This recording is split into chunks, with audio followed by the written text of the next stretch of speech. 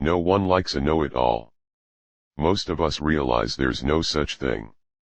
How could there be? The world is far too complicated for someone to understand everything there is to know. So when you come across a know-it-all, you smile to yourself as they ramble on because you know better. You understand that the quest for knowledge is a never-ending one. And you're okay with that. You have no desire to know everything, just the next thing. You know what you don't know, you're confident enough to admit it, and you're motivated to do something about it. At Idiot's Guides, we, too, know what we don't know, and we make it our business to find out. We find really smart people who are experts in their fields, and then we roll up our sleeves and get to work, asking lots of questions and thinking long and hard about how best to pass along their knowledge to you in the easiest, most accessible way possible. After all, that's our promise, to make whatever you want to learn as easy as it gets. That means giving you a well-organized design that seamlessly and effortlessly guides you from page to page, topic to topic. It means controlling the pace you're asked to absorb new information. Not too much at once, but just what you need to know right now. It means giving you a clear progression from easy to more difficult. It means giving you more instructional steps wherever necessary to really explain the details. And it means giving you fewer words and more illustrations wherever it's better to show rather than tell. So here you are, at the start of something new. The next chapter in your quest. It can be an intimidating place to be, but you've been here before, and so have we. Clear your mind and turn the page. By the end of this book, you won't be a know-it-all, but your world will be a little less complicated than it was before. And we'll be sure your journey is as easy as it gets. Introduction. Autonomous Sensory Meridian Response, or ASMR, is a tingly feeling that begins in the head or scalp, is caused by recognizable sounds that you hear every day, and results in a deep feeling of relaxation. Popularized on YouTube by folks known as ASMRtists who make videos to stimulate the tingly sensation, and promoted by ASMR experiencers, what was once an online subculture has gone mainstream and is causing the clinical community to sit up and take notice. While some question its scientific validity, others swear by it, saying it is a safe and natural, with no harmful side effects. Though we come from two very different backgrounds, we both know how hard it can be to turn off the noise of the day and relax. As longtime ASMR experiencers, we both turned to the internet in search of the sounds and experiences that gave us the tingly feeling that always helped us instantly unwind and relax, and now we are ready to share everything we know about the ASMR experience with you. You don't have to be a physician, a researcher, or even an ASMR experiencer to learn more about this fascinating phenomenon. Many people who come to the world of ASMR do so because they have heard about it from someone else, or they stumbled upon it accidentally. If you are already a tinglehead, this book will help you gain a deeper understanding about the sensation you are already familiar with and where it comes from. It will also help you understand what is truly happening inside the brain when that ASMR feeling occurs. Let us take you on a journey inside the mind to learn what the ASMR phenomenon is and how you can use it to relax or get a good night's sleep at last. How this book is organized. This book is divided into 5 parts. Part 1, ASMR Basics, takes you on a journey into the online subculture that has earned national headlines and the interest of some members of the medical community. You learn what ASMR is, what it feels like, and who is affected. We also discuss why it is being called the solution to insomnia and how it has an effect on the stress response. Part 2, The Origins of ASMR, shows you that even though ASMR is a relatively new idea, it is connected to concepts and practices that are far older.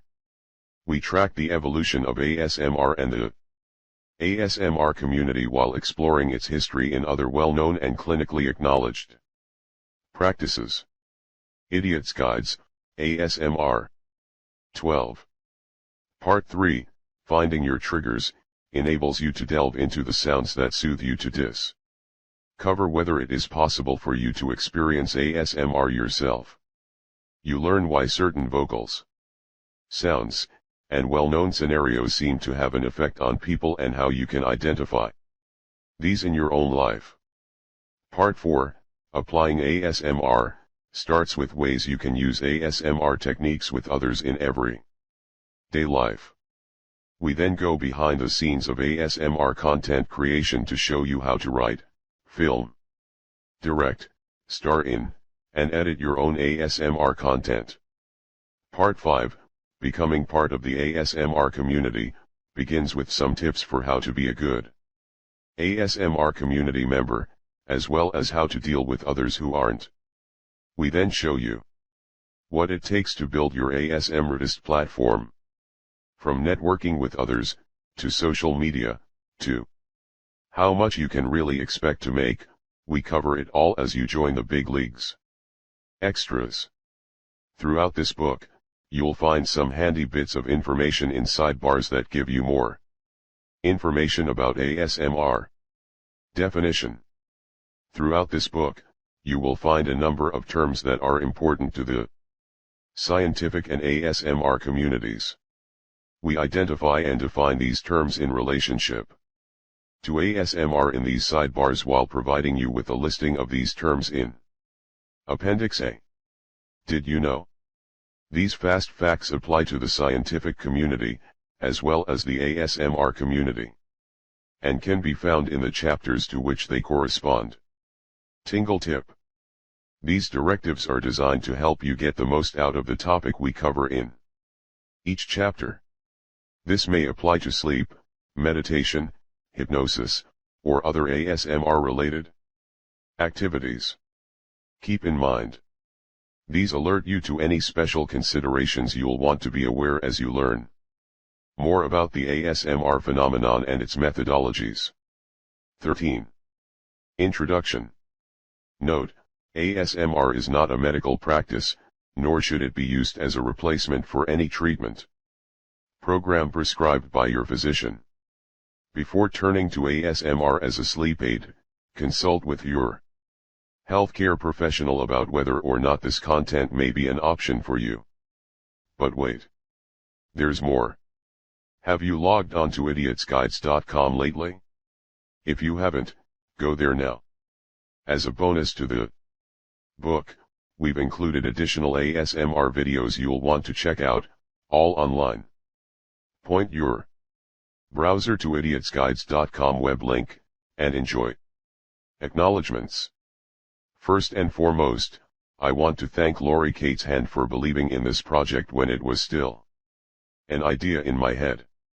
Thanks also to Ilse Blansert for trusting in a complete stranger to bring the world of ASMR to life and lending her name and expertise to the project. I couldn't have done it without you. I also want to give a big thank you to Dr. Craig Richard at Shenandoah University in Virginia for his enthusiasm and support and for double-checking my science. I think we both learned a lot. And finally, to my friends Heather Feather, Whisper Sweetie, and every other ASMRtist who contributed in one way or another to this project, thank you from the bottom of my heart, and thank you for being there when my head is humming with outside noise and I need the tingles to take me away. Julie Young. Thank you everyone at Alpha Books for giving me this incredible opportunity to bring ASMR to a wider audience. Thank you so much to my father, John, who told me that being different and making a difference isn't a bad thing, and his parents, who were the first people to give me tingles. Thank you to my aunt and other grandmother who support my work and spread the word about ASMR whenever they can. Thank you also to my fiancé, Chris, for his love and tech support. Thanks as well to Maria Gentle Whispering, Lilium, and all of my friends in the ASMR community. Last but not least, I want to thank the viewers. Without you, I would not be where I am today. Your support keeps me going and I am truly grateful for each and every one of you. Ilse Blansert. Trademarks. All terms mentioned in this book that are known to be or are suspected of being trademarks or service marks have been appropriately capitalized. Alpha Books and Penguin Random House LLC cannot attest to the accuracy of this information. Use of a term in this book should not be regarded as affecting the validity of any trademark or service mark. Part 1. ASMR Basics. It's the pleasant feeling of relaxation that no one can fully explain. Autonomous sensory meridian response, ASMR, is a tingly brain reaction to specific, external stimuli that is being used to help countless people get to sleep at night. Never heard of it? You're not alone. In fact, many people who have experienced ASMR throughout their lives are surprised to learn that the sensation has a name and that others feel it as well. They are also surprised to learn that there is a thriving online ASMR community, ASMR Content creators have turned their webcams into tingle transmitters for their fans, who rely on their videos for natural and effective rest and relaxation. In this part, we take you on a journey into the internet's new sleep aid that is causing the clinical community and the media to sit up and take notice. We learn how this combination of sound and imagery can trigger the senses to help you distress and get a good night's sleep once and for all. Chapter 1. Hooked on a Feeling. In this chapter, ASMR, one tingly sensation. Is ASMR real? The science behind tingling.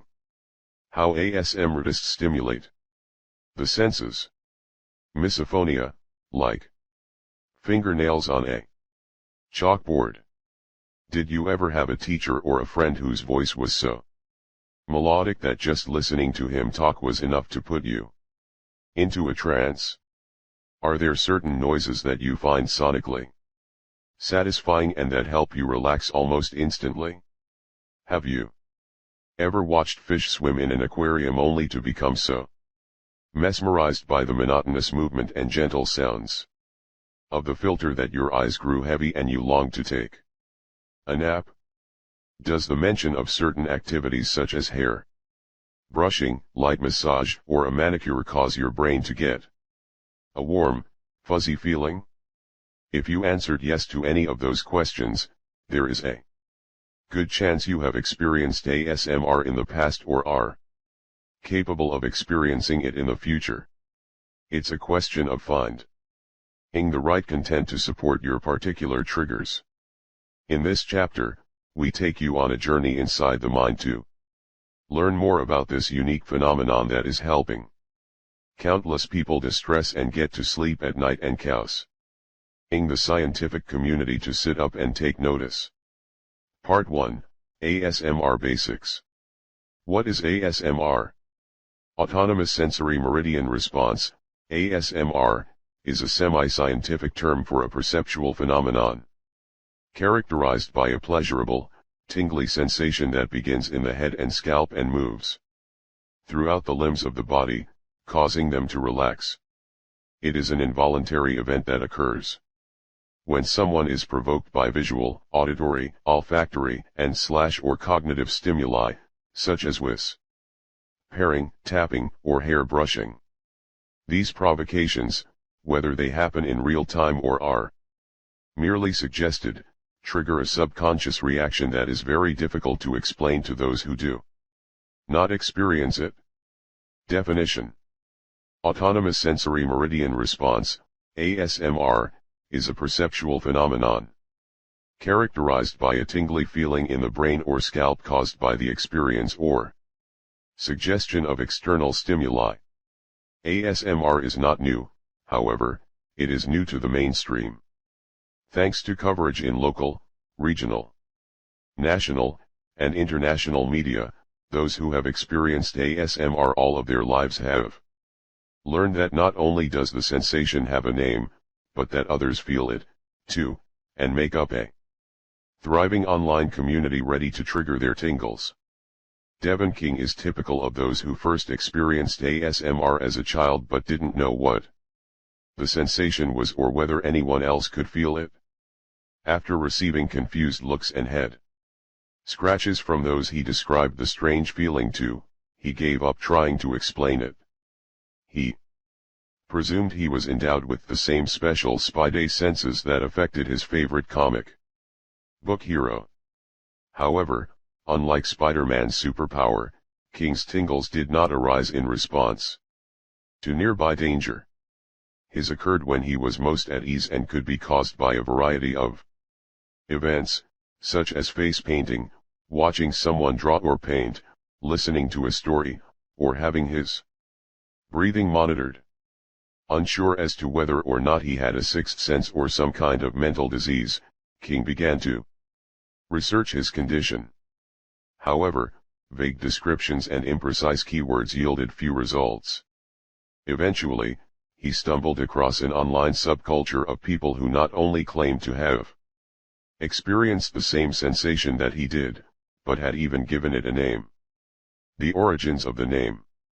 Due to the various terminologies used to explain the ASMR experience, it is impossible to know for certain when the subject was first introduced online or whether it has another name that has not been identified. What we do know is that one of the earliest descriptions of the sensation appeared on the steadyhealth.com message board in 2007. A user created a post in which he, Chapter 1, Hooked on a Feeling, asked about weird head sensations that occurred intermittently and caused a euphoric-like state within him. The post, which was filed under Nervous System Disorders and Diseases, prompted a number of responses from those who reported a similar feeling whenever people spoke slowly and carefully or made deliberate gestures with their hands. Others claimed to be triggered by certain sounds or by watching people complete everyday tasks in a concentrated way. As these people searched for a clinical explanation to the phenomenon, they assigned a variety of names to the condition, including attention-induced head orgasm, AIHO, the weird head sensation, WHS, and the unnamed feeling, UNF. However, in 2010, Jen Allen of New York coined the term that has been adopted by tingleheads everywhere, as well as the community at large, ASMR. Definition: a tinglehead is a colloquial name for someone who experiences ASMR. Although it has not yet been recognized as an official term by the clinical community, some scientists feel it provides a fairly accurate description for the experience it describes. Autonomous, a behavior that an individual has no control over. Sensory, the type of nerves that transport information to the brain. Meridian, a term from Chinese medical practices, the life energy that flows through the body from its central core. Response, how the body reacts to a specific stimulus or thought, real or imagined.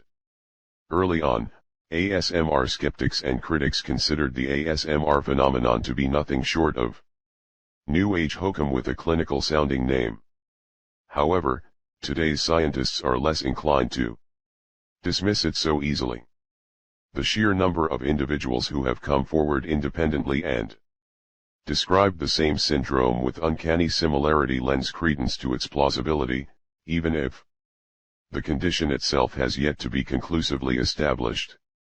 Dr. Stephen Novella, an academic clinical neurologist at Yale University School of Medicine and author of the Neurologica blog, examined the ASMR phenomenon in March 2012 and concluded that its concept is similar to that of a migraine headache in the fact that they are said to exist based on the fact that so many people have experienced them over the years. However, he was quick to point out that due to the highly subjective nature of the ASMR experience, it is an inherently difficult field to study. Because it is a sensation that can't be seen and is felt. And Part 1, ASMR Basics. Reported by only some, it falls into a scientific blind spot similar to other conditions thought to be myth until someone develops a way to measure them. While there is much we don't know about ASMR, we do know that there are two types of ASMR episodes that occur among those who experience the sensation. Type A. These are spontaneous episodes caused by the experiencer without the help of external stimuli. They occur through specific thought patterns, which are unique to the individual. For example, remembering or thinking of something significant and pleasant to you may cause ASMR tingles. Type B. These are triggered by external stimuli and are affected by one or more of the senses, as well as the thought patterns connected to the triggering event. For example, the sound of scissors cutting may be something your brain empathizes with, leading to a tingly sensation. Definition. In ASMR terms, a trigger is the stimulus that causes the ASMR feeling to occur. Triggers can vary wildly among those who experience ASMR. We will go into more detail about these triggers in Part 3, however, the most common external triggers include the following: slow, soft, well-enunciated, and / or unique speech patterns. Educational narrative. Soothing, empathetic attention from another person. Music and other pleasurable sounds. Careful and deliberate task completion. Hair play, massage, and other touch-based sensations. No matter what the trigger, the result is the same: a silvery, sparkly feeling that creates a euphoric feeling in the body. It is this brain buzz that some believe can help alleviate headaches, relax someone who is stressed, and even put the person to sleep. But how and why does it work? That is the question that researchers have yet to fully uncover. However, there are a number of emerging theories about how it works, why people experience it, and what areas of the brain are involved.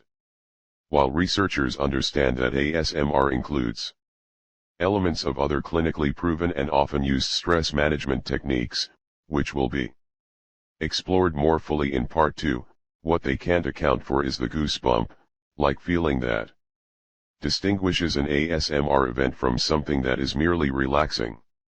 Chapter 1, Hooked on a Feeling. Over the years, researchers have suggested that the ASMR sensation may be anything from a small seizure brought on by auditory stimuli to a way of activating the brain's pleasure response.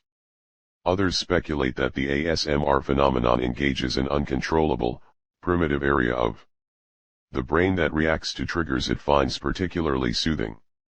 When the trigger meets with that specific area of the brain, the connections between a person's consciousness and thoughts are separated, which then allows the individual to focus on the sensations he finds innately pleasurable.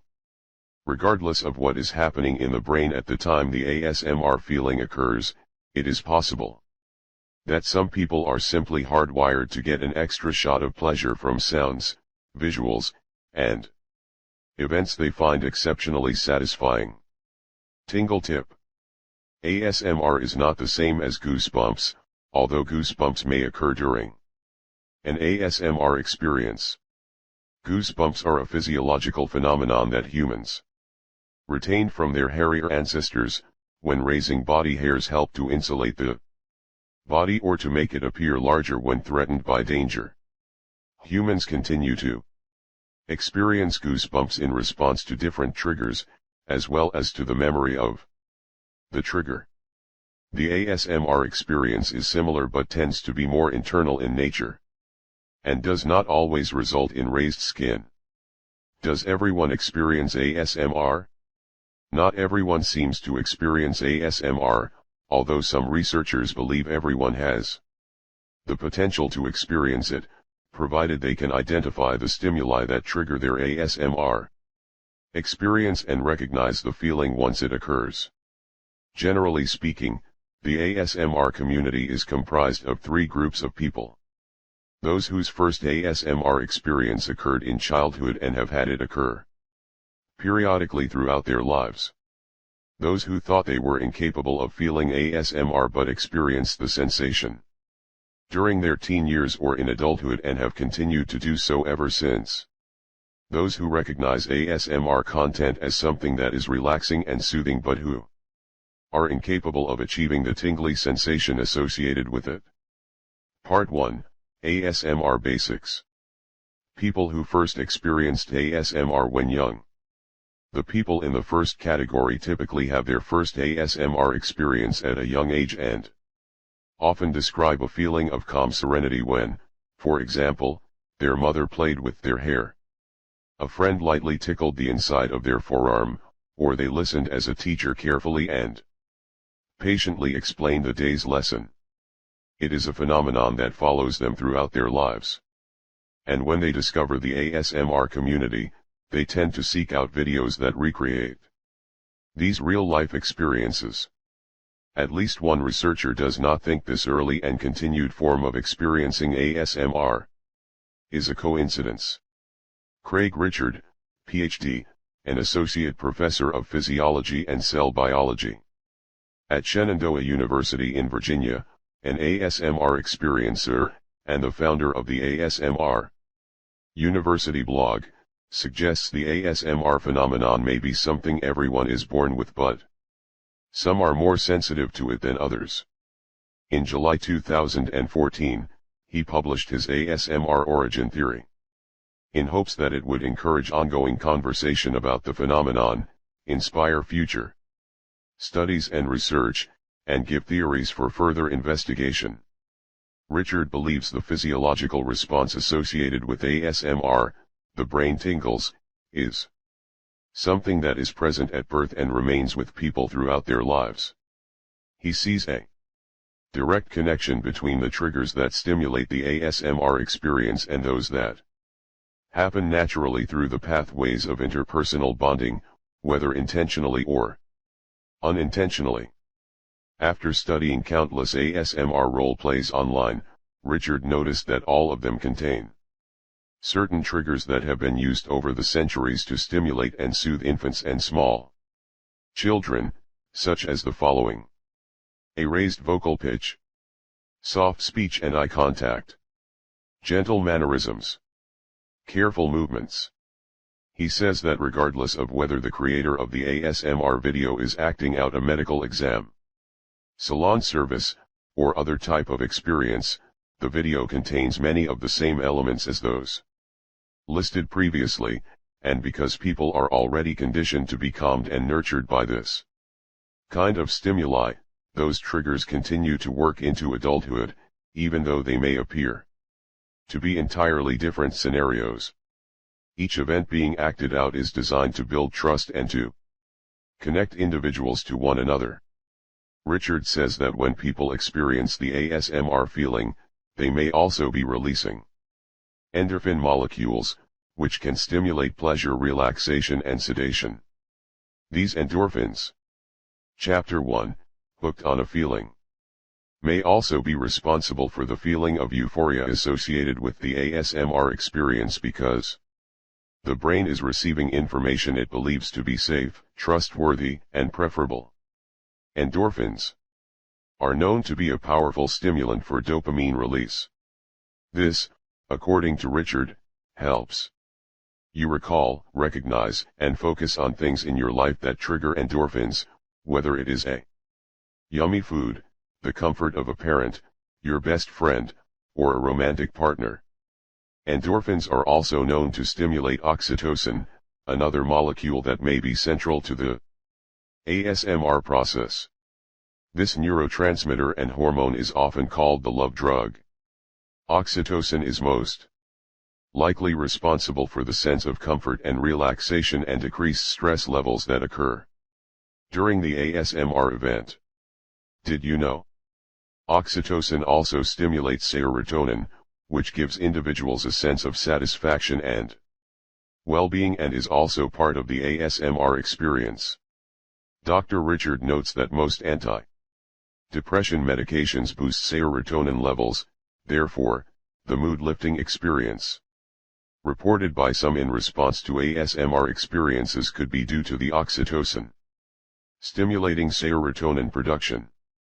People who first experience ASMR later in life. The second category of ASMR tingleheads are those individuals who come to the sensation a little later in life and whose ASMR episode may have happened by accident.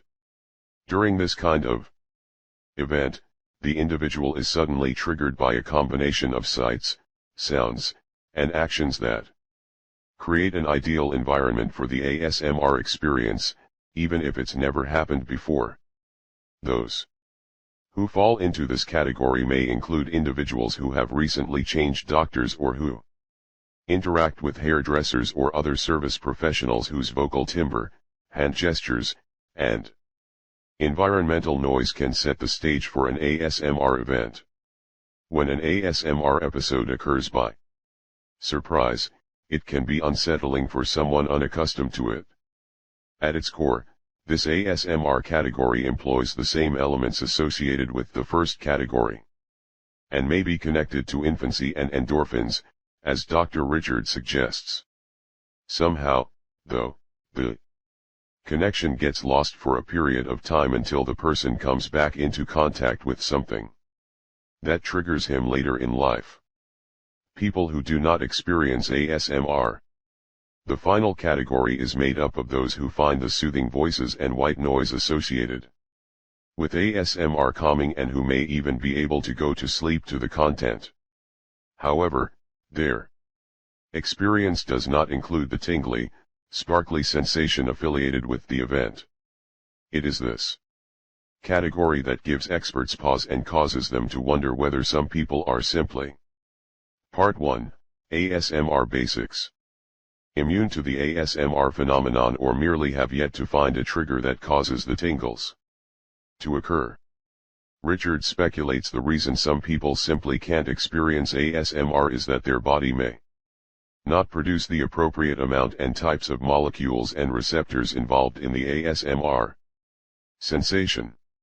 This biological difference may also explain why some infants are harder to soothe than others, or why some people are hypersensitive to sounds, textures, and other stimuli. In addition to genetics, these molecules and receptors could be influenced by the environment, diet, disorders, toxins, drugs, and even childhood experiences and cultural norms, he says. Tingle tip. Not sure what ASMR feels like? Consider purchasing a head massaging tool that looks like an open-ended egg beater, also known as a head scratcher. This tool has been known to create the tingle sensation for those who may never have experienced ASMR and can recreate it for those who have, stimulating the senses. No matter where you fall on the ASMR spectrum, it is an extremely personal event.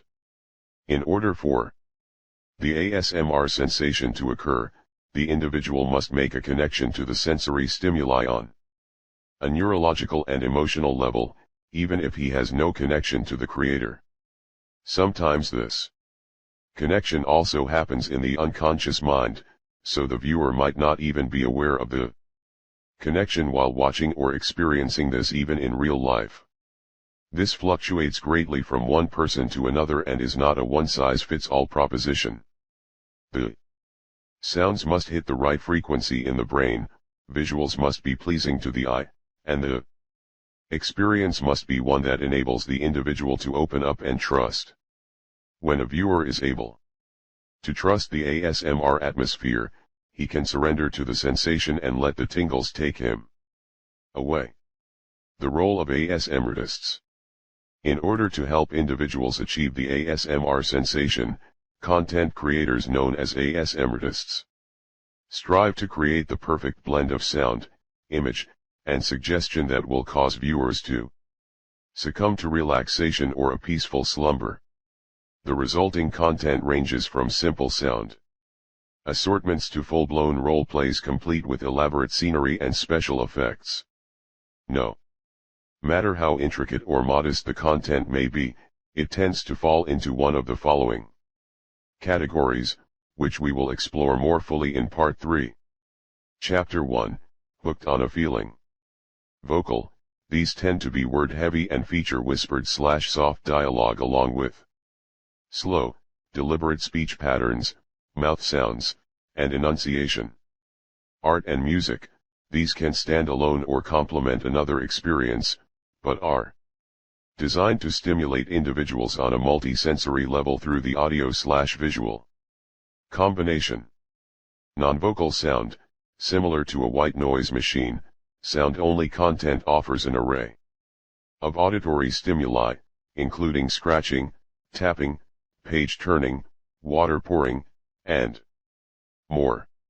Visual, these feature slow, careful hand gestures and soft gazes, and can include educational tutorials, household tasks, and craft construction, among others. Personal attention, these can come in a variety of forms, but usually include a soothing one-sided conversation in which the ASMRtist offers the viewer plenty of TLC. Tactile, these typically recreate the sounds and sensations associated with a specific touch or event and may include medical examinations, grooming, light touch, and more. This content is created by a diverse group of men and women from all over the world who donate their time and energy to this unorthodox relaxation technique, and their efforts have won them legions of fans. However, there is one individual who rises above the rest and is considered to be the original ASMRtist, even though it was never his intention to put his audience to sleep. Bob Ross, host of the long-running PBS series The Joy of Painting. Ross holds a special place in the hearts of tingle heads everywhere, and many consider his show to be their first introduction to the ASMR experience. However, before he waxed poetic about happy trees on his wildly successful show, the mild-mannered landscape painter was a brusque military man who made his troops scrub latrines and screamed at them when they were late for work. When Ross retired from the Air Force after 20 years in the service, he vowed never to raise his voice again. He turned his attention to his artwork and the wet-on-wet technique that would earn him a place in television and ASMR history. The Joy of Painting debuted in 1983, and right from the start, it was the perfect storm for an ASMR event.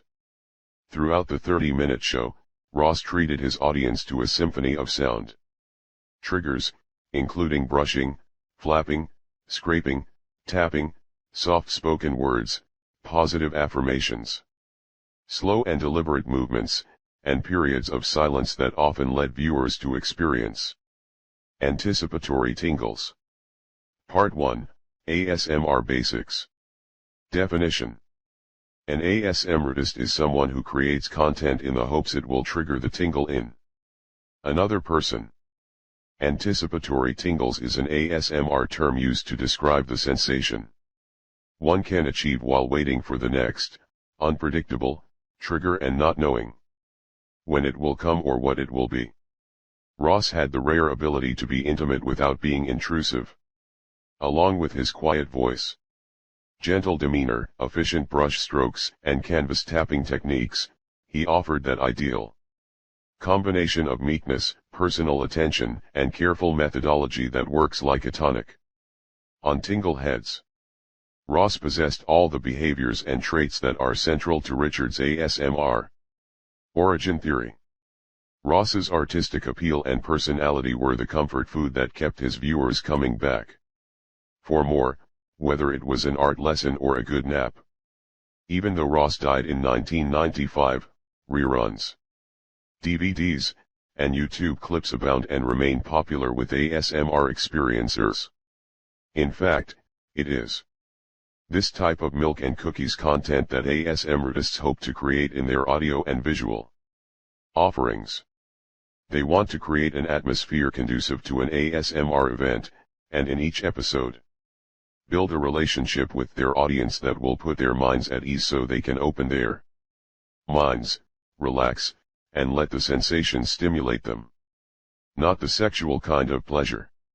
One of the biggest misconceptions about the ASMR experience is its supposed connection to the fetish community and exactly what kind of release ASMR content is supposed to inspire. For years, those who have caught glimpses of an ASMR video featuring an incognito person along with a close-up of someone's hands or mouth understandably concluded there was something of a sexual nature going on. However, nothing could be further from the truth. While ASMRtists strive to arouse viewers on a multi-sensory level in order to achieve a feeling of relaxation or braingasm, the ASMR experience is not about sex.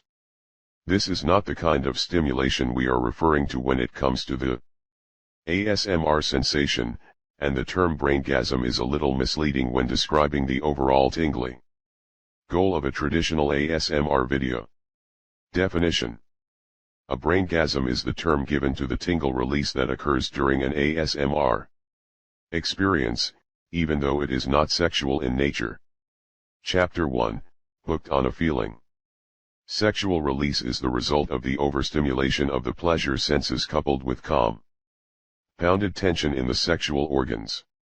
Richard says this heightened physiological state of excitement during the brief moment of orgasm misrepresents what the ASMR experience is. What an individual is experiencing during ASMR is similar to the sensation that occurs after the orgasm, when the person is relaxing. This is known as resolution, and it is a phase that includes euphoria, muscle relaxation, feelings of well-being, comfort, and trust, a desire for closeness and cuddling, and increased sedation but an overall lack of sexual desire. These feelings during the phase of resolution have been shown to be due to increased release of endorphins, dopamine, oxytocin, and serotonin, the same molecules proposed by Richard to be responsible for ASMR. This physiological state of relaxation after an orgasm is similar to ASMR, he states. But it is not the same as an orgasm. Misophonia, the opposite of ASMR.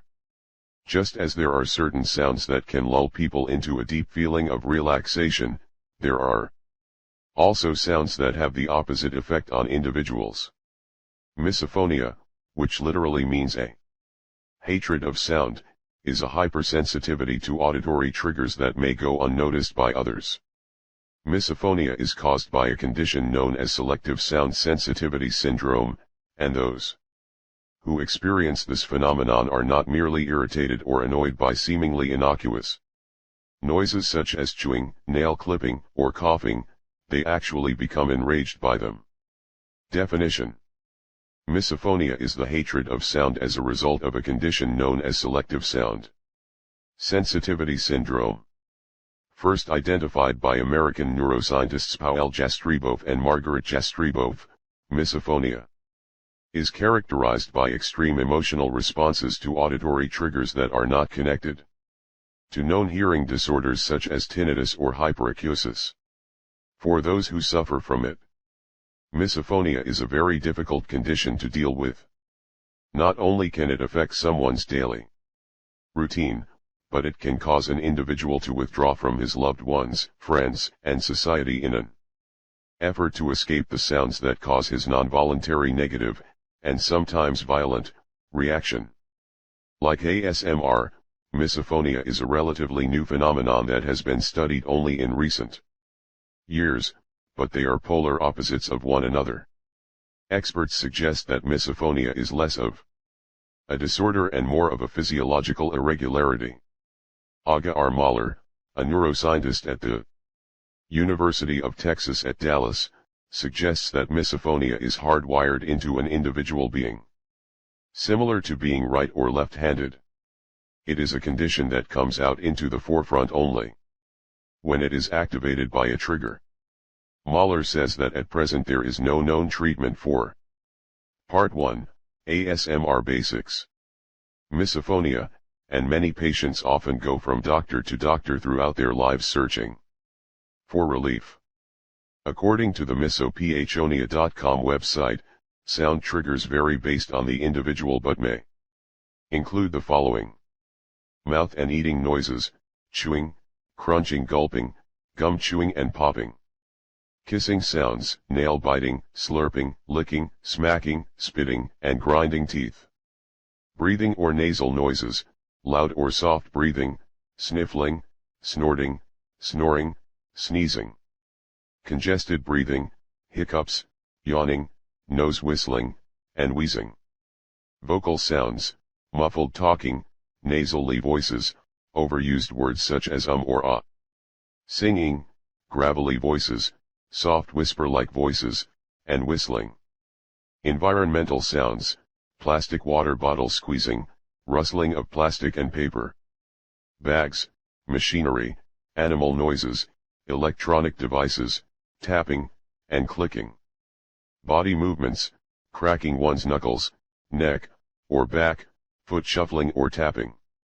Finger snapping, foot dragging, high-heeled shoes, flip-flops, and fingernail biting. As you might have noticed, some of the same triggers that affect tingle heads in a positive way affect those with misophonia negatively. In fact, some people experience both conditions, with slight variations between the two depending on the situation. Both are highly subjective experiences, and in chapters to come, we will explore how these sounds, along with the various practices, have all had a hand in the development of ASMR and are now being used to help people throughout the world get a good night's rest. Did you know? Most people can experience a negative form of ASMR when they hear or are reminded of a sound that's inherently unpleasant, such as fingernails on a blackboard, even if they do not experience the more pleasurable and relaxing ASMR sensation. However, this negative ASMR sensation does not always lead to a violent reaction. Chapter 1, Hooked on a Feeling. The least you need to know. ASMR is a perceptual phenomenon that not everyone experiences. ASMR is associated with a tingly feeling in the brain that some find similar to goosebumps. There are many triggers associated with ASMR. No matter what the trigger, though, the result is the same: a silvery, sparkly feeling that creates a euphoric feeling in the body. Painter Bob Ross is considered to be the first ASMR content creator. Misophonia is the opposite of ASMR and describes a hypersensitivity to sound that can lead someone to become enraged by even the most innocuous noises. Chapter 2. ASMR and the Science of Sleep. In this chapter, the function and stages of sleep, insomnia and its link to other sleep disorders, ASMR's role in helping people fall asleep. If you are someone who has trouble getting to sleep at night, take heart, you have plenty of company. Statistics say that as many as 70 million people in the United States alone suffer from a sleep disorder. While some people use prescription sleep aids, others have sought out more natural remedies, which is where ASMR comes in. In recent times, people who have trouble falling asleep have turned to ASMR content to help them rest and relax. In this chapter, we give you a better understanding of the process people spend 1/3 of their lives doing, plus information on why so many consider ASMR to be the cure for sleep disorders such as insomnia. Part 1, ASMR Basics. What is sleep? Sleep is a period of reduced activity in which individuals assume a relaxed position and allow themselves to transcend into an altered state of consciousness. During this state, they are less responsive to external stimuli, but not so far gone as to enter a state of hibernation or coma. While science has yet to prove exactly why people sleep, they do know the human sleep/wake state is controlled by nerve signaling chemicals known as neurotransmitters that influence different groups of neurons in the brain. Neurons connecting the brainstem to the spinal cord produce increasing amounts of specific neurotransmitters in order to let the brain know when it is time to be alert and awake. Other neurons, located in the back of the brain, act as a shut-off valve to the others and tell the brain when it is time to go to sleep. Definition: neurotransmitters are the brain chemicals that communicate information throughout our brain and body and relay signals between nerve cells called neurons. There is also research to suggest that the body produces a chemical called adenosine that builds up in the blood throughout the day and causes drowsiness. It is believed that adenosine breaks down during the sleep state, causing a person to wake up. Once awake, adenosine starts building up, starting the process all over again. The sleep cycle is divided into two major alternating phases: slow wave sleep or non-rapid eye movement, NREM. Paradoxal sleep or rapid eye movement, REM. Slow wave sleep, NREM. Slow wave sleep, also known as NREM, is comprised of 4 stages of relatively high voltage, low-frequency brain waves that progress from light sleep, stages 1 and 2, to deep sleep, stages 3 and 4. NREM sleep, stages 1 and 2. The first stage of sleep is a very light one. During this stage, individuals drift in and out of consciousness, their eye and muscle movement slow down, and they can be awakened fairly easily. If aroused during at this stage of rest, the individual may retain memories of fragmented. Chapter 2, ASMR and the Science of Sleep. Images and disjointed thoughts. Some people also experience hypnomyoclonia, a sudden muscle contraction that follows a sensation of falling. Definition: hypnomyoclonia is a sudden muscle contraction that occurs during the first stage of sleep and is typically preceded by a sensation of falling. It is similar to the jump that occurs when someone is startled. In stage 2 sleep, an individual's eye movements come to a halt and brain waves slow down even further. However, they are interrupted by bursts of activity known as K-complexes and sleep spindles. K-complexes are large waves that occur in response to environmental stimuli, for example, the whirring of a ceiling fan, a dog barking, or noises in the bedroom. Sleep spindles mediate sleep-related functions, such as combining new information with a person's existing knowledge and remembering and forgetting. Those who are awakened in the first 2 stages of sleep may not believe they have been asleep at all, even if, from a clinical standpoint, they have. NREM sleep, stages 3 and 4. Sleep as people traditionally think of it is more commonly associated with stages 3 through 4 and beyond, which tend to offer deeper periods of rest. Stage 3 and -4 sleep is characterized by the presence of very slow, high-amplitude delta waves. During these stages, there is no eye movement and little muscle activity, and it is more difficult to arouse individuals from their slumber. When they are awakened from these stages, individuals tend to be groggy and disoriented, with the feeling that they were asleep for some period of time, even if they aren't sure for how long. Definition: delta waves are high-amplitude brain waves that happen during stages 3 and 4 of NREM sleep.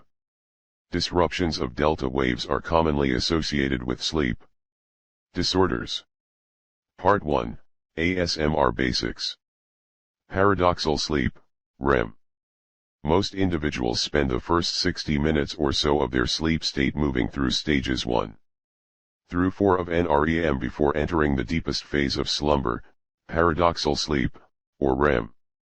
REM begins approximately 70 to 90 minutes after people close their eyes and includes the darting eye movement that gives this stage its name. REM is a sleep state that is characterized by muscle paralysis, rapid breathing, an increased heart rate, and a rise in blood pressure. Did you know? Have you ever wondered why some people can remember their dreams while others cannot? A recent study by Perrine Ruby of the Lyon Neuroscience Research Center suggests that high dream recallers have more spontaneous activity in the temporal parietal junction, an area of the brain known to play a part in the filtering of internal and external information. This increased spontaneous activity, which occurs in both the sleep and awake states, may explain why they are better able to encode their dreams into their memories than low dream recallers. Although people spend about 25% of their night in REM sleep, the exact function of this phase is not well known. Some people believe it is the period of time in which the memories consolidate and catalog information, while others think that REM sleep is critical to the development of the central nervous system or gives the brain a chance to re-energize other neurotransmitters such as the monoamine receptors, which are involved in regulating emotion, arousal, and other types of memory. However, what makes this phase of sleep so physiologically different from the other four is the presence of fanciful narratives known as dreams and nightmares. In my dreams. Dreams are the images, thoughts, and emotions experienced by individuals during periods of REM sleep. They can be detailed or vague, full of exciting emotion or terrifying imagery, and make perfect sense or be completely irrational. Like the act of sleep itself, science knows what a dream is, but it has yet to conclusively prove why people do it and what purpose it serves. While some researchers believe that dreams are nothing more than random, meaningless images and ideas, others believe that dreams are far more psychologically significant and an essential part of our overall mental, physical, and emotional well-being. Chapter 2, ASMR and the Science of Sleep. Some dream theories suggest that dreams do the following: allow people's brains to interpret external stimuli during the sleep state, allow the brain to clean up, file, and process information in preparation for the next day, serve as a form of psychotherapy in which individuals work through their feelings and emotions in a safe environment, are mentally generated thoughts and ideas that have loose connections and are guided by the emotions of the individual dreamer. Welcome to my nightmare. While the term dream is usually associated with a pleasant or surrealistic sleep narrative, on the opposite end of the spectrum is a series of images that result in feelings of fear, terror, and anxiety. These narratives may involve real-life or surrealistic events, can occur once in a while or on a fairly regular basis, and may happen after watching a scary movie or for seemingly no reason at all. They are nightmares. Although they are not pleasant, a nightmare is a fairly common and ordinary phenomenon that occurs by the age of 10 at the latest and then intermittently throughout people's lives. Researchers say that nightmares are a normal reaction to stress and a way for individuals to deal with traumatic events. However, they are not considered a disorder unless they interfere with your ability to function in society and the workplace. The lucid dream.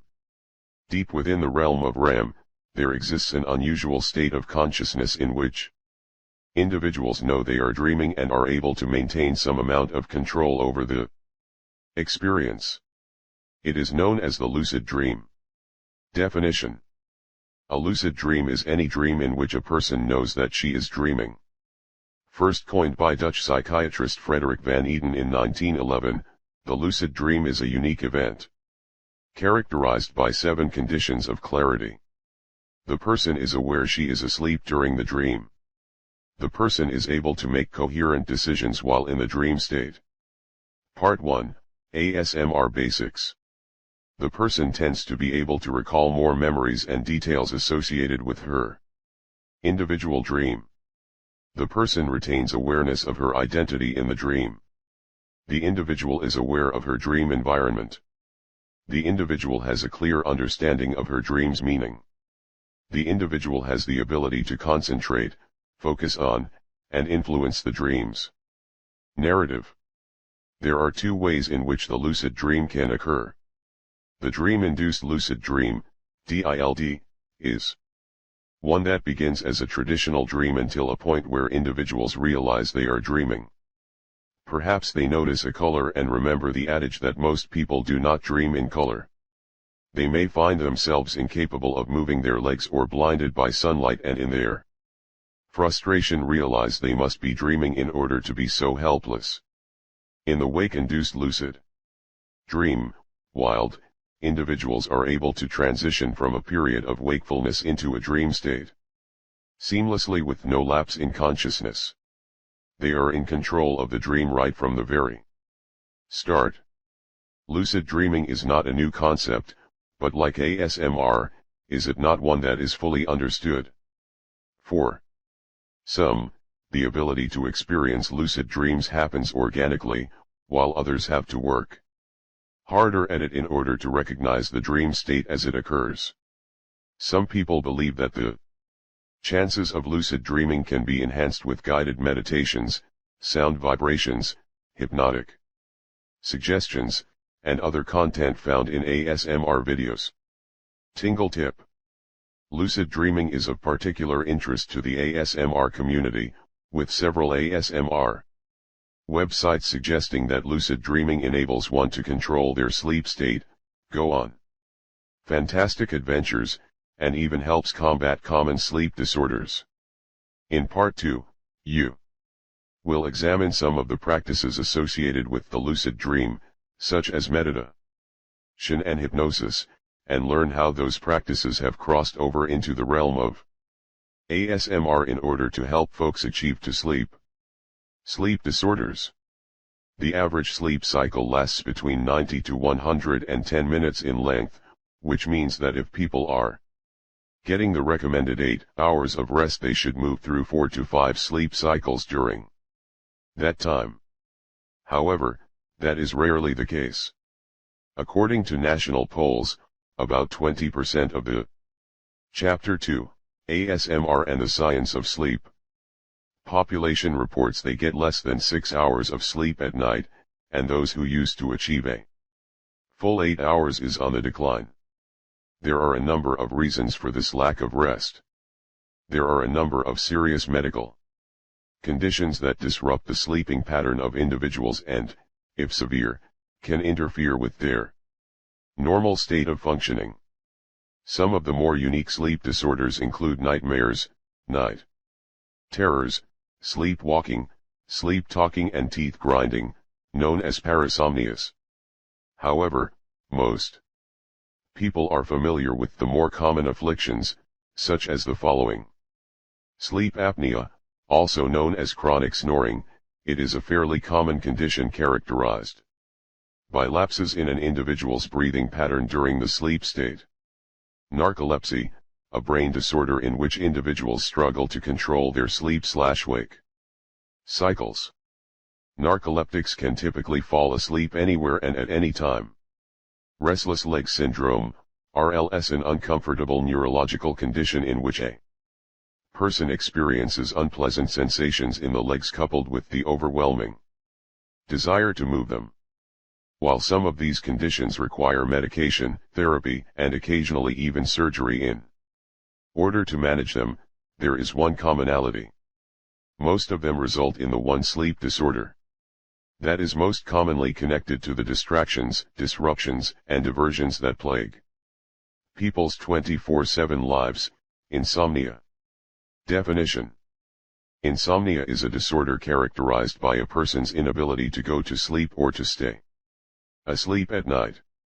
It is usually diagnosed by a clinician because it compromises the work, education, health, and/or relationships of the individual. Wide awake. Insomnia is the inability to fall asleep, stay asleep, or both during the night. It is the number one sleep disorder of all time, is often a byproduct of other conditions, and is the disorder that is most commonly associated to the ASMR phenomenon. According to the American Academy of Sleep Medicine, insomnia is a condition that affects a significant percentage of the population, with 30 to 35% of people suffering brief periods of sleeplessness, 15 to 20% enduring short-term sleep loss, and approximately 10% of the population dealing with chronic insomnia. That occurs at least 3 times a week for 3 months or longer. Part 1, ASMR Basics. When people suffer from insomnia, they never feel adequately rested. This lack of rest can then have a negative impact on their health and everyday life. While some people do not require as much sleep as others, a long-term deprivation of what feels normal to them can lower their energy level, depress their mood, and decrease their performance level at work and at home.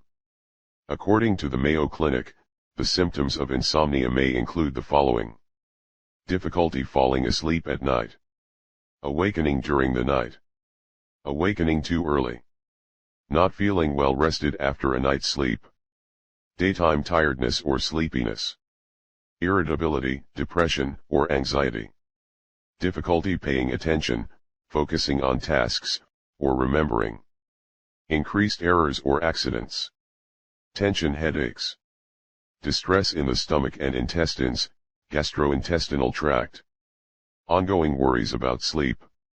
So what is keeping everyone awake at night? Experts say that it is a condition caused by stress, anxiety, depression, underlying medical conditions, poor sleep habits, current medications, or a change in work or living environment. Insomnia is something that has a tendency to increase with age and often occurs more in women than in men. It can also be more prevalent in people over the age of 60, those who have a history of behavioral health issues, folks who travel great distances on a regular basis, individuals enduring pressures, or those who work on a schedule that is not conducive to sleep. The first step in alleviating any sleep disorder is to adopt healthy sleep hygiene habits, such as creating a sleep schedule and avoiding naps. However, sometimes the solution to sleeplessness is not as simple as making a few lifestyle adjustments, and that's where ASMR and YouTube come into the equation. How ASMR can help. Science has concluded that sleep is an important component to people's overall health and well-being. Researchers know that a good night's sleep can improve mental and physical functioning, quality of life, and the ability to learn new things. Chapter 2, ASMR and the Science of Sleep. The inability to sleep is a nightmare, pardon the pun. If you're one of those people who eschews chemical solutions to their sleeplessness and longs for a more natural, if unconventional, remedy, ASMR is a viable alternative. For example, Emily Hansen is just one of the many tingleheads who claim that ASMR videos have helped her deal with chronic insomnia. In an interview with ABC News, she said that she didn't want to have a glass of wine or turn to pills in order to relax, and that over the years, she never found meditation to be particularly helpful. After turning to ASMR videos on the internet, Hansen said she found her cure for sleeplessness. She became hooked on the YouTube content, which enabled her eyes to grow heavy and her brain to relax. She said that she became so connected to the sounds, images, and vocal suggestions that she was able to fall asleep quickly without medication, adverse side effects, or the chance of succumbing to an unhealthy addiction. "I just conk out," she said. Those who use ASMR videos to get to sleep attribute their effectiveness to the mundane and monotonous activity found within them, which enable them to get some shut-eye. Others say it is the idea of being the center of the ASMRtists' focus and attention that knocks them out at night. Still others claim it is the sounds and activities in the videos that connect them to the pleasant memories of their past. Whatever the reason they are drawn to the content, it seems to be working for them, and many of the top ASMRtists on YouTube have over 100,000 subscribers, attesting to their video success. Anecdotal evidence aside, the scientific jury is still out on the subject and is unsure as to exactly why and how these videos work on the subconscious. At least one study on ASMR has been conducted, though as of this writing, its findings have not been published. Still, while there have been skeptics of the practice in the past, in recent months, experts have weighed in and expressed support for ASMR. Dr. Mehmet Oz has endorsed the practice, calling it a safe and natural way for you to fall asleep without medication, and Dr. Carl W. Basil, a sleep disorder specialist at Columbia University, says ASMR videos are not very different from other practices known for helping folks calm down at night. People who have insomnia are in a hyper state of arousal, he said. Behavior treatments, guided imagery, progressive relaxation, hypnosis, and meditation are meant to try and trick your conscious into doing what you want it to do. ASMR videos seem to be a variation on finding ways to shut your brain down. Although there is ASMR content on the internet specifically designed to help with insomnia, various trigger videos have been known to do the trick. The following are a few to try. The UK ASMR, the ASMR sleep clinic to help you fall asleep. Heather Feather, binaural ASMR. The sleep police role play for tingles, relaxation, and of course sleep. Part 1, ASMR Basics. ASMRtriggers, AMSR, HD, Virtual Spa and Sleep Center with Relaxation. Induction, Panning. ASMRtriggers, ASMR Sleep Healer Roleplay. ASMRvless, Guided Sleep Relaxation ASMR Softly Spoken. Ephemeral Rift, the ASMR Lounge #1 Introduction Whispered Binaural Session for relaxation, meditation, and sleep. Keep in mind, while ASMR videos can be an effective way to help you get to sleep, they should not be used to escape any underlying problems or issues in your life. The least you need to know. Individuals spend 1/3 of their lives asleep. A lucid dream is one in which an individual knows she is dreaming. Sleep disorders affect tens of millions of people and range from the common to the more unusual, with one thing seemingly in common: insomnia. ASMR content is being used to help those who have trouble falling asleep and, in recent months, has been endorsed by some individuals within the medical community. Chapter 3. Understanding Stress. In this chapter, what is the stress response? How stress can affect you physically. Becoming part of a community of support. Distressing with ASMR videos. It is a 6-letter word that causes hearts to pound, palms to sweat, and muscles to tighten, a bodily function designed to help people survive, but one that over time has become the scourge of their lives. It can compromise the immune system, kill brain cells, add fat to people's bellies, and even unravel chromosomes. It is stress. Stress is not a state of mind. It is a physiological response within the body that can help people rise to the occasion and meet challenges head-on, but can also upend their equilibrium, compromise their health, and shorten their time on Earth. However, similar to those with sleep issues, people have embraced ASMR as a way to get away from those problems associated with stress and into a relaxed frame of mind. In this chapter, we take a deeper look at how stress works. We uncover what goes on in the body when people are stressed, why they can't seem to turn it off, and why they are turning to ASMR videos in order to help them relax. Part 1, ASMR Basics. Under pressure, fight or flight on overdrive. It is no secret that people live in a state of perpetual anxiety from the moment they wake up in the morning until the time they go to bed. People's lives are jam-packed with places to go, things to do, people to see, and bills to pay. If you're like many people, you constantly struggle to balance your workplace responsibilities with your family commitments, personal life, and social Activities while trying to convince yourself that you have everything under control and you thrive on the pressure.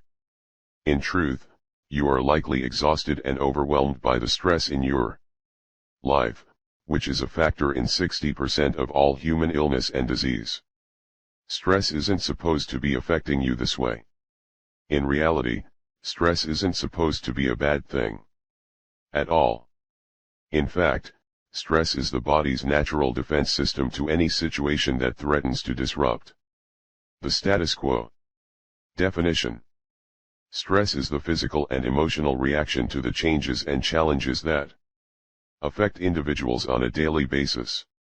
Whenever your body feels threatened, a tiny region in the back of the brain known as the hypothalamus sounds an alarm. This alarm sends a signal to the adrenal glands, which sit on top of the kidneys, to release a surge of hormones into the blood. These hormones, adrenaline and cortisol, cause an increase in heart rate, a rise in blood pressure, and a rush of blood sugars, designed to give you a boost of energy that will either lead you to combat the threat or run away from the potential danger. You know this stress response as fight or flight. The fight or flight response is pretty important to the animal kingdom. It is the sensor that alerts you to potential danger and then gives you the strength you need to survive a direct threat on your personal being. Your colleagues in the eat or be eaten realm of the wild understand this concept. When the immediate crisis is over, the hormone levels return to normal until the next time. The fight or flight response can be a positive in your life. It can help you react quickly when an animal darts out into the road in front of your car and encourage you to avoid a situation that doesn't quite feel right. It can give you the energy you need to get through a competition and help you be on top of your game for a performance, a job interview, or when taking a test. When balanced, stress is the kind of thing that can keep you alert and top of your game. Unfortunately, your body does not always reset itself to a normal level, and this is where you get into trouble. While animals' stress levels begin and end with their ability to survive an immediate threat, people tend to stress out over everything. Like others, you probably worry about yourself. Chapter 3: Understanding Stress. Your family, your friends, your education, your job, your bills, your health, the government, the economy, the environment, the list goes on and on. You can be plagued by a sense of inner turmoil over the things you can control, as well as the things you cannot, and it never seems to stop. The human body is not set up to deal with this constant surge of hormones or to operate at a high level of alertness for long periods of time. When it does, its systems begin to founder and shut down, opening the door for other health problems to occur. Did you know? The tension of a stringed instrument is a good illustration of how stress in the body works. When the tension is too loose, it does not make the right sound. When it is too tight, the strings can snap. There has to be a healthy balance of stress, like an instrument tuned to the middle, so the body can react quickly when the occasion calls for it. The long-term physical effects of stress. Discoveries about the physical effects of the stress on the body can be traced back to research on stomach ulcers. A stomach ulcer, also known as a stress ulcer, is essentially a hole or a break in the protective lining of the small intestine or in the stomach region. People with ulcers often describe them as a burning, aching pain between the navel and the breastbone that can last from a few minutes to a few hours, and that is often mistaken for a hunger pain. Until the 1980s, it was medical gospel that ulcers and stress were intrinsically linked. However, an Australian research team discovered that bacteria were the root cause of ulcers and that they could be managed with medication. This was a huge breakthrough that might have closed the book on stress and ulcers, but a few years later, the research took a new turn. Scientists realized The bacteria causing ulcers were not unique and could be found in about 2/3 of the world's population. Why were only a fraction of these people affected? When you feel initially threatened and stressed, the body inhibits systems that are less helpful to fight or flight. In the case of stomach ulcers, the production of mucus that lines the stomach, which protects the stomach and its cells, is inhibited. This leads to a degrading of the stomach, as well as stomach cell damage from bacteria that can more easily invade because of the lack of protection. If the stress continues, the body inhibits the immune system to prevent stomach cells from stimulating excessive inflammation. This reduced production of stomach mucus and reduced activity of immune cells are the main reasons these stomach bacteria take hold and increase the risk of stomach ulcers. Part 1, ASMR Basics. As for the rest of your body, the overall inhibition of immune cells by stress can result in other microbes wreaking havoc in other areas as well.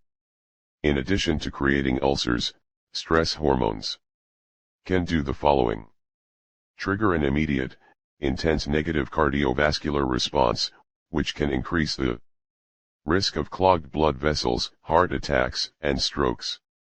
Shrink brain cells over time, especially in the hippocampus, which is responsible for your ability to learn and remember things.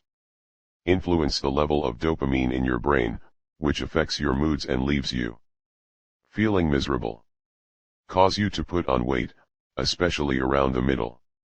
This most dangerous type of body fat can lead to other health issues over time. Negatively affect both the male and female reproductive systems. Affect the health of developing fetuses in the womb, which can result in negative health outcomes for children after they are born. Did you know? Socioeconomic standing also has a direct bearing on people's stress levels.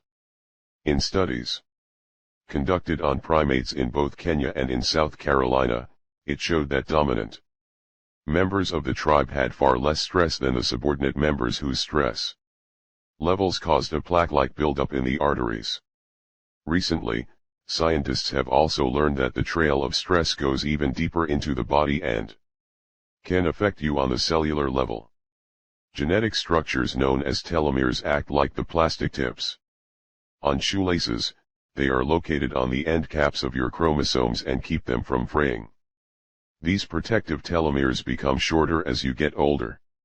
However, if you are wallowing in stress along with the stress hormones, those telomeres can shorten prematurely. In other words, stress can age you. Dr. Elizabeth Blackburn, a leader in the field of telomere research, conducted a 2008 study on a group of women who, due to circumstances beyond their control, have an unrelenting amount of stress in their lives. They are the mothers of disabled children. What she found was staggering. Although mothers of young children are typically under a lot of stress anyway, when coupled with the added responsibility of a child with special needs, on average these women were aging 6 biological years every 365 days. Chapter 3, Understanding Stress. We found that the length of the telomeres directly relates to the amount of stress that they are under and the amount of years that they have been under the stress, she said in a National Geographic documentary. This is not somebody whining, this is real, medically serious aging going on, and we can see that it is actually caused by the chronic stress. It was a grim picture, but it was far from the end of the story. Not long after this study, Blackburn co-discovered an enzyme that, when stimulated, could actually repair the damage to the chromosomal end cap. It was called telomerase. Definition: telomeres are genetic structures that serve as an end cap on the chromosomes and shorten as we age. Telomerase is the enzyme that can repair the damage stress causes to the telomere, lengthen it, and slow the aging process. In order for telomerase to slow down the aging process, repair the telomere, and improve overall health, individuals needed to make changes to their lifestyle that would reduce stress and promote longevity. In addition to adhering to a healthier diet, engaging in moderate aerobic exercise on a daily basis, and practicing proven stress management techniques such as deep breathing and meditation, it was vital that they build a community of support including family, friends, and like-minded peers. So as the research shows, to prevent and/or combat these problems that come about due to stress, you need to find a system of stress management that works for you and practice it faithfully.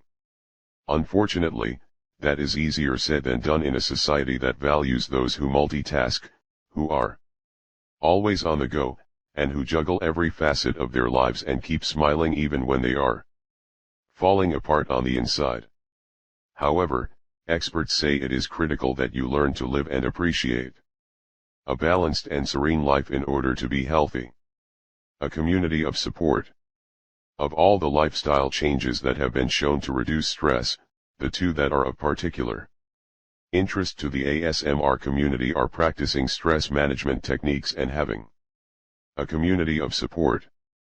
Stress management techniques such as meditation, deep breathing, hypnotic suggestion, biofeedback, and sound therapy, or white noise, are at the core of every ASMR video. These methodologies allow you to be mindful in the present moment, to focus on something other than your problems, and to allow for a bit of internal healing. Part 1, ASMR Basics. While we will talk more in Part 2 about the specifics of these known stress busters and how they work in conjunction with ASMR, for now, we'd like to discuss how a community of support is at the heart of the ASMR phenomenon. There is no overstating its importance in reducing your stress, as well as improving your outlook on life. Collaborative care. A community of support is not the same thing as a support group, though there are some similarities between the two. When you think of a support group, you may imagine a formal gathering of people bonded by a shared experience who need a place to talk out their feelings in a safe environment. The group is usually mediated by a behavioral health professional or some other kind of official leader who ensures the conversation does not get off track and makes sure one person does not dominate the entire session. A community of support, on the other hand, may include family and friends, as well as a cohort of peers who have similar interests and experiences and who can lend valuable insight into a particular situation and serve as a shoulder to lean on when times are tough. For example, it may be a support group such as the group of mothers in the study we discussed earlier, who come together and say the things that no one else would understand about their situation, to tell the jokes no one else would understand, and to commiserate over difficulties they know only too well. It may be bereavement support, a group of writers that workshop each other's material, or a group of fans bound by a particular love of a book, movie, or television show. It is believed that this kind of support is critical, not only for the alleviation of stress, but also goes a long way toward offering you a sense of belonging, an improved feeling of self-worth, and an overall sense of security. A community of support can be found anywhere you can surround yourself with friends, including the gym, through volunteer efforts, school, work, and online through reputable sites that can help you stay connected to others who may be in the same stressful situation as you. However, no matter how you choose to build that social support network, remember that it is a two-way street and there is a lot to be said for being a good friend. No one wants to be that person who does all of the taking without giving something in return. The truth is that when you help others, you tend to help yourself even more. While it can be hard to think of others when you are wallowing in your own stuff, it's interesting that by channeling your energies on someone else, your own stress levels decrease to a certain degree. It doesn't mean it will go away, but it does afford you the opportunity to take a Break from your own problems and offer a fresh perspective on someone else's. The better you are at nurturing your friendships and not being a drain on them, the more quickly you can get back on track with your life. Learning to give and take to show support as well as being willing to accept support will go a long way toward reducing the level of stress in your life. Chapter 3, Understanding Stress. ASMR, a symbiotic relationship. As you learned in Chapter 1, ASMR content has the ability to calm your nerves and reduce your level of stress so you can enjoy a period of rest and relaxation. Those who experience it and know the particular sensations that trigger them say it is one of the fastest and easiest ways to calm down without resorting to medical intervention and can relieve their stress like nothing else. Tingle tip. The most common ASMR triggers for stress relief and relaxation are tapping, scratching, crinkling, the performance of simple tasks, and makeup application. We will talk more about finding your ASMR triggers in Part 3. However, while you may come to the ASMR community looking for rest and relaxation, what you'll discover is so much more. The ASMR community is a unique group of content creators and viewers who enjoy a symbiotic relationship with one another, in other words, a community of support. Viewers depend on the content creators to make videos in hopes of stimulating their ASMR sensation, while the content creators rely on viewers' feedback to improve their work. ASMRtists connect with one another in order to gain additional knowledge and expertise in their craft, and ASMR experiencers all over the world chat on various forums about the sensation that binds them together, even if the individual triggers are highly subjective. In a National Geographic documentary on stress, Elissa Epel, Ph.D., with the University of California at San Francisco said compassion and caring for others may be the most important ingredients. Those may be the factors that keep us rejuvenating and regenerating. In other words, when you connect with and care for others, such as by joining and engaging in the ASMR community, it can go a long way toward your own healing process. Members of the ASMR community would probably agree.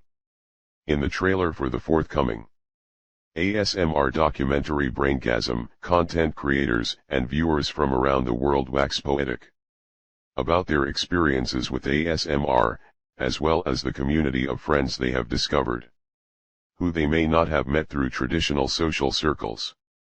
Interviewees say it is wonderful to have this group of friends to turn to in times of need, and marvel at how YouTube and a communal condition have given people the chance to connect with one another.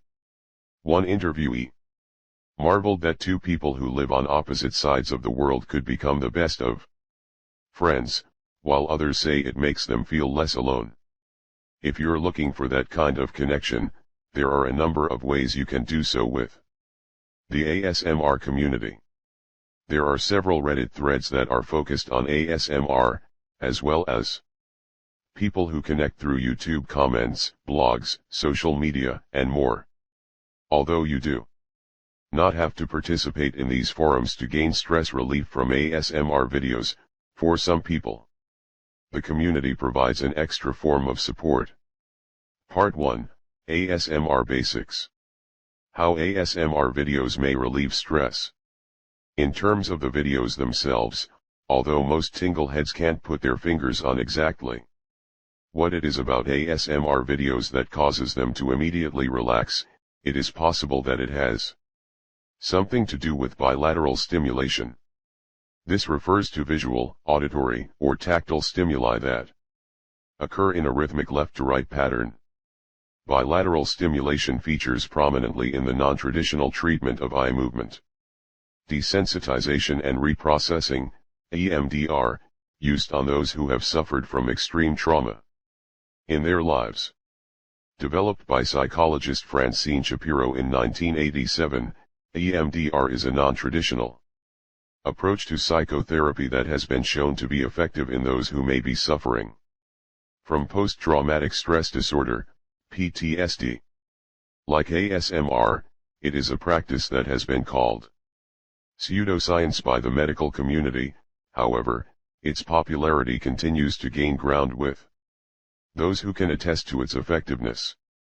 Definition: eye movement desensitization and reprocessing, EMDR, is a non-traditional branch of psychotherapy that uses traditional talk therapy and bilateral stimulation to help individuals cope with a traumatic experience.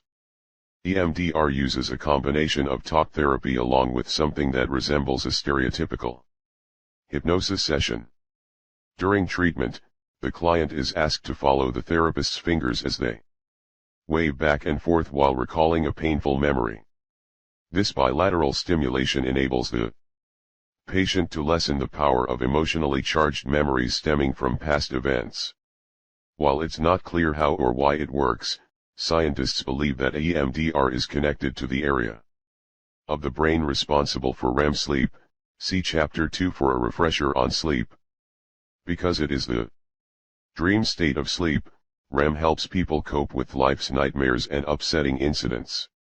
But when people experience a particularly painful event, this process is interrupted, so they cannot effectively deal with the negative emotions. By engaging that eye movement in a clinical setting, therapists can help folks open up that process and desensitize the feelings and emotions while at the same time reprogramming the brain with more positive imagery. For example, Eric Smith is an EMDR patient who spent decades trying to cope with memories of the Vietnam War. In the 1990s, he agreed to try what was considered at the time to be a radical new therapy. He said that when he underwent the EMDR session, it was as if the combination of words and eye movements forced him to open his mind and allow the therapy to work where traditional methods had failed. It would stick. It would stay, he told ABC News. In traditional counseling or groups, I could keep my defenses up, but in trying to deal with this doggone hand movement at the same time. Chapter 3, Understanding Stress. I couldn't do it. I had been working on this stuff for years, and within 2, 3, or 4 sessions, I resolved issues I had been discussing for 4 or 5 years with some people. These EMDR treatments have even been known to produce the ASMR tingly sensation in some patients. Therapists such as Aaron Doolittle, who have studied the EMDR approach, say that during the session, people may experience a variety of sensations, including tingles, based on the memories that are uncovered. While some are more pleasant than others, Doolittle says that the best part of the process is when one is asked to recall a particularly comfortable feeling and flood the brain with delightful, delicious endorphins and dopamine, an experience that will sound familiar to most tingle heads.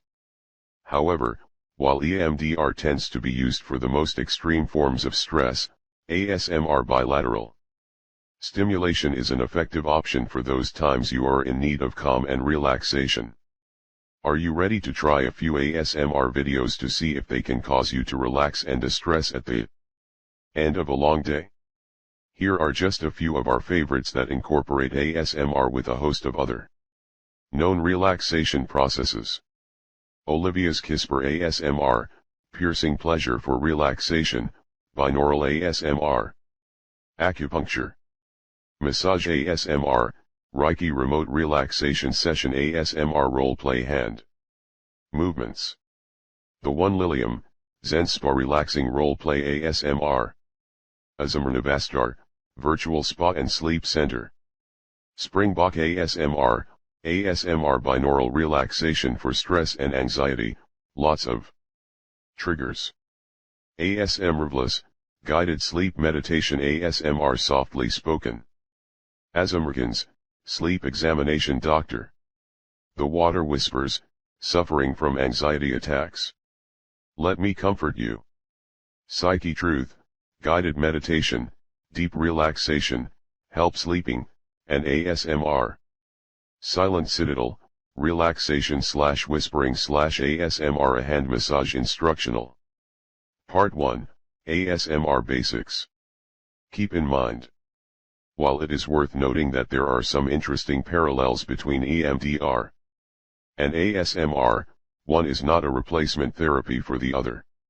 EMDR is a customized treatment program that should only be administered by a licensed therapist trained in the practice, despite the number of YouTube videos that promise you can treat yourself.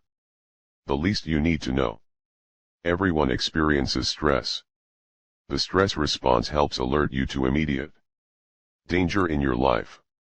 Over long periods of time, the stress hormones adrenaline and cortisol can affect every system in the body, leading to health problems. Stress can be reduced through stress management techniques and social support. The ASMR community offers stress management techniques but also the social support critical to stress reduction. Like EDMR, ASMR can use bilateral stimulation to help you potentially relieve stress. Part 2. The origins of ASMR. Although it appears to be a brand new way to conquer sleeplessness and stress, ASMR is a relaxation methodology that contains elements of much older spiritual and clinical practices, including meditation, hypnosis, white noise, and biofeedback, among others.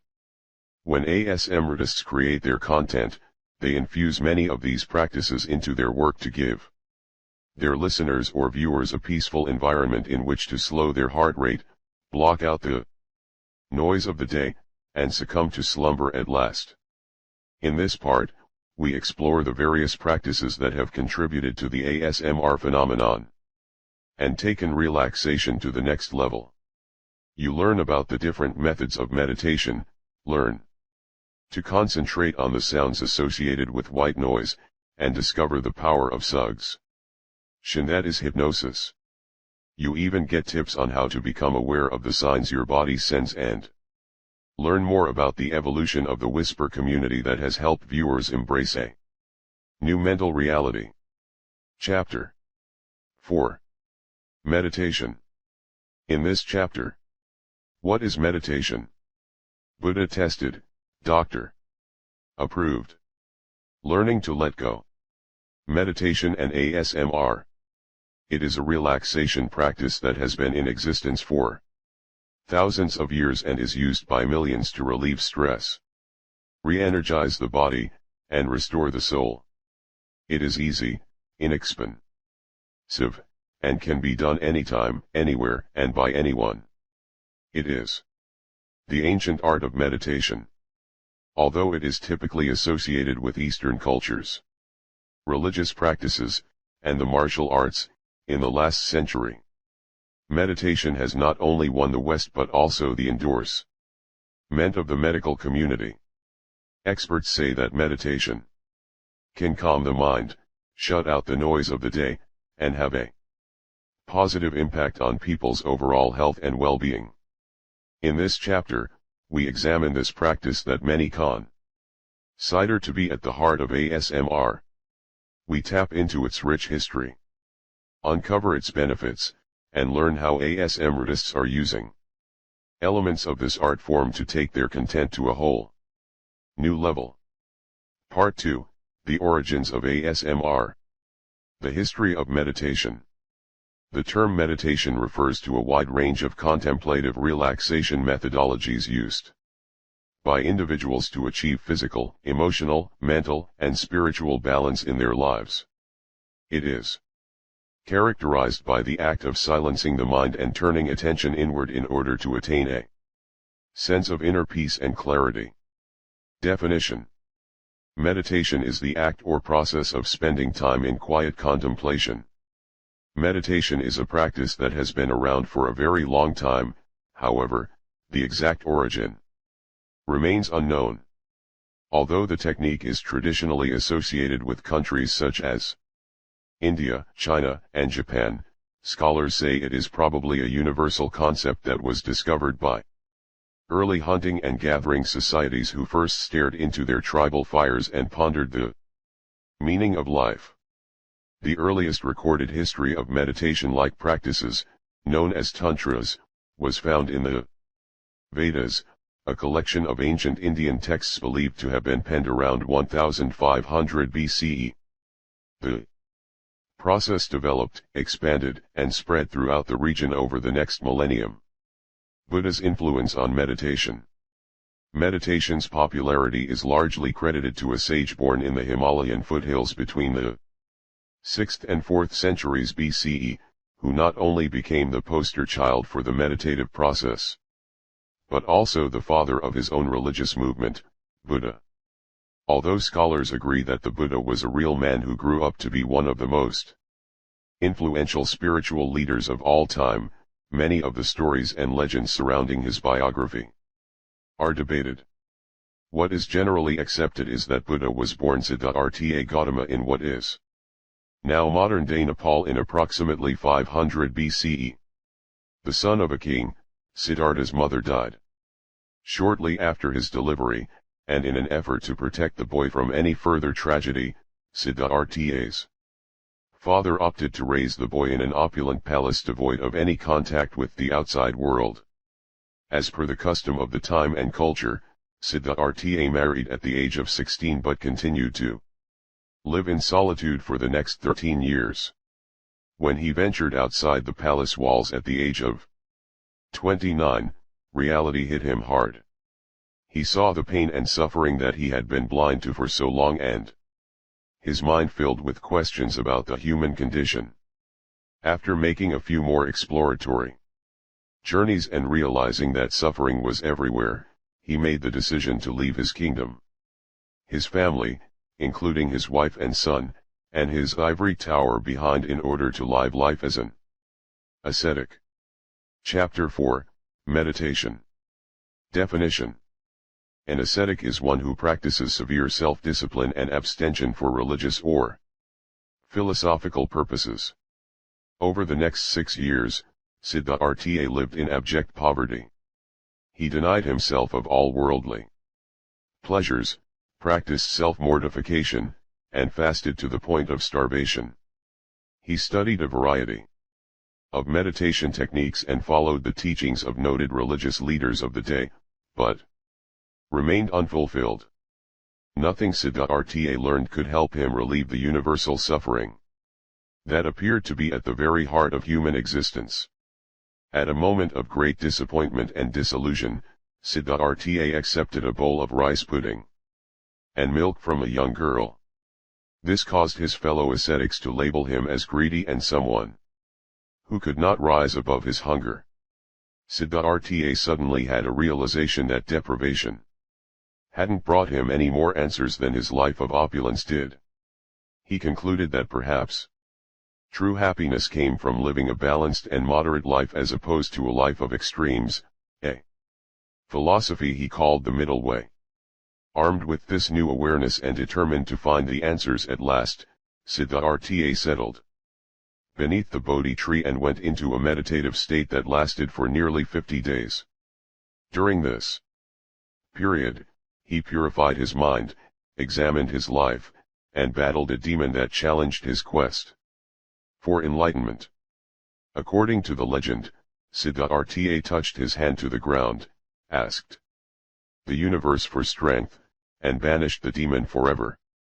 In that moment, an image formed in his mind of all that had happened in the universe. He received all of the answers to all of the questions that had plagued him over the years. He was awakened.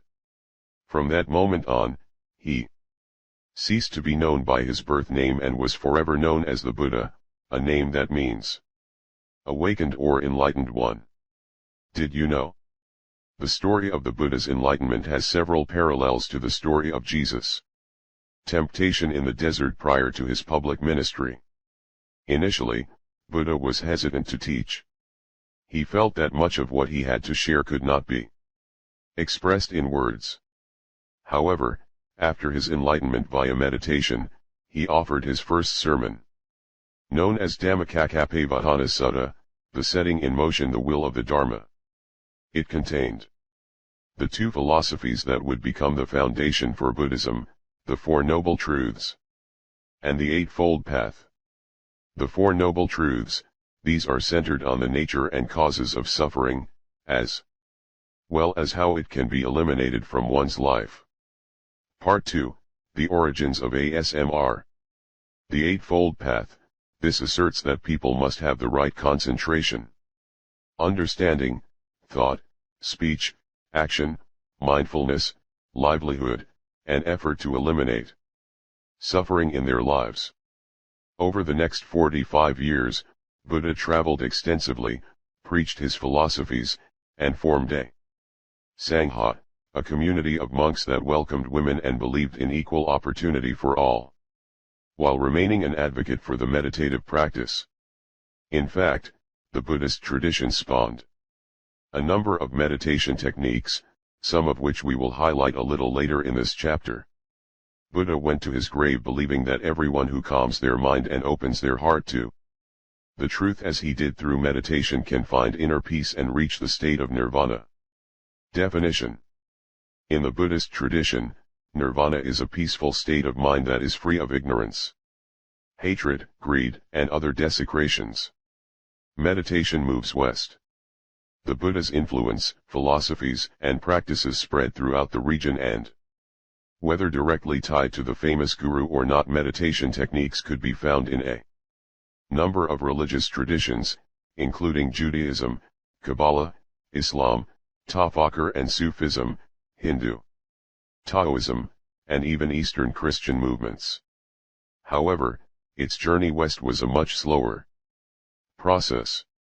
Although the ancient texts had made their way to the hands of Western academics and intellectuals by the late 18th century, it wasn't until the mid-20th century that Eastern practices began to flourish in Western society.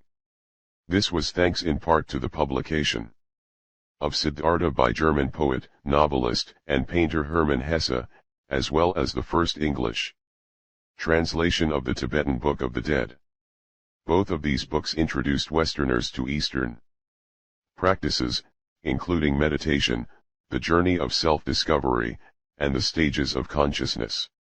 The post-World War II era added fuel to the fire thanks to the number of Allied service members who had spent time in the Pacific Theater and had personal experience with Eastern practices. Beat Generation authors such as Jack Kerouac and Allen Ginsberg peppered their writings with Eastern philosophies throughout the 1950s, and in the 1960s, a little-known sage by the name of Maharishi Mahesh Yogi made headlines worldwide when four lads from Liverpool, England, traveled thousands of miles to sit at his feet and learn from him. Although it is hard to say just how much of an influence the Beatles had on the popularity of Eastern culture and meditative practice, it is fair to say that meditation techniques were widely embraced by the counterculture, who were determined to rise above the tumultuous world they were living in during the Vietnam era. Yoga studios and transcendental meditation centers. Chapter 4, Meditation, began to dot the landscape throughout the late 1960s and early 1970s, and it wasn't long before researchers began to wonder if there were any health benefits to these New Age practices. In 1979, John Kabat-Zinn established the mindfulness-based stress reduction program at the University of Massachusetts in hopes of using meditation practices to treat patients with chronic illnesses. This not only gave meditation some clinical legitimacy, but also ushered in a new wave of awareness that has continued into the 21st century. Mind over matter.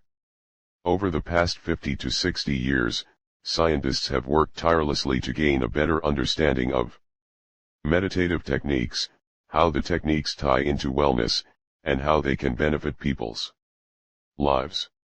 There are also some who are trying to determine what, if any, connection these practices have to the ASMR phenomenon.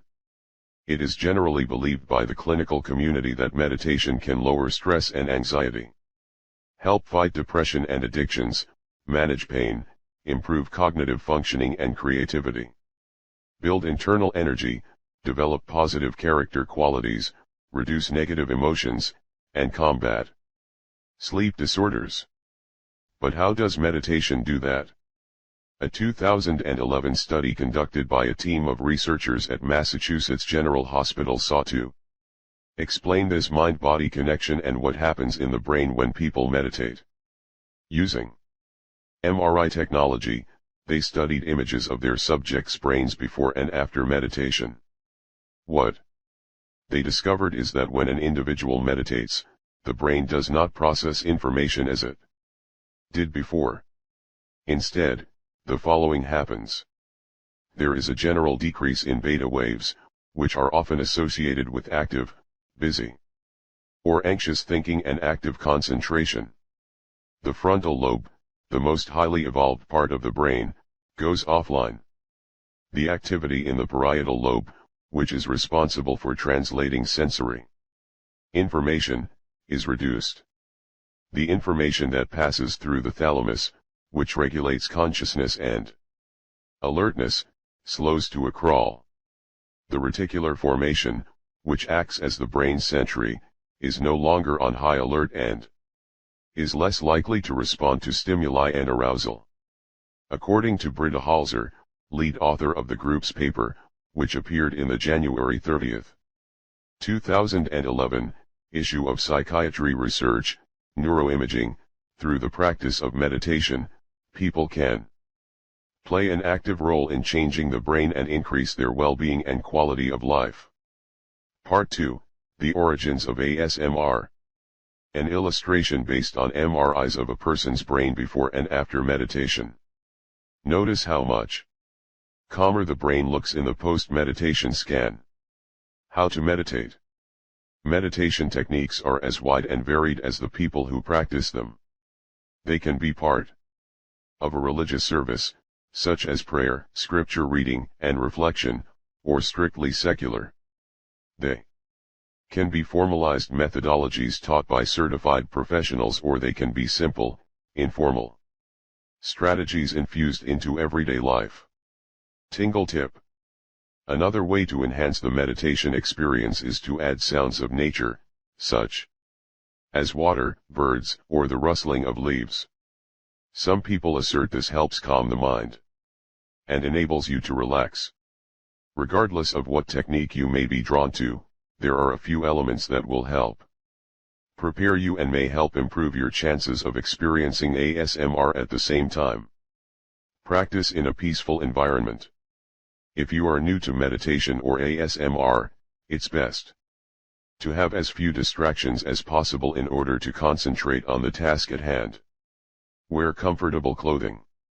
Weather appropriate, non-restrictive clothing is best for the meditation process. Shoes should be removed, but socks may be worn. Set a timer. While having a shot clock of sorts can be distracting, some prefer to have their session monitored so they do not have to constantly check the time. Stretch out. In meditation practices, you tend to stay in one position for a long time, so it is beneficial to stretch your muscles before beginning to keep them from getting stiff. Before meditation. After meditation. Frontal lobe. Parietal lobe. Occipital lobe. Frontal lobe. Parietal lobe. Occipital lobe. Chapter 4, Meditation. Get comfortable. Traditionally, people meditate while sitting in the lotus or half lotus position, legs crossed, but it is permissible to use a chair or to lie down. Close your eyes. Although your eyes can remain open, closing them is another way of reducing external distractions. Focus on your breath. This step helps you regulate your oxygen intake and reduces the use of muscles in your neck, shoulders, and upper chest. Practice visualization. The more detailed and vivid the imagery in your mind, the more successful your meditation session will be. Scan your body. By focusing on individual body parts as you meditate, you can eliminate any unnoticed tension and anxiety. So take heart. Meditation doesn't require you to don a robe, sit cross-legged on a pillow, or chant for hours on end in order to meditate. It's simply about finding a quiet place where you can open your mind and letting your energy flow. Common meditative practices. Are you ready to explore this ancient art form in order to see if it can help trigger your tingles? To help you relax and get some rest at night? Chances are if you are experimenting with ASMR, or are a known tingle head, you have probably already had some experience with meditation, but if not, here are a few techniques to get you started. While some are more ASMR friendly than others, it's worth exploring a few of them to see if any have the ability to help you tap into your tingles or enjoy a more intense ASMR episode. For more information about the different types of meditative practices, you can visit University of the Heart at im-u.org. Keep in mind, if you have an existing medical condition, you should consult with your physician before beginning any meditative, or ASMR, practice. Some techniques can exacerbate or worsen symptoms in people with certain conditions and produce feelings of confusion and apprehension. Mindfulness. Mindfulness is a basic form of meditation that comes from the Buddhist tradition and is one of the most popular meditative techniques in the Western world. Mindfulness is all about awareness and acknowledgement without judgment and is achieved by finding a quiet place in which you can settle your mind, concentrate on your breathing, and let your thoughts come and go. Part 2, The Origins of ASMR. Mindfulness is a versatile practice that can be performed anytime and anywhere, such as on a walk, when waking, or as part of your bedtime ritual. When you are being mindful, there is no need to concentrate on any particular thread or emotion.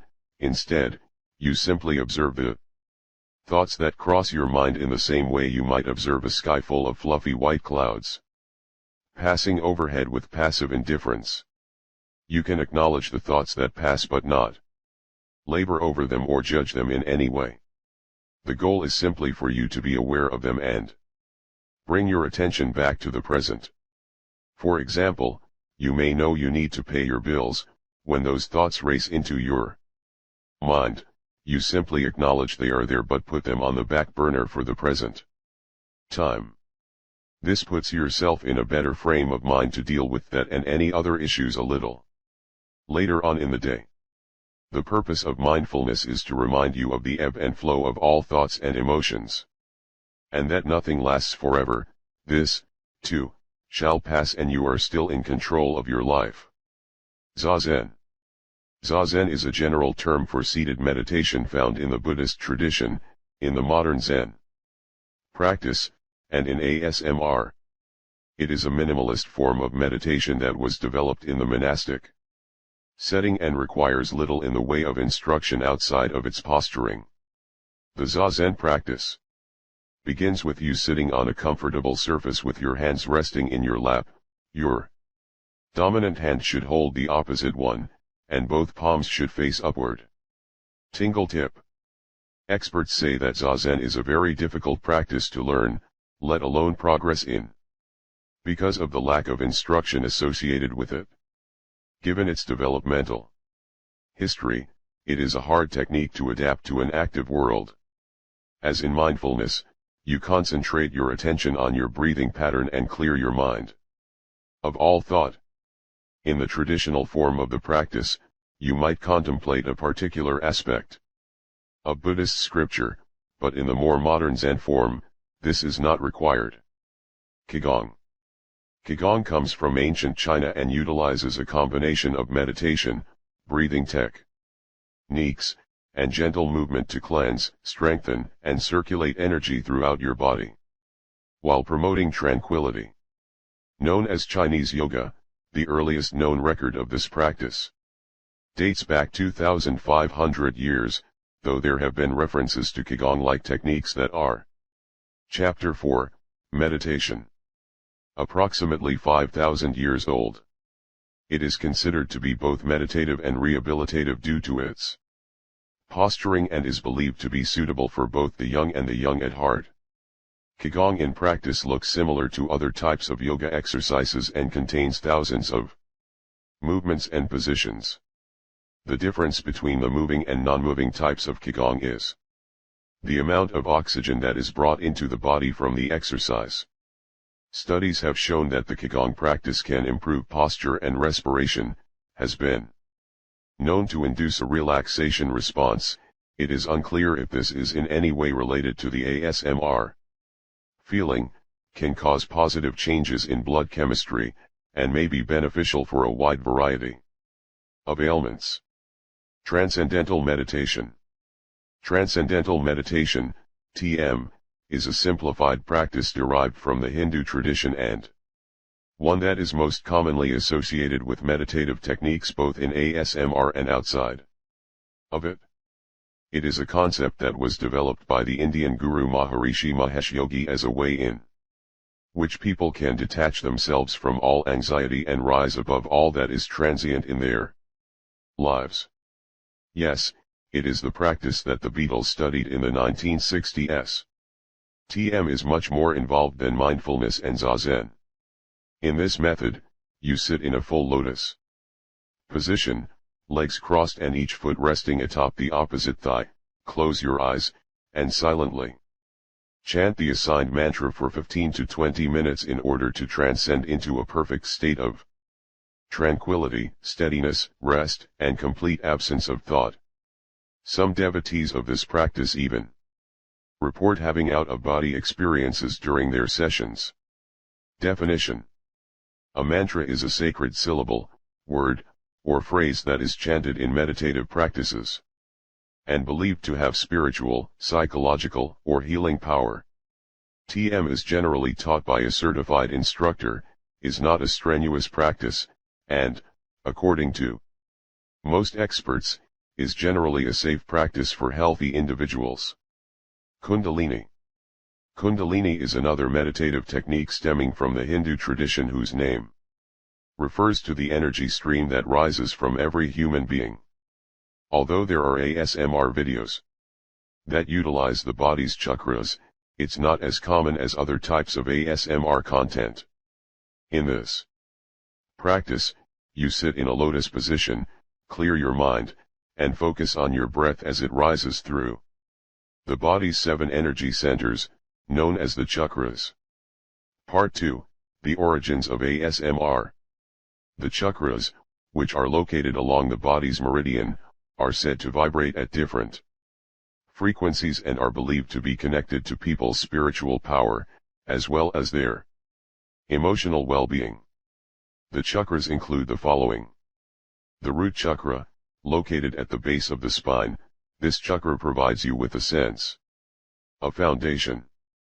The sacral chakra, found in the lower abdomen, this chakra allows you to meet new people, try new things, and enjoy new experiences.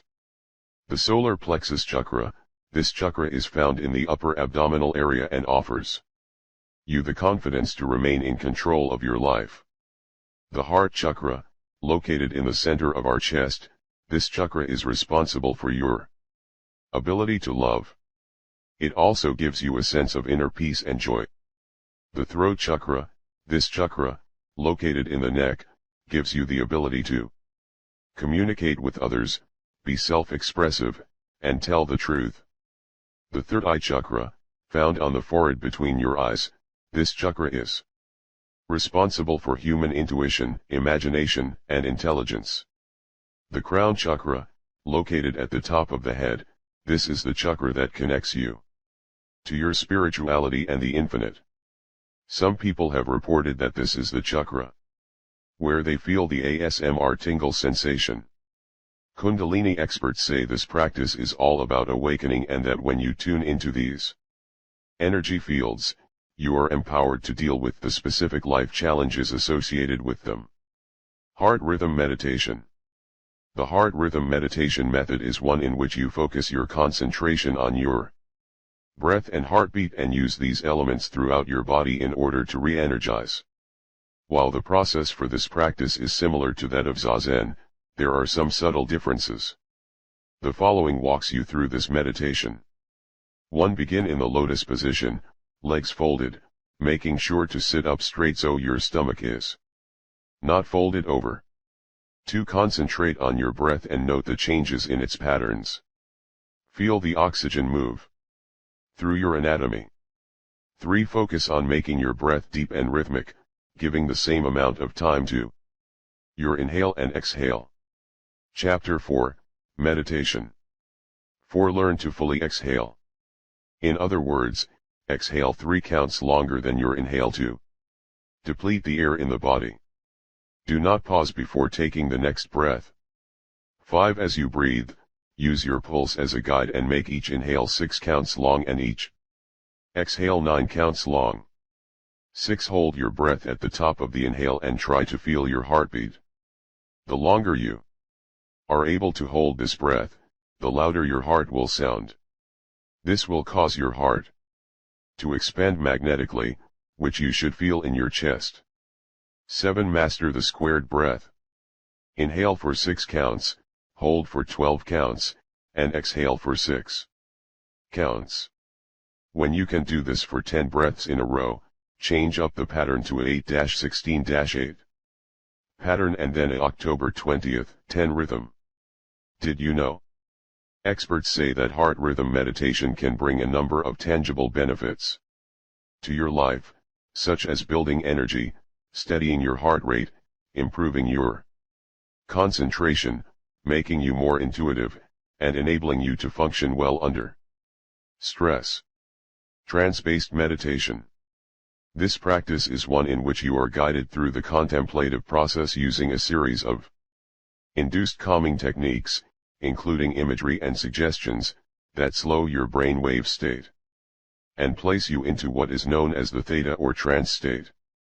This is also the brainwave state you are in just prior to going to sleep.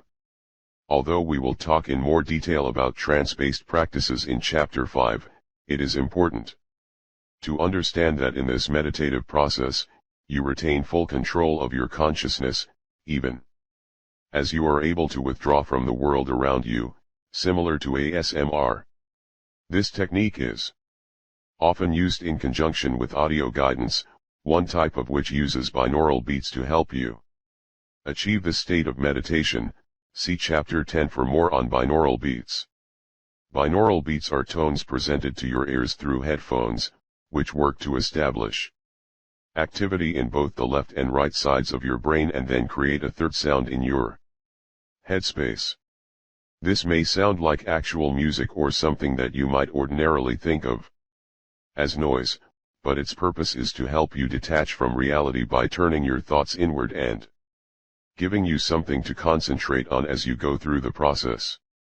Part 2, The Origins of ASMR. Guided Visualization and ASMR Content. If there is one meditation technique that is most commonly associated with the ASMR community, it is guided visualization. In this practice, which comes from the Buddhist tradition, you assume a comfortable position and are verbally guided into a state of consciousness by another person, whether in a live session or through an audio/video recording. Traditional guided meditation. Guided meditations come in a variety of forms. Originally enjoyed in a yoga studio or in a therapist's office, guided meditation began to infiltrate the mainstream and be included on record albums, cassettes, CDs, VHS tapes, and eventually DVDs and MP3 files.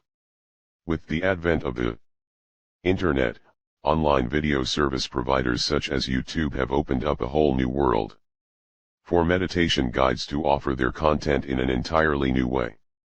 Guided meditations can be spoken word narratives or can incorporate music, environmental sounds, and visual images in order to give you something upon which to concentrate. The actual meditation itself is divided into 3 parts.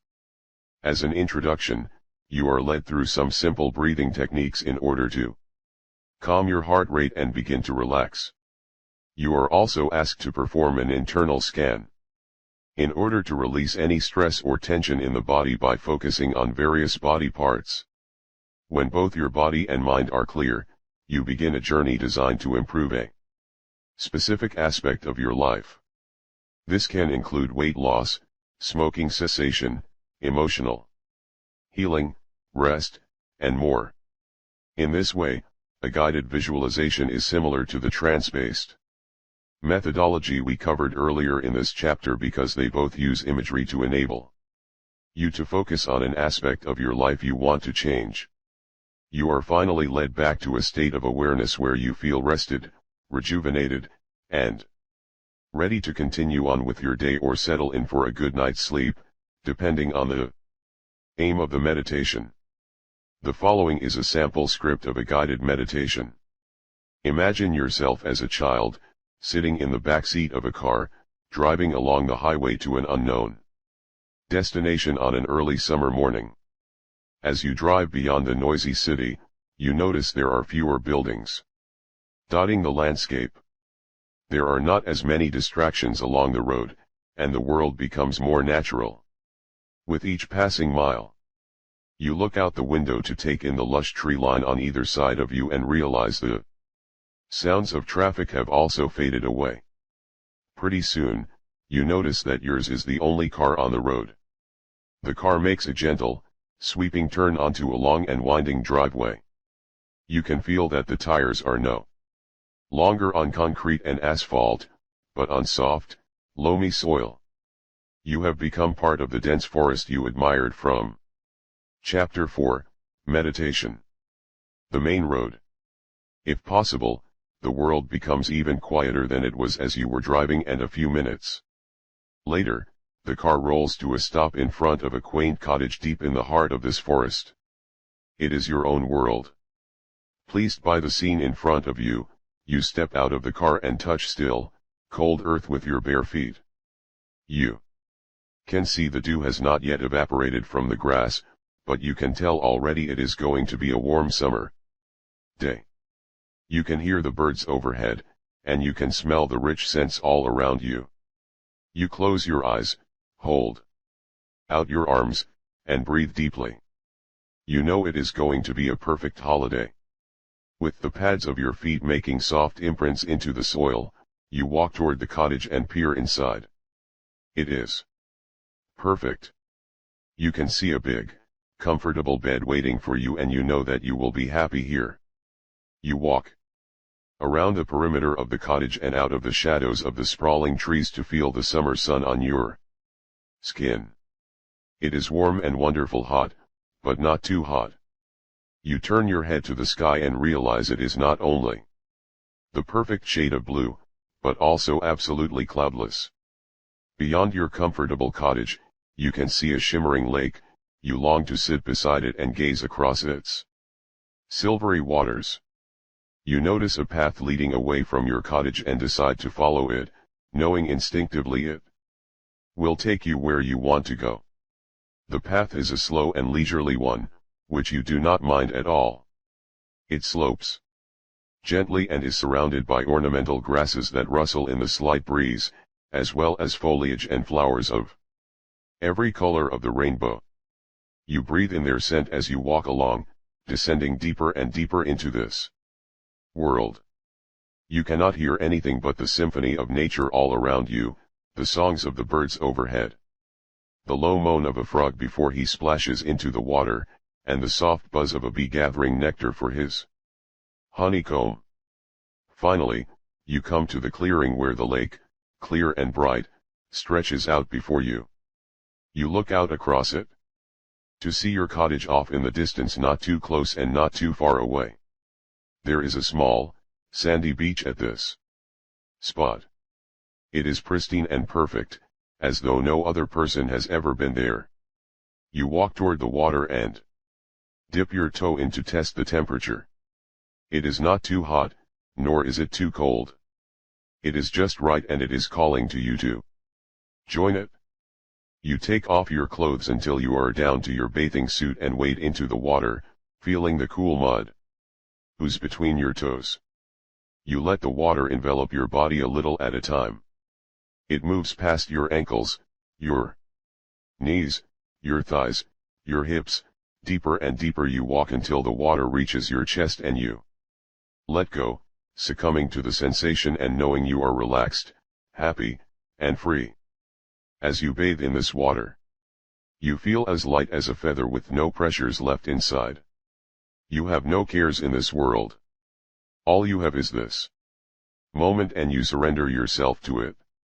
The sun warms your face and the exposed areas of your body, and you feel amazing. You are calm. You are relaxed. You are at peace. When you emerge from the lake, you are refreshed and rejuvenated. The warm sand invites you to lie down. Spread your arms out, and rest in its comfort and in the warmth of the sun. You lie down and stare into the infinite sky above you, feeling connected to both it and the earth somehow. You hear the birds singing around you and smell the scents of nature wafting in on the soft summer breeze. It is almost euphoric, and you cannot imagine being any more relaxed than you are right now. You are on your holiday. You are in your world. You are free. Part 2, The Origins of ASMR. Tingle tip. While guided meditations are a great way to achieve inner stillness and peace, some people find the practice difficult to master if they are unable to visualize what the guide is referring to, or have trouble taking themselves out of their present state and into the narrative. ASMR guided meditation. ASMR role-play videos have a lot of similarities to traditional guided meditations, even though they may look like two vastly different things. An ASMR guided meditation strives to achieve the same exercises as a traditional meditation, but against a familiar backdrop, such as a physician's office, hair salon, and so on.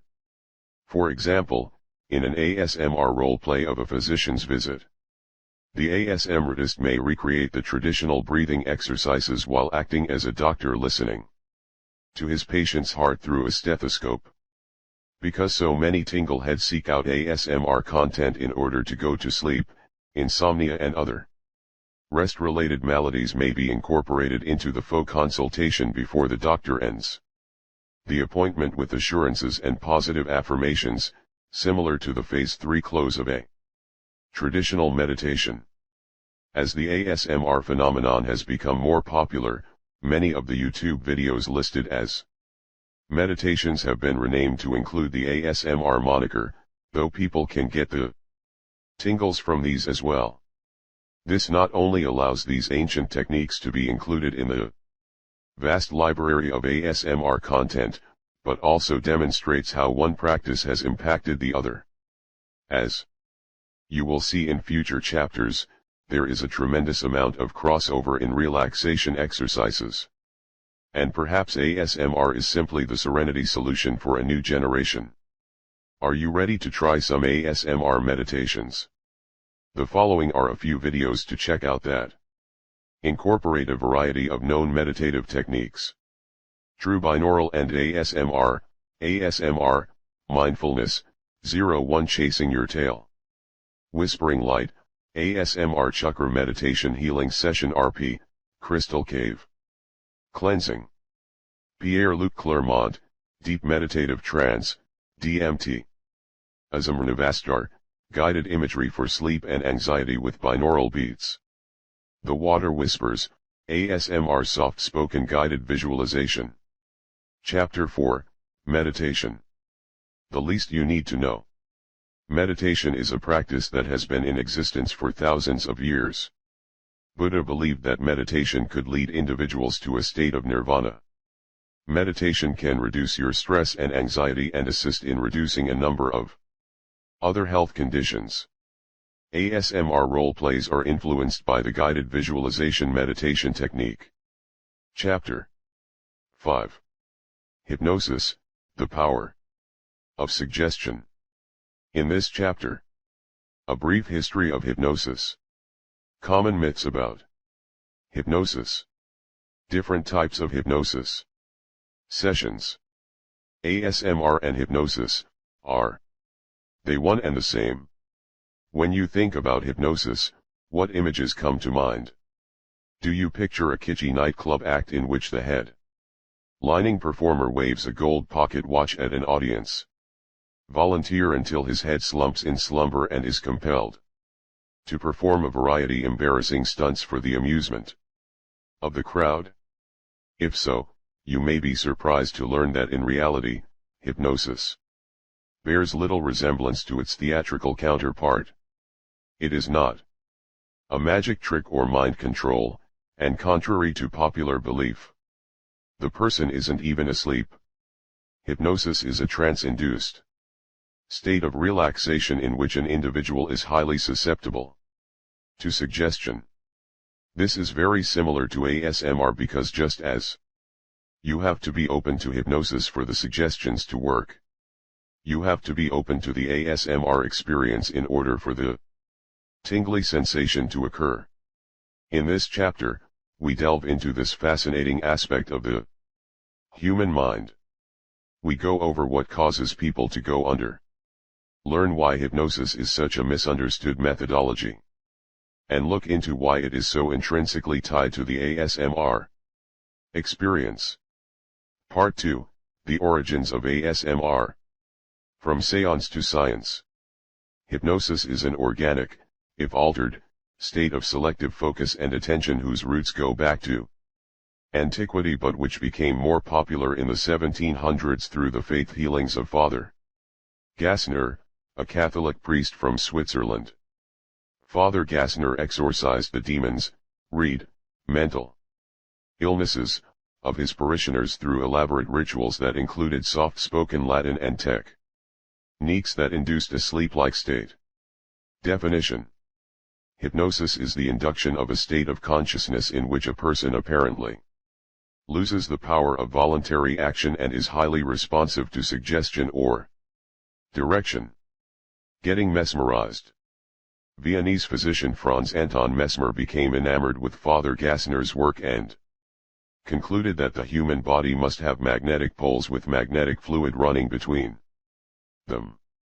He decided that an individual's illness must be the result of an interruption in this flow, which could only be fixed by someone in possession of animal magnetism, an invisible force exerted from animals that could be used to promote healing in the body.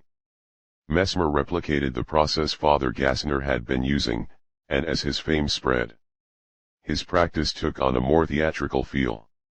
He used strange mechanisms in his rituals. He incorporated music and created a seance-like atmosphere in order to increase his chances of inducing a trance. Those who witnessed his cures were mesmerized by the practice and his ability, which led to its first name, mesmerism. However, the Vienna Medical Council was less than impressed by his work. When they could find no logical reason for his methods, they exposed him as a fraud. Although Mesmer was the first person to make a connection between the mind and body as a way to improve people's health, the lack of scientific understanding and Mesmer's over-the-top productions caused the process to be ignored by the medical community. It was relegated to illusionists and faux spiritualists, who used the technique primarily for entertainment purposes. Moving into medicine. In the 1840s, English physician James Braid began examining Mesmer's work and concluded that the process was some form of specialized sleep. He coined the term hypnosis after the Greek word hypnos, meaning sleep. Later in his research, Braid realized that the practice had nothing to do with sleep and that it was actually a conscious state of selective focus. Chapter 5, Hypnosis, the Power of Suggestion. Did you know? In the 1800s, doctors in India used hypnosis as anesthesia in order to perform surgeries on patients, including amputations. This practice ended in 1849 with the introduction of ether, developed by Boston dentist William T. G. Morton. After Braid, other scientists continued the study of the hypnotic process in order to assess its use in the clinical setting. French neurologist Jean-Martin Charcot looked into hypnosis as a potential treatment for hysteria. Joseph Breuer and Sigmund Freud also examined the practice from a psychological standpoint to determine whether communication with the subconscious could lend insight to a person's inner thoughts and desires. In 1958, The American Medical Association formally recognized hypnosis as a treatment and authorized its use in the medical and dental settings. However, it was not easy for the practice to shake its sideshow reputation, and skepticism remained. In 1974, hypnosis earned even more legitimacy when the American Academy of Hypnoanalysts was formed. All of the founding members were trained under William Bryan MD, a physician who took Brewer's work in the field of hypnosis and developed it further. He is credited with turning hypnosis into the modern, highly effective treatment technique it is today. You are not getting sleepy. In order to understand what hypnosis is, it's important to understand what it's not. There is a huge misconception that hypnosis is some form of mind control, and despite what you may have seen in the movies, on TV, or even on stage, nothing could be further from the truth. Hypnosis is not something that someone is forced into, and it will not work on the unwilling. It is a consensual state. In order for the process to occur and to have the appropriate results, the individual must give his permission, either verbal or mental, and understand that he is in control at all times.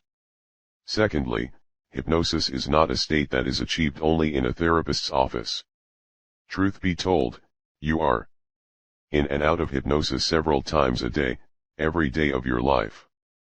Because it is a state of mental relaxation, you can be in a state of hypnosis while driving a car, mowing the grass, watching a movie, reading a book, or even listening to a favorite ASMRtist. This is called everyday hypnosis. There are a number of examples of everyday hypnosis we could relate here, but one of the best may be the example of trying to read a book in a busy store. You walk in and select a book you are interested in and sit down in hopes of reading a few pages to see if it is something you want to buy. You look around and hear the coffee machine spitting out lattes, kids squealing over the latest installment of the hot new series, the overhead sound system blaring an old Elvis tune, someone asking for customer assistance in the mystery section, and nearby patrons rustling their packages and flipping through pages of their own. Part 2, The Origins of ASMR. Although it seems an impossible task to shut out all of the noise, you open the book and begin to read.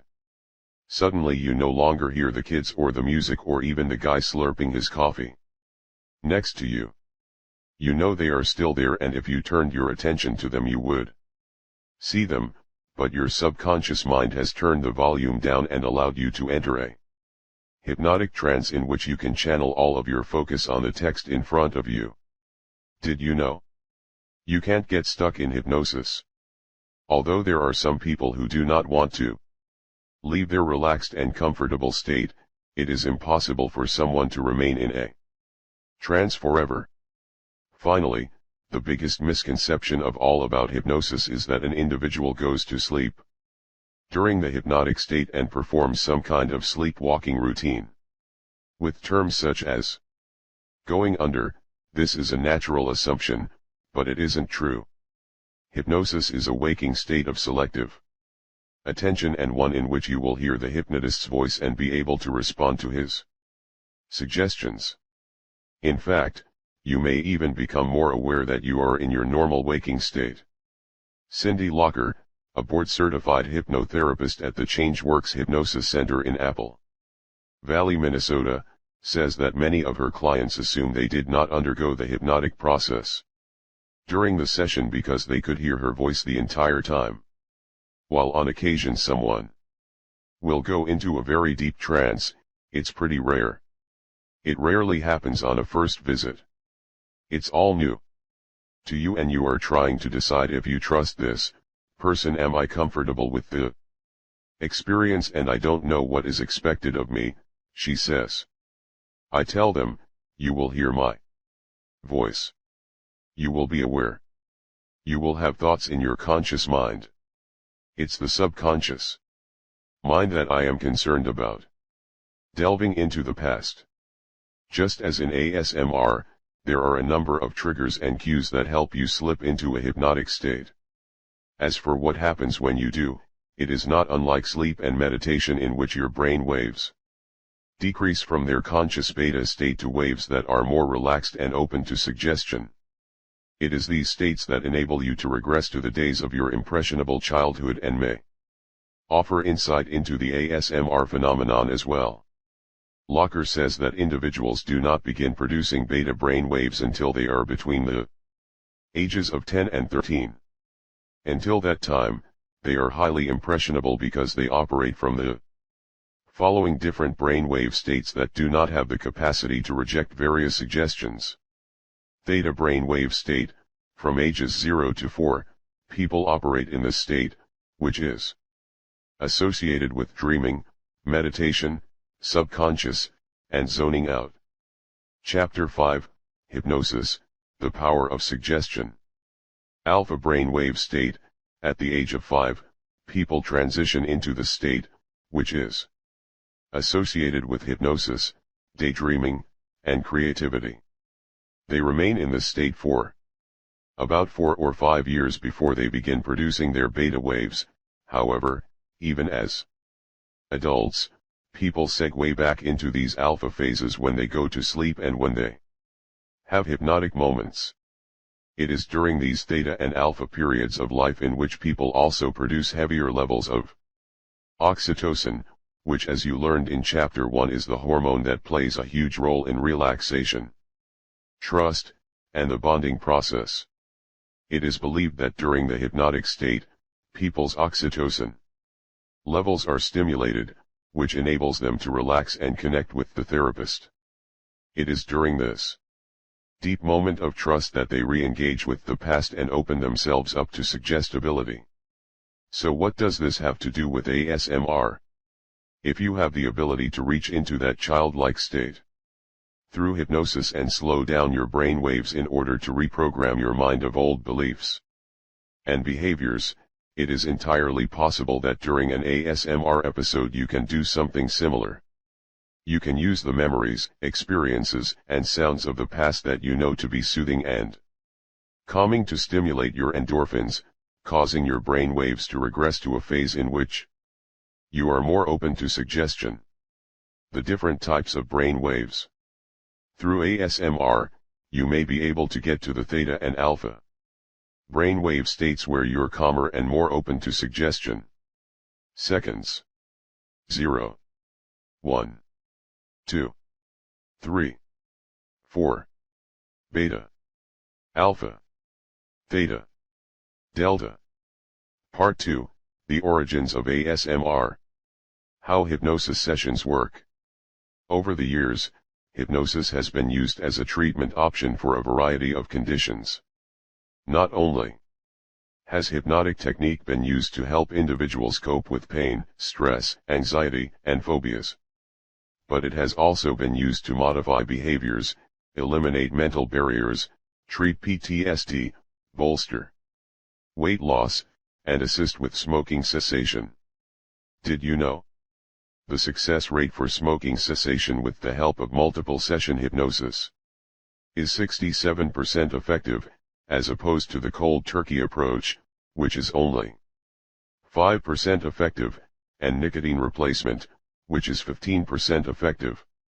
Even a single hypnosis session increased a person's chances of eliminating the habit to about 25%.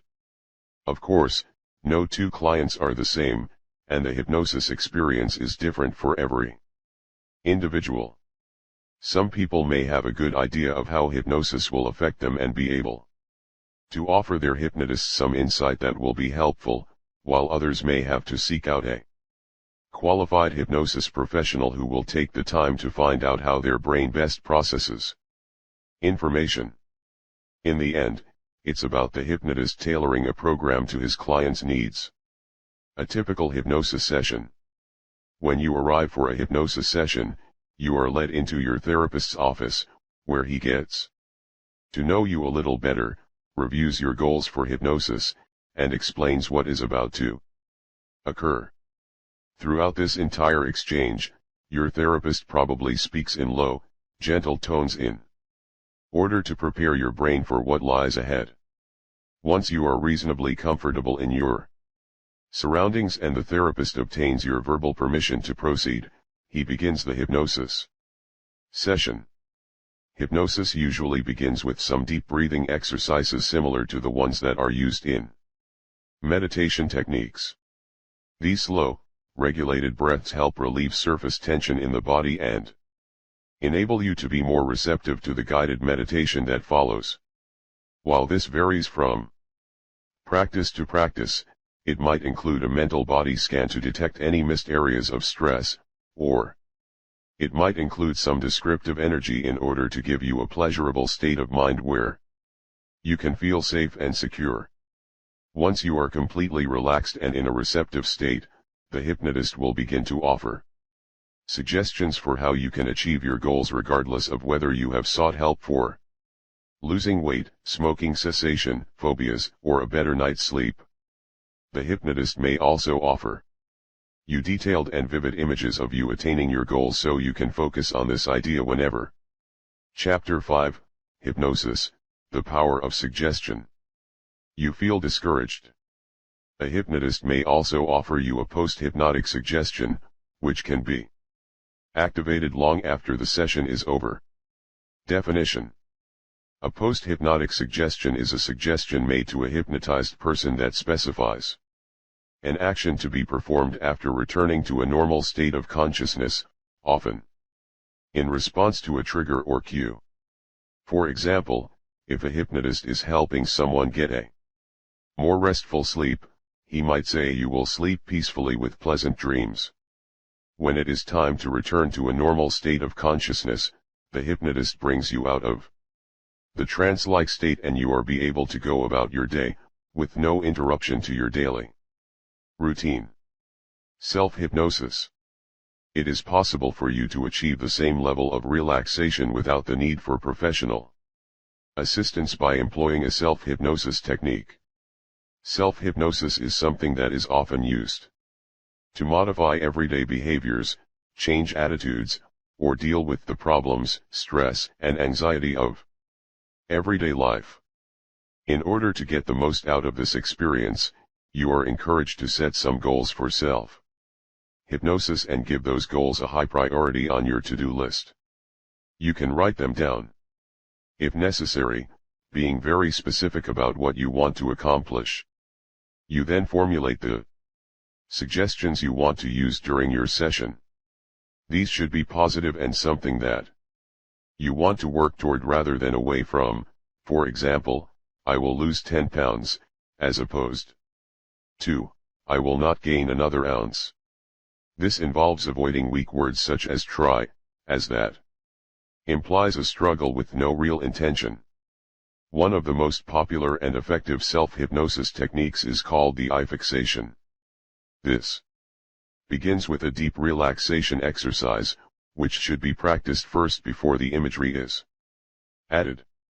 In order for this technique to have the best chance for success, it should be performed in a room where there will not be any distractions and where it is unlikely that you will be disturbed. The following walks you through a sample eye fixation self-hypnosis session. 1. Sit in a comfortable chair with your feet on the floor. You may loosen or remove your shoes, but do not cross your legs. 2. Tilt your head back, stare at the ceiling, and take a deep breath. Hold it and then exhale, thinking to yourself that you are tired and you want to go to sleep. 3. Allow your body to become relaxed and limp like a rag doll. Part 2, The Origins of ASMR. 4. Silently count backward from 5 to 0, telling yourself that you are becoming more and more relaxed with each count. 5. Stay in this period of relaxation for a few minutes and focus on your breathing. 6. When you are ready to return to your normal state, count up from 1 to 5 in an energetic manner. 7. Open your eyes. Typically, as you master this practice, you are encouraged to add your own suggestions during the 5th step. These silent intentions must be made with purpose. They must be simple, realistic, and stated with enthusiasm and in the present tense. If desired, you are also free to add imagery to the practice. For example, if the goal of the session is relaxation, choose a landscape that represents that for you.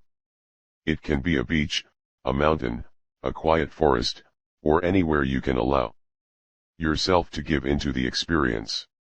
This can enhance the overall experience and add a new dimension to the self-hypnosis process. Transpersonal hypnotherapy.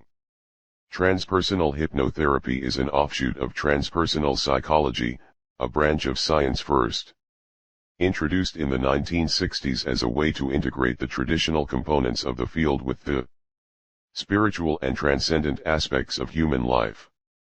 There are a lot of meditative and psychological aspects to this particular field of study. Transpersonal psychology focuses primarily on expanding your mind and going beyond your body in order to reach an expanded state of consciousness and fulfill your full potential.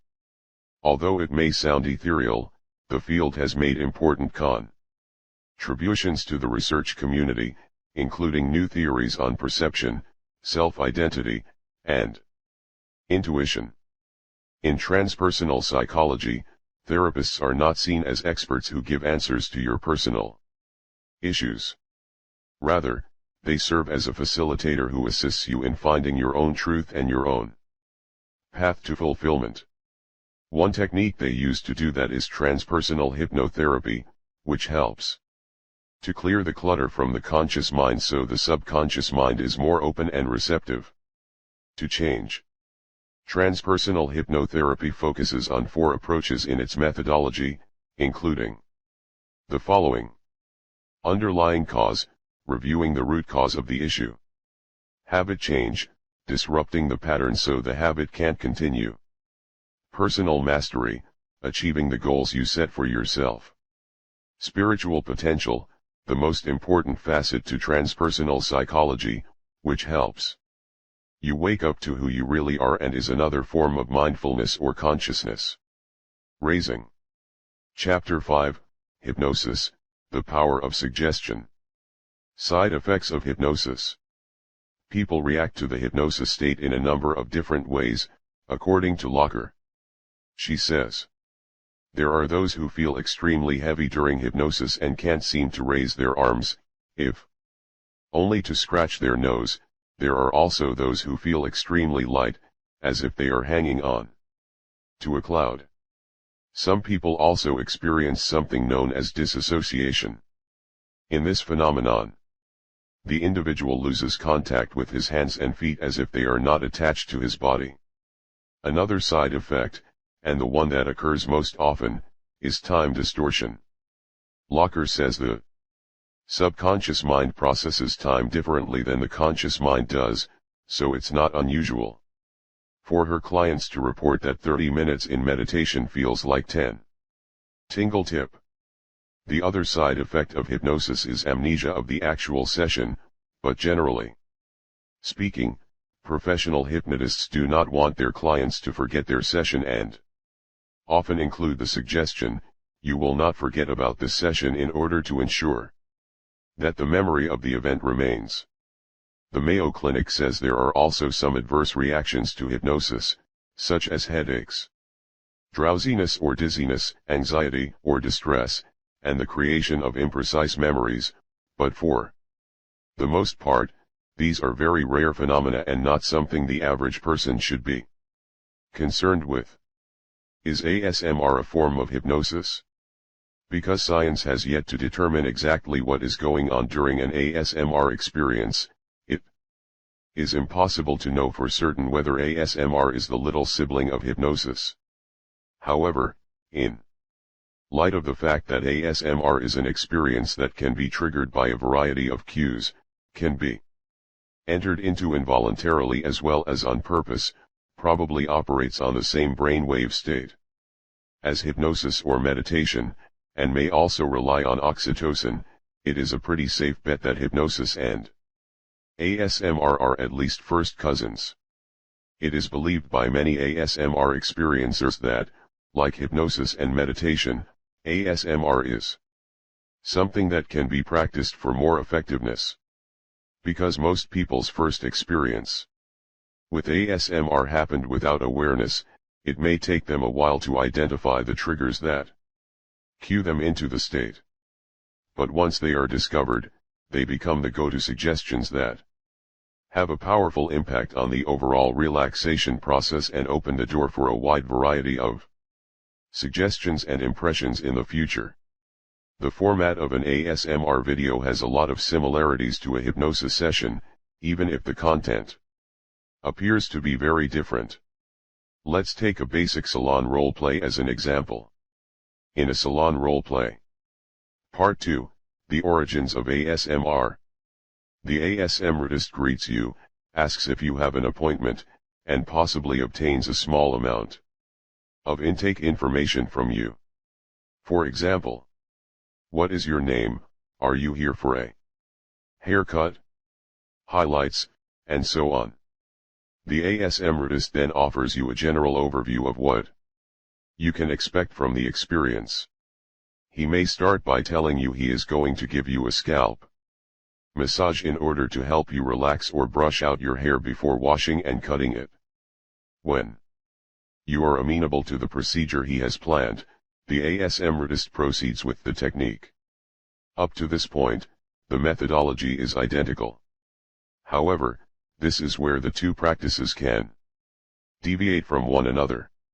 In traditional hypnosis, the therapist simply talks you through the imagery and meditation exercises he wants you to focus on, while the ASMRtist complements their words with actual sounds and actions to help your mind recreate a familiar experience and trigger the tingly sensation that, for reasons unknown, causes you to relax faster and more deeply. Instead of merely imagining the sounds and tools associated with a salon visit, you see and hear them. If the ASMRtist is particularly good, your brain just might even feel them. In the salon roleplay, the ASMRtist may hold up the shampoo bottle and tap on its side. You may also hear the sound of the cap being flipped up, the slap of the water, and the sounds of the suds as the liquid is gently massaged into your hair. While hypnosis invites you to create a calming place where you can relax and rejuvenate, in an ASMR video, you don't have to do that. You are placed in a setting that your mind already knows and accepts to be relaxing, making it much easier for you to succumb to the experience. If you would like to try some ASMR hypnosis videos in hopes that they help you relax, here are a few that might help. Massage ASMR, ASMR Roleplay by Dr. Dimitri, Stress Relief Therapy and Hypnotic Session, youtube.com web link. Heather Feather, Binaural, 3D, Hypnosis and Guided Relaxation / Meditation for Self-Worth and Letting Go, ASMR, youtube.com web link. A Dreambeam, Sleep Hypnosis Roleplay ASMR, Soft Spoken, youtube.com. Watch, V equals 4FKBZY6B1B. Miss Bunny Whispers, ASMR Hypnosis Video Mega Request, youtube.com. Watch, V equals 32T4VPX4658. Chapter 5, Hypnosis, The Power of Suggestion. Keep in mind, it is safe to say that a large number of ASMRtists on the internet are not trained in hypnotherapy, and few would immediately equate their work to a traditional hypnosis session. While there has been no evidence of anyone being negatively affected by an ASMR video or any negative side effects as a result of watching ASMR content, there are those in the medical community who see enough of a correlation between the two that it is important to approach ASMR content videos in the same way you might a self-hypnosis session. Some individuals are more prone to suggestion than others. No two ASMR videos are exactly alike, and it is important to screen the content of ASMR videos in order to eliminate any possible concerns before using them as a way to achieve a state of relaxation. The least you need to know Hypnosis is not a magic trick. Because it's a state of mental relaxation, you can actually be in and out of hypnosis several times a day, every day of your life. During hypnosis, the brain waves slow and you regress into alpha and theta brain wave states. ASMR episodes can happen during hypnosis sessions because the therapist uses many of the same suggestions that can trigger a more relaxed state for the individual. Chapter 6. Biofeedback, the mind-body connection. In this chapter, the history of biofeedback, ways the body's functions are measured, the missing link between biofeedback and ASMR. Biofeedback is a physiological treatment technique in which people learn how to improve their health by using signals found within the body. It is used in the clinical setting to help patients learn to relax and cope with chronic pain or any number of physical and mental disorders, in the athletic arena to optimize performance, in the space program to monitor astronauts, and even in law enforcement via polygraph to detect deception. Although you may best know it in terms of its polygraph application, biofeedback is the way in which you can gain insight and troubleshoot your system in order to make biological adjustments that enhance your well-being. In this chapter, we investigate this unique branch of physiology in order to learn more about how this holistic approach works, how it uses other alternative techniques to connect the body, mind, and spirit, and why it may be the key to understanding ASMR. Part 2, the origins of ASMR. What is biofeedback?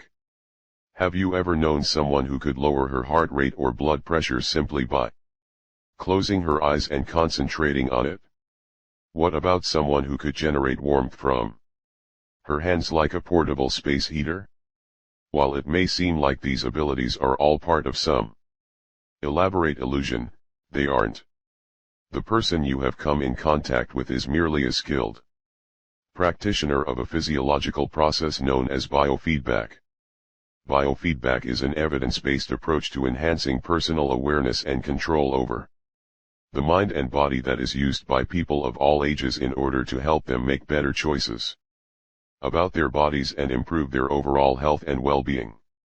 While some people come by the ability naturally, it is a technique that is typically learned in the clinical setting, such as from your doctor, and then applied in everyday life. Definition: biofeedback is a technique designed to enhance personal awareness and control over your physiological and psychological states. If you have ever used a thermometer to check your temperature or stepped on a scale to note your weight, you, too, have some experience with biofeedback. Through these devices, your body is receiving information about your current state so you can make improvements on your condition. If you are running a fever, you may pump your body full of fluids or take some aspirin to relieve it. If you don't like the numbers on the scale, you may choose to skip desserts for the next week or schedule an extra workout session.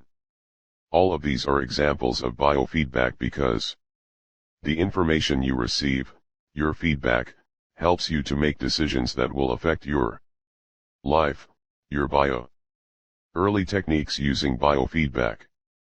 Although the yogis have practiced the concept of self-regulation, for example, decreasing the heart rate and oxygen intake as well as increasing the body temperature, for thousands of years.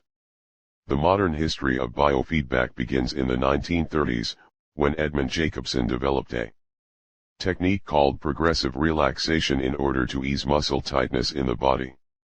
Jacobson realized there were some people who became so used to the tension in their muscles that they became unaware of it and lost the ability to relax.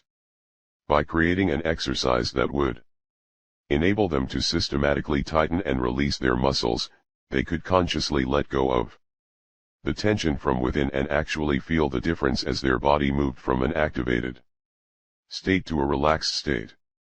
The 4 steps for progressive relaxation include the awareness of tension, the tensing of muscles, the letting go of tension, and the awareness of relaxation.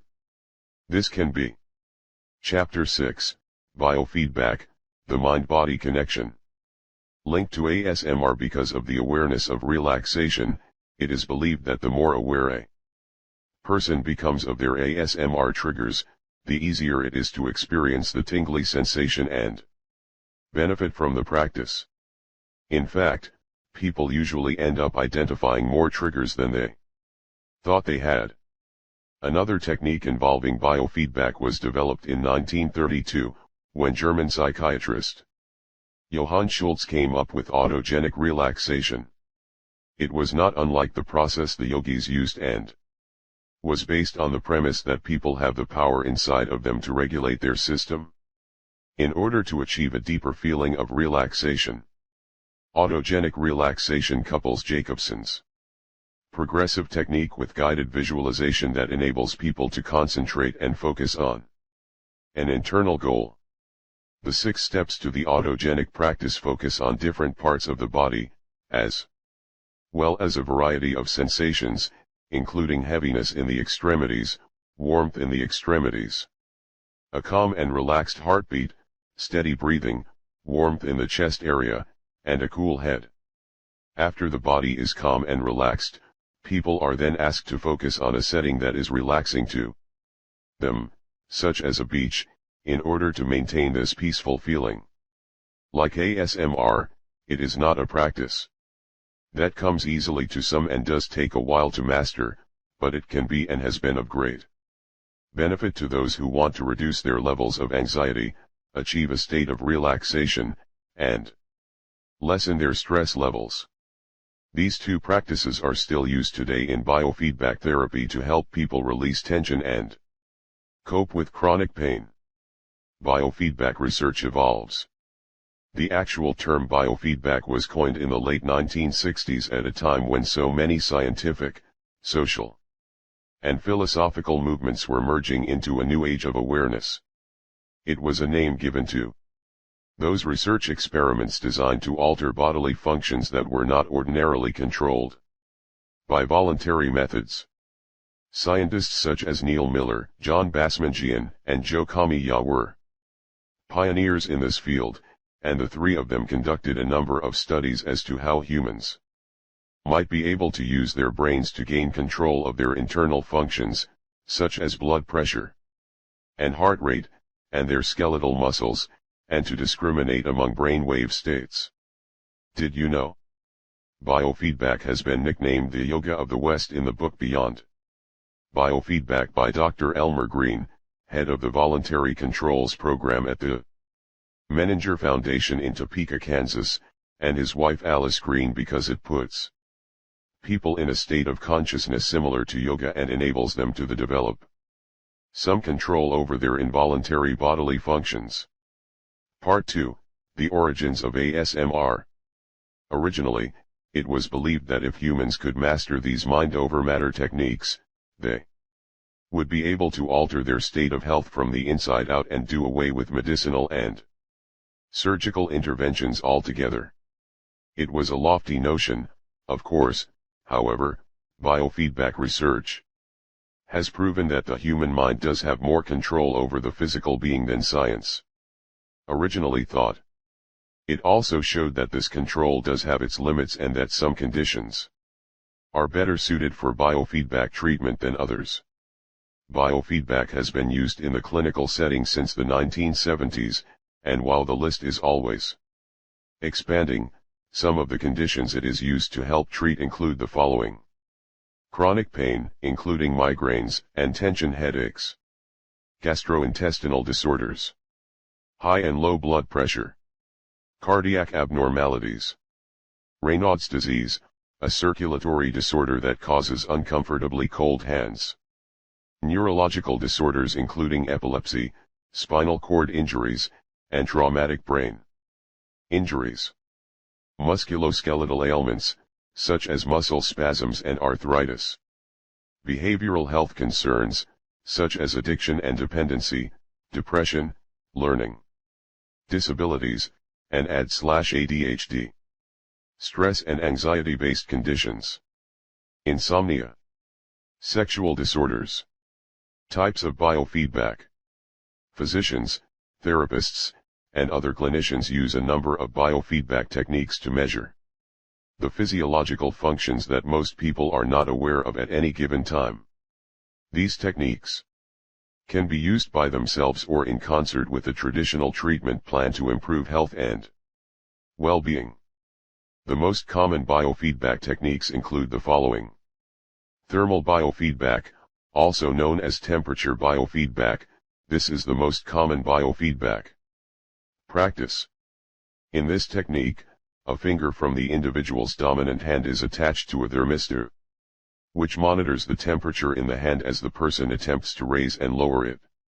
This method is particularly helpful in treating Raynaud's disease and migraine headaches. Chapter 6, Biofeedback, the Mind-Body Connection. Definition. A thermistor is a device used for measuring body temperature as it applies to an individual's stress level. Electromyography, EMG. This is used to help individuals learn to relax particular muscle groups. In this practice, the person is attached to tiny electrodes, which send signals to the muscles. The person then tightens her muscles. The goal of the individual is to raise or lower this electrical activity through better control of the muscle group. Despite the description, it is not a painful process. Electroencephalogram, EEG, known more commonly as neurofeedback, this is a method used for monitoring brain waves. As you learned in previous chapters, human beings move through 4 different brain wave states throughout the day: beta, alpha, theta, and delta.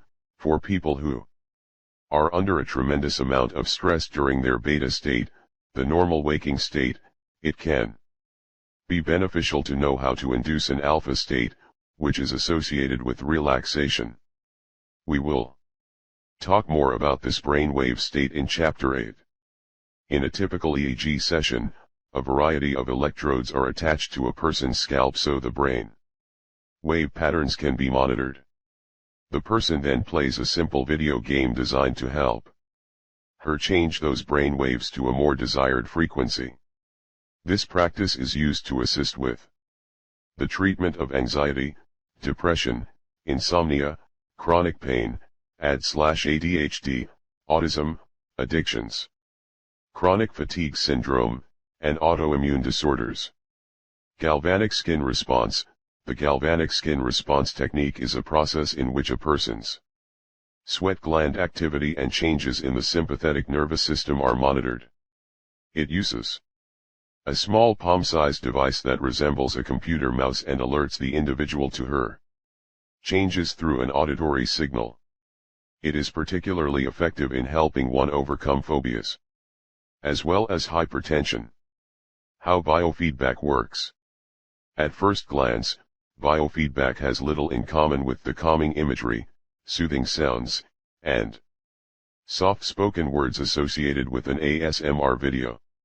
In fact, some of the machinery may remind you of something you have seen on a CSI broadcast or medical drama. However, biofeedback is a non-invasive treatment that does not hurt in any way. The session lasts anywhere from a few minutes to an hour, and it is in this space that the invisible becomes visible and a patient learns how to respond to the signals her body is sending her. Regardless of the machinery involved, clinicians use the resulting audio or visual information received from these devices to evaluate systemic changes within the body. Unlike an EKG reading in which a technician administers the test but does not offer any feedback on your Part 2, the origins of ASMR. Progress. In biofeedback, the results are immediate. The patient does not have to wait for a physician or specialist to review the test and write a report. The clinician will be able to tell the patient what signals are being monitored and what those signals say about her. Clinicians not only identify areas that are under stress and how an individual responds to it, but They may also be able to find out how someone is using one part of the body to compensate for a deficiency in another area, which is known as learned disuse, as well as those times in which an individual exerts more pressure than necessary on a particular task, disposes. By creating a full stress profile, the therapist is able to identify issues specific to the individual so the patient can recognize these problem areas for herself and adapt her internal responses in order to reach her long-term goals. It all sounds very complicated, but it's really quite simple.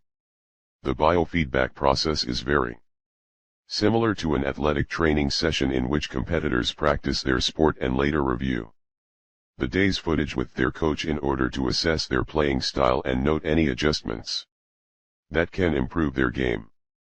The difference between biofeedback and a training session is that the adjustments aren't being made on the outside, but internally through a dialogue between the body and the brain.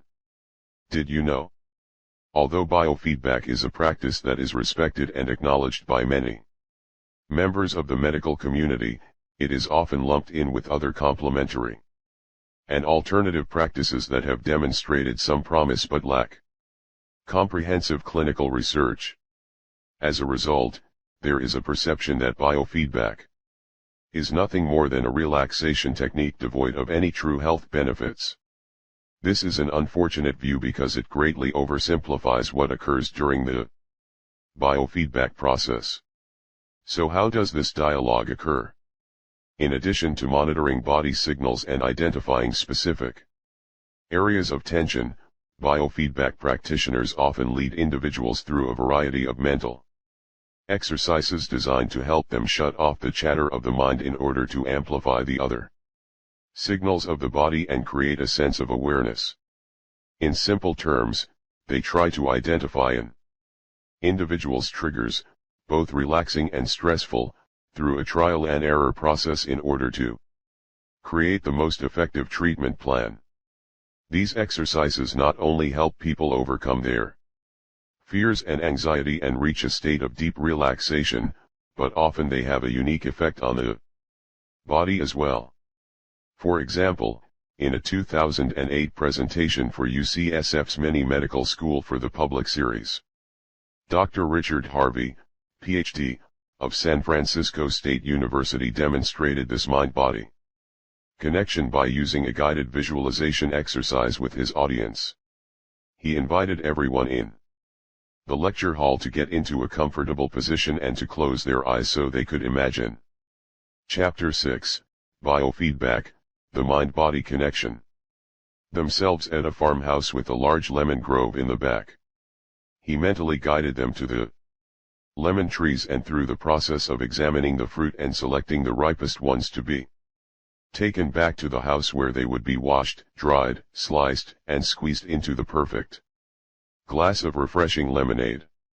His narrative touched on all of the senses but focused on suggestion rather than definition. When the 5-minute visualization was over, Dr. Harvey brought the class out of their meditative state and asked the group to describe the experience. The results were very interesting. Some claimed to have smelled the astringent as they imagined slicing into the lemon. Others felt a squirt of sticky juice on their hand or cheek.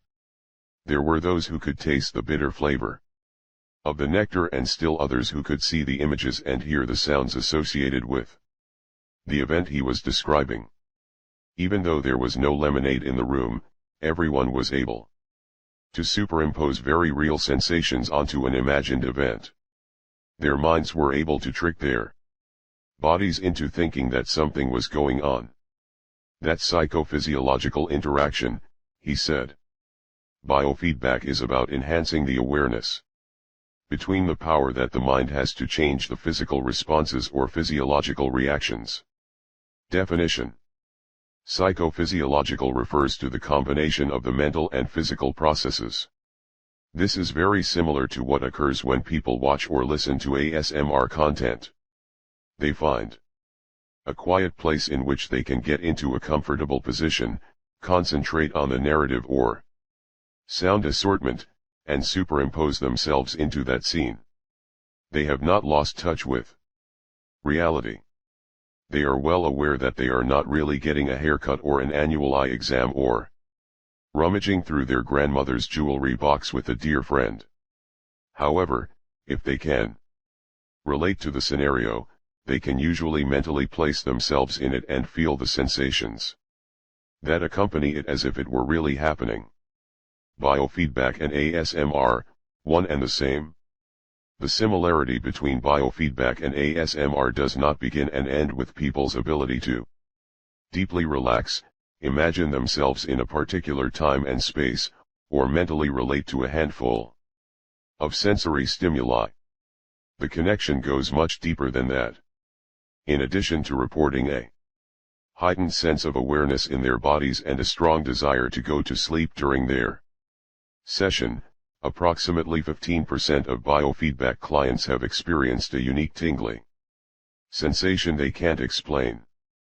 Based on this piece of information, we can surmise that when a person uses known relaxation techniques to quiet the brain and harness the power of the mind to gain greater awareness into Part 2, the origins of ASMR. The body, it can result in the sensations commonly associated with ASMR. What does this mean? Are biofeedback and ASMR related? Could they be one and the same? At least one researcher suggested they might be, and it's not exactly a new theory. In Little Known Keys to Relaxation, which first appeared in the New York Times in February 1989, San Diego psychotherapist Randy Berkman, Ph.D., said the tingly sensation reported in biofeedback sessions, and ASMR episodes, is the body's healing current and a barometer for knowing when you are in a truly relaxed state. This was tested with a muscle tension monitor during a muscular biofeedback, EMG, relaxation training session, where he found people report a stronger healing current sensation in the areas being measured by the muscle tension monitor.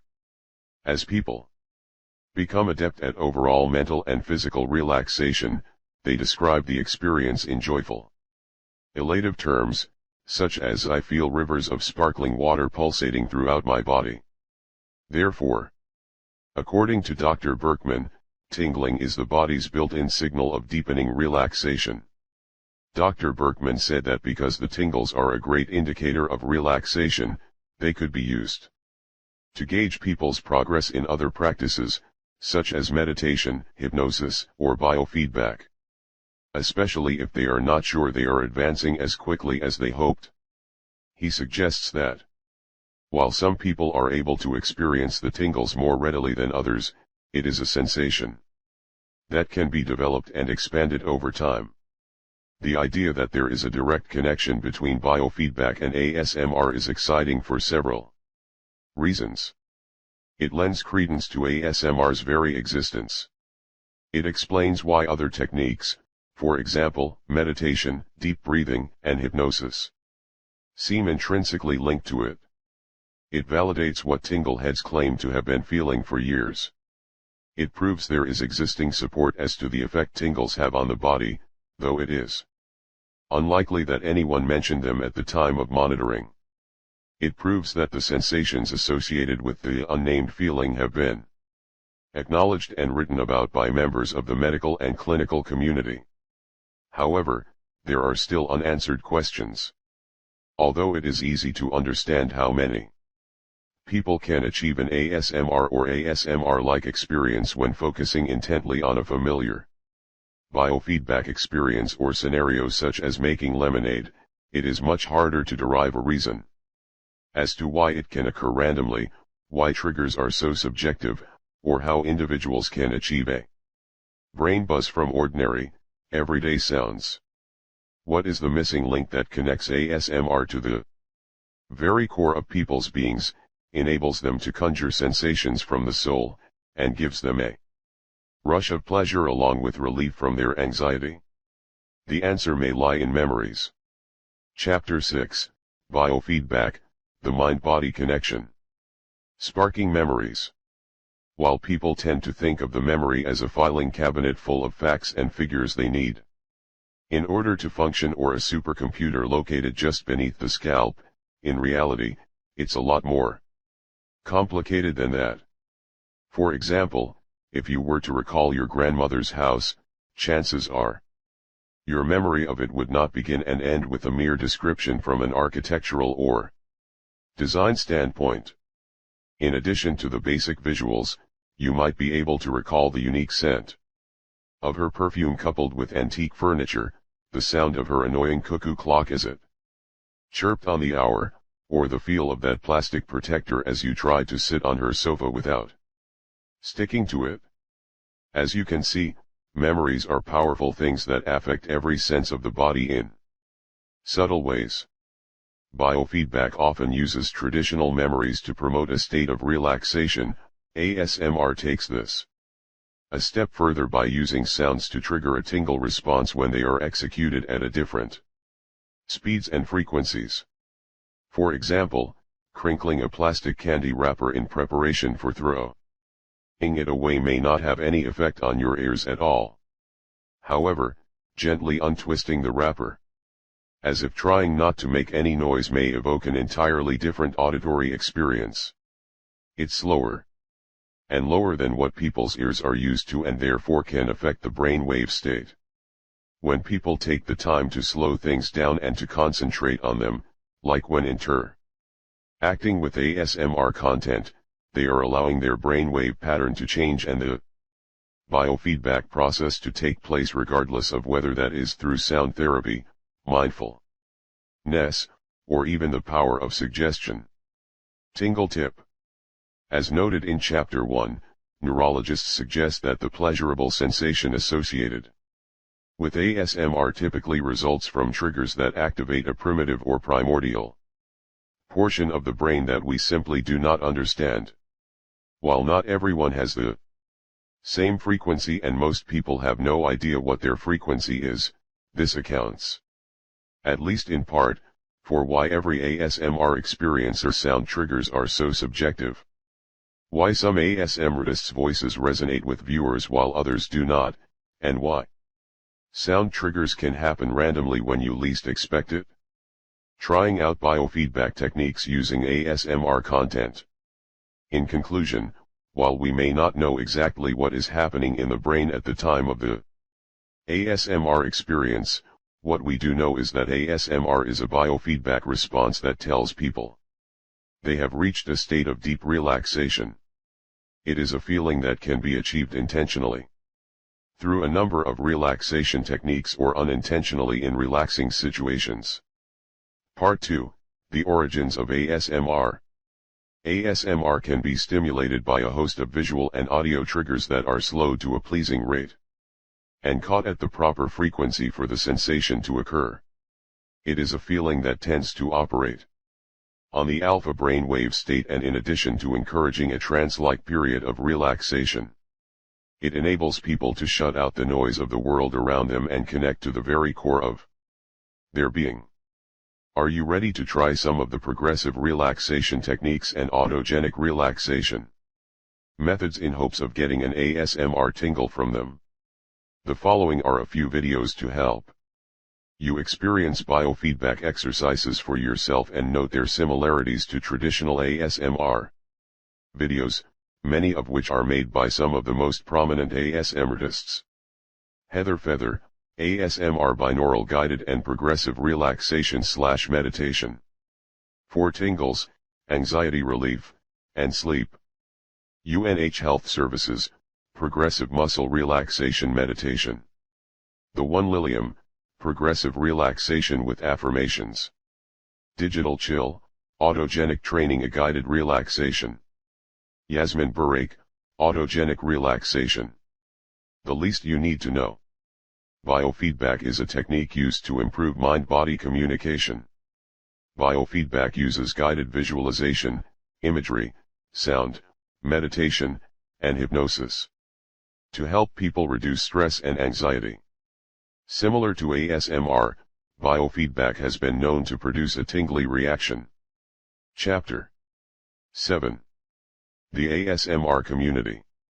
In this chapter, how the ASMR phenomenon began. Meeting the ASMRtists. Early misunderstandings. In the media. When ASMR went mainstream. How filmmakers have tackled ASMR. They are the pioneers of the ASMR movement, the men and women who, bound by an unnamed feeling, blended elements of meditation, hypnotic suggestion, and sound therapy and gave the world content to sleep by. They are the ASMR community. The ASMR community did not begin as a YouTube hub for content creators and the tingle heads who watch them. Rather, it was an almost accidental gathering of souls in pursuit of the same spontaneous sensation that offered instant relaxation. In the few short years that followed, the community transcended its subculture status, rebranded itself, and has catapulted into the mainstream. However, its history remains elusive. In this chapter, we chronicle the early days of the ASMR community and learn more about its development, as well as the men and women who have helped it evolve. Part 2, The Origins of ASMR. In the beginning. As you learned in Chapter 1, ASMR is a perceptual phenomenon that is only experienced by some and rarely talked about. During the pre-internet era, widespread discussion of the topic was hampered not only by those who felt the phenomenon but couldn't explain it, but also by those who tried to explain it but were often misunderstood. As a result, the sensation remained underground. However, with the explosion of the internet in the late 1990s, those affected by this feeling were no longer content to sit on the sidelines and wonder what was happening inside of them. They wanted an explanation for the deep feeling of relaxation that occurred when they listened to someone speak softly, heard certain sounds, or watched various activities, and they turned to the information superhighway in search of answers. By 2007, the first vague descriptions of ASMR appeared on forums such as steadyhealth.com and isitnormal.com. It was called a silvery sparkle in the brain by some, a tingling in the scalp by others, and a weird head sensation that felt good by the original poster okay whatever on steadyhealth.com. As experiencers began to commiserate with one another and weigh in on the shared sensation, it became clear that this phenomenon was not unique to a specific demographic and there was a need to give it a name, as well as a community of support. Did you know? Andrew McMurray's completed a brief history and timeline of the ASMR phenomenon on his unnamed feeling blog, thunnom3df33ling.blogspot.com. A community is created.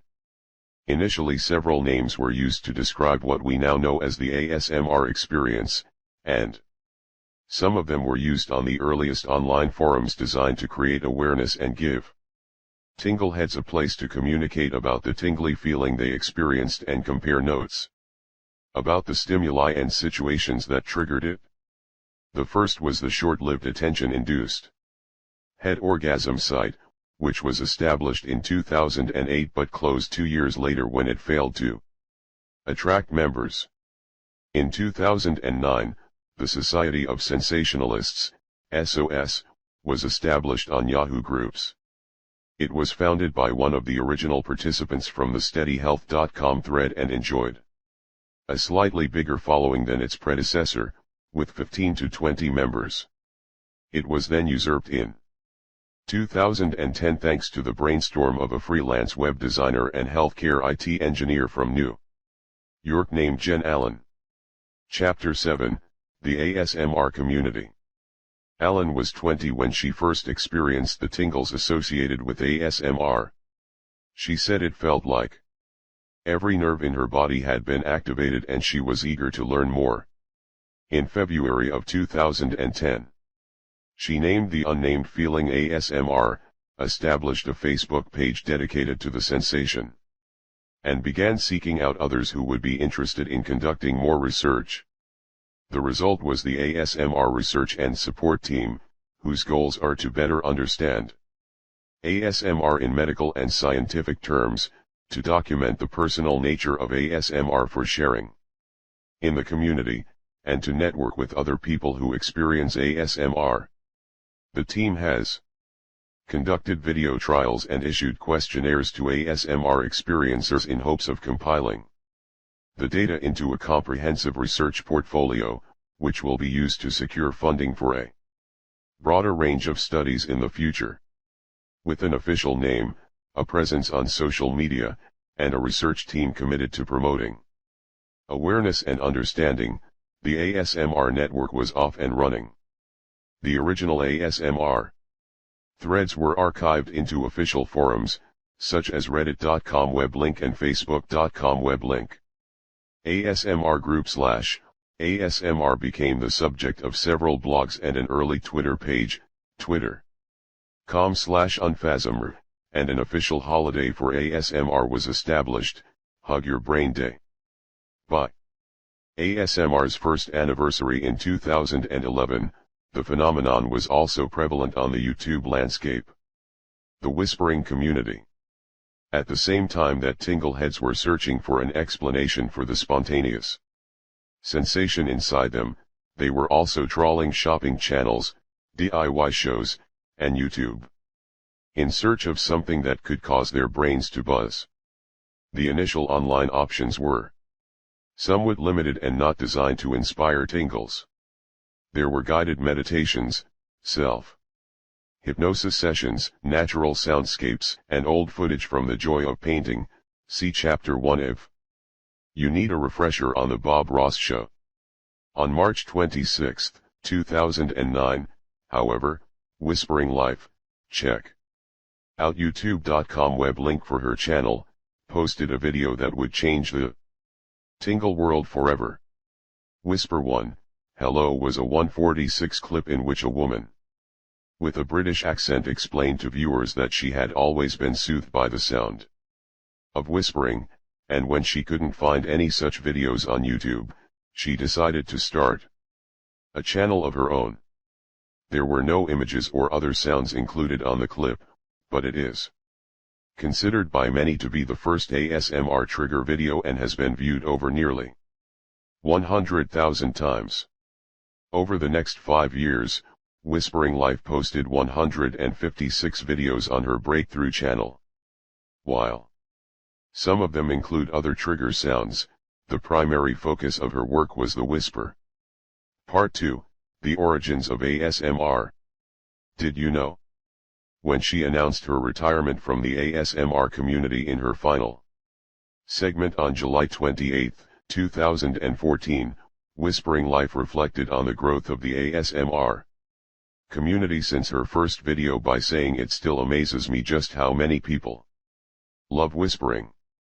Looking back on 2009, when I made the first channel dedicated to whispering, I would have never thought that it would become so huge. It's fantastic. Although she was the first, Whispering Life did not remain a solo act for long. Other content creators started making whisper videos as well, and it wasn't long before their work was augmented by those who created non-spoken videos that were filled with everyday sounds.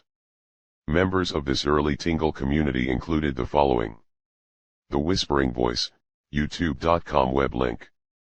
First video, July 17, 2009.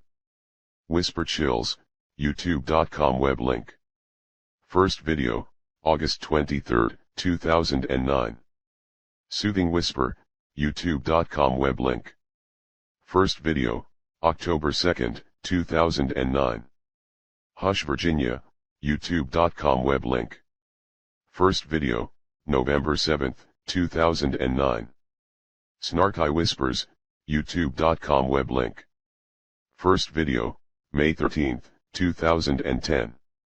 Leviticus, youtube.com web link. First video, June 28, 2010. S0 Authings 0 Uns, youtube.com web link. First video, September 1st, 2010. Savannah's Voice, youtube.com web link. First video, June 4th, 2011. Whisper Sweetie, youtube.com web link. First video, June 17th, 2011. Suddenly, ASMR experiencers had a wide variety of videos to meet their needs. No matter whether their triggers included soft-spoken vocals, typing, tapping, hair play, or merely watching someone perform household tasks, there was someone with a camera willing to film footage of it. However, there was still something missing, a content creator who could couple the soft-spoken vocals with the soothing sounds in order to offer viewers a multi-sensory experience and take ASMR to the next level. It would take an ASMRtist. Tingle tip. ASMR research team member Andrew McMurray's preserved many of the old trigger videos by category on the Unnamed Feeling YouTube channel at youtube.com web link. Unnamed Feeling 13/feed. Chapter 7, The ASMR Community. The Emergence of ASMRtists. As you learned in Chapter 1, an ASMRtist is an individual who creates video and/or audio content specifically designed to trigger the tingly sensation associated with the ASMR phenomenon. While there are a number of sounds, images, and suggestions that can trigger the ASMR feeling, the ASMRtist typically uses a combination of these triggers in hopes of producing the euphoric sensation within others. It is next to impossible to know with any certainty who was the first deliberate ASMRtist. There were a number of content creators willing to whisper at their viewers, play with the Rubik's Cube, shuffle cards, or tap blocks of wood together, but no one called themselves an ASMRtist because the name hadn't been invented. Instead, they were still going by the term whisper community. After the whisper videos that could trigger the tingly sensation. However, as the ASMR term became more well known, their numbers grew exponentially, and by 2011, the ASMRtist index list contained 500 names, including the first superstar of the ASMR community, Maria. Gentle Whispering.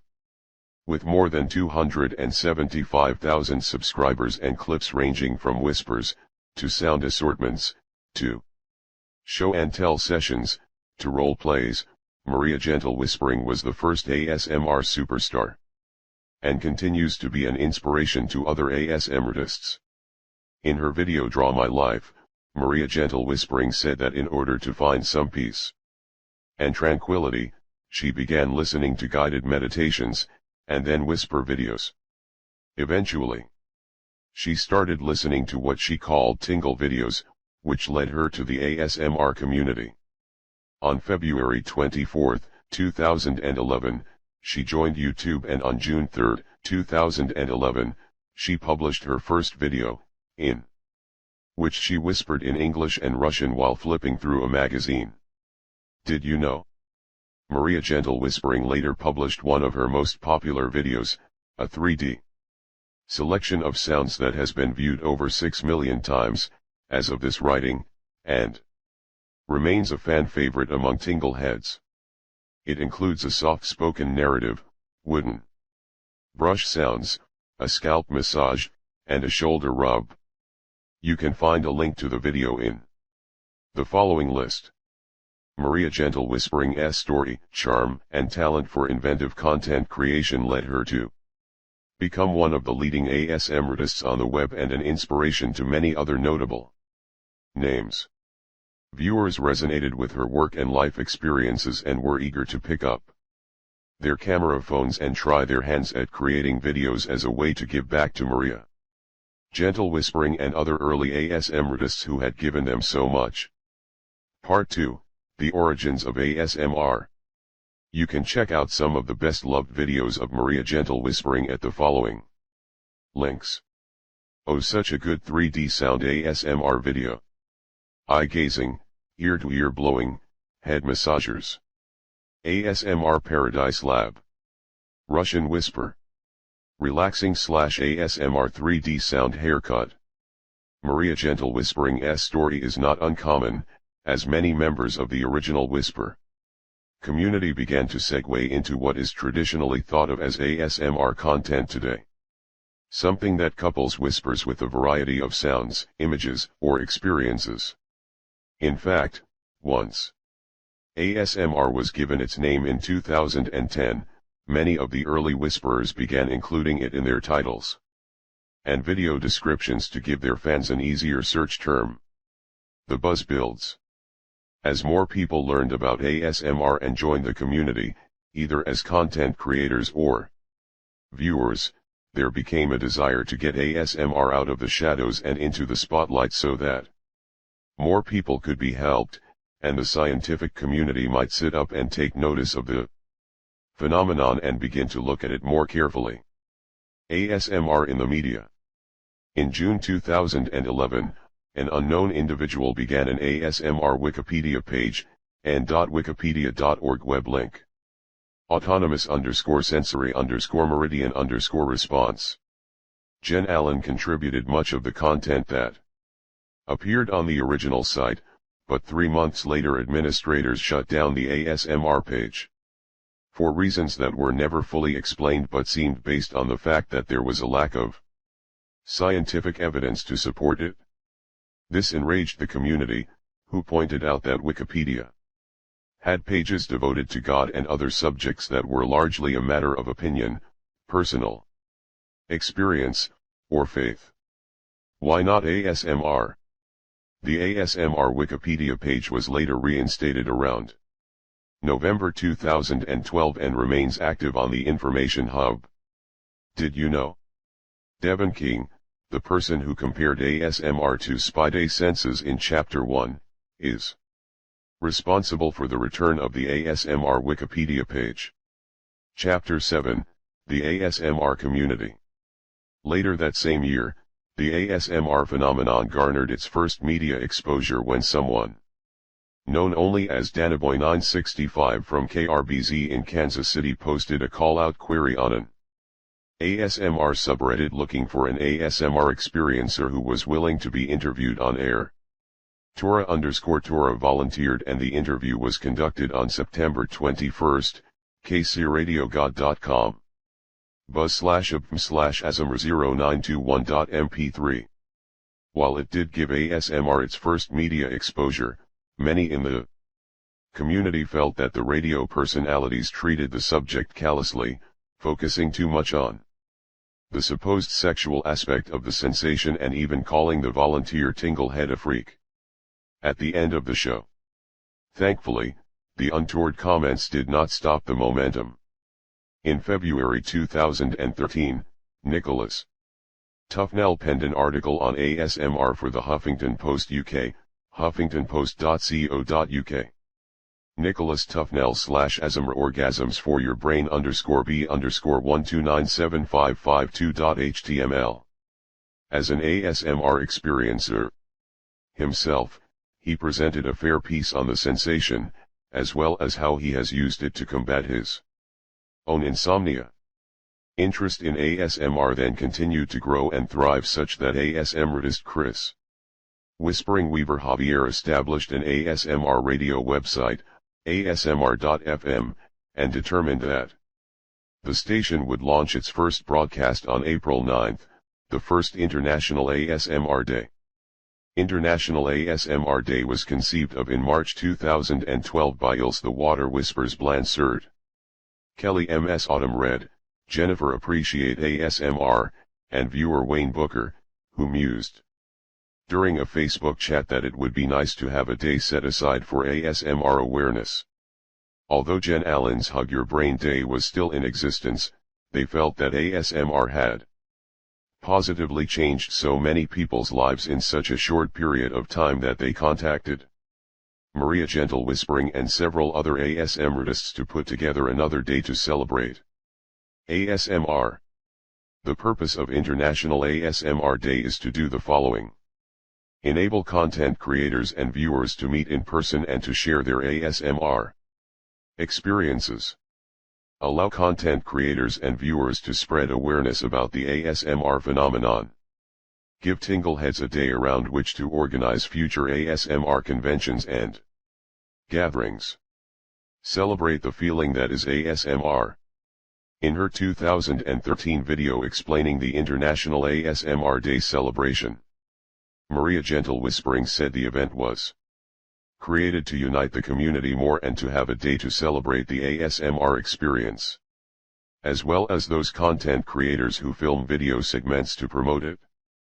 Part 2, The Origins of ASMR. Did you know? You can find more about International ASMR Day on Facebook at facebook.com. International ASMR Day. ASMR spokeswoman, Ilse Blansert. Ilse Blansert, known as the Water Whispers to her fans, discovered the ASMR community in 2011. At the time, she was cramming for exams, working on several projects at once, and suffering from a lot of sleepless nights.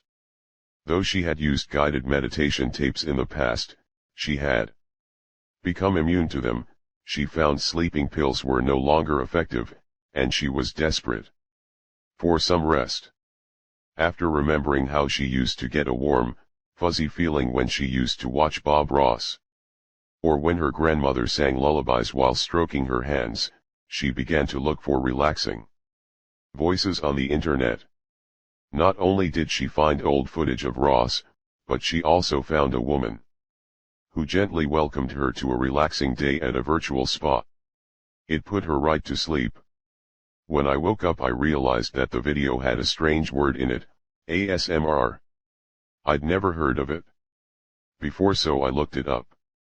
After reading the definition, I couldn't believe it. That's exactly what I've been feeling for decades, and there are other people who feel the sensation, too, she said. After some personal setbacks, Blansert turned to the ASMR community for support and eventually decided to make a video in order to thank those who had helped her get through the tough times. It didn't take long for her star to rise within the community. She not only became one of the first ASMRtists to accept requests from viewers, but she was also the first to offer premium level subscriptions through her website and live Skype sessions. When her fans asked where they could send a financial contribution in support of her work, she also became one of the first ASMRtists to set up a PayPal account. In October 2012, she became part of the ASMR community's second chance to appear on broadcast media. This time, the event took place in Europe on the Dutch television program De Wereld Draait Door, The World Keeps Turning. Blansert and another content creator, Jolien Relaxing Sounds 92, appeared on the show to explain to the host what ASMR tingles are and why they make content to stimulate it. Unlike the previous interview, the hosts were genuinely curious about the phenomenon, and even though some good-natured humor was involved, the ladies each had the opportunity to showcase some of their favorite content creators and demonstrate their skills. Blansert played with coffee beans in a plastic sack, while Jolien tapped, scratched, and crinkled for the host. Chapter 7, The ASMR Community. Tingle Tip. Ilse Blansert's personal ASMR triggers can be found on her hour-long video 8 different ASMR triggers published January 13, 2013. It includes hand and camera brushing, ear-to-ear whispering, scalp massage, and soft-spoken accents. You can see it at youtube.com web link. It was such a shock to be invited on a Dutch TV show to talk. It's really amazing to me that the media approached us, and we were very fortunate that we got the chance to explain ASMR. Blansert said on her channel. ASMR continued to create a buzz throughout 2013, with mentions in magazines such as Time. But awareness exploded in 2014 when an article about it appeared in the February edition of O magazine. While several ASMRtists were alluded to, Blansert's channel was mentioned by Name. Not since Maria had one name been so synonymous with the ASMR community, and it's not a distinction that she enjoys.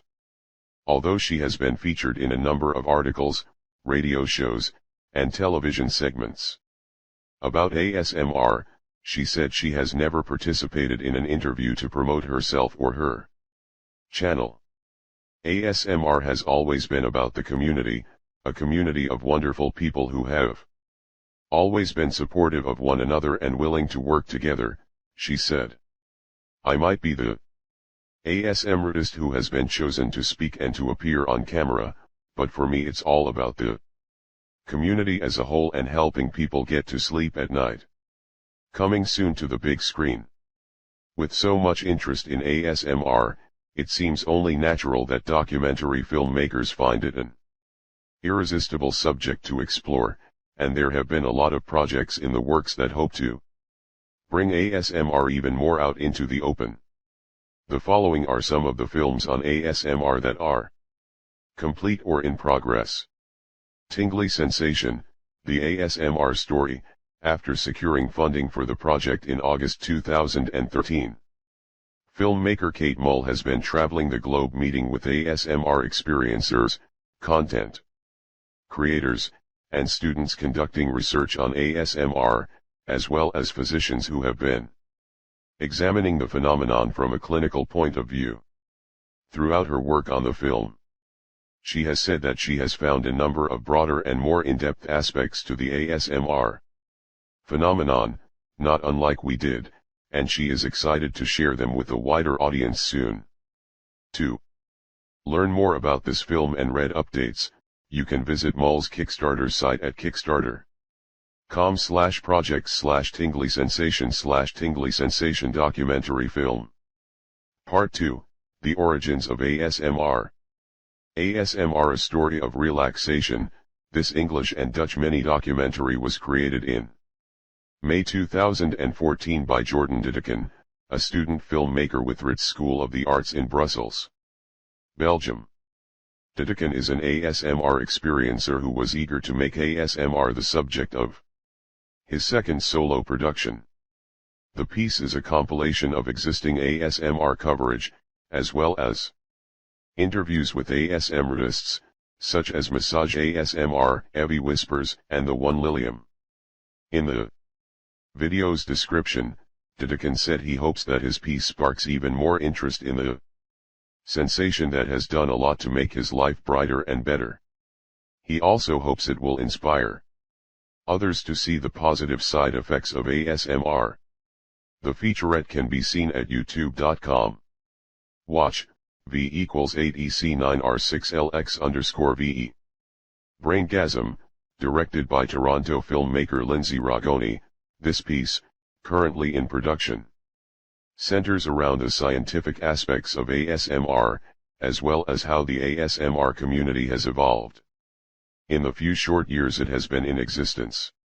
Like Mull, Ragoni has traveled the world meeting with content creators, researchers, and viewers and is excited to bring the film to the masses.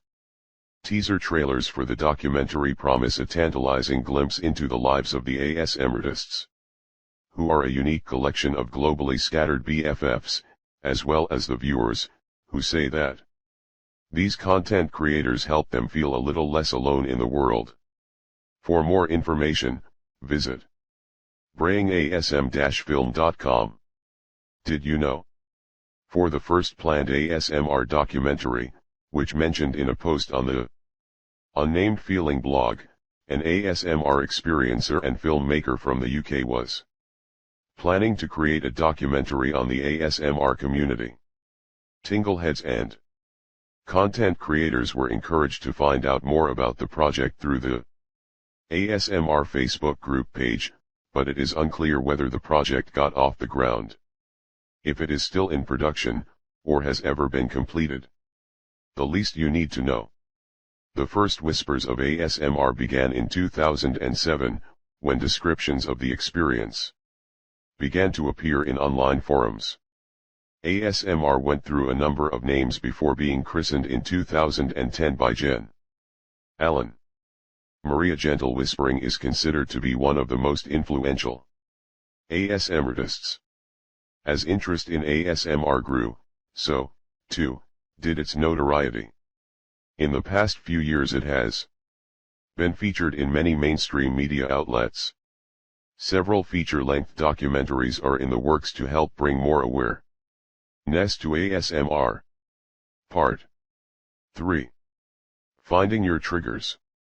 Identifying ASMR triggers is a highly subjective process that requires a lot of trial and error on the part of the person in search of the sensation.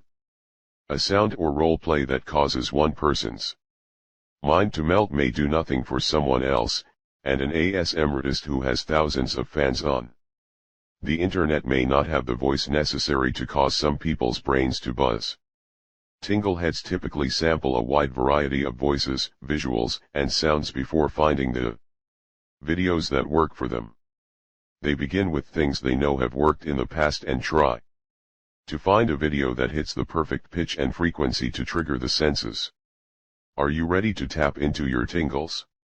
In this part, we discuss the typical triggers reported by those who experience ASMR. You may even discover that after finding a few good ASMRtists, you have more triggers than you ever thought possible. Chapter 8. What causes you to tingle? In this chapter, using empathy to identify your triggers. Exploring the inner child in you. How your number of triggers can grow. What is ASMR immunity? And does anyone have it? If you were to ask veteran tingleheads about their ASMR triggers, chances are they could tell you all about the sounds, images, and scenarios that never fail to put them into a state of slumber, the ASMRtists they like, and their go-to videos.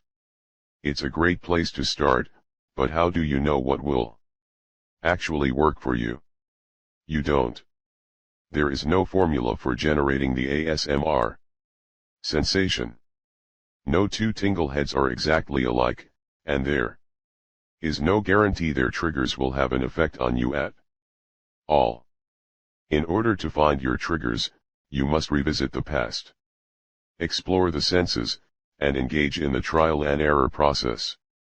In this chapter, we put you in the right mindset in hopes that you can identify things that will cause your brain to buzz and reach a state of inner peace and relaxation. Part 3, Finding your triggers. Making the connection with empathy. As you learned in Chapter 7, the ability to experience the ASMR sensation is intrinsically tied to your memories and your ability to superimpose your thoughts, feelings, and senses onto a described event, idea, or object. In short, you must be able to empathize with it. Definition.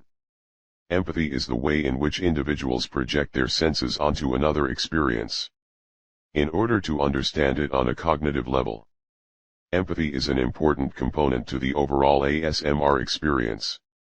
When you are offered a particular visual trigger or series of visual triggers, your ability to empathize or project your senses onto those triggers enables you to discern the stimuli in order to formulate an appropriate physical and emotional response. The more you can connect and empathize with a particular trigger, the stronger the ASMR reaction you will have to that triggering event. Empathy is not the same thing as sympathy. Whereas sympathy is a general acknowledgement of your feelings not based in personal experience, empathy implies a deeper and more personal connection to the situation at hand.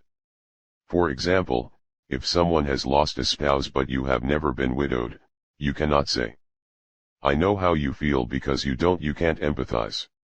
However, you can say, "I know you must be heartbroken, sad, devastated, and so on," because those are logical and appropriate expressions of sympathy. ASMR triggers have a similar dichotomy. Everyone has those triggers they sympathize with even if they do not experience them on a personal level. While most tingleheads can acknowledge that watching Bob Ross paint is a well-known ASMR visual trigger, not everyone achieves the ASMR sensation from it. Those who have experienced tingles watching Ross paint can empathize with the event, while those who haven't can only sympathize with the idea. In order to find those events you empathize with, you must go back to the beginning and look for those actions and events that caused you to fall into a relaxed, happy state without even trying. You must also consider your sensory style, or the primary way in which your brain tends to gather information, in order to engage your empathy and potentially trigger your tingles. The 3 traditional sensory styles include the following. Watchers. These types of people tend to notice details and are often triggered when they see someone interacting with objects in a visually pleasing way. Listeners. These individuals like to talk and love sound. They are often triggered by various noises and vocal timbres. Chapter 8. What causes you to tingle? Touchers. These people are fascinated with the physicality of objects, for example, texture, shape, size, feel, and so on. They also tend to talk with their hands. Although you use aspects of all 3 categories at various points in your life, you most likely tend to favor one method over the other 2. By knowing your favored style, you may begin to find patterns in the kinds of events that gave you the deepest sense of peace, tranquility, and maybe even a tingle or 2. Finding your inner child. An overwhelming number of tingle heads can track their early ASMR experiences back to specific events in their childhood. In October 2014, we conducted an informal Facebook poll, in which we asked our readers to tell us how old they were when they first felt the ASMR phenomenon and under what circumstances. The results were staggering. Out of the first 100 people to respond with a specific age, a whopping 93% said their first ASMR experience occurred prior to the age of 10.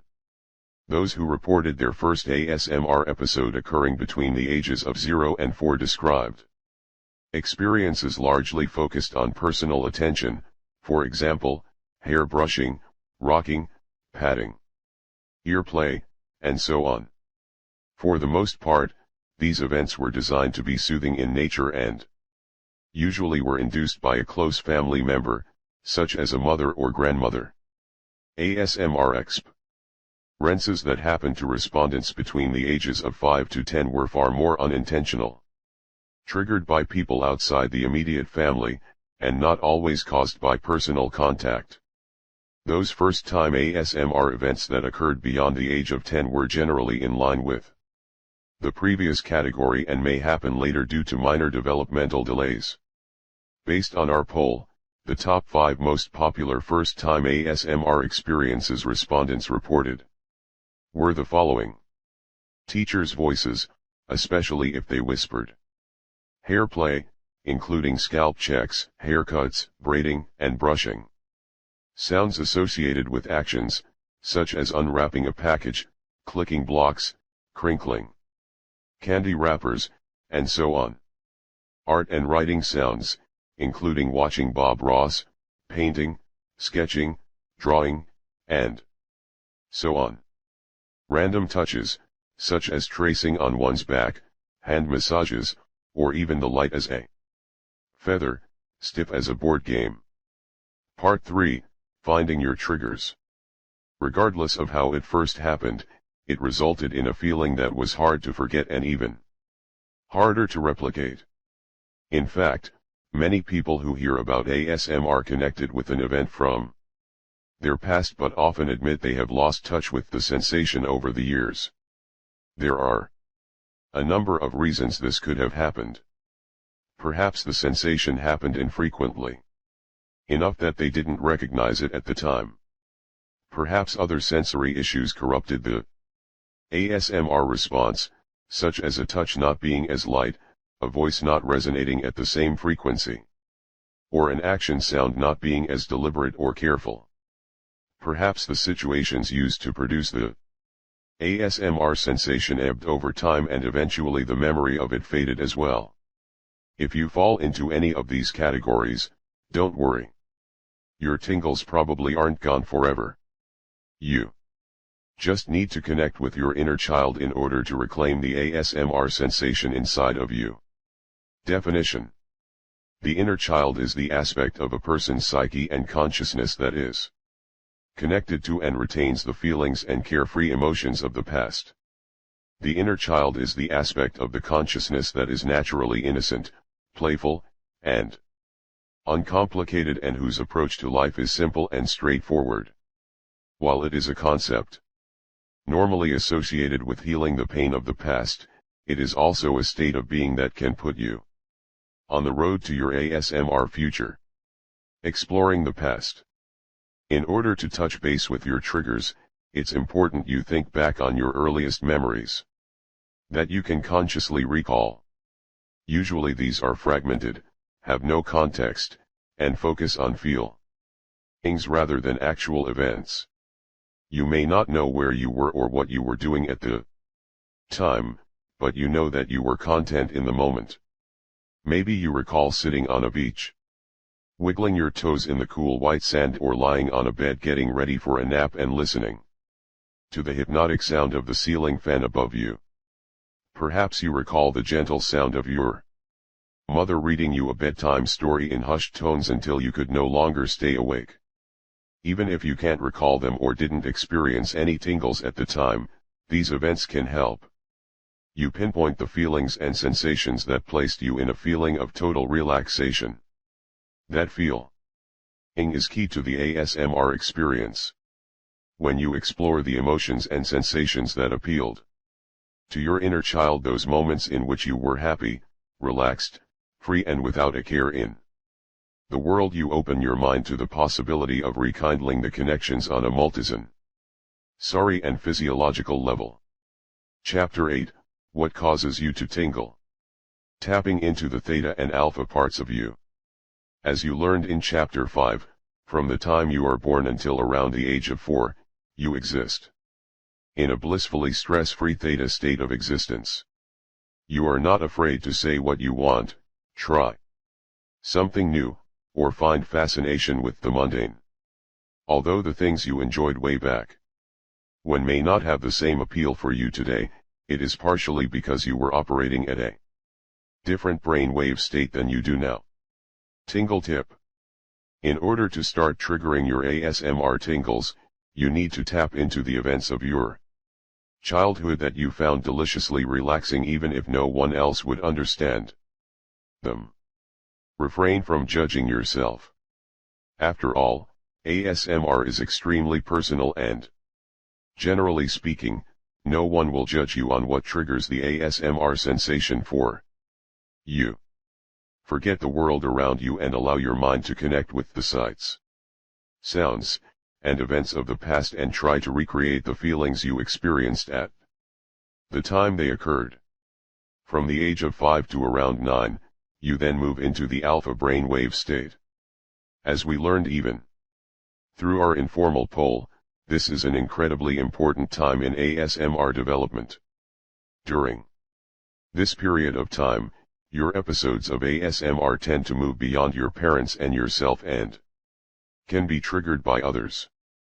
It also tends to be when that first recognized tingle experience occurs, and is centered on a situation that might not make sense to anyone else. In fact, if you have ever tried to explain the phenomenon to someone at the time, you might have gotten a few strange looks. Chelsea Fagan is typical of an alpha phase ASMR experiencer. Fagan is a blogger at the thoughtcatalog.com who says that when she was a little girl, she used to watch as the kid who sat across from her in school doodled on a piece of paper. She would become so mesmerized by the scratch of the pencil lead as it moved back and forth across the page that she would forget what was happening in class. I remember if the teacher would read a book softly to the class, every time she turned the corner of the page, with that sort of squeaky, glossy page against fingers sound, I would again fall into an almost dreamlike state. I thought, at the time, that there must be something wrong with me. I always felt so weird and that if I told other kids, they would make fun of me, she wrote. Fagan said it's not surprising that so many tingleheads do not talk about their experiences, and if someone ever found a bookmarked folder on their computer full of ASMR triggers, who knows what they might conclude. Part 3, Finding Your Triggers. Luckily, she doesn't have to explain herself to us. We totally get it. We know that she wasn't crushing on her teacher just because she liked the sound of her voice and the way she turned the page. We also know that she didn't have a thing for graphite or the boy across the aisle. She was simply soothed by the sound he made with his pencil. Chances are if another kid had tried to replicate the same action, it wouldn't have had the same effect on her. What is it about this phase of people's lives that causes them to become more aware of the ASMR experience? While research has not been conducted to conclusively answer this question, as you learned in Chapter 5, it is the brainwave state when you are most alert, impressionable, and easily influenced. It is the brainwave state that hypnotists try to achieve with their clients so that their suggestions will stick. Therefore, it is critical you let go of your adult hesitations and leave all judgment and criticism at the door if you want to trigger potential tingles. You must embrace that little kid who used to watch ceiling fans for fun, waste hours wriggling her toes in the sand, find secret delight in the sound of her mother's voice, or be soothed by the sound of pencil on paper. Did you know? If you are one of those who did not experience ASMR until the age of 11 or 12, don't worry. Experts say people only begin to transition into their beta brainwave state at the age of 11, but there is plenty of that kid-level alpha state still left within. If you fall into this category, there is nothing abnormal about you at all. The late bloomer. Naturally, not everyone who experiences ASMR does so by the time they reach puberty. We know a lot of people who have come to the sensation later in life, such as in high school or early adulthood. Many first experience it in the clinical setting after being introduced to biofeedback, hypnosis, or other alternative treatments. However, others experience it organically based on the actions of others, and when that happens, it can be a jarring experience. For example, we know of a happily married man who worked with a woman whose voice triggered his ASMR. He'd never heard of the sensation before and could not understand why he seemed mesmerized by this woman. He knew he did not have romantic feelings for her, but he couldn't seem to get enough of her voice and said that she was the kind of person who could have sold him anything with her melodic cadence. Unlike children who may not know what the ASMR sensation is but accept the feeling unconditionally, those who first feel it at the high school/college level or in the professional/vocational setting say it raises feelings of confusion, especially if they have never heard of the Chapter 8, What Causes You to Tingle sensation or have not experienced it in the past. In the case of the gentleman, once he learned what ASMR is and some of the triggers that caused it, he was able to discern that his colleague's voice stimulated the ASMR sensation within him. Are you among those who may be affected by latent ASMR sensations? The following are some questions you can ask yourself to see if that's the case. Does a new coworker's voice have a calming effect on you? Did a change in physician, hairstylist, or other professional cause you to feel more relaxed during these appointments? Do events that you have experienced hundreds of times in the past, such as a haircut, feel like a more relaxing experience based on the mannerisms and technique of the individual performing them? Have you ever confused a tingly reaction for romantic attraction? If you answered yes to any of these, you might be one of those late bloomers. While we can't state this unequivocally, as everyone's situation is different, what we can tell you is that if you are among those who discovered your ASMR tingles a little later on, there is nothing wrong with you and there is nothing to be ashamed of or embarrassed by. If you suspect that you are being triggered, try to determine how the trigger affects you on a visual, sonic, or experiential level. For example, if you discover that it is the sound of someone's voice, feel free to tell the individual, in a nice way, that her voice is very relaxing. Sometimes, merely acknowledging it is enough to diffuse the trigger's impact a little. We don't know why this is, but friends have told us it works. Plus, the other person may consider it a compliment. The following are some other suggestions. If it is something the other person is doing, such as a visual trigger, you may have to train yourself to avert your gaze, especially at times when you cannot enjoy the view, so to speak. If it is another type of sound trigger, such as snapping gum, smacking lips, tapping fingers, and so on, you may need to mask those noises by wearing earphones at those times when you need to be productive and can't be distracted by sounds that relax you. If you discover that you are suddenly triggered by an experience in a way you weren't in the past, feel free to indulge in the moment without being overly obvious. In other words, try not to fall asleep. While most people find salon/spa services fairly relaxing, consider yourself lucky if you can be triggered in a doctor's office. Not everyone can do that. Part 3, Finding your triggers. None of these suggestions are designed to discourage your ASMR. Rather, it is to help you understand it better and gain some control over what you might feel is an uncontrollable situation. Tingle tip. Not every ASMR trigger is connected to a memory. Many are random combinations of sights and sounds that result in a spontaneous ASMR event, such as watching Bob Ross paint.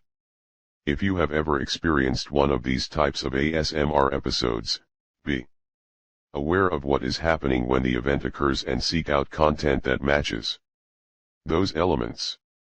Sometimes you might be able to find the perfect combination of triggers in one video. Finding and expanding your triggers.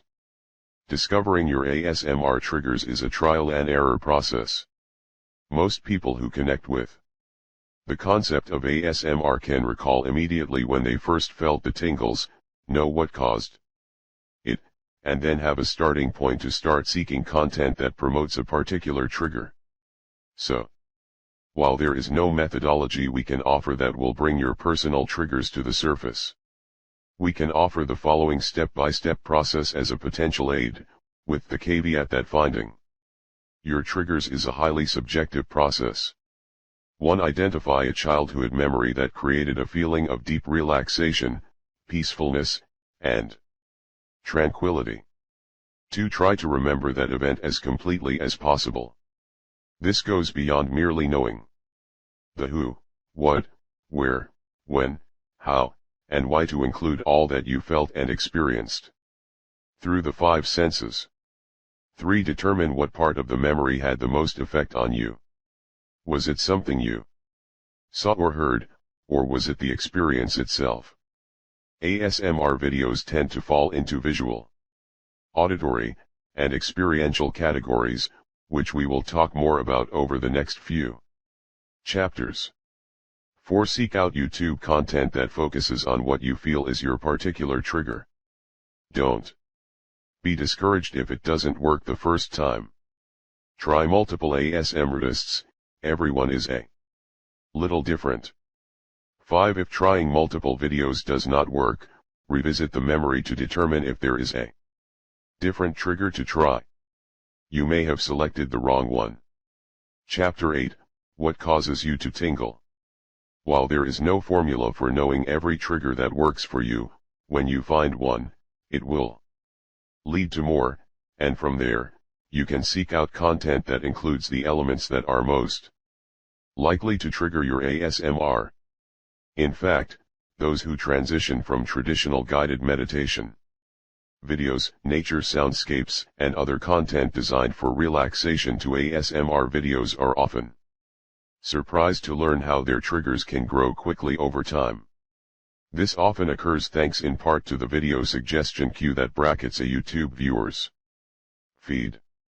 For example, we know a lot of people who might have been watching a quiet meditation video but became intrigued by the terms ear-to-ear whisper and soft-spoken relaxation. Enough to click on the videos and then felt amazement at the tingly effect the content had on them. Or perhaps they were reminded of how much they loved hushed voices as their teacher, read a story, or enjoyed the quiet soothing comments made while someone brushed their hair. The next thing they know, they are surfing YouTube for hair brushing videos, which may lead to full-on salon role plays and more. Before you know it, they have a wide variety of ASMR content triggers to choose from. So if you are just beginning to discover your ASMR triggers, we recommend trying a variety of videos. You never know what you might connect with if you give it a chance. ASMR immunity, beating the buzzkill. One question that comes up from time to time has to do with subject of ASMR immunity and whether someone can actually lose the ability to experience ASMR. While there is no real science to prove or disprove this, we don't think so. ASMR is a little like riding a bike. If you have experienced it once, you can and probably will experience it again. Definition: ASMR immunity is a term used to describe the sudden inability to experience the ASMR sensation when watching or listening to favorite content. ASMR immunity occurs when an individual watches or listens to the same content over and over again until it no longer has the same effect that it once did. This happens due to a change in the way that endorphin receptors react to repeated stimuli. Endorphin receptors have a tendency to become desensitized when exposed to the same trigger over and over, in much the same way that a drug addict needs more and more of their chemical of choice in order to achieve their desired buzz. This isn't the body trying to deny you pleasure. Rather, it's its way of telling you that you have become too dependent on one stimulus. This is not a bad thing. Part 3, Finding Your Triggers. Dr. Craig Richard, Ph.D., cell biologist with the University of Shenandoah, says this automatic desensitization aspect of endorphin receptors can actually help us grow and develop. He said that if, as infants, we received a pleasurable high every time we snuggled with our parents, chances are we'd never leave their side. We would never learn to walk, talk, go to school, or venture away from home. Remember that part of the ASMR experience is in the surprise. As a child, your first ASMR episodes did not happen because you were planning them. They happened when you least expected it. If you take the time to switch up your ASMR triggers and not use the same ones all the time, you stand a better chance of avoiding this desensitization in your endorphin receptors. However, if you do end up with ASMR immunity, rest assured it is a temporary condition. Whatever receptors are involved, they are likely to recover their sensitivity in a short period of time, he said. Sometimes, you just need to switch things up a bit. As you become more familiar with which ASMRtists tend to trigger your tingles on a consistent basis, you can then be relatively content. They usually have something on the playlist that will work, so be open to trying something new. If you are predominantly triggered by visual images, try a sound trigger or a role play. Of course, if there is something you haven't seen done yet, you can always make a request. Be sure to be polite when contacting your favorite ASMRtists and know that not every request can be honored. Remember, they are providing you with free content that helps relax you and put you to sleep. Be grateful for the content they do provide and don't dwell on what they can't. ASMR videos to help you discover your triggers. If you are ready to start exploring the ASMR universe in search of triggers that might cause your brain to tingle, Here are a few that will stimulate the senses and help connect you to some of the most popular memories of the past. Springbok ASMR, ASMR Teacher Roleplay, Introductions to Rhetoric. Whispers Unicorn, Teacher Roleplay in 3D. ASMR Massage Psychotruth, wow. ASMR Hair Brushing, Head Massage. With Hair Play, Soft Spoken Whisper, 3D Binaural Relaxation. Gentle Whispering, Soft Spoken Relaxing Hair Play. Chapter 8, What Causes You to Tingle? ASMRtriggers, ASMR Unwrapping and Playing with Dice, Binaural. Just a Whispering Guy, ASMR Art Therapy. It is impossible to know for certain how many people experience ASMR at the present time or whether the majority of people will be able to experience it in the future. While we believe that most people can derive some relaxation benefit from ASMR content with or without the tingly feeling, there may be some exceptions to the rule. Children and adults dealing with ADHD, sensory disorders, severe mental issues, and on the autism spectrum may not respond positively to ASMR content at all.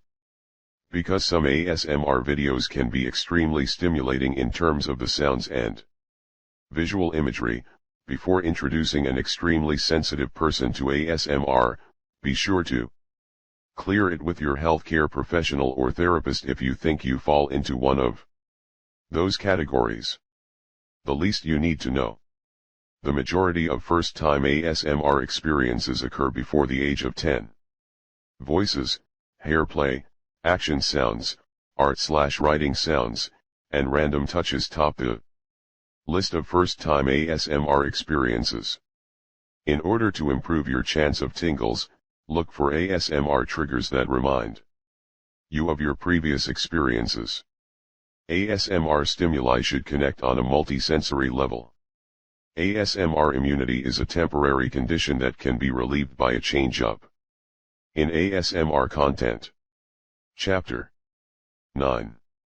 Visual Triggers. Just one look. In this chapter, visual triggers, what you see and what you perceive. How visual perception works. What are mirror neurons? ASMR content that is a treat for the eyes. They are the relaxing images you can see, hear, taste, touch, and smell. Visual montages take you on momentary mini vacations and enable you to daydream, reflect, and reach the deepest recesses of the mind. For the ASMR community, visual triggers are a key component of the overall tingle experience. Used in concert with soft-spoken guided visualizations and sounds, they help ASMR experiencers like you focus on those actions they empathize with and find pleasurable without having to formulate the image for themselves. In this chapter, we explore how these image-based techniques engage the senses and enable you to alter your brainwave state and relax. You also learn why you may connect with actions you do not perform and find ordinary tasks so mesmerizing, as well as how ASMRtists have mastered the art of show and tell. Part 3, Finding Your Triggers. What are visual triggers? As you learned in Chapter 8, tingleheads come to the ASMR experience in a variety of ways. For some, that first sensation occurs in response to something that happens to them when they are very young, while other ASMR episodes are induced by events they witnessed a little later on. These stimuli are known as visual triggers. Definition. A visual trigger is an action that can lead to an ASMR episode when someone stares at it for a period of time. A visual trigger is an image or action that is perceived by individuals through the sense of sight, resonates with them, leads to a change in brainwave state, and can ultimately result in the ASMR sensation. Visual triggers can be used alone or coupled with other practical and auditory stimuli for a multisensory ASMR experience. Like all ASMR stimuli, visual triggers are highly subjective and do not follow specific criterion. A visual trigger may be an image or action, usually in motion, that exists in real time and operates at a speed and/or frequency that causes you to go into a trance-like state and induce an ASMR episode, or it may be mental images formulated and processed during a guided visualization exercise the brain perceives to be real. It isn't always possible to know what kind of visual trigger will work and when. The triggers are often dependent on who is using them, where the triggers are being observed, when they happen, why they occur, and under what circumstances. Visual triggers are often methodical activities on display for everyday purposes, such as cooking and craft or art demonstrations. However, they can also be found in simple, ordinary tasks, such as gift wrapping, towel folding, or ironing. In fact, you can even get a visual trigger from watching fish swim aimlessly in an aquarium. How visual triggers work. So how do visual triggers work? You may have heard cliches like a picture is worth 1,000 words and that what you see is what you get. There is a lot of truth to both statements. Sight is the most influential sense you possess. Every second of every day, your brain takes mental images of everything going on around you and sends countless pieces of conscious and subconscious information to your brain. However, visual stimulation is not limited to mental imagery. It can also include the images around you. While there are experienced tingle heads that can block everything out around them and achieve ASMR, we feel that the environment around the individual contributes to a pleasant. Chapter 9, Visual Triggers, Just One Look. ASMR Experience. Messy rooms, bright lights, and other visual stressors can distract from that calm, relaxing place of internal peace that can lead to ASMR. It's no secret that visual stimulation is featured in a lot of relaxation methodologies. Yoga trainers, hypnotherapists, physicians, and clinicians often use visual imagery to help calm people's minds so they can revert to that most receptive alpha state of mind that can accept additional triggers and ultimately result in an ASMR experience. The perception process. Before a visual trigger, or any other stimulus, can result in the ASMR tingles, it must go through the perceptual process. The perceptual process is the way in which human beings recognize the environmental stimuli around them and then formulate the actions that will respond to them. Although there are 8 steps to the process, they happen so quickly it is impossible for you to really notice them as they occur. These steps include the following. 1. The environmental stimulus. This could be anything and everything in the environment that can be experienced by the 5 senses. 2. The attended stimulus. This refers to the specific object in your environment upon which your attention is focused. 3. The image on the retina. Light passes through the cornea and the lens of your eye in order to form an inverted image of the attended stimulus on your retina. 4. Transduction. This is the process of turning the image into electrical signals, which are then sent to the brain for interpretation. 5. Neural processing. Depending on the signal type that is received, for example, visual or auditory, the signal is then sent through a vast network of neurons to be translated. 6. Perception. You become consciously aware of the stimulus in your environment.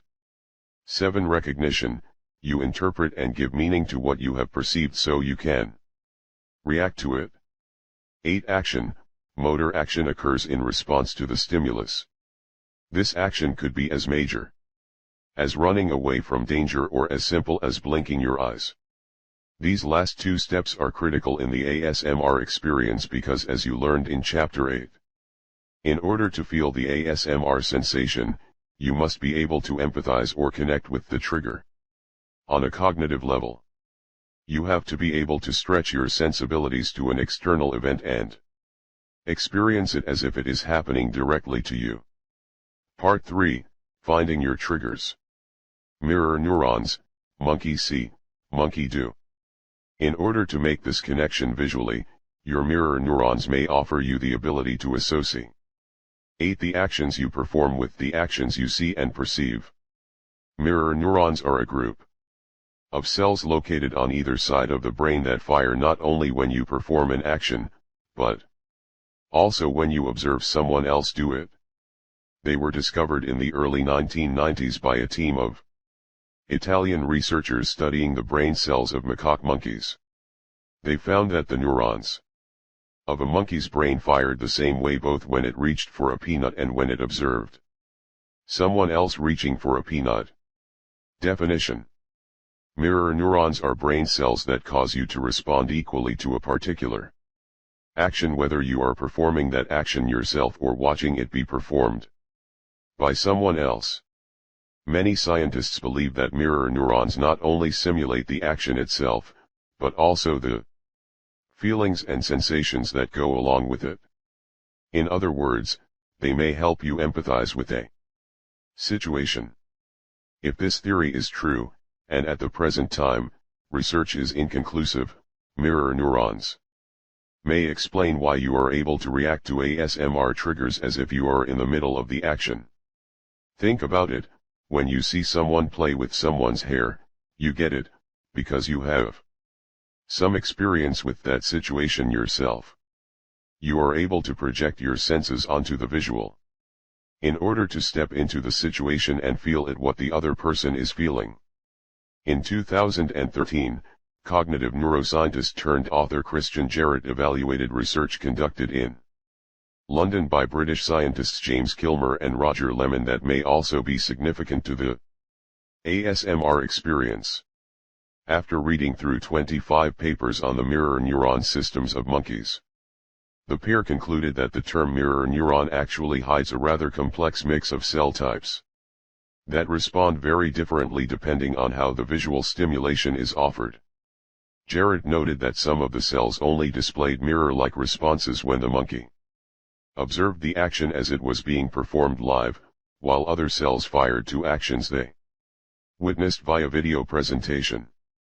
Some of the neurons were choosy, responding only to a specific type of action, while others were indiscriminate.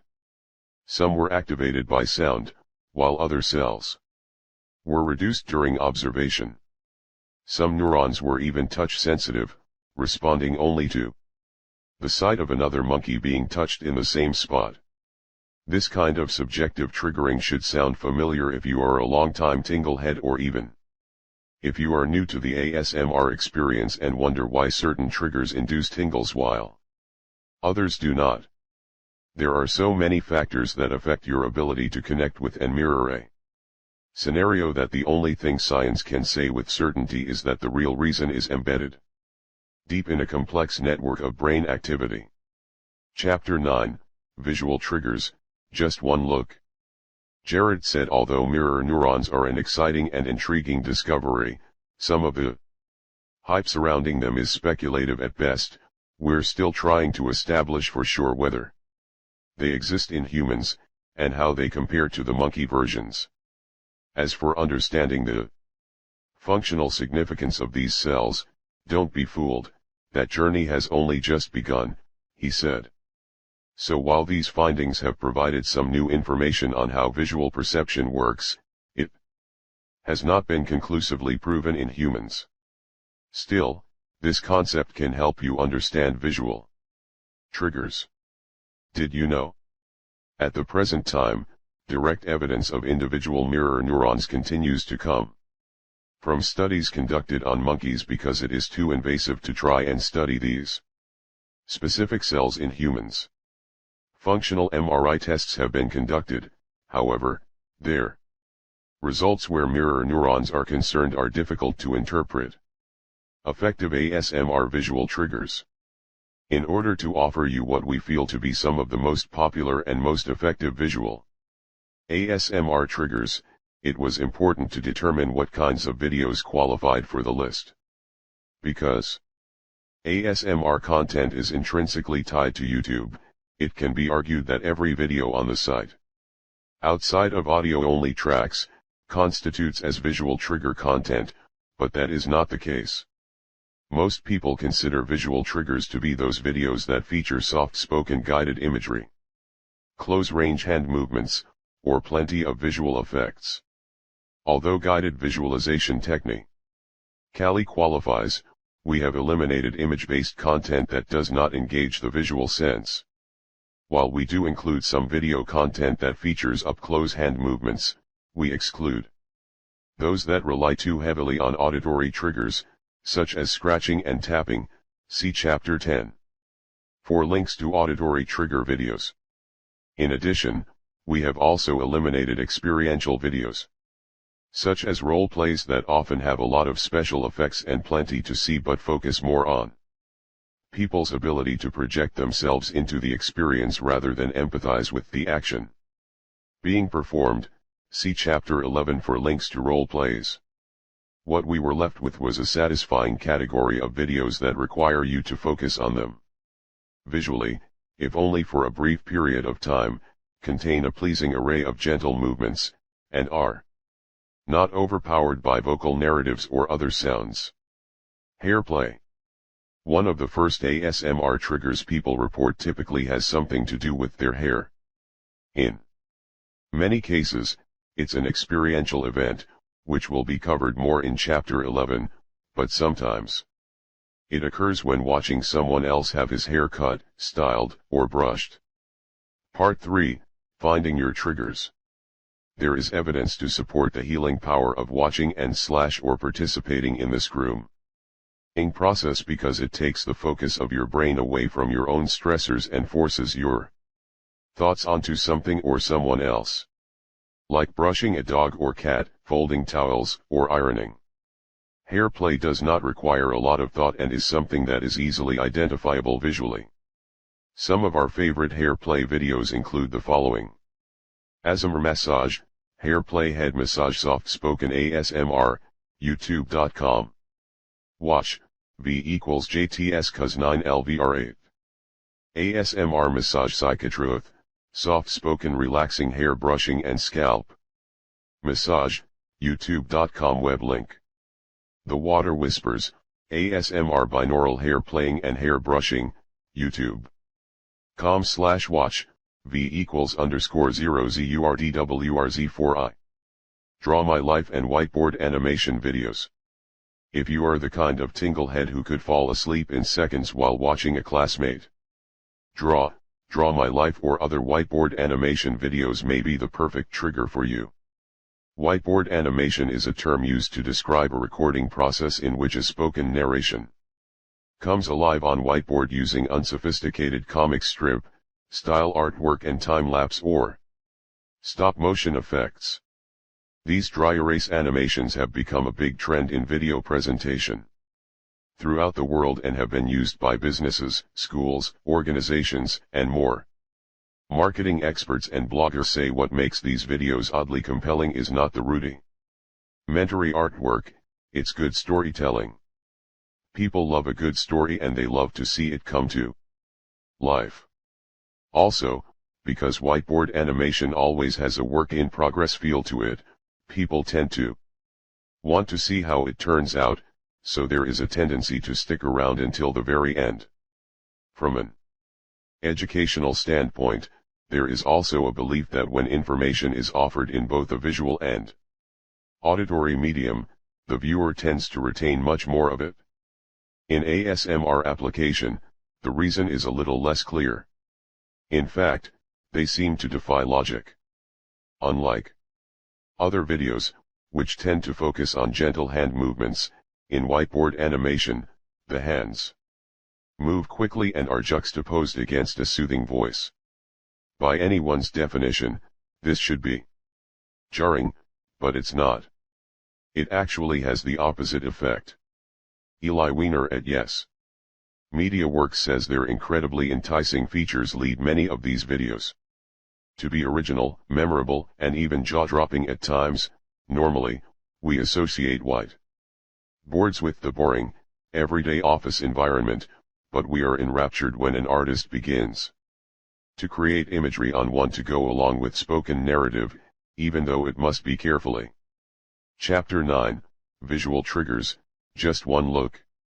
Planned, it looks spontaneous and that's part of the fun, he says. In other words, the originality of these videos could be what makes these videos visually triggering. Tingle tip. Some of the best whiteboard animations, though not specifically geared to the ASMR community, on the web can be found at the Royal Society for the Encouragement of the Arts, Manufactures and Commerce, RSA, website, there's.org. Ready to try some whiteboard animation and draw my life videos? Check these out. Heather Feather, Draw My Life, soft-spoken ASMR for tingles, relaxation, and sleep. Haley Whispering Rose, ASMR, Draw My Life HD soft-spoken. Just a Whispering Guy, Draw My Life, ASMR. When it comes to ASMR visual triggers, aquariums are as old school as it can get. They are colorful, hypnotic, and do not require a YouTube account or even internet access. In fact, fish are so well known for having a calming and relaxing effect on individuals. This is one of the reasons so many doctors' office waiting rooms and hospital common areas have large fish tanks. Studies have shown that just 5 minutes with Nemo and friends can have a positive effect on your physical and mental health. Experts believe that aquarium therapy can help with the following issues: insomnia, high blood pressure, stress and anxiety, tension, behavioral health problems, geriatric issues, chronic illnesses, soothing crying children. Part 3, Finding Your Triggers. Plus, in addition to the visual triggers of watching fish swim around, there are the added tingles associated with the sounds of the filter and the gentle hum of the motor, giving aquariums an attractive balance in terms of trigger assortments. While it can be fun to set up an aquarium in your own home to trigger your ASMR sensation at all times, you can also find plenty of soothing aquatic life on YouTube to help you relax or put you to sleep. The following are just a few aquarium videos. Texas High Def, Aquarium with Natural Wave Sounds. Oscar Villarreal, Marine Aquarium Virtual Fish Tank. Scenic Labs, Bluss Scenes, Scenic Aquarium, Coral Reef Tank. Tingle Tip. Aquariums are only one-way tingle heads connect with the natural world. For some, watching the mesmerizing rise and fall of ocean waves can send them into gentle slumber. For others, it's a mountain waterfall. Feel free to explore some of these natural sounds yourself and see if they work for you. The special case of show and tell videos. Show and tell videos are the catch-all of ASMR content. They are wildly popular segments that run the gamut in terms of presentation and the kinds of triggers that they offer. Show and tells can be incorporated into role plays, are often demonstrative, such as cooking or craft how tos, and can be composed of an assortment of interesting items an ASMRtist wants to share. But do they qualify as visual triggers? They can, but this is largely dependent on the sensory style of the viewer, the characteristics of the featured objects, and the way in which the ASMRtist interacts with them. As you learned in Chapter 8, individuals tend to gather information in a variety of ways, but, generally speaking, they fall into one of three sensory styles where their ASMR triggers are concerned: watchers, visual learners, listeners, auditory learners, or touchers, kinesthetic learners. Watchers tend to favor visual triggers and need to actually see something on the screen. Although the item itself might make a sound if it is tapped, stroked, or adjusted in some way, the viewer must see it in order to achieve the ASMR reaction.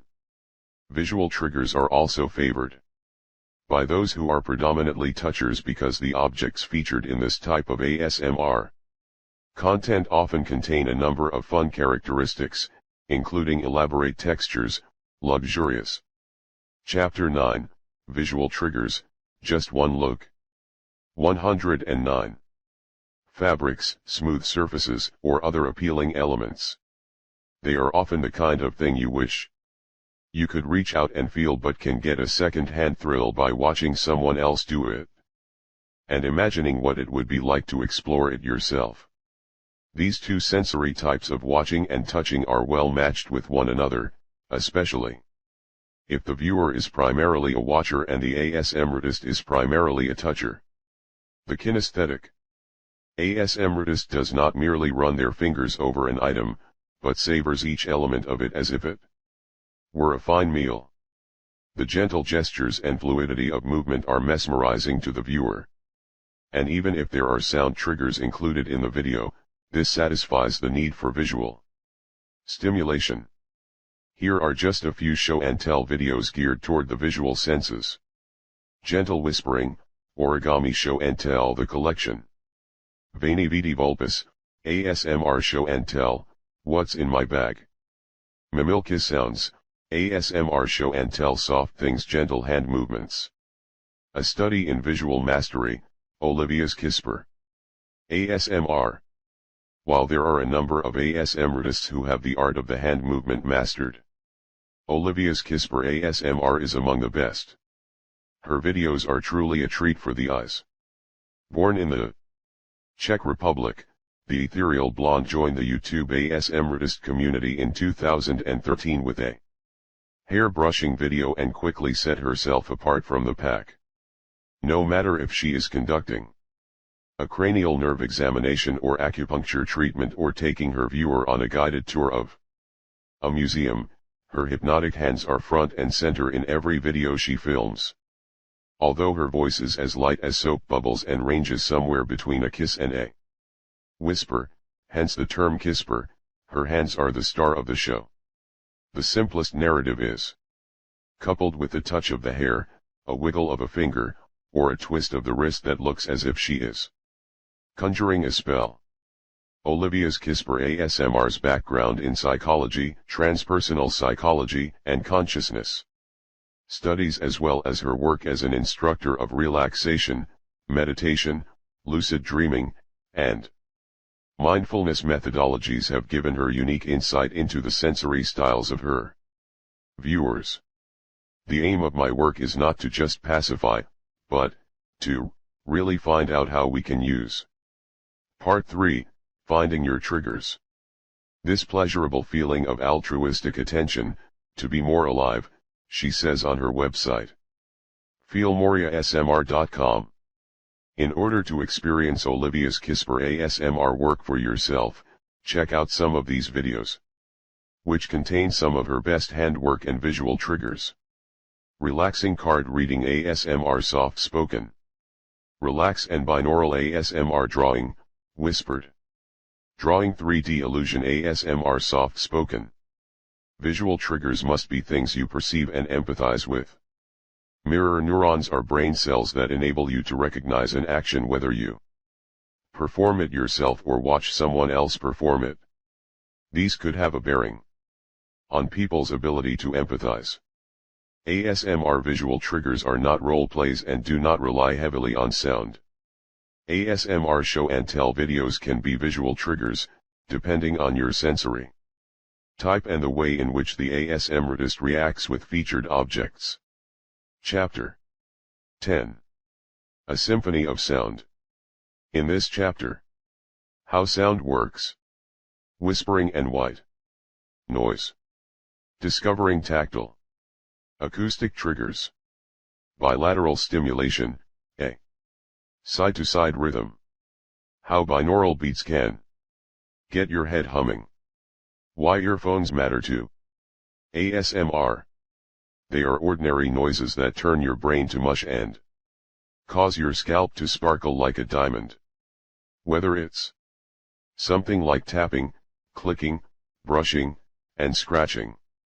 Most people rarely notice or disregard them completely, yet they work on you like a drug. ASMR auditory triggers are a fascinating variety of stimuli, because they can come from numerous sources and can be generated in a multitude of ways. Not to mention, Contrary to all that we have yet to learn about the ASMR phenomenon, there is quite a bit of solid science to back up why human beings tend to be soothed by sound. In this chapter, we help you journey down the auditory canal to learn more about the sense of sound. We uncover different audio triggers and what it takes to help people connect to the symphony. Put your listening ears on and let's go. Part 3, Finding Your Triggers. Do you hear what I hear?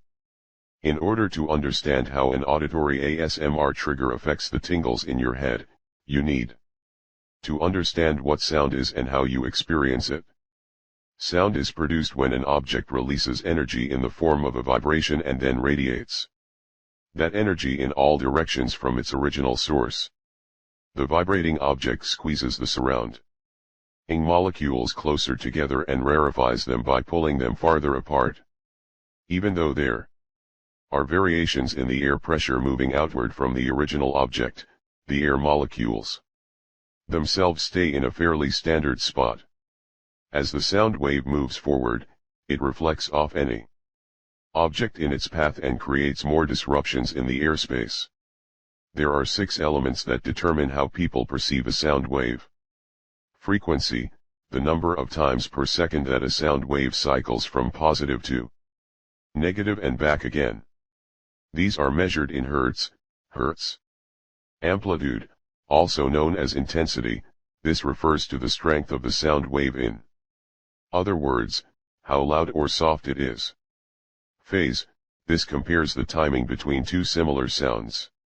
Direction, this refers to knowing from where the sound originated. Distance, this is the perception of how near or far away the sound is. Timbre, also known as tone color, this refers to the perceived quality of any sound's many frequencies differentiating over time. Did you know? The study of sound perception is called psychoacoustics and is a multidisciplinary subject that concerns itself with the physical as well as the physiological ways in which sound affects people. How you receive sound. Humans receive sound in 2 different ways, air conduction and bone conduction. Air conduction is when the sound energy moves the tympanic membrane, eardrum.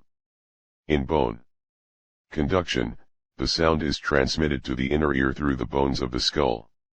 Have you ever wondered why your voice sounds different to you when you speak as opposed to when a recording of it is played back to you? When you speak, you perceive the sound through the bones of your skull, which conducts frequencies better than the air and results in your Chapter 10, A Symphony of Sound. Hearing a lower, fuller sound. However, when it is played back to you and you perceive the sound through the air, it frequently sounds higher than you expect it to. This also explains why you hear your own head scratches at a higher frequency than others. As you know, the way people typically receive and perceive sound is through the ear. The ear is a very complex organ of the body that acts not only as a sound filter, but also transfers everything it hears into information the brain can process and prioritize. The ear is comprised of 3 areas that contain fragile but intricate mechanisms. Outer ear, the external ear and the ear/auditory canal. Middle ear, the eardrum and 3 very tiny bones. Inner ear, the cochlea and the auditory nerve. When you detect a vibration, those sound waves are captured in the funnel-like structure of the external ear and directed to the eardrum by way of the auditory canal. When it reaches the eardrum, the hammer, anvil, and stirrup, the 3 tiny bones of the middle ear, work together in order to amplify the sound waves before transferring them to the inner ear. In the inner ear, the sound waves are transformed into electrical impulses and sent to the snail-shaped cochlea, which is filled with fluid that moves when exposed to sound waves.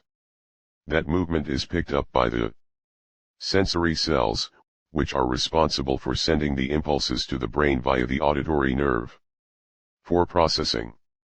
When the impulses reach the brain, specifically the central auditory cortex, it sorts through the data, translates it into sound, and enables you to extract the sounds you need to respond to situation you are in. It's a pretty extensive process for something that happens instantaneously. The ear receives sound at 768 miles per hour, and those waves do not slow down until they hit the auditory nerve. Even then, they remain at a whopping 200 miles per hour, which makes sound one of the fastest senses that we have. Hearing's advantages over sight. Although hearing works in concert with sight as the primary senses, hearing has some distinct advantages over its visual counterpart. Unlike eyesight, which is forward-facing, hearing is multidirectional and allows you to receive not only the information you can see but also what you can't. This helps you remain aware in your surroundings and recognize individual sounds, even when there is a lot of noise. Plus, hearing is always available. You cannot temporarily cut off your sense of hearing in the same way you can eliminate your sight by closing your eyes. In addition, hearing is critical to your ability to communicate with others. Not only does it allow you to understand the individual words that are spoken, but it enables you to discern the emotions and meaning behind them through the tone that is used to express them. For example, Part 3, Finding Your Triggers. Although the human brain processes thousands of sounds throughout the day, not surprisingly, the one it responds most to is the human voice. This is because there are special voice-sensitive regions around the primary auditory cortex that react to the emotional cues it perceives. Studies in humans, primates, and canines have determined that these areas of the brain light up more when exposed to happy sounds, laughter, as opposed to unhappy ones, screams, whines, and cries. Because of this, some scholars say the sense of hearing is the closest thing to mind reading people have. Whispering and white noise. Of all of the human vocalizations, the most popular ASMR trigger is the whisper.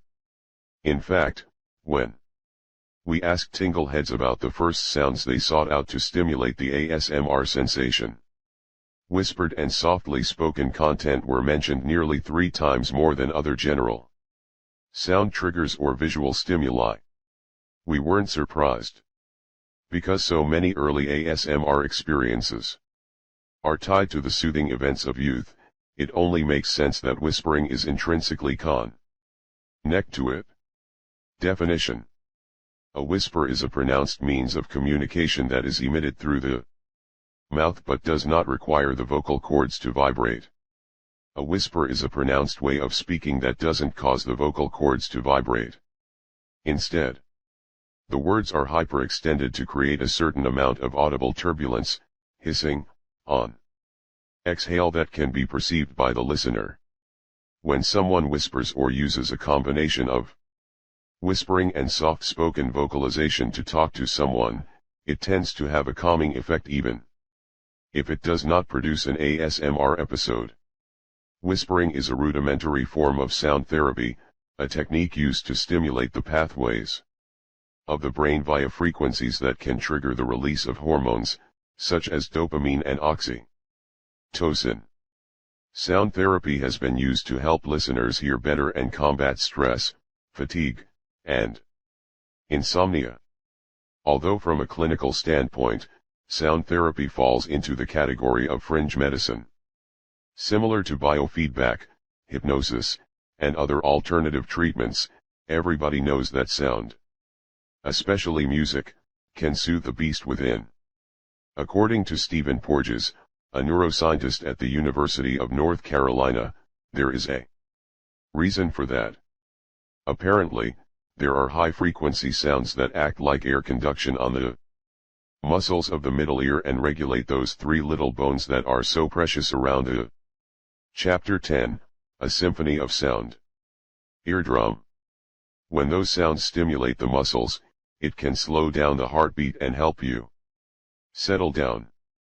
In an interview with Radiotonic in Australia, he said the soft-spoken whispers of the ASMR calm Munity create a sensation that is not unlike the one people received when their mothers or other early caregivers used to croon lullabies to them. With the most popular ASMRtists being women. The frequency band of female vocalization is higher, and it's that frequency which our nervous system evolved with to detect safety, he said.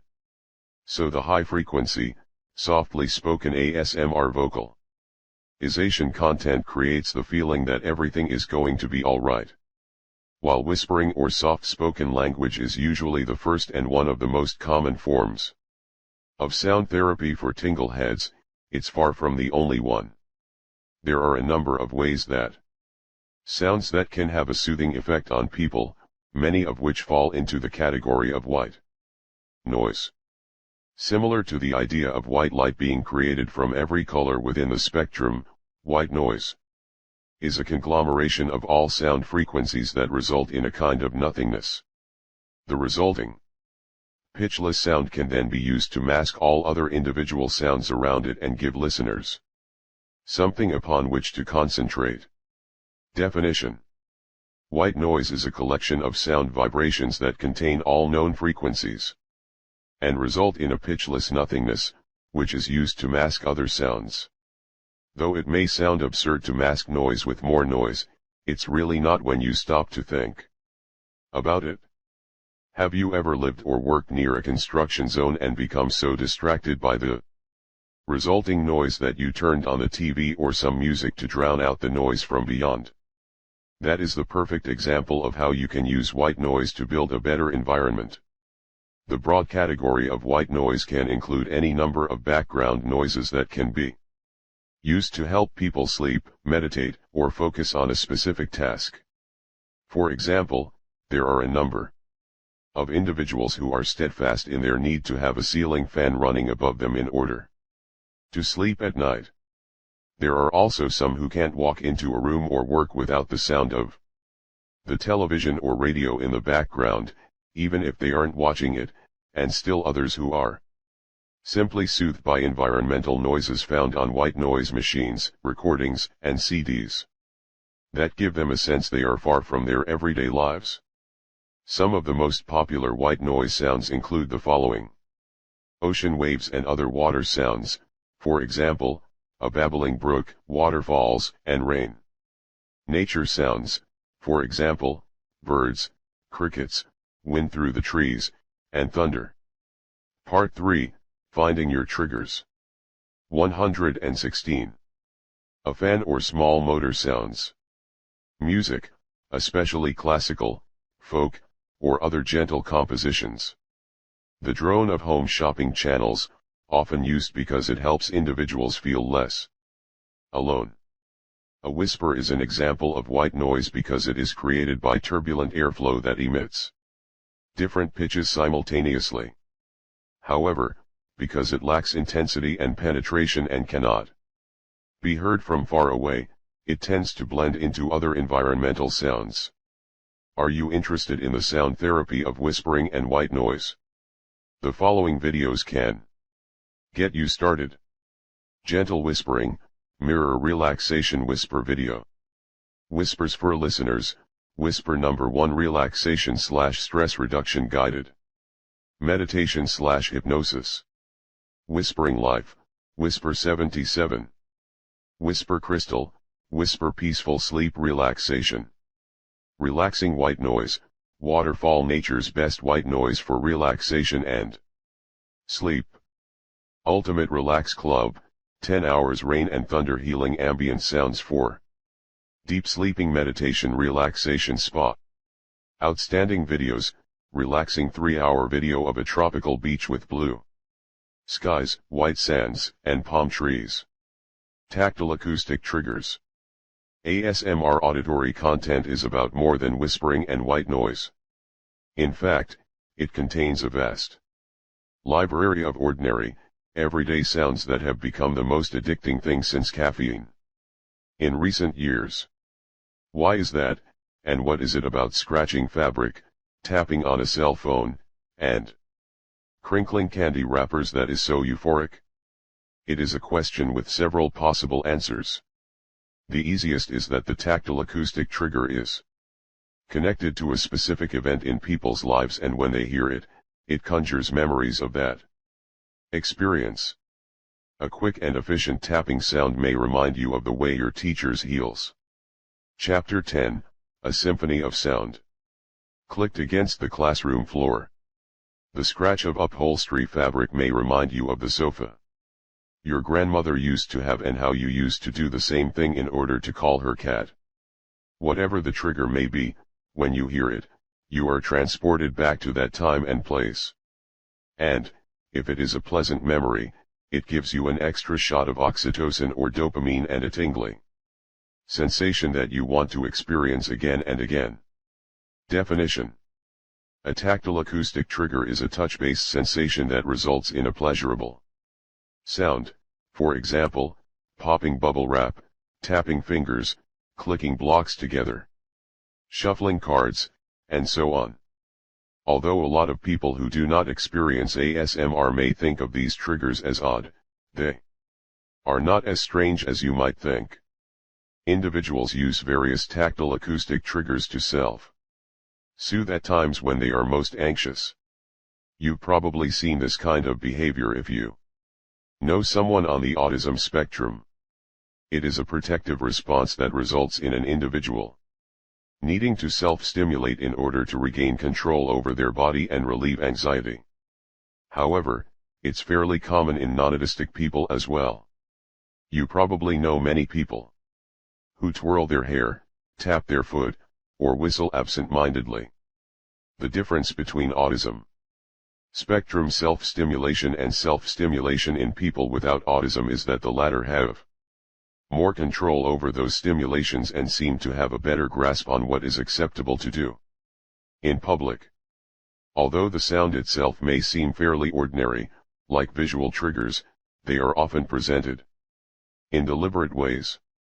There is care taken to make sure that every sound is audible, is a little slower, and is as effective as it can be. Merely wadding a piece of paper will have no effect on someone. But if it's done slowly and gently, it may hit the right frequency in someone's brain to help the person achieve ASMR. Some of the most popular ASMR tactile acoustic triggers include the following. Tapping. Glass, metal, wood, and plastic objects are the most popular tapping videos. Scratching. Fabric tends to be the most popular, but any textured item can make a satisfying scratching sound. Brushing. This trigger is usually performed directly on the microphone itself and is often unseen by the viewer. Picking. This is another trigger that is often performed gently on the microphone itself, though it can be done on an object that has a unique texture. Crinkling. Plastic candy wrappers, aluminum foil, and paper are the most popular. Crinkles. Part 3, Finding your triggers. Non-environmental water sounds. This refers to pouring, swishing, bubbling, dripping, and so on. Clicking. Video game controller sounds as well as the sound of handling plastic and wood blocks are among fan favorites. ASMR sound slices, the term for a collection of auditory sounds, include a number of these kinds of triggers within a single segment. Some of our favorites include the following. Sonographic soothe, tingle fairy ear cleaning, ASMR sounds. Heather feather, ASMR binaural sound slice, ear exam/hearing test, tuning. Fork, ear covering, latex gloves. That ASMR chick, ASMR various plastic box sounds plus crinkling/tapping/scratching, no talking. The water whispers, 3 different triggers for sleep ASMR whispering. Bilateral stimulation. Another audio technique that many ASMRtists employ in order to help their fans get the most out of their listening experience is bilateral stimulation. Bilateral stimulation is a process in which someone uses visual, auditory, or tactile stimuli in a rhythmic side-to-side pattern. Passing a beanbag from one hand to the other is an example of bilateral stimulation. Definition. Bilateral stimulation is a process in which someone uses visual, auditory, or tactile stimuli in a side-to-side pattern for therapeutic purposes. While they cannot employ tactile methods of bilateral stimulation in ASMR videos without viewers consciously participating, content creators often move their hands from side to side in order to have viewers follow their movements with their eyes and use binaural microphones to trigger one ear and then the other. This is another reason why earphones are important to the ASMR experience, which we'll get into more later in this chapter. Chapter 10, A Symphony of Sound. Bilateral stimulation has been shown to do the following. Result in relaxation and decreased physiological excitement. Increase your ability to open your mind and become less focused on a particular stressor. Create a sense of distance between you and whatever problems you are having so you are most likely to relax and get some rest. Relieve you of your worries for the present time. The following are some bilateral stimulation videos you can check out. Jorge Henderson Colazo, Bilateral Stimulation, Listen with Headphones. Music Sedona, EMDR Music Therapy / EMDR Therapy for Post-Traumatic Stress Disorder, PTSD, Official. Jerry Basique, EMDR plus bilateral sound for racing thoughts. Keep in mind, although bilateral stimulation is a very safe and relaxing methodology for most tingle heads, because it is a direct sensory stimulation of the nervous system, there are some conditions for which it is not appropriate for ASMR use. These conditions such brain injuries, migraine sufferers, complex PTSD, and dissociative identity disorder often result in hypersensitivity to sensory stimuli. Therefore, it is critical if you suffer from any of these conditions to consult with your personal healthcare physician before using any bilateral ASMR content. Neuroacoustics. In Chapter 6, you discovered that sound is at the core of the human existence. Not only is it the only sense you use prior to birth and the sense responsible for your first memories, but we also know that human beings have been using it for thousands of years to reach deeper states of consciousness and increased awareness and as a tool for healing the body, heart, mind, and spirit.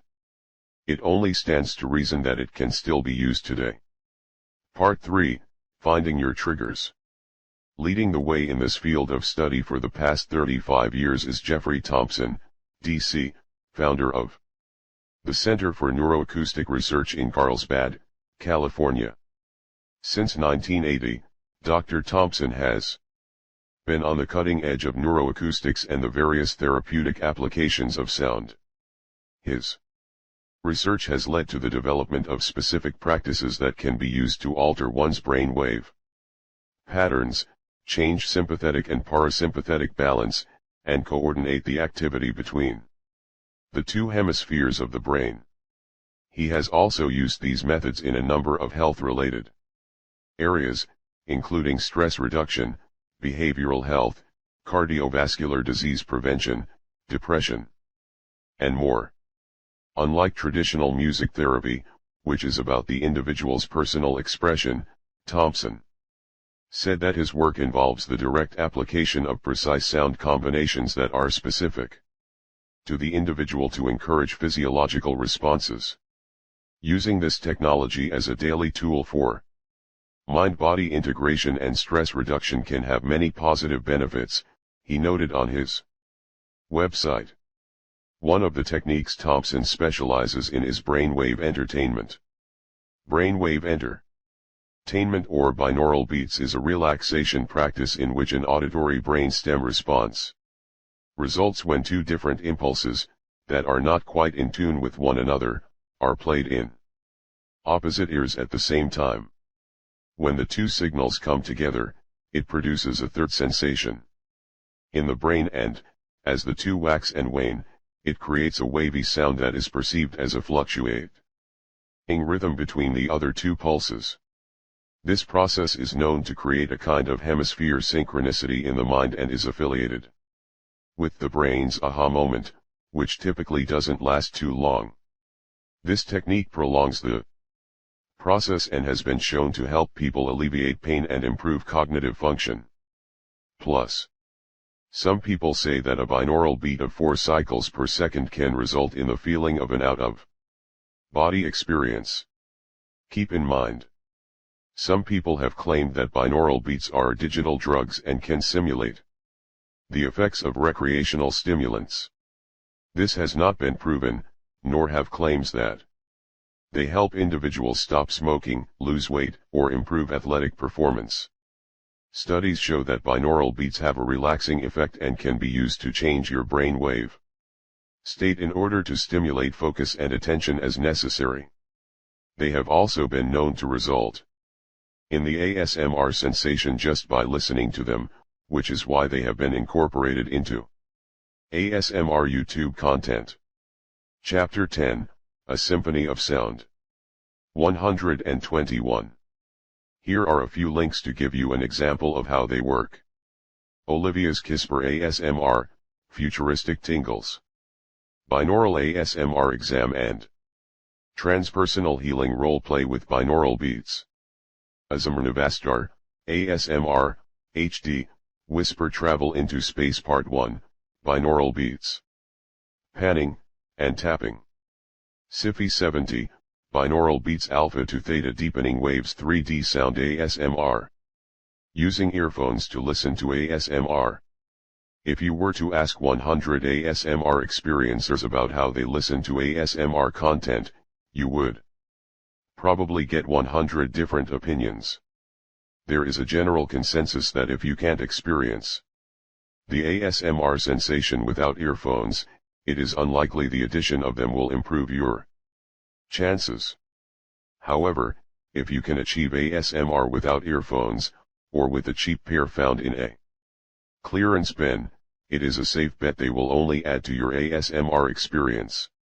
Some tingleheads say that earbuds are the best for ASMR because they send the trigger straight into your ear. Still, others prefer the more traditional over-the-head options. While there is a wealth of options on the market, the following are just some of the ones that come highly recommended by ASMR experiencers. Beats by Dr. Dre, $299, a little pricey and hotly debated online. These are favorites among those who want an enhanced ASMR experience. Bose Quiet Comfort, $299. These earbud style headphones are recommended for mobile devices. Like Beats, the Bose name is one tingleheads either love or hate. Beyerdynamic DT770 Pro, 80 ohms, $270. This closed-back model is good for outside sound noise reduction. Sennheiser HD 598 headphones, $181. These headphones are particularly good for high-quality, binaural sounds.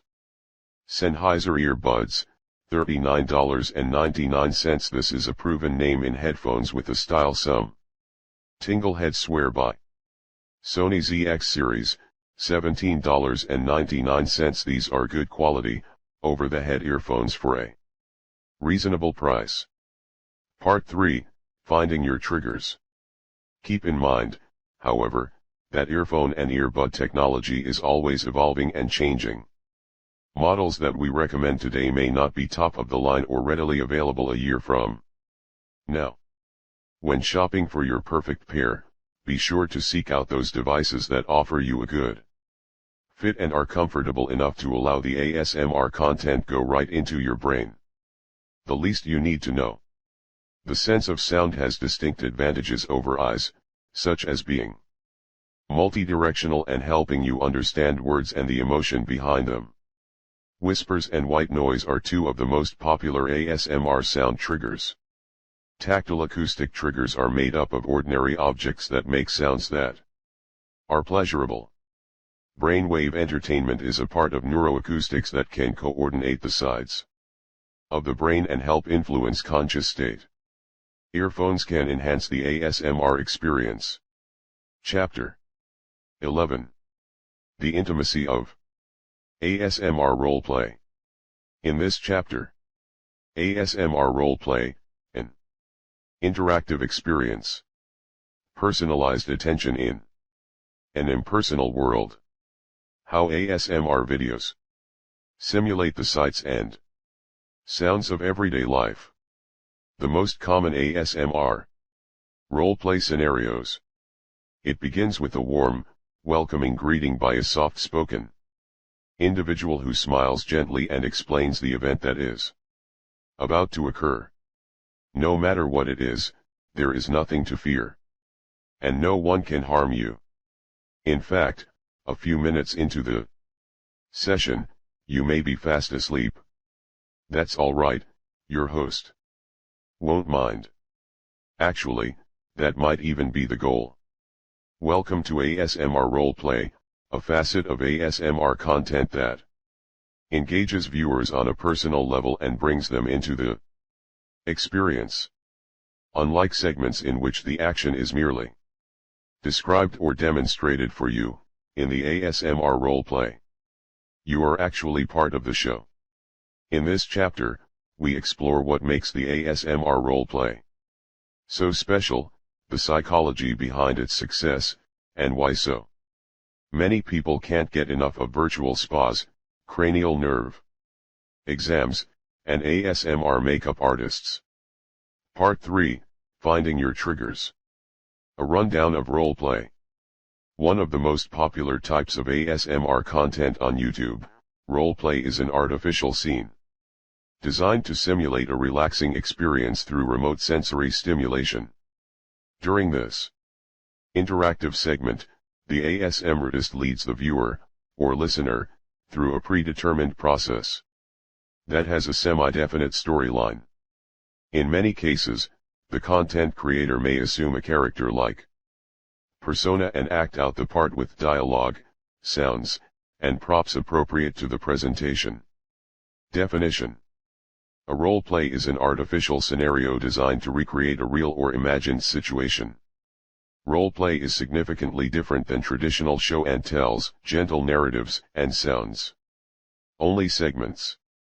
In an ASMR roleplay, the action is not merely performed for you, it's performed on you, as if you are actually in the room with the ASMRtist as a secondary character in the play. In ASMR, the suggestion of touch and its accompanying sound is something that sets the practice apart from other relaxation methodologies that focus on visualization and the individual's imagination. Touch is the language of compassion and has been known to have a certain amount of healing power. By supplying someone with an extra bit of sensory stimulation, it can help you connect more to the presentation, give you additional triggers, and enable you to relax more quickly. The settings for ASMR roleplays are wide and varied.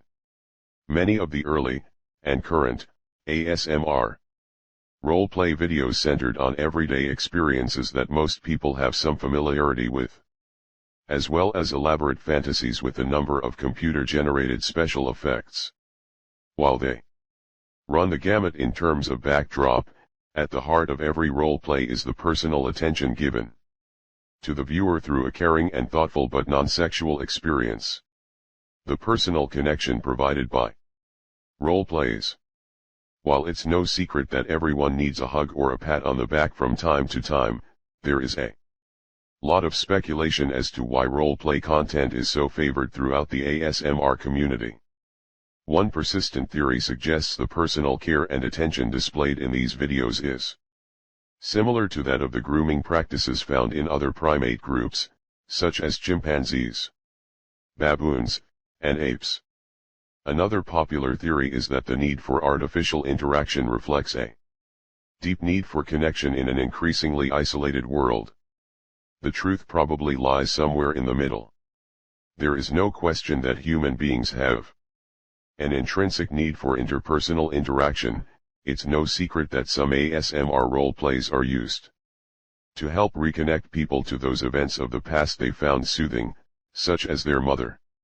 Chapter 11, The Intimacy of ASMR Roleplay. Caring for them when they were sick, brushing their hair, or reading them a story. However, it is also true that despite modern technology enabling people to be more connected than ever, the population as a whole has been lulled into a false sense of friendship and camaraderie that belies the fact they are living increasingly lonely lives. As a result, the ASMR roleplay may be, ironically, salvaging a sense of human intimacy in the digital age. So in addition to the tingly goodness associated with whispers or soft-spoken speech, roleplays provide connection and intimacy for viewers who need a little TLC or to take a little break from the stressors in their lives. It allows them to feel better knowing that someone, even if only on a virtual level, understands their stress and is willing to comfort them throughout their ordeal. ASMRtists, in turn, take this responsibility very seriously and give their viewers a shoulder to cry on, so to speak. For example, one of the most basic roleplay segments is the caring friend roleplay. In it, the ASMRtist portrays a friend who has come to spend the day with you, take care of you if you are sick, or snap you out of doldrums to get ready for a night on the town. During this visit, the conversation will not be interrupted by texts and there are no phone calls to return. You have the content creator's full attention and you can rest assured you will receive plenty of positive affirmations during this time.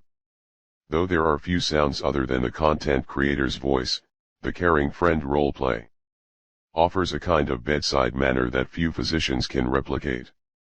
There is no demand on you, other than to sit back and receive the love and support being sent through the screen. However, you are given the opportunity to reciprocate that love and caring via comments to the ASMRtist. Tingle tip: if you'd like to see some caring friend role plays, some of our favorites are Tony Bomboni's role play for taking care of a sick friend, a most soft-spoken caring friend role play, and Just Springwee's caring friend role play for panic attacks. Salon service role plays. When we asked Tingleheads what role plays had the biggest triggering effect on them, salon service role plays was one of the top ones mentioned. Hair play is one of the first ASMR memories many Tingleheads can recall from an early age and one of the few triggers they experience regularly throughout their lives. For instance, as a child, you may easily remember a warm, fuzzy feeling that occurred when you were still reliant on others for your daily grooming habits. You might have felt a brush, comb, or fingers rake along your scalp and known the tingles would not be far behind. Later in life, the feeling might have. Part 3, Finding Your Triggers. Been relegated to slumber parties and sleepovers, when an ambitious friend wanted to try out a new do and eventually ebbed to those once-a-month salon visits when you placed your hair in someone else's hands not only to look and feel better but in hopes of recapturing a familiar feeling from days gone by, the ASMR sensation.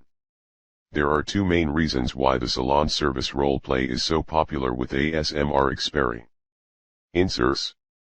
First of all, it is one of the most familiar. Who hasn't had their hair shampooed, cut, and styled at some point in their lives? Because people have experience with the sights, sounds, and sensations associated with a salon visit, it makes it much easier to superimpose themselves onto the scene. The second reason is a bit more psychological. While a salon visit is without a doubt a relaxing and calming experience, there is something very unique about the hairdresser-client relationship. As a trained professional, a hairdresser is not only hired to help people alter their physical appearance. Over time, he becomes privy not only to the client's hair care preferences, but also to that person's innermost opinions, thoughts, and feelings. The only other relationship that can compare to it is the one between a doctor/therapist and their patient. Did you know? ASMR experiencers say their favorite part of the salon role play is the scalp massage, because it simulates the stimulation of the nerves and blood vessels around the head, while calming tension at the same time. Why is this? And how is this replicated in an ASMR video? In both situations, there is an incredible amount of trust placed in the professional. Clients trust their hairdressers not to take too much off the top or dye their hair a wild shade, while tingle heads count on ASMRtists to keep things low-key and soothing and to not make a radical departure from what is commonly associated from the salon experience. There is also something about the positioning and gaze of the professional that has a bearing on the person in the chair. Both a stylist and an ASMRtist tend to have a gentle gaze and intense focus on the job at hand, but neither of is looking at the person directly. In a salon, the stylist addresses the person through the reflection in the mirror, while in an ASMR role-play, the screen provides a similar barrier. This makes for a less invasive experience.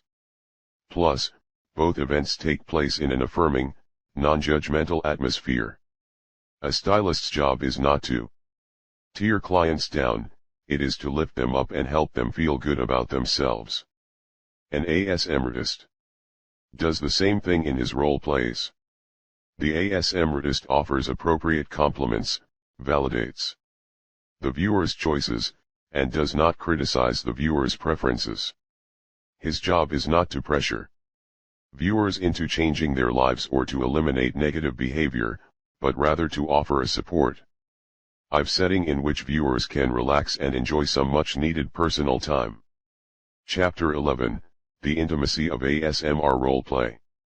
Salon roleplays are not only limited to haircuts and highlights, you can also find ones that include a wide variety of day spa services as well, such as manicures, pedicures, massage therapy, and makeup artistry. The following are a few of our favorites. Gentle whispering, steamy dreamy spontaneous ASMR. ASMR massage psychotruth, binaural ASMR spa number 2, manicure and hand massage. Chulsemergen whispers, ASMR role-play makeup application. Massage ASMR, ASMR role-play relaxation session with an ASMR artist. 6. Haircut and head massage. Did you know? The makeover is second only to hair services when it comes to favorite ASMR role-plays that focus on aesthetics. In these, ASMRtists talk a person through a traditional makeover by showing someone products and then pretending to apply them. There are usually a lot of container sounds, such as opening bottles and jars, and a lot of brushing on the microphone to give the illusion of application. Medical role-plays. Medical examination role-plays are an interesting branch of the ASMR universe. Even though they rank as the number one ASMR role-play throughout the online tingle community, they are the scenarios least likely to be connected to early, real-life ASMR experiences. The exception to this is a head lice check, but that does not count, as a licensed professional does not always conduct it. It's not surprising when you stop and think about it. Your earliest memories of doctor's visits are likely associated with the unpleasantness of immunizations followed by the fear that routine checkups could turn into fatal diagnoses when you are older. So why are so many tingle heads drawn to those situations that lack positive associations in real life? Mainly because they know nothing can go wrong. In an ASMR medical exam, there is no danger of being diagnosed with cancer, receiving an astronomical bill, or being referred to a specialist for further testing. When the possible negativity affiliated with a real-life scenario is removed, all that's left are the comforting aspects of the situation, the caring and sympathetic personal attention, gentle gazes, and the implication of interpersonal interaction. Part 3, Finding Your Triggers. According to Danielle Orphy of the New York Times, there is something inherently comforting about the physical exam, especially when people know that nothing is seriously wrong. In her article Not on the Doctor's Checklist, but Touch Matters, she notes that like salon services, the Doctor-patient exchange is fundamentally different than any other relationship in individuals' lives because it includes the laying on of hands, and when people come to the doctor, they expect a physical connection. A doctor's visit is not a doctor's visit until a stethoscope has probed the inner rhythms of the heart, and a set of medical hands has palpated the belly, she wrote. Another reason tingle heads gravitate to the medical exam is because it has traditional relaxation methodologies built into its very core, even though many people do not realize it. Think about it. If someone comes to you running, panting, and panicking, what is the first thing you tell the person to do? Take a deep breath. When you are nervous before speaking in public or going on stage, what do you do to relax the nerves? You take a deep breath. How do you begin exercise sessions? By taking some deep breaths to get the oxygen flowing. How do you start to meditate? You clear your mind and concentrate on your breathing. How do hypnotists begin to get you into that alpha state of mind? They encourage you to concentrate on your breath. And what does a doctor do, in general, when he walks into the room? That's right. He gets his stethoscope, listens to your heart and lungs, and tells you to take a deep breath. Tingle tip. All tingle heads have practical experience with medical exams, making them one of the easiest role plays on which to superimpose the senses. When an image is created faithfully in the mind, ASMR experiencers say that they can trick their brains into feeling the elements of the exam even though no one is physically touching them. Which one of those situations is the easiest to imagine and concentrate on? The first few aren't very calming, so you can eliminate them. And if you are like us, the meditation example of clearing your head or merely focusing on your breath can seem rather daunting. Unlike those examples, the final example with the doctor is both calming and familiar, making it the easiest image to recreate mentally.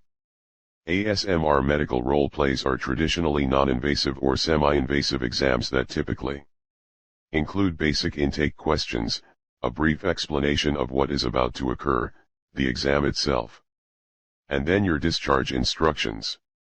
Don't worry, we have a feeling you will get a clean bill of health.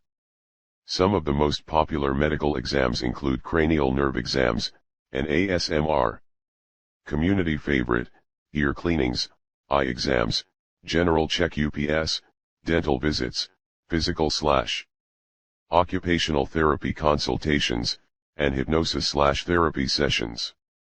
Chapter 11, The Intimacy of ASMR Roleplay. Because the medical-based roleplay is the most popular ASMR category, there are numerous videos to choose from. However, in order to get you started, the following are a few we like that will help you sit back, relax, and enjoy the tingly goodness to follow. Heather Feather, binaural, 3D, cranial nerve exam for tingles, relaxation, and sleep. Tranquil Lily ASMR binaural ear cleaning roleplay soft spoken and whisper, close ear sounds. The Water Whispers, eye checkup optometrist roleplay testing your eyes. ASMR. Yawn blah blah blah, ASMR yearly physical exam roleplay. Fairy Char ASMR binaural dental visit roleplay and carrying you home. ASM requests, physical therapist roleplay binaural ASMR soft spoken. Personal attention, ear to ear. The One Lilium, a relaxing visit to the therapist ASMR. Other service-based role plays.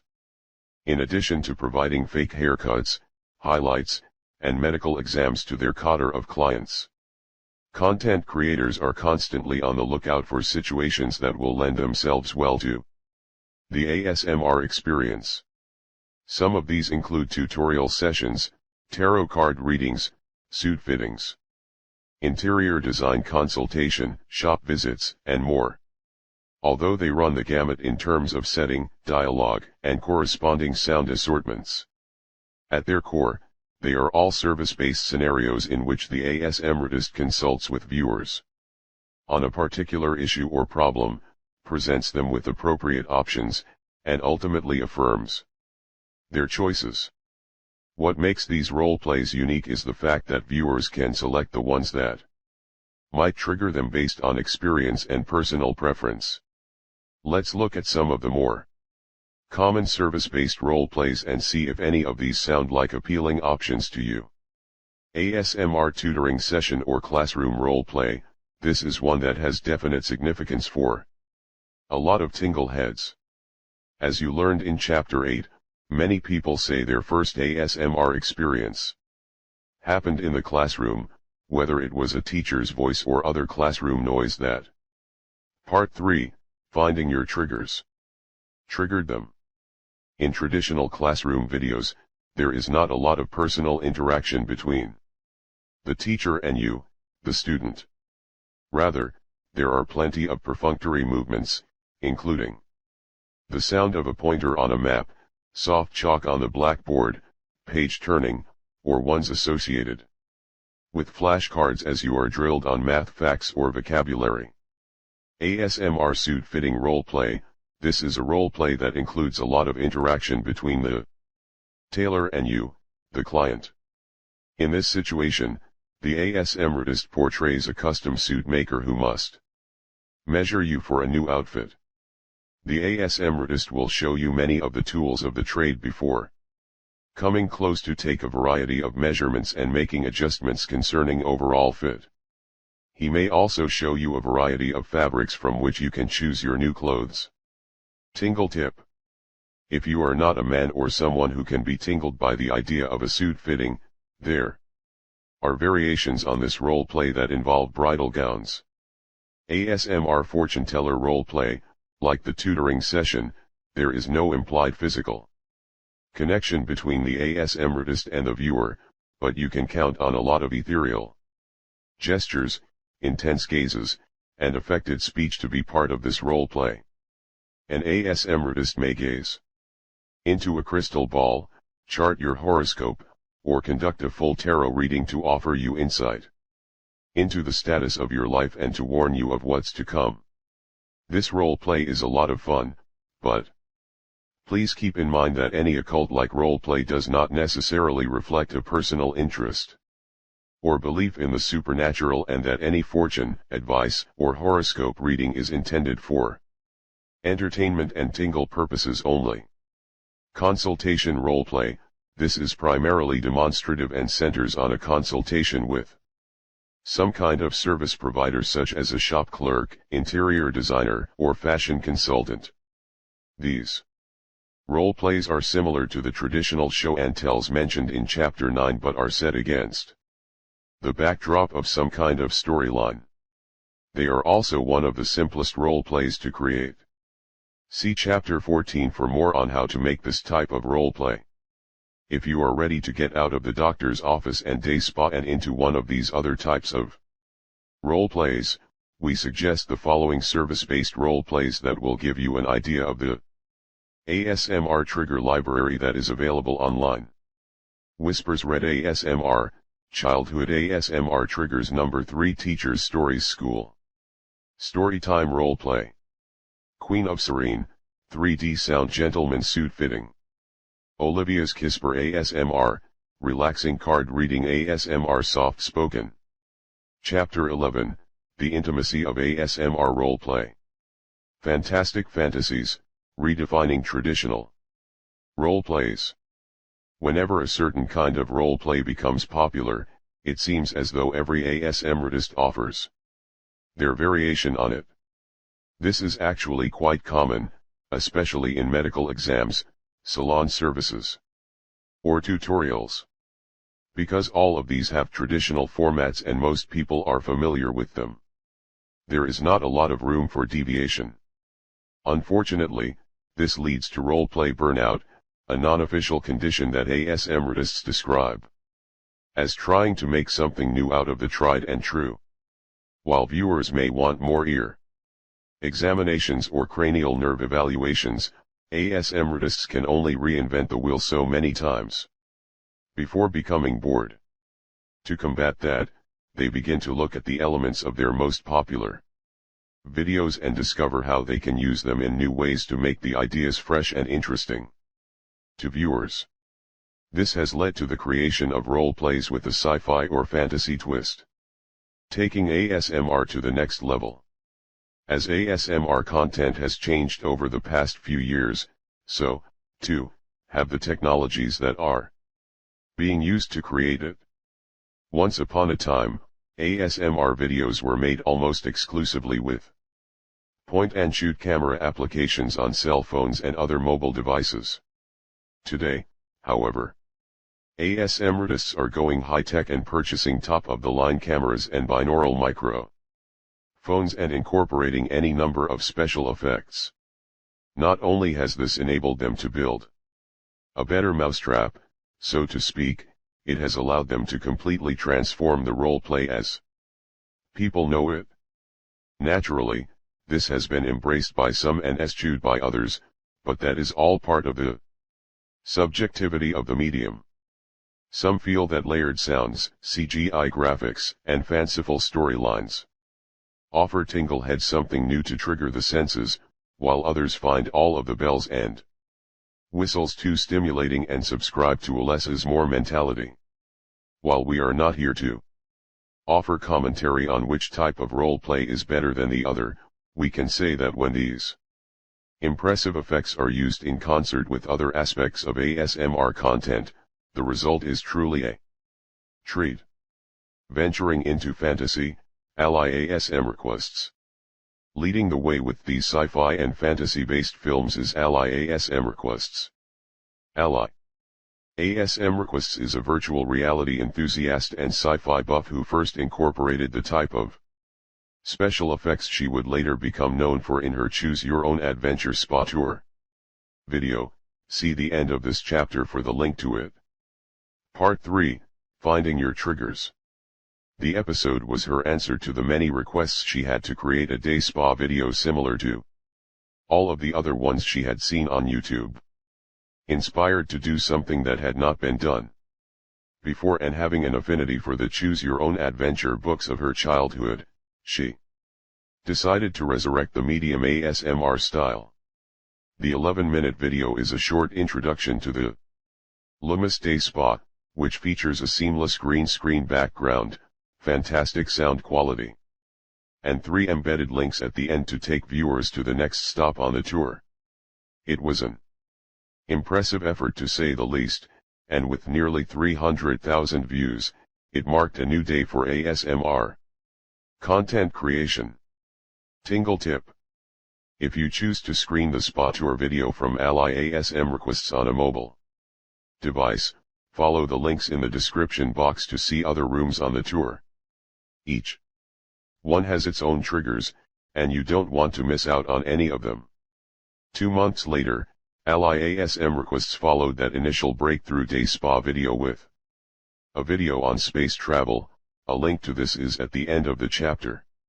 This video not only eclipsed its predecessor with over 1.5 million views but also included even more elaborate special effects.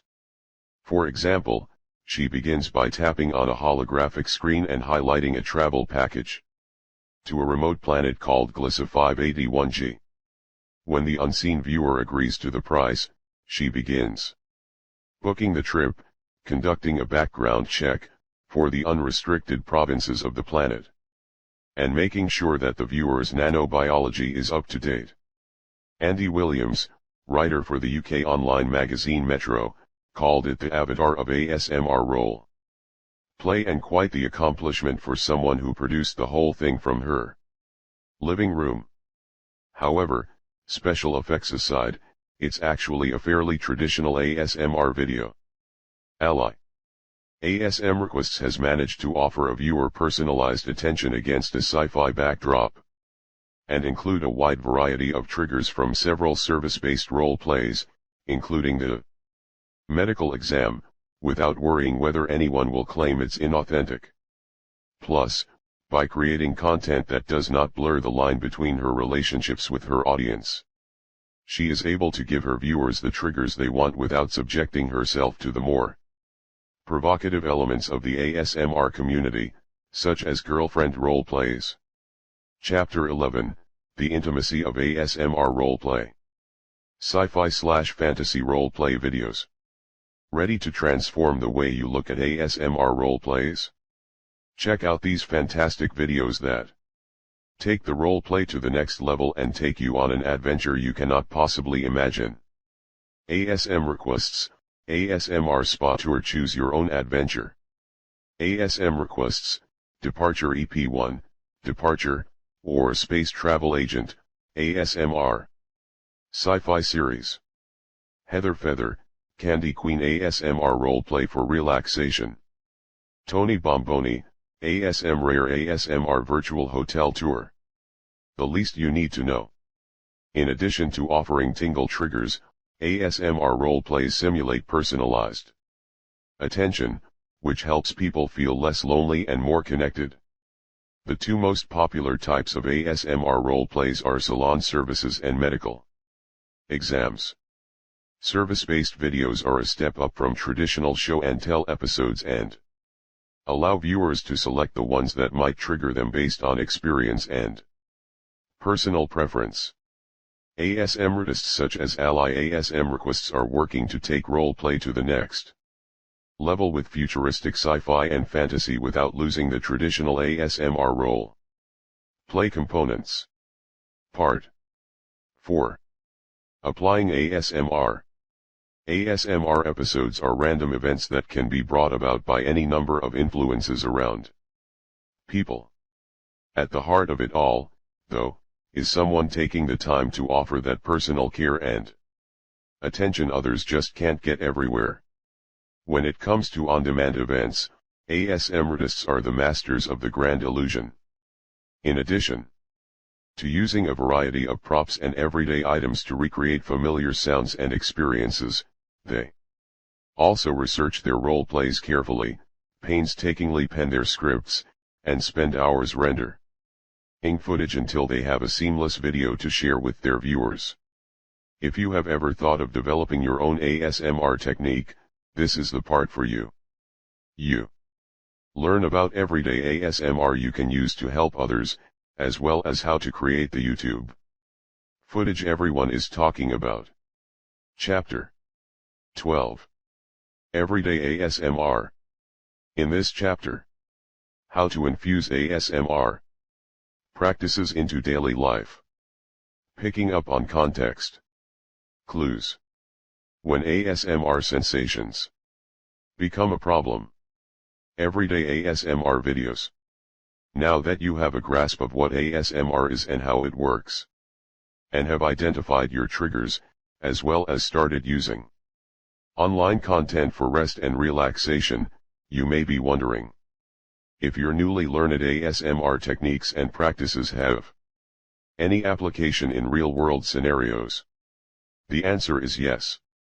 However, you do not have to bust out the webcam or set up a YouTube channel in order to help others through ASMR techniques. We have identified several areas in everyday life in which ASMR practices can subtly soothe others, helping them relax and become aware of the tingles inside. In this chapter, we illustrate the various opportunities in the workplace or your private life in which you can use known ASMR triggers to help someone. We also let you know when those triggers will help and when they can hinder, so you can learn when to apply them and when to avoid them at all costs. Part 4, Applying ASMR. ASMR, an extraordinary, everyday occurrence. Even though ASMR experiences are intrinsically tied to everyday events, they are not everyday occurrences. Rather, they tend to be situations people have been in many times before that somehow become spontaneous events that hit the right nerve at the right time and make them wish it would never end. Keep in mind, the ASMR experience is an extremely subjective event, so there is no guarantee that Using any or all of these tips will trigger everyone you come in contact with. More than likely, you probably have caused an ASMR tingle or two in your life, even if you didn't know it at the time. Have you ever held a sleeping baby in your arms and felt her let out a gentle sigh of contentment? Even though she had been rocked and cuddled numerous times. In her short life, there was something about the way you were caring for her in that particular moment that caused her to react as though nothing could get any better. Though we cannot prove it, chances are what she was feeling in that moment was something similar to ASMR. What if you could conjure that same feeling every day in friends and strangers alike? What if the way you acted on a conscious level affected people on a subconscious level? What if it could lead them to an ASMR experience? Would you try it? Well, you can, in fact, in some industries such as the healthcare field, cosmetology, and massage therapy, this kind of personal care and attention is critical to vocational success. If you are ready to apply ASMRtist techniques to your everyday interactions, get ready to provide a little comfort and contentment while learning how a little TLC can go a long way. Building a better bedside manner. The late Maya Angelou once said, "I have learned that people will forget what you said, people will forget what you did, but people will never forget how you made them feel." It is the fundamental key to applied ASMR, and it all begins with the ability to build a better bedside manner and to empathize with others. You've probably heard this term before in reference to the way doctors interact with their patients in a hospital or clinical setting. Bedside manner is a kind of body language that affects professionals' vocal tones, physical stance, openness, presence, and concealment. In the medical setting, it is this manner that can have an impact on how patients react to their doctor's assessment. Generally speaking, a good bedside manner is one in which physicians remain calm and Chapter 12, Everyday ASMR. Reassuring toward the patients, offer appropriate forms of physical communication, and convey their patient's condition in simple but compassionate terms that can be understood easily. Definition. A bedside manner is the traditional way of referring to how a doctor interacts with her patient. It also refers to the caring way in which ASMRtists interact with their viewers. However, the concept of the bedside manner goes beyond the healthcare industry. In fact, it comes up in a variety of customer service related fields. For example, cosmetologists and spa specialists, such as skincare consultants, massage therapists, and holistic healers, typically consult with their clients in order to help them feel comfortable before beginning a service. You can also see aspects of the bedside manner in hotels, restaurants, retail, and any number of other service-based fields where personal attention is at the core of the experience. There are 5 main components that are critical to establishing a good bedside manner, and each plays a role in applied ASMR practices and techniques. Though some people believe that a good bedside manner cannot be taught, you can work on various components in order to offer your customer, client, or coworker better overall service when interacting with you, no matter what kind of work you do. Showing empathy, you must be able to identify with what the other person is going through. Empathy is another trust builder and one that can make or break the experience. Maintaining eye contact, this skill can help you establish a better bond with the individual. Be sure to keep your gaze gentle and your facial expression warm. Listening, do not interrupt until the person has obviously paused. It may take the person a while to articulate her concerns. Be sure to hear what is said and unsaid. See the next section for more on reading the unsaid messages.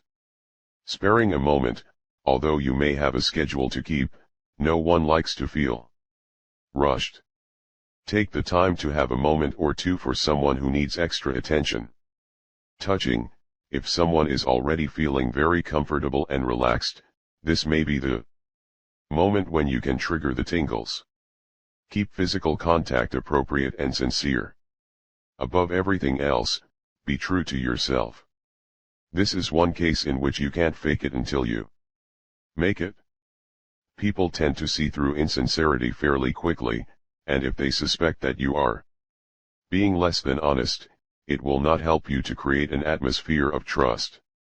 Part 4, Applying ASMR. Tingle tip. Although not everyone may respond to your mindful mannerisms, do not become frustrated. Stay calm in every situation. Not only will it help the person you are currently assisting, but also everyone else will feel your mood in the room. Keep in mind that you only have one chance to make a good first impression. Cold reading. Have you ever been around people who have seemed to know what you wanted before you ever asked for it? Contrary to what you may have thought, they do not have ESP or any other super power, and it's not that they have been around you so much that they simply know. Rather, they are reading your body language for clues, comparing you to those who have exhibited those same attributes in the past, and making a logical assumption as to what would make your experience more enjoyable. In short, they are cold reading you. Cold reading is a stage technique in which mediums, mentalists, and illusionists use body language, age, gender, and other clues to obtain large amounts of information about someone in a short period of time. It is a fairly simple process that looks impressive and yet is comprised of superficial facts and highly probable guesswork. Some ways in which you can learn to cold read an individual include the following. Get to know the individual and find out more about her interests and hobbies. Ask open-ended questions and pick up on verbal and nonverbal cues in the answers. Also known as listening between the lines. Make appropriate assumptions about the individual based on the information that you have. Pick up on context clues that may give you additional insight into the individual. Delve deep to make sure you have all of the relevant information, and clarify any necessary details. Assess any needs and offer effective solutions. For example, one of the masters of the cold read was the physician Joseph Bell, upon whom Sir Arthur Conan Doyle based Sherlock Holmes. By watching the way someone walked into a room, he could deduce a lot about the individual. A quick removal of a hat, erect posture, and the repeated use of the word sir could indicate the person had some military experience. A large. Chapter 12, Everyday ASMR. Knot on the ring finger near the nail may have indicated that the person was a writer, and a bruise on the chin just under the jawline may have implied the person plays violin. There are a number of clues you can pick up on about a person when you pay attention to the individual's body language and mannerisms. In many cases, the success of applied ASMR techniques comes down to whether or not the person feels that she has been heard and or understood. Therefore, your ability to be attentive via cold reading will go a long way toward building trust with someone. Merely taking the time to listen, nod, and offer a sympathetic to show you care may be enough to trigger the ASMR sensation in someone else. Did you know? ASMRtists cold read their audience all the time, though they do it through viewers' comments and requests. When they are researching material for their next segment, they think about what their fans want to see and look for opportunities to meet those needs in new and unexpected ways. Proper presentation. It's not always possible to predict what ASMR techniques will be most effective in any given situation. As you learned in Chapter 9, not everyone gathers information in the same way, so triggers are equally subjective as well. However, there are those times when actions speak louder than words. What tingleheads haven't had that moment in which they were triggered not by what a person does, but the way they feel when they watch that person do it? It may be the most Ordinary task in the world, but when performed by someone else, it triggers the tingles every time. In everyday language, this is known as the art of the presentation. Presentation is about enhancing aesthetic appeal. It is the difference between a plate full of food and a course that has been plated by the chef. The recipe may be the same, but somehow, it just looks different. Although it is commonly associated with the culinary field, presentation is applicable in a number of vocational settings, including ASMR. Generally speaking, it consists of two elements, the deliberate gestures that go into the process and the decorative end result. Definition: presentation is the art of modifying, processing, arranging, or decorating something in such a way as to enhance its visual appeal. Part 4, Applying ASMR. Although it occurs on an almost subliminal level, deliberate gestures send a clear and distinct message to individuals that they are in good hands. They are usually small portions of an overall action, but they are the element that goes above and beyond what people normally expect. You can see examples of these gestures frequently in your everyday life, such as chocolates laid across a freshly turned down bed, a receipt that is carefully folded into a little envelope, or an invitation that is so beautiful it could be a present itself. Even if you do not see the process that goes into creating the special end result, you are affected by the sentiment behind it. In turn, when people are able to see the loving, purposeful movements you made that signal an underlying commitment of care, it can lead to a powerful ASMR event that few people can describe coherently. One of the best examples of how deliberate gestures lead to the ASMR sensation, as well as a decorative end result, is the relaxing towel folding tutorial/ASMR video by Maria. Gentle Whispering, youtube.com web link. In this 18-minute segment, she draws upon her skills as an ASMRtist, as well as a former hotel housekeeping specialist, to smooth, fold, crease, and handle linens in ways that few people do around the house. The result is a jolt of ASMR goodness for viewers, as with each movement she demonstrates how an ordinary event can really be extraordinary when performed with thoughtfulness and care. You, too, can look for those opportunities around your workplace to add some ASMR actions to your routine. Do you work in a hospital or healthcare setting and take the time to pull a sheet up or smooth down a blanket? That simple act of kindness can make someone's day. Did a client ask for a cup of tea? Bring out a small tea service and make it in front of them like a little ritual. Do you work in a clothing store? Don't simply show customers to the dressing room and leave them to their own devices. Gently assist them with buttons and zippers and help adjust the garments so they can have a better sense of fit when they look into the mirror. Do you work in a restaurant? Take the time to place menus, napkins, and other accoutrements on the table in such a way as to convey that your customers are the most important people on the planet. Did you know? When you delight customers and clients with something extra that they didn't expect, studies show that they will very often reciprocate the gesture. For example, one study showed that when serving staff brought candy with the customer's bill, tips were higher. We understand that everyone gets busy and there will be times when you can't slow your pace down, but when you take the time to demonstrate through your words, actions, and mannerisms that you are willing to go the extra mile for those in your care, it can result in increased business, happier customers, and perhaps a tingly feeling of relaxation they didn't know they could feel before they met you.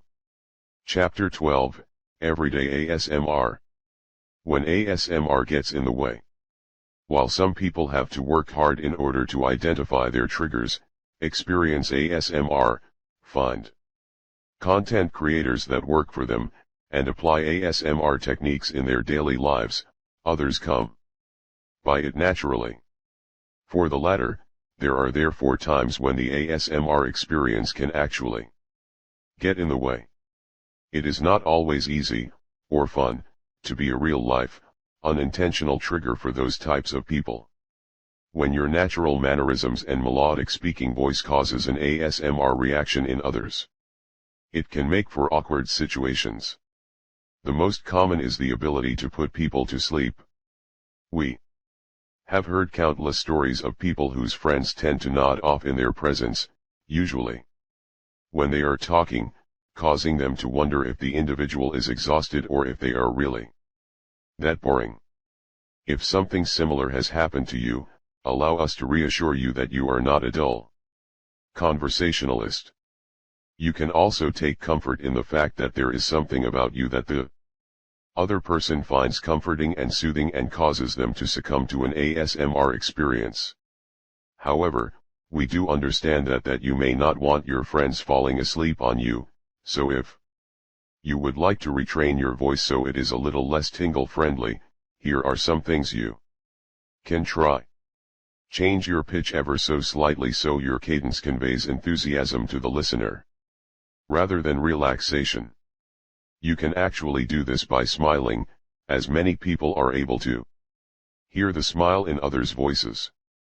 Monitor your pacing so you neither talk too fast nor too slow.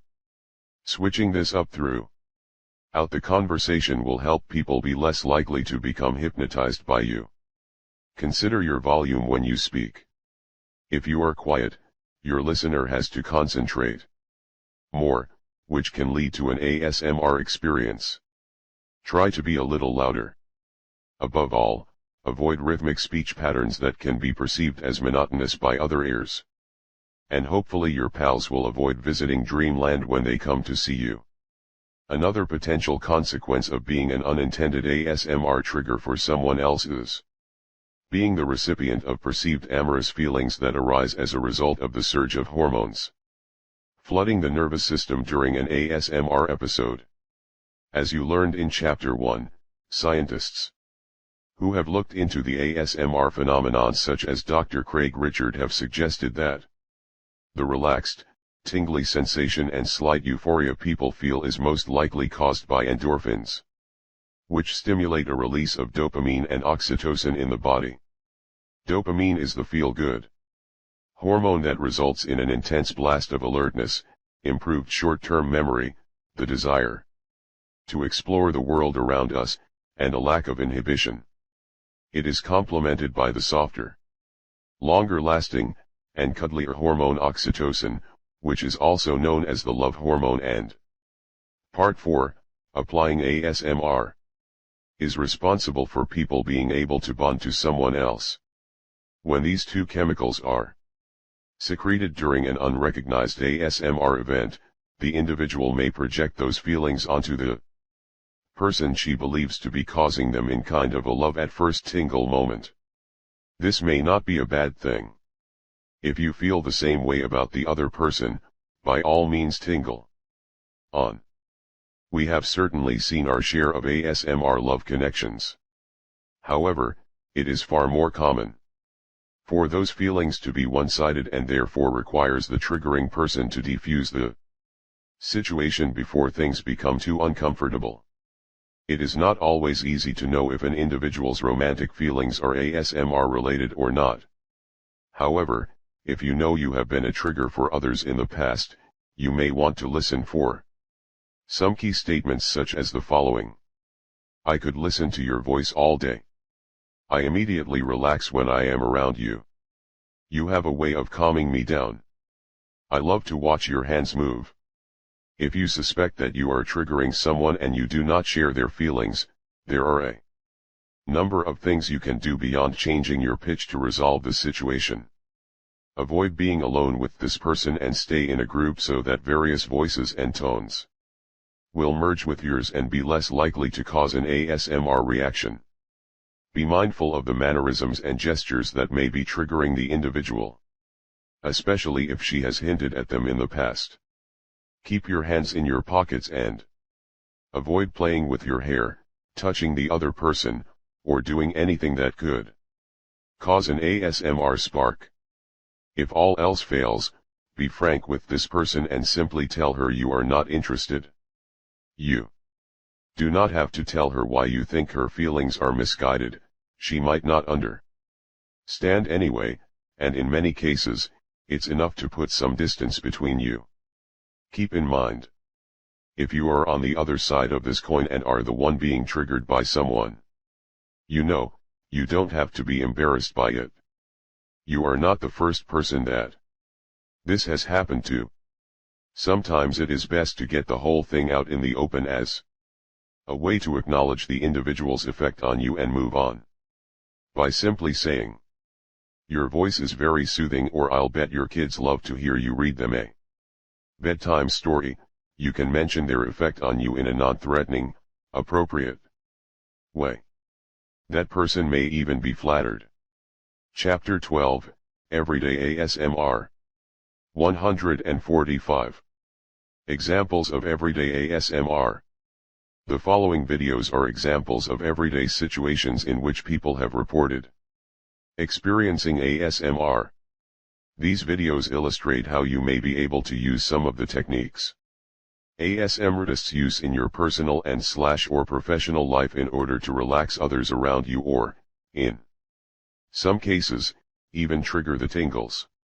Gentle whispering, relaxing towel folding tutorial/ASMR.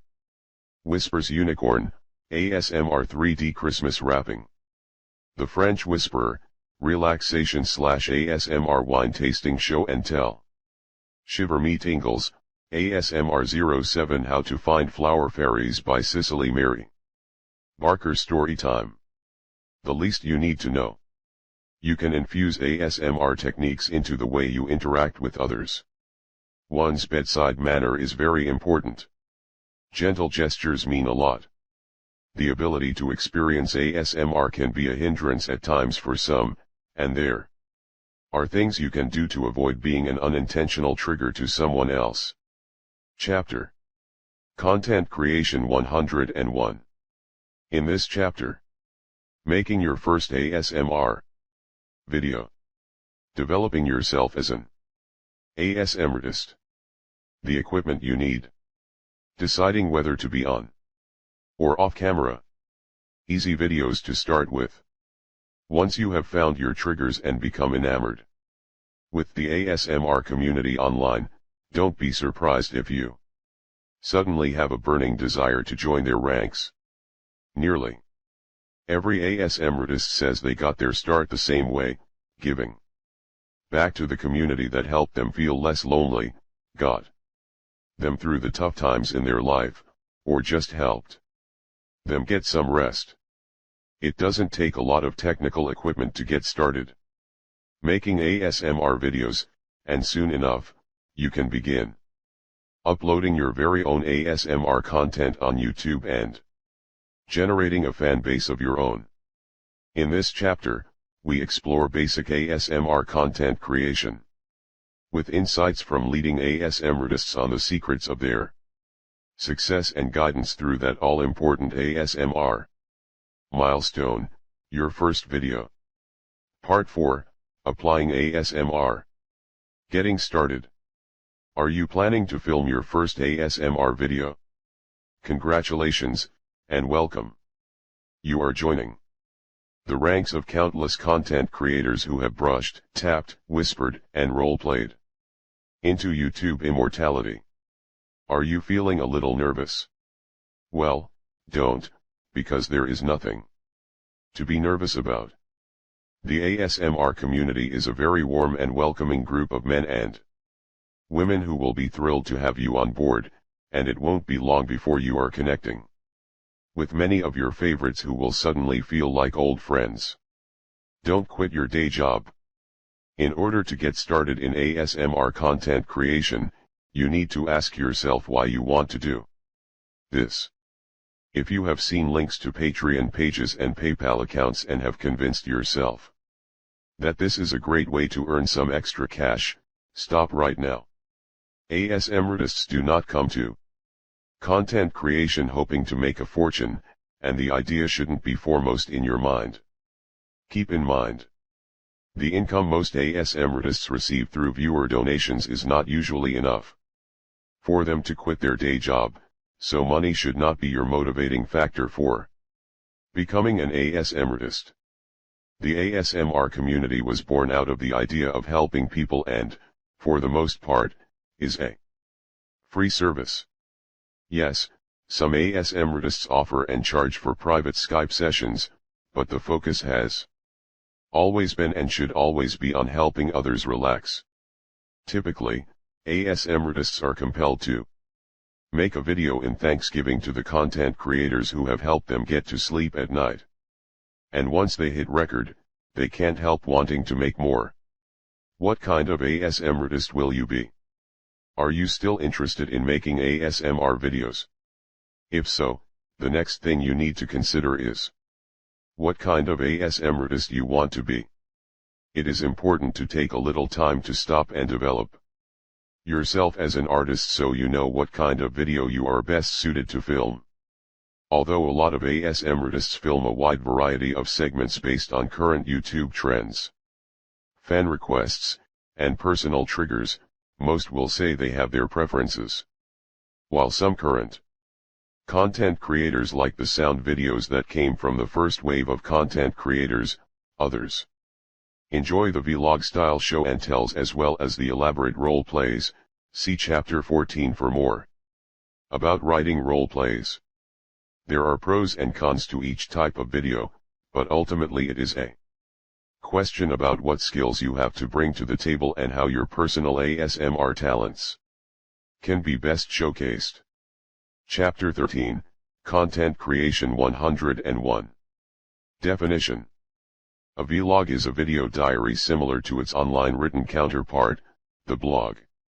For example, if you have a shy personality and do not like a lot of conversation, role plays and lots of whispering will probably not be any fun for you. However, if you are the kind of person who loves being on stage, dressing up, and pretending to be something you're not, feel free to open your own intergalactic travel agency, ambiguous medical practice, or virtual hair care center. Whatever the case, you'll get no judgment from us. This is your world and you can do whatever you want. As Bob Ross says, in your world, there are no mistakes, only happy accidents. Once you decide what type of content you're suited for, you should start simply. Although elaborate role plays with all of the bells and whistles can be exciting and a lot of fun, current ASMRtists suggest that new content creators start small and become familiar with the process. ASMRtist Robert Just a Whispering Guy says when in doubt, new content creators should look around them and start with what they know and what they do. My first role play was a mixed martial arts hand wrapping role play because I know how to do that from training, he said in his ASMR Day instructional video. I do a lot of videos that have to do with things that I already know, and for me, I think that goes a long way in seeming authentic and kind of flowing much better than if I were to try and research something and figure it out for myself. As you can see from Robert's story, it's key to keep your early content simple and, above all, authentic. Do you have an interesting collection, a fun hobby, or a passion to share? Perhaps you work at a job that has interesting equipment you can show off. Plan your first video with this in mind. You'll grow into bigger productions in your chosen content as you become comfortable in front of, and behind, the camera. Finding your voice. If you are planning to speak at all in the videos you make, you also want to consider the kind of voice you will use in the segments. While some ASMRtists still whisper, many of today's videos have segued to soft speech, which is a variation on the regular speaking voice. Tingle tip. The worst thing to happen in an ASMR video is for the ASMRtist to speak in a voice filled with tension and anxiety. It is imperative that you are nice and relaxed so you will be able to speak slowly and with intention in order to get your point across. Part 4, Applying ASMR. As you know, the purpose of an ASMR video is to create a deep feeling of relaxation for the viewer, so when playing with your vocal range, choose something that is light and pleasant and that you can maintain without any sign of facial tension. Some ASMRtists say a good place to start is to test out the voice you would use to soothe a baby and go from there. You also want to make a point of practicing this way of speaking so it sounds as natural as possible. Checking your surroundings. If you are thinking about filming your first ASMR video, chances are you do not have access to a fully equipped studio, scenery, or props department. It's okay. ASMRtists work from home all the time, however, they do have to consider the space where they plan to record and what kind of environmental sounds will end up on the final take. The number one complaint that content creators tend to receive about their work is the amount of background noise that appears in the finished product. While you do not have to stress too much about this or strive to create an environment of total silence, it is important to take the time to consider the space you are in and note any potential liabilities. For example, if you live in a metropolitan area, you may have more difficulty with noise than if you live in the countryside. You also may have an easier time creating a quiet environment if you live alone than if you live with other people. Pets can also be a problem, as well as nearby neighbors whose kids may come out to play the minute you hit the record button. Tingle tip. According to Haley Whispering Rose, who published her first ASMR video on January 26, 2013, new ASMRtists just starting out should not spend too much time trying to create an atmosphere of pin drop-like silence. Sometimes that isn't necessary and sometimes people enjoy a little bit of hiss or background noise, she said in her ASMR instructional video from June 23, 2014.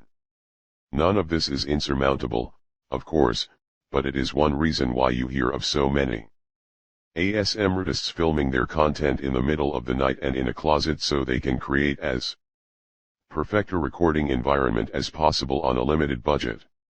In the end, some noises will be simply unavoidable. A sudden clap of thunder, a barking dog, a doorbell chime, or a phone ring, they happen. Every ASMRtist has had the same problem, so don't let it get you down or ruin your whole video. You can work around any noise. Chapter 13, Content Creation 101. Gathering and becoming familiar with your gear. Although ASMRtists often tout the various specialized microphones, cameras, and fancy editing software they use in the descriptions of their videos, you do not have to spend a fortune to start creating content. In fact, you may be surprised to learn that most ASMRtists got their start using equipment you most likely have right at your fingertips and reached tens of thousands of subscribers before making an upgrade. See Chapter 15 for more on equipment beyond the basics. In order to film a basic ASMR video, you simply need a camera, whether it's your phone or a video camera, and a way to steady your camera during filming. The best, and inexpensive, way to steady your camera is to purchase a tripod. These camera stabilizers with telescopic legs are incredibly easy to come by at yard sales and are not too expensive if you purchase them in a store or online. In fact, you can usually find them for around $5. Did you know? On top of your tripod, you will see the camera mount a small attachment that connects the camera to the tripod itself. While traditional cameras typically have a corresponding connection built into the bottom of its casing, camera phones do not. Which means you have to purchase an adapter for your model. These vary in price but are typically not very expensive and will enable you to stabilize your camera for the duration of your shooting session. Once you have everything you need, you'll want to become familiar with your camera and its role in creating the experience. The first thing you will want to understand is where your microphone is located and what kind of sound it provides in order to create the best audio effects. On your segment. Most camera phones do have a compressor on them and do a pretty good job of capturing sound, but some are better than others. Also, most external mics do not have a compressor, which means you have to be careful about how close you get to it in order to avoid the dreaded sound pops, such as the overpronounced P sound. You will also want to understand how everything looks from your viewer's perspective and what you will need to do in order to offer them the best visual experience. Remember that what is shown on screen represents what the viewers can see with their eyes, so if, for example, you offer them something to smell, you would not hold it up to the camera lens. That's not where the viewer's nose is located. All of this takes a little bit of practice, and there is nothing wrong with preparing, rehearsing, and conducting a few test recordings to get the hang of it. You can then make notes based on problems you have incurred so that when it is time to film your first broadcast segment, you will have a solid plan in place to help everything run smoothly. Part 4, Applying ASMR. Preparing yourself. While some ASMRtists do not adhere to any particular preparation ritual prior to filming, others find that it helps to try and relax their own minds before making ASMR content for others. There are endless ways this can be done, and of course every ASMRtist must find the system that is right for them. However, here are a few tips and tricks to help set the mood for your shoot. Adapted from those used by ASMRtist Haley Whispering Rose. Put on soft, relaxing music to calm your mind. Turn off all electronics and portable devices unless you are using them for the shoot. If certain devices must be on, block all notifications for the time being so you are not interrupted. Take the time to get ready, select an outfit and put on makeup, if applicable, for the shoot. Your appearance really can add to your confidence level. Make sure the space you are shooting in is clear of any visual or auditory distractions. In other words, clean up any space that may show up on camera. Go over any notes you have made and mentally build a script for your video. Some ASMR artists actually use a written script, which we talk about more in Chapter 14. Test your audio and do a short test recording to make sure your equipment is working properly. Keep in mind, whatever ritual you engage in, be sure it is something that puts you in the right frame of mind for ASMR. The audience will be able to tell if you are not relaxed. Ways to film your video. Although there are several categories of ASMR videos and limitless props, story ideas, and sounds to help them come to life, there are only two ways to film them, in front of or behind the camera. There are pros and cons to each option, and most ASMRtists do a little bit of both. But before you get started, you may want to consider how you feel about going public with your work and how anonymous you want to be.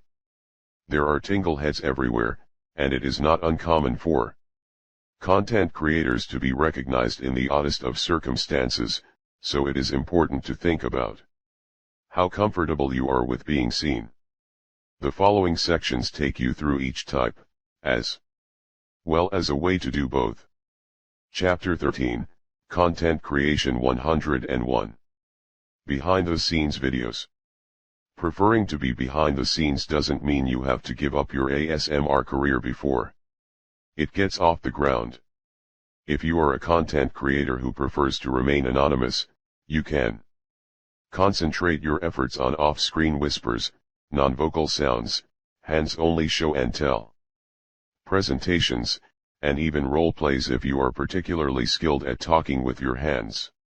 For your first video, we recommend starting out small, with something like a 15-minute, behind the camera, sounds-only segment, which is often the quickest and easiest type to make. All you have to do is to set up your tripod on a table, position yourself behind the camera, in order to see what you are filming, and go to work creating the sounds that will help your video come to life. In case you didn't know, a sounds-only segment does not have to be silent, even though it is typically thought of as a non-spoken option. On the contrary, you can still include vocalizations in your video, whether you choose to make noises with your mouth, perform an audible/inaudible whisper, or pretend to blow in your viewer's ear, among other things, while also tapping, scratching, scrunching, typing, or manipulating objects in order to produce sound. Although you can choose as many sounds as you like for your first video, we do suggest that you begin with 5 sounds and spend approximately 3 minutes on each. You can check out ASMRtriggers' sound assortment video at youtube.com web link for an example of this type. In order for your viewer to have the best chance of experiencing the ASMR sensation, you will want to spend a thoughtful amount of time with each sound, but not so much time that it will become ineffective. You will also want to build pauses into the video in order to procure anticipatory tingles. When working with items, you will also want to take the time to show the object from all angles before using it to produce sound. Keep in mind, an ASMR video should be a multi-sensory experience. Therefore, even if you are creating a sounds-only segment, you can engage the visual and tactile senses with how you show and handle objects as you tease the auditory nerve. If you'd like to get a better idea of how to do a behind-the-scenes video, some of our favorite videos in which the ASMRtist does not appear or speak include the following: Veni Vidi Vulpes, ASMR Crispy Soundscape, Whisper Remix, Whisper Sweetie, Hand Relaxation Number 2, Touching Tingles, Binaural ASMR RP Ear Cleaning, Sounds Only. Part 4, Applying ASMR. Sound Sculptures, 122. Playing Dominoes, 3D Binaural Wear Headphones. Old Wonderful Sounds, ASMR Sounds, No Talking Crinkle, Stickers, Paper, Plastic, Markers, Pens. Face-to-face videos. Appearing on camera in a face-to-face video is a great way for you to connect with your audience in a deep and meaningful way. Viewers have the opportunity to read your body language, learn your mannerisms, and develop a quasi-relationship with you as the person who's helping them. There is something very psychological about this idea, and a reason that some face-to-face ASMR videos, such as doctor's visits and salon/spa services, are such popular segments with the viewing audience. Hairdressers, massage therapists, and physicians attest that there are few people in one's life that are invited to touch them or to care for them outside of family and close friends. When you recreate one of these events and assure viewers they are in good hands, it enables them to open up to the experience and relax without fear that you will take too much off the top, hit a nerve during a deep tissue massage, or diagnose them with cancer inside their faux medical practice. Tingle tip. The key to creating a great ASMR speaking video is to keep everything you do natural and real. The audience can spot insincerity and will know if you are faking the experience. As an ASMRtist, you need to be aware that this connection is being formed and it is not something that can be taken lightly. Viewers come to the ASMR community for a variety of reasons, and whatever reason that might be, you are the content creator they are counting on. So it's up to you to give them your best. If you don't, they simply won't watch your video.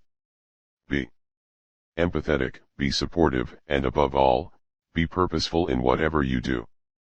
If you are planning a whisper video, it is important that you have an idea of what you are going to say to fill up the allotted time. Make sure that whatever you choose to talk about is something that will encourage a deep feeling of relaxation in your listener. For example, a guided visualization or meditation can be a wonderful way to introduce your talents to the YouTube audience. A sample guided visualization can be found in Chapter 4. Chapter 13, Content Creation 101. If you'd like some good examples of face-to-face videos to model, some of our favorite ASMRtist featured videos include the following. Whispers Unicorn, whispering my favorite things. Gentle whispering, relaxing hand and forearm massage ASMR soft spoken. The Water Whispers, ASMR soft spoken RP personal angel card reading session. ASMRgrains, ASMR male grooming session beard trim and haircut. Amulst, ASMR relaxing hand movements, softly spoken. Hybrid videos. There is one kind of ASMR video shoot you can do that is kind of a hybrid shot of the other two. It is a video in which you may appear on screen, but your presence isn't central to the segment. Think of a cooking demonstration you may have seen on the Food Network. The camera is angled in such a way that you can see the individual preparing the dish, however, the focus is on what he is doing, not him. As with any other kind of ASMR video, you can choose to speak or can remain silent for the duration of the film, but it is a different video from a close-up show and tell in which your hands may appear or a face-to-face vlog video in which your facial expressions and words are critical to the performance. This kind of ASMR video is perfect for those people who are triggered by more visual stimuli rather than sound. It also enables you as the ASMRtist to use your hands in different ways, such as to make the slow, gentle, sweeping movements as you play with someone's hair, carefully and deliberately fold towels, make the bed, and so on. These kinds of shoots can be very effective and enable the audience to enjoy a different perspective. If you're interested in trying to make a hybrid video, some of our favorite videos that demonstrate this technique include the following. Gentle whispering, soft-spoken relaxing hair play. Part 4, Applying ASMR. Always know when to end your video shoot, and do not get upset if it is not as long as you planned. Sometimes ASMRtists grow bored making sounds with the same items for several minutes. It's okay, it happens. Be mindful of your own attention span and stop when you become bored with the sound. Trust us, if you have grown tired of it, chances are the audience has as well. Editing and uploading your video to YouTube. Once you have finished shooting your video, it is time to watch it, edit it, and upload it to YouTube. We'll talk more about formal editing processes, equipment upgrades, and other filming tips and tricks from the pros in Chapter 15, but for purposes of a first video, we want to help you keep it simple. To begin, chances are you do not have a lot of fancy editing equipment to work with, and that's okay. There are still a few things you can do to improve the quality of your completed product. You can easily use your phone's camera application to trim your video and take out the footage of you hitting the record button or running around the camera to get into position for the shoot. You can do the same to the end as well.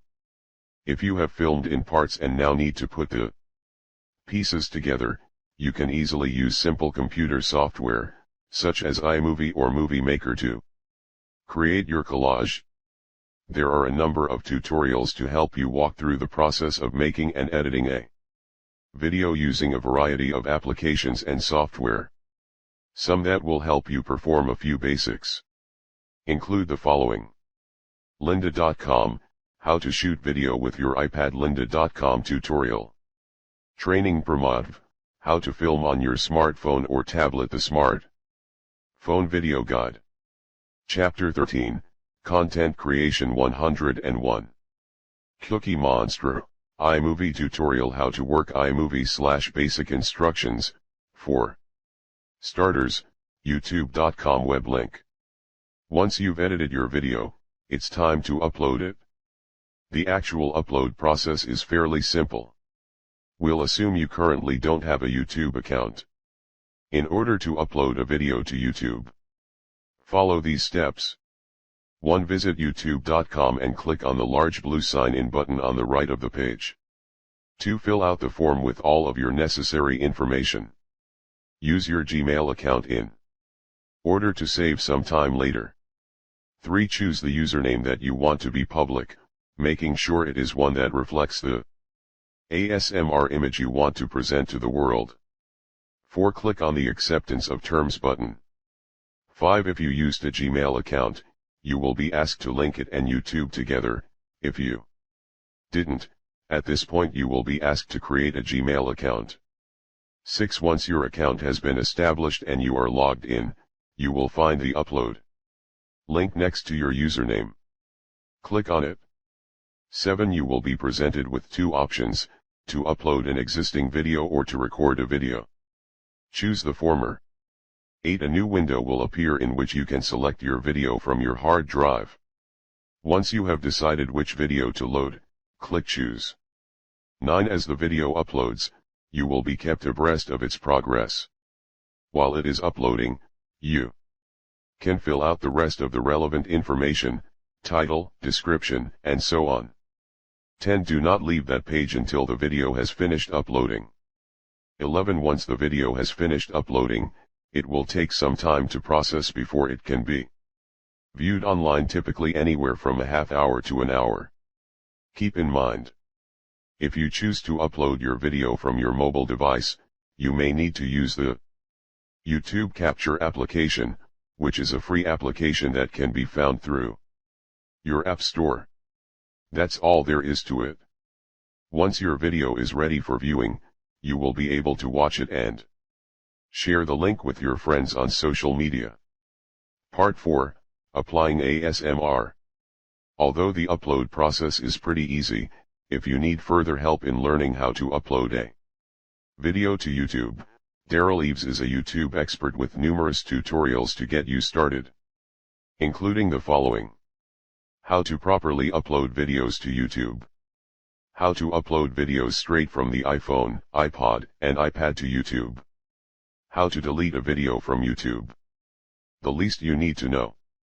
When deciding what kind of video your talents are best suited for, remember to start with what you know. You can make videos where you're in front of camera, behind the camera, or a mix of both. Keep your first video to around 15 minutes long. Once you get more used to the process, you can make your videos longer and more involved. Uploading to YouTube is a user-friendly process. Chapter 14. Creating your first roleplay. In this chapter, finding inspiration for your roleplay, creating the script, getting ready for your close-up, how ASMRtist Heather Feather got into writing roleplays. Are you ready to create your first ASMR roleplay? Unlike the basic trigger videos you learned about in the last chapter, a roleplay is a very different beast. A roleplay is essentially a one-act production that must be planned and executed carefully in order to trigger tingles. In order to create your roleplay, all you need is a desire to write your own storyline, conduct the appropriate research, and rehearse the scene so that when the camera rolls, mistakes are minimized. In this chapter, we give you the scoop on what it takes to craft the granddaddy of ASMR content videos. No matter if it is simple or elaborate, long or short, fantasy-based or centered around a real-life event, we help you fine-tune your creative muse and unlock your inner ASMR Shakespeare. Part 4, Applying ASMR. Getting inspired. Roleplays are some of the most popular ASMR videos on YouTube and some of the most unique. Although they started out as experience-driven segments centered on situations already familiar to viewers, such as medical exams, suit fittings, and salon services, roleplays have grown by leaps and bounds to include fantasy-filled episodes complete with elaborate props, costumes, and a variety of special effects. If you are a long-time Tinglehead, chances are you have seen a number of these popular videos and have been inspired by their creativity. However, before you break out the camera and set up the tripod in hopes of filming something worthy of Steven Spielberg, it's important to take a step back and start small as you become comfortable with the role-play process. The first thing you must consider when approaching your first role-play is what kind of video you plan to make. Are you best suited to present something educational, such as a cooking demonstration or a skincare session? Or do you prefer something more like a medical examination, which requires some familiarity with specific words and phrases? Will your video be heavily reliant on sounds and actions that can put your viewer in the hot seat of the experience, such as highlights or a haircut? Chapter 11 gives you a rundown of some different types of ASMR videos. Regardless of what you are most comfortable with and what kind of video you have in mind, chances are there are several ASMRtists who have done something similar in the past and whose work will inspire your own content. To give you a starting point, here are a few roleplay recordings to show you how the top ASMRtists started out and how they have developed their craft. Heather Feather. Soft-spoken makeup roleplay ASMR. ASMR after the battle, sci-fi suit repair roleplay for relaxation. ASMR requests. Cranial nerve exam ASMR softly spoken. Psychic Training Center roleplay ASMR soft-spoken, ear-to-ear, tapping. Hand relaxation.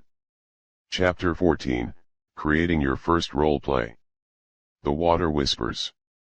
ASMR soft-spoken RP hairstylist, haircut. Dentist roleplay appointment, checkup, ASMR most requested roleplays. Veni Vidi Vulpes. Virtual spot, relaxing haircut ASMR RP. ASMR, paleontologist roleplay. Massage ASMR. Haircut roleplay ASMR. ASMR roleplay Dr. Dimitri virtual routine physical checkup. Don't be afraid to revisit some of these videos in order to get ideas and make initial lists of the props and sound effects you would like to include. No one will call you a creeper, in fact, that's how other ASMRtists got their start as well. Tingle tip. Although it can be great fun to create a completely original roleplay with plenty of bells and whistles, veteran ASMRtists say that first-timers should start by modifying a tried-and-true roleplay that others have successfully filmed. As you get more experienced and grow in the art form, you can create more elaborate segments. The ASMR community is genuinely supportive of one another's work and tends to be very welcoming of new members. Established ASMRtists love when new content creators reach out to them, and they always appreciate an opportunity to talk shop with others. It's not uncommon for a member of the old guard to offer an encouraging word to a novice.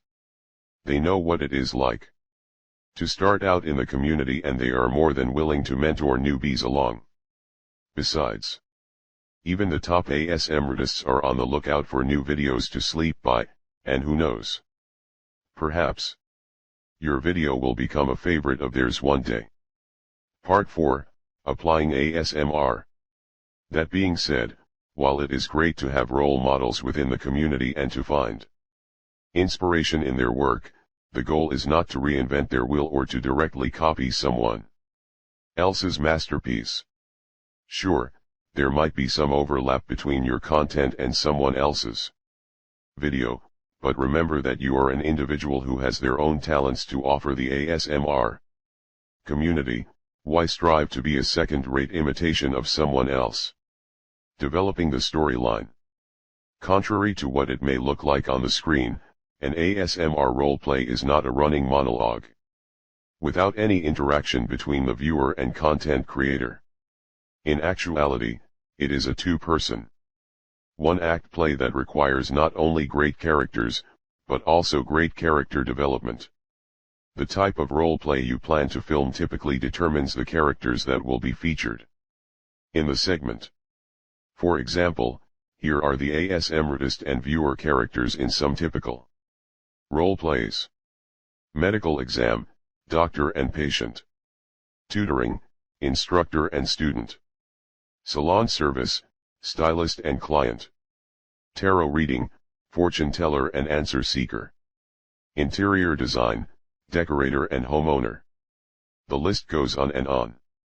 Once you know who your characters are, you must decide why is one seeking out the services of the other. Even though the viewer's role has no real dialogue, you, as the ASMRtist, must create something to play off of during filming to make the recording process run smoothly with no hiccups in the timing. You may decide that the patient, viewer, has recently experienced a head trauma and is in need of a cranial nerve examination. Perhaps she is a new homeowner selecting draperies for their living space. Or is the viewer a member of the wedding party getting her hair styled for the big day? While a role play is not overly plot heavy, there is nothing wrong with adding a bit of a storyline to keep the episode interesting. Choosing the right setting. Once you know what storyline you want to go with, you need to consider the setting of your role play and where you plan to film it. When seasoned ASMRtists film their role plays, they try to choose a space that makes sense for the kind of scene they plan to record and the character they intend to portray. They know that believability is key to the success of a role play, and it may be hard for your viewer to open up and trust the experience if they do not believe the setting. Chapter 14, Creating Your First Role Play. Chances are you do not have access to a fully equipped medical office, classroom, storefront, salon, or so on, so you may have to improvise a consultation space wherever possible that goes along with the character you are creating. Some ASMRtists secure background images and use a green screen in order to establish an appropriate environment, but most new content creators tend to use available areas of their homes, including their bedroom, bathroom, laundry room, closet, or office space. In addition to finding an appropriate space to film where the noise level can be kept to a minimum and lighting is adequate, it is important to consider the decor of the area in which you plan to film. While you do not have to go overboard on set design or invest in huge amounts of scenery, a few small touches can make a huge difference to the overall experience. For example, you can invoke a medical examination room with an eye chart, a few diagrams, a clear container of cotton balls, and the presence of instruments lined up neatly on a metal tray. An impromptu classroom can be created with a map, a blackboard, and a few school supplies. And what spot doesn't include a few glowing candles for ambience? You'll find there is a lot you can do that will offer your viewer the essence of the experience without having to stage the whole event. Tingle tip. When staging and planning your first role play, keep it simple. Do not go overboard. It is very easy to get overwhelmed creating something time-consuming and elaborate to film. However, it's best to leave more intricate segments for when you have more experience under your belt. Conducting your research. Once you have decided on your role play and determined its setting, the next step is to study the event you plan to reenact. Some ASMRtists research their role plays thoroughly, while others prefer to improvise, refer to other videos, or rely on personal recollection for their video content. We feel the amount of research you conduct on your role play is largely dependent on what the content is. If you plan to film a makeup tutorial or a cooking demonstration, for example, there is nothing wrong with using your own technique, but a medical exam, craft how-to, or foreign language study session may require a bit more preparation to lend credibility to the final script. ASMR viewers are very sharp and know when content creators have done their homework and when they are making it up as they go along. Why not take the time to learn more about the role you plan to assume, watch the pros, and break down all of the elements in order to faithfully recreate the event? It will only make your video that much better in the long run. Part 4, Applying ASMR. Knowing the lingo. Throughout your video, you are assuming the role of a character who looks, walks, talks, and acts a certain way, meaning dialogue is critical to your role-play's success. When you know the proper terms for the props you intend to use or invoke the nomenclature of the field you are pretending to be an expert in, it only adds to the believability of the setup. Think about the last time you walked into a service-based business. Did someone from the staff greet you? What did she say? If it was a situation where an appointment is appropriate, did you tell her what time you were expected and wait for her to confirm this information on a desk, calendar or on a computer? Were you asked to fill out any paperwork before proceeding, or did you merely answer some basic questions about the purpose of your visit while the individual took a few notes? Knowing the nuances of this exchange can help put your viewers at ease and prepare them for the experience that lies ahead. While you only need to master a portion of the parlance to pull off a role play, many of these scenarios have their own terminology, making it important that you pick up on at least a few of the key points. For example, let's say you are planning to film a cranial nerve examination. If you were to look up this particular assessment, you would learn about the parts of the body it is designed to evaluate and what problems a physician is screening for when she conducts it. You will also learn the actual elements of the exam and become familiar with terms such as fundoscopy, visual reflexes, and olfactory nerve. This official language and knowledge can give your video some extra depth. And if you take the time to study these terms and know what they actually mean, you will not only sound like you know what you are talking about, but it can also make your viewers wonder if you are a real physician. Keep in mind, it is a good idea to add a disclaimer in your video description box to any medical role plays that you are not a licensed clinician and that nothing you say should be taken as legitimate medical advice. Simulating the sounds. The trickiest part of the ASMR roleplay is replicating the sounds associated with the service provided. Keep in mind, you as an ASMRtist are playing to a camera that does not have hair in need of cutting, ears in need of cleaning, or a face that needs makeup applied to it, yet you must find a way to recreate the sensations not only as they are performed but how they are heard and felt by the viewer. Chapter 14, Creating Your First Roleplay. To deal with this and gather more information about what will and won't work in a roleplay, you should spend a lot of time tapping, scratching, and crinkling items next to your ears. Sometimes you may use the item to recreate a noise associated with a real-life experience, while other times the sound may become the inspiration for its own storyline. On occasion, you can turn to sound samples from internet sources when the roleplay warrants it. freezound.org, soundbible.com, and pdsounds.org are good sources for sound samples, but nothing is ever off limits when it comes to tickling the tympanic nerve.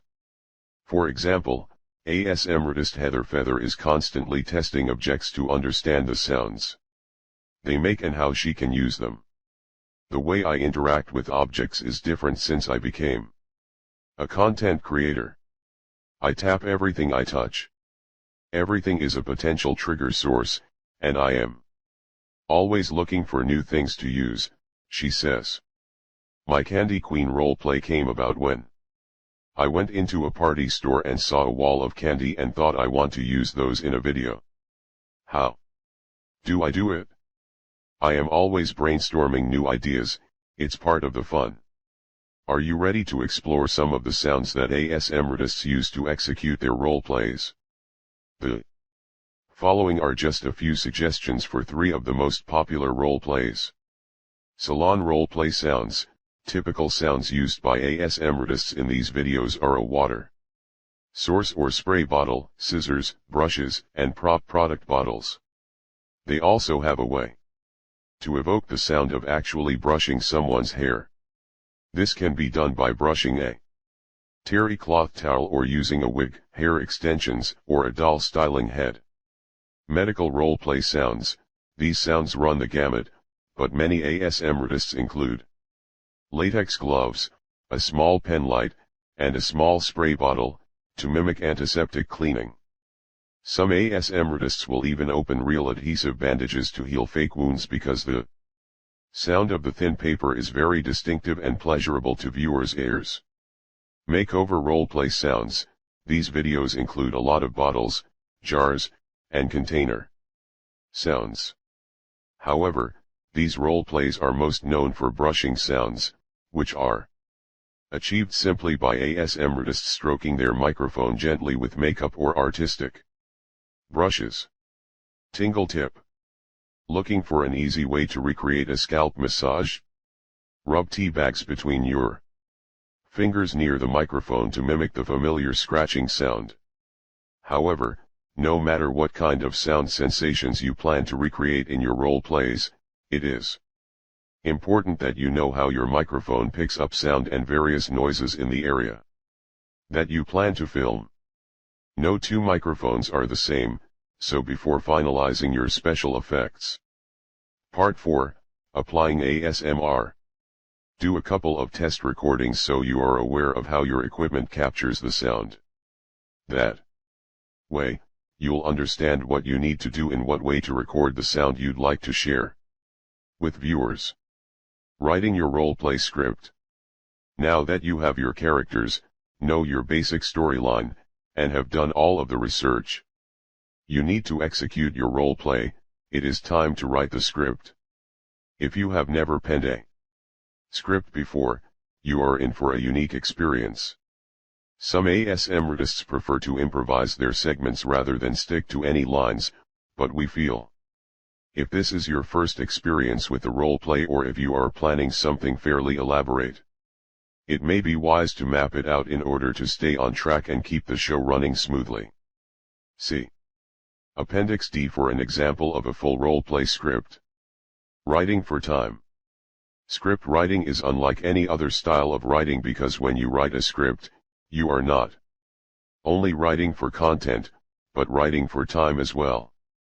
Therefore, it really helps if you have a sense of how long you would like your roleplay to be. While ASMR videos run the gamut in terms of length, it can be helpful to have some parameters in place. If this is your first ASMR roleplay, we recommend limiting it to 15 to 20 minutes. This not only gives you plenty of time to execute a complete storyline, but also is not so long that it feels daunting. The key to writing for time is not only in knowing what words you want to say, but also what actions have to occur. If you have never written for time before, try this exercise. Imagine you are going to make a peanut butter and jelly sandwich. How do you do it? The directions are much different than the actual steps. Do you start with the bread, or does the sandwich begin when you go to the pantry to gather the ingredients and then lay them on the kitchen counter? Is the knife already present, or do you have to take it out of the drawer? How far away is the drawer? The actual directions assume you have everything in place and can start assembling the sandwich right away, but in actuality, there is a lot of action that is not accounted for in the process, and it is this action that you have to be mindful of as you map out your roleplay. Composing the introduction. The introduction consists of the initial interaction between your two characters. For this, you begin by welcoming your viewer to the experience and inquiring about the reason for their visit. It is the segment that sets the tone for the entire video and is geared toward establishing a Chapter 14, Creating your first roleplay. Rapport with your viewers so they become accustomed to your voice and the setting and will feel comfortable in your presence. For example, will you check their appointment in a datebook or on the computer? Will you be typing their intake information or taking it down by hand? How long should the pauses be Between one question and the next? Will you stay seated the entire time, or will you get up from the chair and walk around? Remember that everything you do contributes to the overall effect, and cannot be taken for granted. An example of an introduction may include the following. ASMRtist. Hello there and welcome to, name of business. Do you have an appointment? Pause long enough for the viewer to answer yes. Great, can I get your last name? Pause to type in a name or check an appointment book for the correct name. And your first name? Another pause to either type in the first name or check the book again. Oh, here you are. I see you are scheduled for the name of service. Penning the consultation. The consultation is the show and tell portion of the role play. It is similar to the beginning of a hypnosis session and helps the viewer relax even more fully in preparation for the sensory experience that lies ahead. During this segment, you will offer your guests an overview of what they can expect to experience and display some of the props that will be central to the performance. For example, if you are performing a salon service, you might gently stroke the bristles of the brushes or tap the side of a shampoo bottle. If it is a medical exam, you might gently explain the upcoming procedure and conduct a general health assessment, a more in-depth Q&A than the introduction. If you are filming a tarot card reading, you might shuffle the cards and give the viewer a brief history of the deck. The ideas are endless. While it's perfectly okay to ad-lib a lot of your dialogue, simply creating a decent outline of the consultation allows you to have a general idea of what you want to say and how you plan to say it when the time comes. Part 4, Applying ASMR. The following is a sample consultation for a salon service. ASMRtist. Because this is your first visit to the ASMR hair studio, you should know that you are in for a relaxing experience that will begin with a gentle scalp massage, a hair wash, and a trim using the most natural of products and style for your big night out on the town. Let me show you some of the tools I will use on you today. Hold up brushes, combs, products, and other elements while tapping, stroking, or otherwise handling them to make noises as you demonstrate their purpose. Putting together the sensory segment. The sensory experience is the heart of the ASMR roleplay. In this segment, you will center your efforts on triggering the tingles of the viewing audience. Although you might click a pen or tap on a computer during the introduction or make a few sounds throughout the consultation, the ASMR experience kicks into high gear during the sensory phase. The sensory segment is the longest portion of the role-play video, contains the most triggers, and requires the most planning. It is a combination of voice, display, sound, and action. If this part of the video sounds authentic enough, viewers will be able to connect to it and trick their brain into believing that it is really happening. Not only will this bring on a wave of tingly goodness and cause them to fall into a deeper state of relaxation, it may even put them to sleep. And this is a good thing. For example, a sensory segment of an ear cleaning exam might include the removal of earwax, and may resemble the following. ASMRtist. Now, because I have found a significant amount of earwax impacted in your ear, I am going to use these alligator tweezers to remove it. Hold up tweezers to show the viewer and tap the ends together to demonstrate. Yes, this can be a bit uncomfortable, but you will feel better afterward. Move around to the side of the camera, as if to approach the viewer's right ear. Take a household sponge and use the tweezers on it to mimic the sound of pulling earwax from the viewer's ear. Keep in mind. Be mindful of the components you will be able to successfully execute during the time allotted and which ones will sound the best to your viewer. Chapter 14, Creating Your First Role Play. Scripting the conclusion. The last portion of the ASMR role play is the conclusion. It is the shortest segment of the video. and the one that has the fewest triggers associated with it.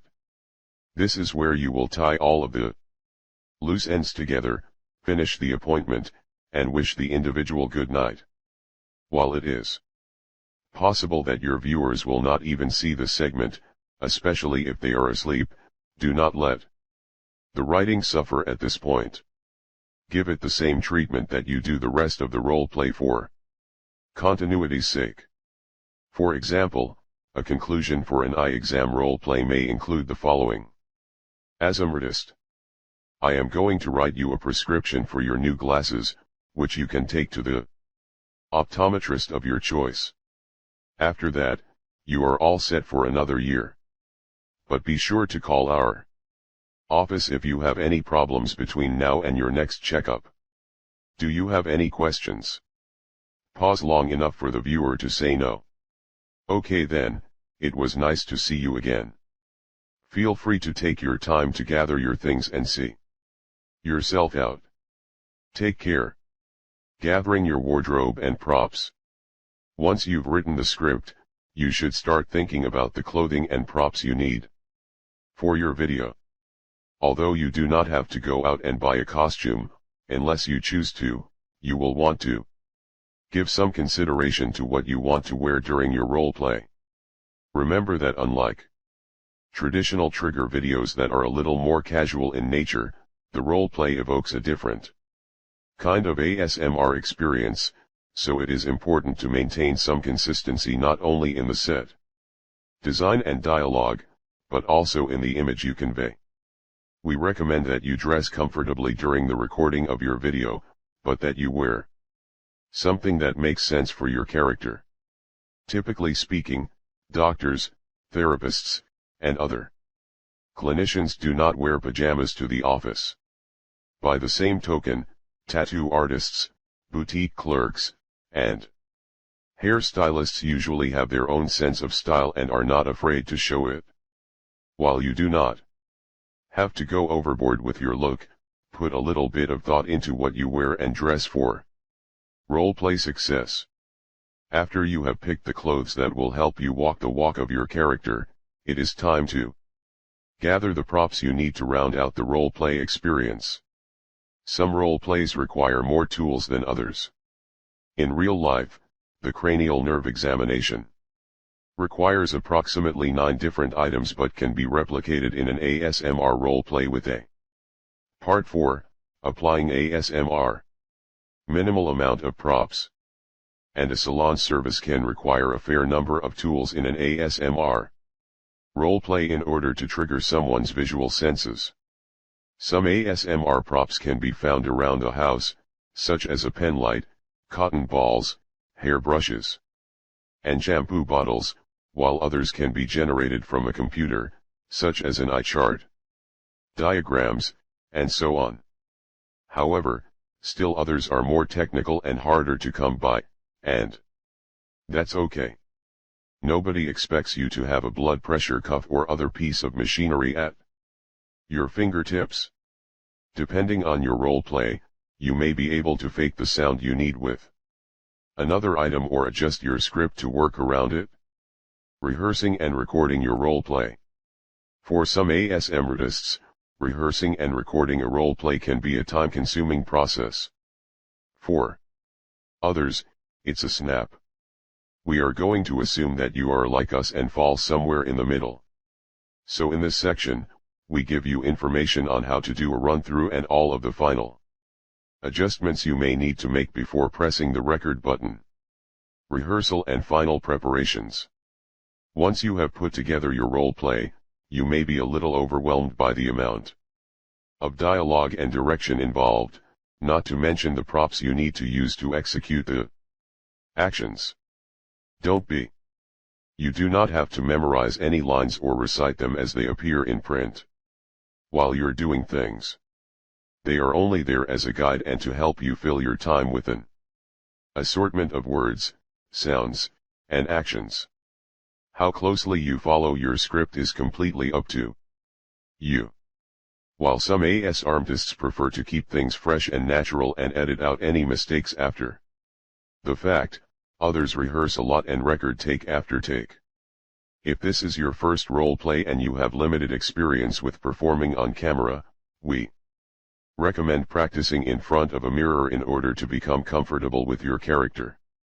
To better understand how to best handle your props, and to test the execution of any special effects.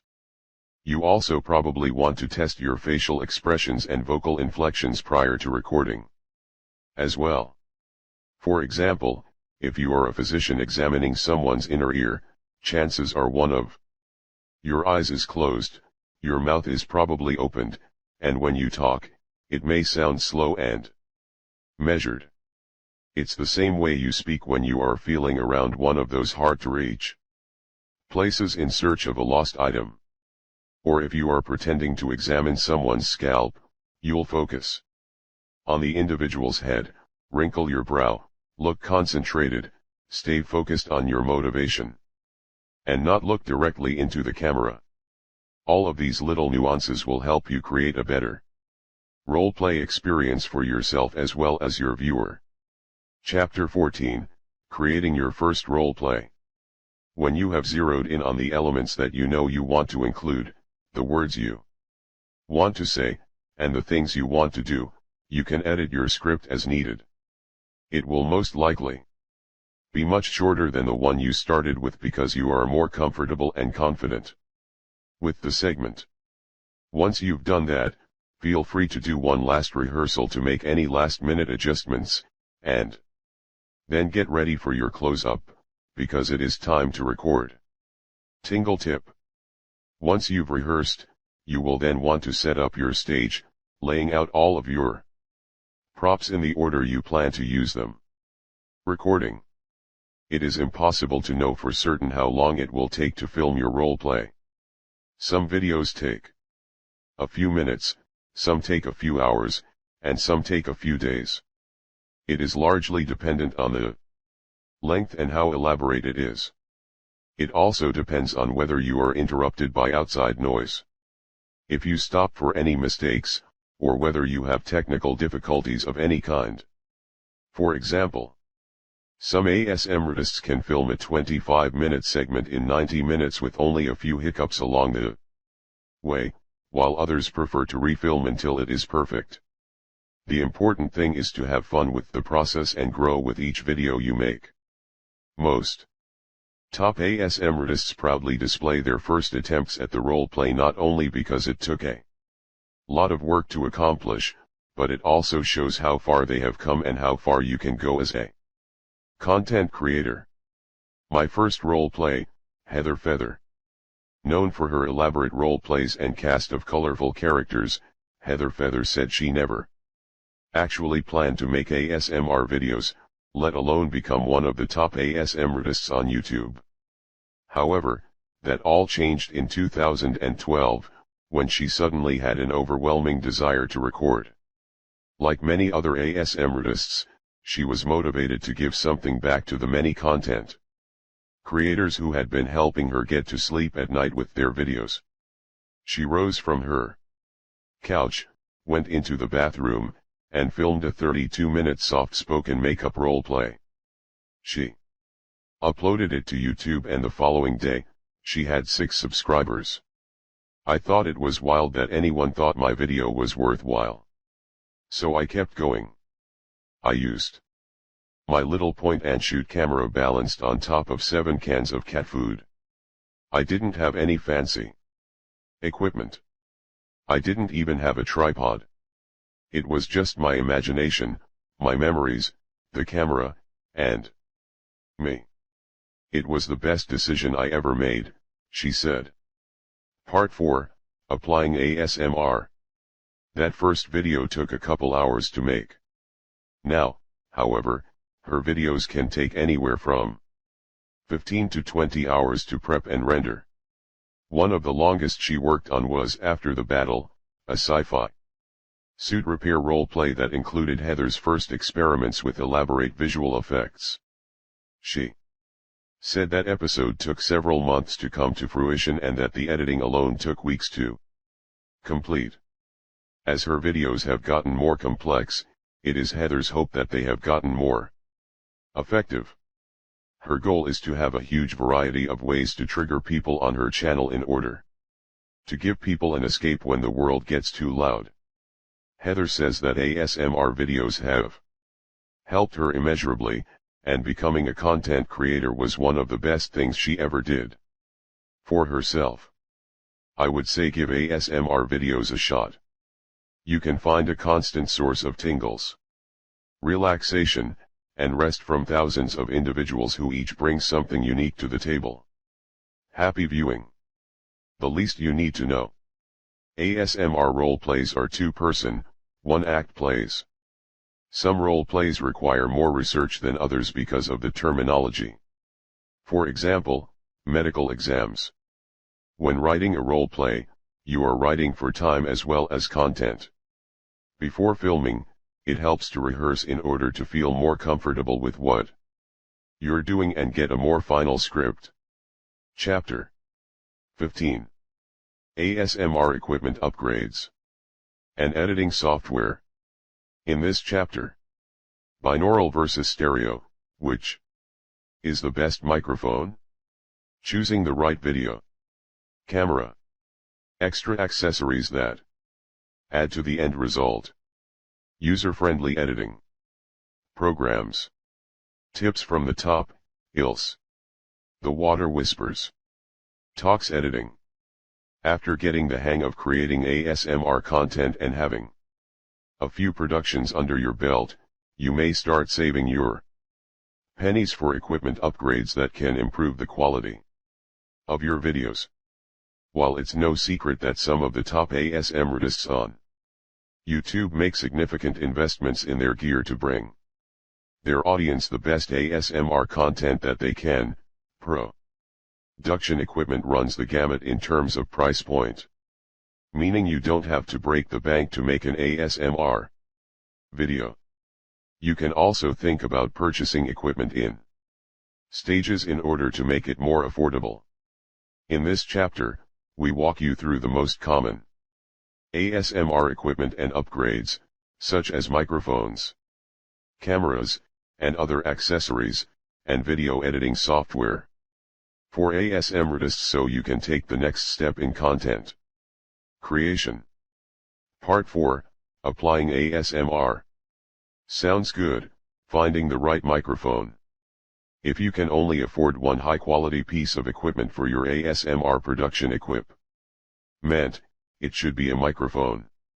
Although conventional wisdom would suggest that a new camera would be the best place to start, we know that sound is a critical component to the ASMR experience. Content creators can offer guided visualizations, role plays, meditations, affirmations, and more without ever appearing on camera or adding visual imagery. However, they cannot do it without sound. If you have ever taken the time to read through the comment feeds on ASMR videos, you know the primary complaint usually has something to do with sound quality.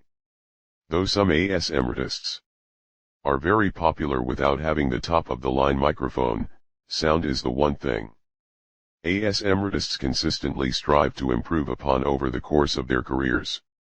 However, with so many makes, models, styles, and brands on the market, where do you begin? And what should you look for? Experts and ASMRtists say the first thing any new content creator needs to understand is self-noise and the signal-to-noise ratio. Self-noise is the background noise. For example, hissing and humming, that tends to come along with recording, making it an all-important factor when choosing a microphone for your video content. While every microphone in the world generates a certain amount of noise, some do a better job of reducing it than others. In order to find the best product to record your own content, look at the product's specifications. You want a microphone that has a low self-noise or S/N rate, 15 dBA or lower, and a high signal-to-noise ratio, above 80 dB is preferable. Definition: self-noise refers to the background noise that is picked up by a microphone, such as hums, hisses, and other distractions. Binaural versus stereo microphones. Now that you know what to look for in terms of noise reduction, you must decide if you want to purchase the famed binaural microphone, or if an omnidirectional, stereo, microphone will work best for you. If you have been watching ASMR videos for a long time, you have no doubt seen a number of segments that include the admonition binaural wear headphones. Most ASMRtists swear by their binaural microphones. However, there is a lot of confusion as to what a binaural recording is, and how it's different from traditional stereo recordings. Chapter 15, ASMR Equipment Upgrades and Editing Software. If you recall from Chapter 10, binaural refers to a sound recording with two microphones, designed to offer a 3D effect. Binaural technology uses a multidisciplinary approach to sound recording that hits on aspects of physical acoustics, psychoacoustics, and auditory neurophysical iology to produce a deep and lifelike resonance for the person who hears it. Unlike stereo recordings, which artificially split sound over two channels in order to offer the illusion of direction and perspective, binaural sounds are recorded using simulated headspace by outfitting each ear with its own microphone in order to capture sound the way in which people naturally perceive it. Binaural devices also include a membrane between the microphones so that when sound moves around the apparatus, the noise changes as it would if the audience was hearing it with their own ears in real time. This is known as a sound shadow. While ASMRtists can produce a good quality, ear-to-ear segment using a stereo microphone, or using two stereo microphones on either side of a dummy head, it is important to note that it is not quite the same thing. Binaural recording replicates key elements of the sound experience, and because it is recorded with the intention of being played back via earphones, it will not sound the same over traditional external stereo speakers. Therefore, we suggest purchasing and using a binaural microphone to create the best ASMR experience for your viewers. Tingle tip. Binaural sound is the reason why when an ASMRtist pretends to give people a haircut, it sounds the same way it would if they were in a salon. It is the immersive nature of the sound that gives it depth and helps recreate a real-life tingle trigger. Power connections for your microphone. Most of the high-end condenser microphones require an external phantom power connection in order for them to work. Phantom power is a term that refers to a method of distributing DC current through audio cables in order to provide power for various types of audiovisual equipment. This phantom power can come from a variety of sources, including recorders, mixers, and even your own computer. Before purchasing your new microphone, you'll want to consider how you plan to record sounds. If you want to use your computer, you will want to look for a microphone that can connect via a USB port. For example, the Yeti, see the next section, is one such plug-and-play model. However, most of the high-end microphones have XLR connections that are not compatible with a computer without an adapter. Therefore, a lot of ASMRtists forego the computer connection and embrace the freedom they get from a recording device that has an XLR input. The Zoom. Part 4, Applying ASMR. H4n is an affordable solution to this issue, because it is not only a recorder but also has an audio interface and has its own high-quality microphone built into the system. It also allows you to use it as you upgrade your microphones in the future. It is truly a versatile device. Best bets for ASMR microphones. With so many online retailers offering a wide range of stereo and binaural microphones at a variety of price points, it can be difficult to know which ones to look into. Luckily, you don't have to. Wendy and Paula, founders of the ASMR Academy, have experimented with and researched much of the best audio gear on the market in order to give new ASMRtists some guidance in their purchases. Their recommendations include the following. 3DIO Free Space Pro Binaural Microphone, $499, 3DIOSound.com. Used by a number of top ASMRtists, this microphone provides the best binaural sound. Yeti Microphone, $120, BlueMic.com. This stereo microphone is considered to be the best value for the money and perfect for the newbie. Zoom H4n, $269, Zoom.co.jp. This is a very popular microphone, recorder, and audio interface used by ASMRtists such as Ilse the Water Whispers Blansert, That ASMR Chick, and Whispers Unicorn. Rode NT1A microphones, $550, RodeMic.com. This very quiet model is perfect for vocal recordings and podcasts. Soundman OKMII Classic Binaural Microphone, price varies, soundman.de. This popular binaural recorder does well with panning effects, otherwise known as moving horizontally, that tingle heads adore. Roland CS10M Binaural Microphone, $110, RolandDust.com. This microphone provides combined in-ear monitoring and binaural recording along with realistic sound. Rode NT5 microphones, $430, RodeMic.com. Used by Massage ASMR. This model requires a matched pair in order to recreate his signature stereo sound. Choosing a video camera. Although it is not as critical as a high-end microphone when it comes to creating ASMR content, a proper video camera can go a long way toward optimizing the quality of your productions. While some YouTubers get along fine with their pocket models and handheld varieties, others have made the leap into more professional video camera gear. Chapter 15, ASMR Equipment Upgrades and Editing Software. Tingle Tip. Not sure when is the best time to start upgrading? YouTubers say that audiences are patient about upgrades provided the content is worth it and the creator is always striving to improve, but it's best to make some of the biggest changes after significant subscription milestones. In general, there are three things to consider when purchasing a video camera: price, quality, and external sound capability. Obviously you want to buy a video camera you can afford without busting your budget. However, you also want to make sure the device is equipped with HD capability to give you the clearest picture available and allows you to attach your auxiliary microphone to capture the best sound. Now that you've considered the basics, we'd like to take you through the different categories of video cameras, as well as some of the most popular options for filming ASMR videos. Camera categories. According to YouTube video expert James Wedmore in Video Camera Reviews, How to Choose the Best Video Camera for YouTube, there are three categories of cameras to consider. Portable video cameras included in smartphone technology. Hand cameras or palm recorders. DSLR.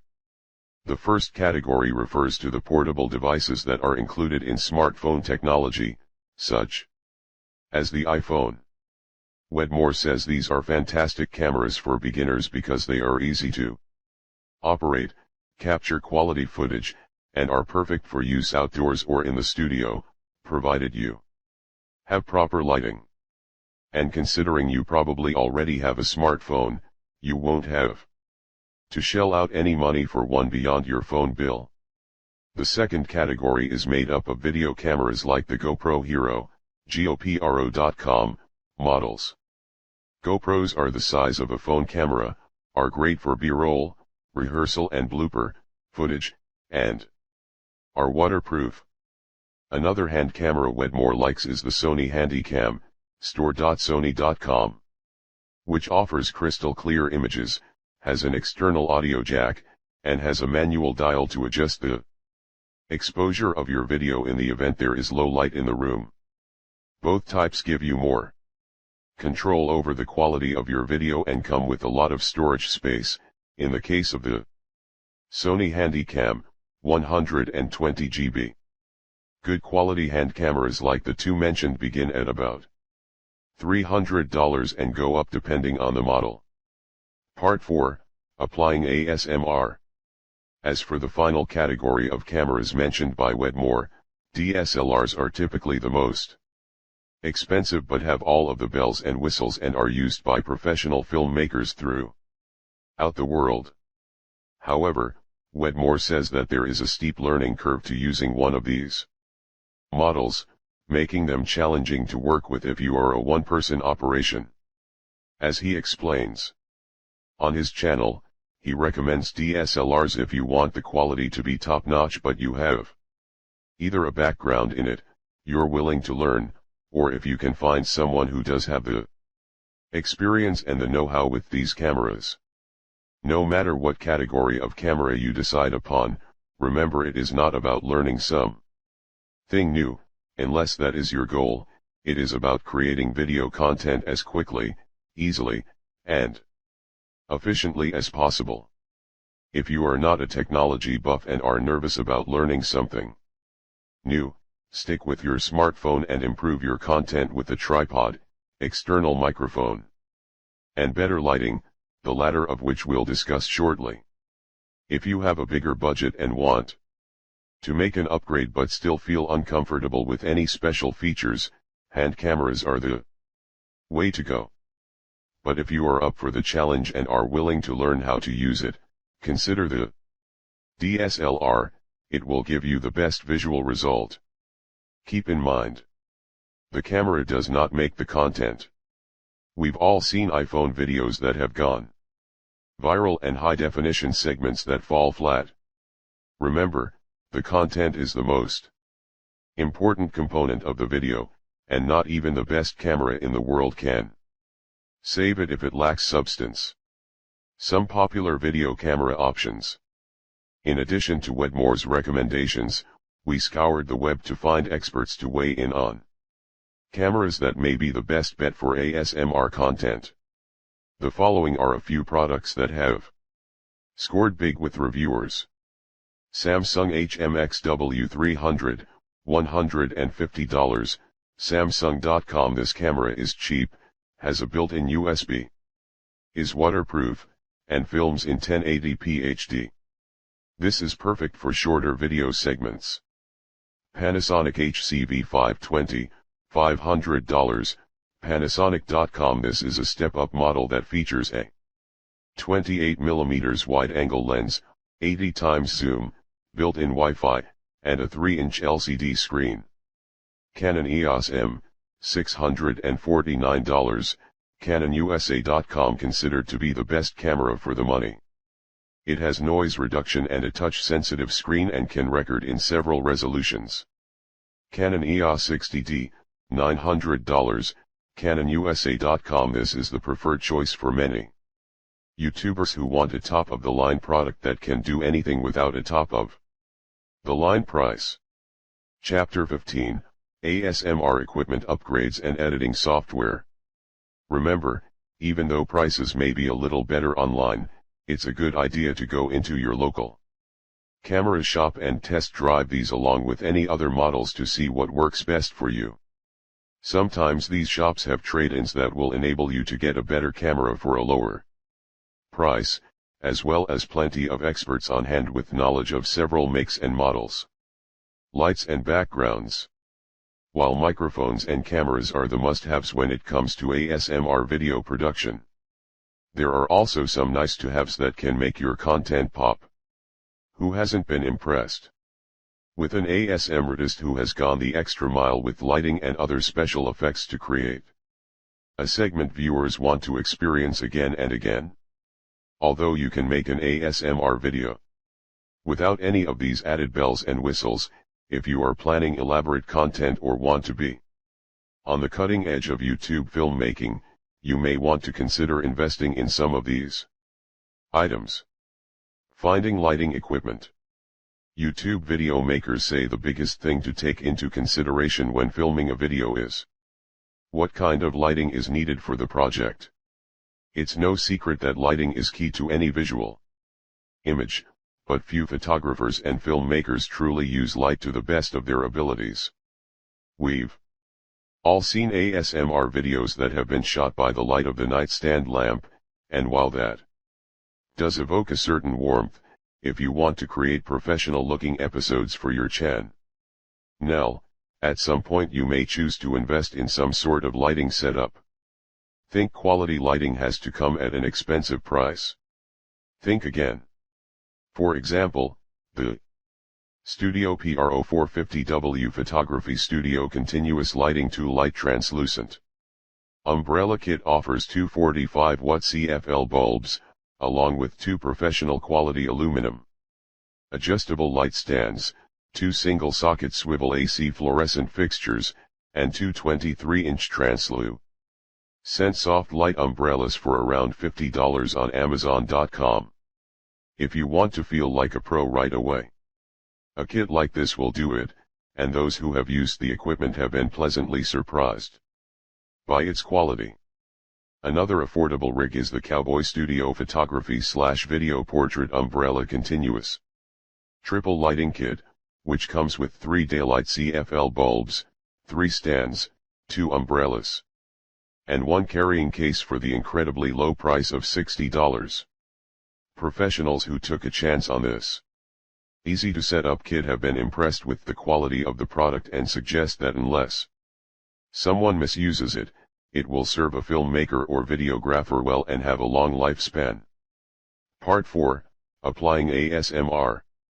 For those with a bigger budget, the Photo Basics 403U Light 3 Light Kit includes over 1000 watts of power and is perfect for both the beginning filmmaker and the veteran videographer. This 3-point set, which sells for around $250, comes with lightweight tripod-like mounts that are easy to set up and take down at the end of a shoot. Keep in mind, lamps can get very hot during a shoot.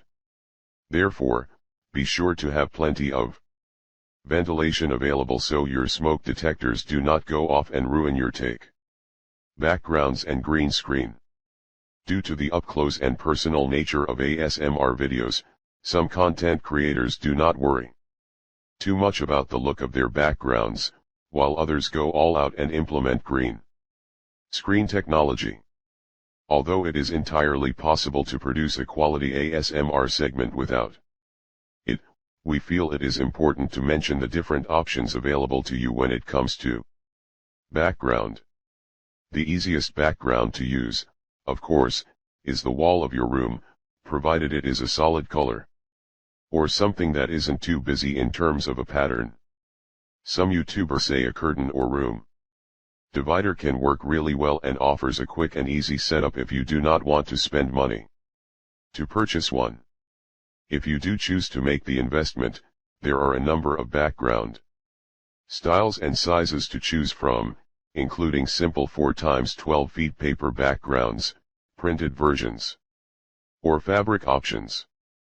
But if you want more versatility and plan to do a lot of themed role plays, you may want to consider making the jump into chroma key photography. Chroma key photography, or green screen photography, enables you to replace a solid color background, typically green or blue, which are as far away from our skin tone as possible, with any background of your choice. This technique has been used for a number of years in the film industry and has become quite popular around the YouTube community and with ASMRtists. Definition: chroma key photography is the process of removing a solid color in order to replace it with any other image of the photographer's choice. It is usually done using a green or blue screen. Chapter 15, ASMR Equipment Upgrades and Editing Software. All you really need to film green screen technology is a camera, your computer, your video editing software. See the next section for specific programs, and the all-important green screen fabric. Prices and sizes of these vary by manufacturer and depending on your particular need. Finalizing the production, choosing editing software. Once you have shot your video, it's time to edit your video and prepare it for upload. When it comes to editing and finalizing your video, one program does not fit every ASMRtist. While some content creators love to put on their editing hat and clean up everything frame by frame, others prefer the easiest and simplest method for getting ASMR triggers out to their fans. No matter whether you are a Mac or PC user, a complete newbie or a semi-professional, there are programs at all price points and ability levels. Unless you are filming an elaborate roleplay that requires several takes and layers upon layers of sound and incorporates tons of special effects in order to achieve a seamless end result, you will find that editing an ASMR piece is fairly simple. It generally involves the bare minimum in terms of adjustments aside from cut and paste, adding titles, correcting color, aligning your external sound, and eliminating your extra vocal track. However, as ASMR production has advanced, some ASMRtists can't wait to pull out all of the stops with the latest programs that offer all of the bells and whistles. In the following sections, we'll discuss the different types of editing software available to you, based on complexity, as well as how author Ilse the Water Whispers edits her work. Don't be intimidated by fancy terminology. When you find the program that is right for you, you will produce your best work with it. The basics. If you are brand new to ASMR content creation, both Macs and PCs have simple, easy to use video editing software programs you will love. Apple customers rave about iMovie, an application that is installed on every new Apple computer and is perfect for someone who does not want to have a steep learning curve and wants plenty of templates to keep the process nice and easy. The PC counterpart to Apple's iMovie is Microsoft's Movie Maker, which is a free download for all PCs running Windows 7 or higher. Windows.Microsoft.com web link. Movie Maker. Users say the easy-to-follow instructions make video editing a snap, so it is a great place for the beginning ASMRtist to start. Another basic editing program that has gotten a lot of buzz is Adobe's Premiere Elements, adobe.com/products/premiereelements.html. This is a simplified version of its full-featured Premiere Pro but at a much better price point, around $80. It allows content creators to drag and drop. Part 4, Applying ASMR video clips, and offers plenty of point-and-click effects in the quick editing mode before taking it up a notch in expert mode. Other perks of the program include slow and fast motion speed, effect, color adjustment, and options for sharing the final product on websites such as Vimeo. Experts say this program is a great choice for the ASMRtist who is beginning to make some upgrades to their equipment but still wants to keep things relatively simple. Mid-level options. If you're very comfortable with the basics and want to upgrade your editing software, you can start looking into some mid-level options. One of the most popular options at the mid-grade level is Pinnacle Studio Plus, pinnaclecs.com web link, which offers ASMRtists an easy, user-friendly interface that is divided into 3 simple categories: capture, edit, and make movie. It doesn't get any easier than that. The program also enables you to control brightness, contrast, hue, saturation, and more throughout the entire editing process, which gives it an advantage over other options. With more than 1,500 transitions, effects, and other materials to work with, including green screen background for chroma key effects, you really can't go wrong. On top of that, Pinnacle Studio Plus also allows you to share your videos on Facebook, YouTube, and Vimeo. This software costs around $100. Another mid-level program worth looking into is Cyberlink Power Director 11 Ultimate, which is compatible with both Windows 64-bit and 32-bit OS. This program includes video capture, editing, and publishing options. It also comes with content-aware editing, which automatically Identifies important scenes and corrects bad footage, a 64-bit true velocity engine, which allows for greater rendering speed, design studio tools, professional video effects, and complete 3D editing support. And at around $130, it is a full-featured option without the full-featured price. Definition: rendering refers to the process of calculating special effects into an editing program in order to produce the final product. Finally, for many ASMRtists, Apple's Final Cut Pro X, apple.com web link, is the ultimate in the medium-range video editing software. This program features visual simplicity and an exceptionally fluid, flexible way to cut and edit your work.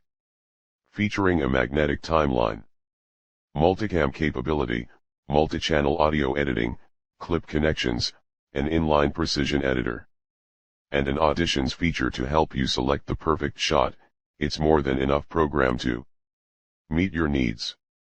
Reviewers give this program plenty of props and say that as the software has improved, it's only getting better and attracting a large number of editors from all over the spectrum. At $300, it's not cheap, but it's a solid program that will give you plenty of options. Chapter 15, ASMR Equipment Upgrades and Editing Software. The Big Leagues. If you want to be able to pull out all of the stops with your production, you can graduate to the big leagues with some high-level editing software. Sony Creative Software Vegas Pro 13 for Windows is a great place to start. Vegas Pro 13 offers creators a wide variety of features for the advanced amateur or professional filmmaker. Reviewers really like the program, though they do report that the upgrade from the previous model provided few new bells and whistles to get excited about. However, they do laud the company for balancing a powerful feature set with a beginner-friendly interface at a reasonable price, $399 to $799. If you want to edit your work the way Ilse the Water Whispers Blansert and other top ASMRtists do, Adobe's Premiere Pro is the way to go. Although it is slower at rendering than Final Cut, it is a program with a clean interface, flexible trimming tools, and plenty of organization helpers. It is a program that really gives you unlimited power in video editing and a program that you can grow into as you become more proficient with the process. This product is offered as a subscription service, with several plans available starting at $19.99. Editing with Ilse the Water Whispers. ASMRtists know that even the simplest video can take a lot of work. Even if you forget the bells and whistles and concentrate on a natural segment without a lot of takes to keep the editing to a minimum, there is still a lot that must be done before your video is ready for YouTube. The following are the basic steps Ilse the Water Whispers uses to prepare videos on the Water Whispers channel. 1. Remove the SD cards and transfer the audio and video files to your computer and give each one a name. 2. Remove noise from the audio file and listen for improvements in sound quality. This should take approximately 30 minutes depending on the length of the video. You can check your program's features to find out how to do this for your particular editing software. 3. Import all the files into your editing program. Ilse the Water Whispers uses Adobe Premiere Pro 5.5. 4. Synchronize the audio with the video. This is easy if you snap your fingers or make another loud noise at the top of the shoot because it will be the only sound spike at the beginning. You can then sync the video with the audio from there. 5. Remove the audio track you do not need. For example, if you are using an external microphone for the better sound, you will remove the audio file from your built-in camera microphone. 6. Put all of the different clips together with simple effects, such as sound effects or a background image. When it is finished, listen to it a couple of times to make sure it is correct. 7. Add any website or channel information you would like to add in order to finish it off. For example, some ASMRtists use a title slide at the beginning of their videos along with a .gif or a signature tone. According to Ilse the Water Whispers, 25 minutes of simple content can take as long as 2 hours to edit, while complex role plays can take much longer. She also spends another 2 hours saving the finished product before loading it to her channel on YouTube. Upload times vary based on connection speed. For her, editing an audio-only video is far less intense because there is no need to synchronize the video to it. However, if she uses a stationary image, the process is more or less the same, without the synchronization process. It's easy to underestimate how much work it can be to edit the audio and make it sound as clean as possible. A 25-minute sounds-only video can easily take an hour to edit, and if there were layers involved, the process would be much longer, she says. Still, the effort is worth it knowing how much it means to my viewers. So if you're moving into more skilled production work, Ilse the Water Whispers recommends purchasing editing software you feel comfortable using and meets your budgetary requirements. In the end, it's about not biting off more than you can chew. The elaborate videos some ASMRtists are doing are amazing, but it's okay to keep it simple, too. The least you need to know. Because sound is a critical component to the ASMR experience, you should invest in a high-quality microphone. Professional DSLR cameras come with a steep learning curve but provide the most professional look. Green screens and lighting are accessories that can really improve the quality of your work. Video editing software needs vary depending on how elaborate you plan to make your videos. Part 5. Becoming part of the ASMR community. The ASMR community is a tight-knit group that is extremely private, so in this part, I give you tips on not only how to be a good audience member, but also how to best interact with others as an ASMRtist. Professional ASMRtists are not only active on YouTube, but often have websites and blogs, seek promotion, and make money through ad sales and online donation/electronic payment sites. While it is unlikely that you will earn enough to retire on ASMR content, we show you how to take those next steps along the journey to a professional ASMR career. We help you strategize and market yourself in such a way that it will encourage new subscribers but not detract from ASMR's overall goals of rest and relaxation. Chapter 16. ASMR Community Etiquette. In this chapter, staying respectful within the community.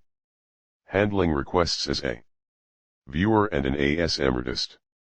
How to best deal with negative people. The importance of personal boundaries. It's easy to see why the ASMR community thrives on YouTube. The online juggernaut is the perfect platform in which to foster the symbiotic relationship between the content creator and the viewer. While viewers depend on ASMRtists to create videos that will trigger their tingles, content creators rely on constructive viewer feedback in order to improve their work, which they dedicate countless hours of their time to produce. Everyone has a responsibility, and it is this kind of interdependency that can make a community stronger or at times threaten to pull it apart. In this chapter, we take you through some of the do's and don'ts of posting, watching, and responding to ASMR videos online so the experience can be fun and entertaining for you and everyone involved. Part 5, Becoming part of the ASMR community. How to be a good citizen of the ASMR community. When it comes to interacting with others in the ASMR community, if you can't say something nice, don't say anything at all. It's a simple adage people were taught as children in the real world, but it applies to the YouTube platform used by the community as well. YouTube is the third biggest site on the internet, and with more than 1 billion unique visitors watching over 6 billion hours of content each month, it may be the biggest thing to happen to the media since the internet was introduced to everyday people. The reason for this phenomenon is primarily the vlog, the online video diary that has created a completely new conversation that can't happen on the television platform and establishes a connection between the viewer and content creator. Did you know? Over 100 hours of content are uploaded to YouTube every minute. It's no wonder that the ASMR community flourished in this space. After all, it is a phenomenon that is already extremely personal for those who experience it. Naturally, tingleheads have been thrilled to find forums and video platforms where the ASMR experience is shared, validated, and full of talented people willing to create free content to trigger the tingles. However, even though the ASMR community is one that genuinely loves, supports, and cares about each other overall, it is a fact that there are some who derive pleasure from tearing others down and saying things behind a keyboard they probably wouldn't in real life. Despite what you may have heard about sticks and stones, words really can hurt not only the content creator, but also other tingleheads as well. So to help you be the best citizen you can be, we pulled together some tips and guidelines you can follow to get the best out of your interactions with ASMRtists and the community at large. Being supportive of ASMRtists in general. As you have discovered in previous chapters, it is a lot of work to be an ASMRtist. Many of these men and women have made significant investments of time, talent, and treasure to improve their content and bring you the best ASMR experience they have to give. Contrary to what you might think, those who become ASMRtists are generally not seeking fame. And many have very introverted personalities. Through this art form, they have found their passion and they genuinely enjoy helping others find contentment, rest, and relaxation. They do what they love, and people love what they do. Chapter 16, ASMR Community Etiquette. Another misconception is that ASMRtists are out to capitalize on their channel. We will talk about the monetization of ASMR in the next chapter, but to be clear, no ASMRtist in the community has started their channel with the thought of using it to become rich. Here are our tips for being a supportive ASMR community member. Do not pirate, copy, download, or use an ASMRtist's work for personal gain or promote it as your own. Do not call ASMRtists attention seekers or similar terminology. Do not put down the ASMR art form. If you prefer to be triggered through random experiences, that's fine. But let others enjoy their intentional ASMR videos. Tell your friends about an ASMRtist you enjoy. You'll drive traffic to that person's channel, which in turn will lead to more ASMR content. Subscribe to a favorite ASMRtist's channel and click on a few ads. ASMRtists appreciate the support, and it costs you nothing but a few seconds of your time. Do not compare one ASMRtist to another. Traditionally, ASMRtists do not compete, so stirring up a rivalry only makes you look bad.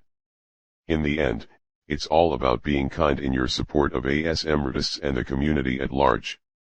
Using common courtesy when commenting on ASMR videos.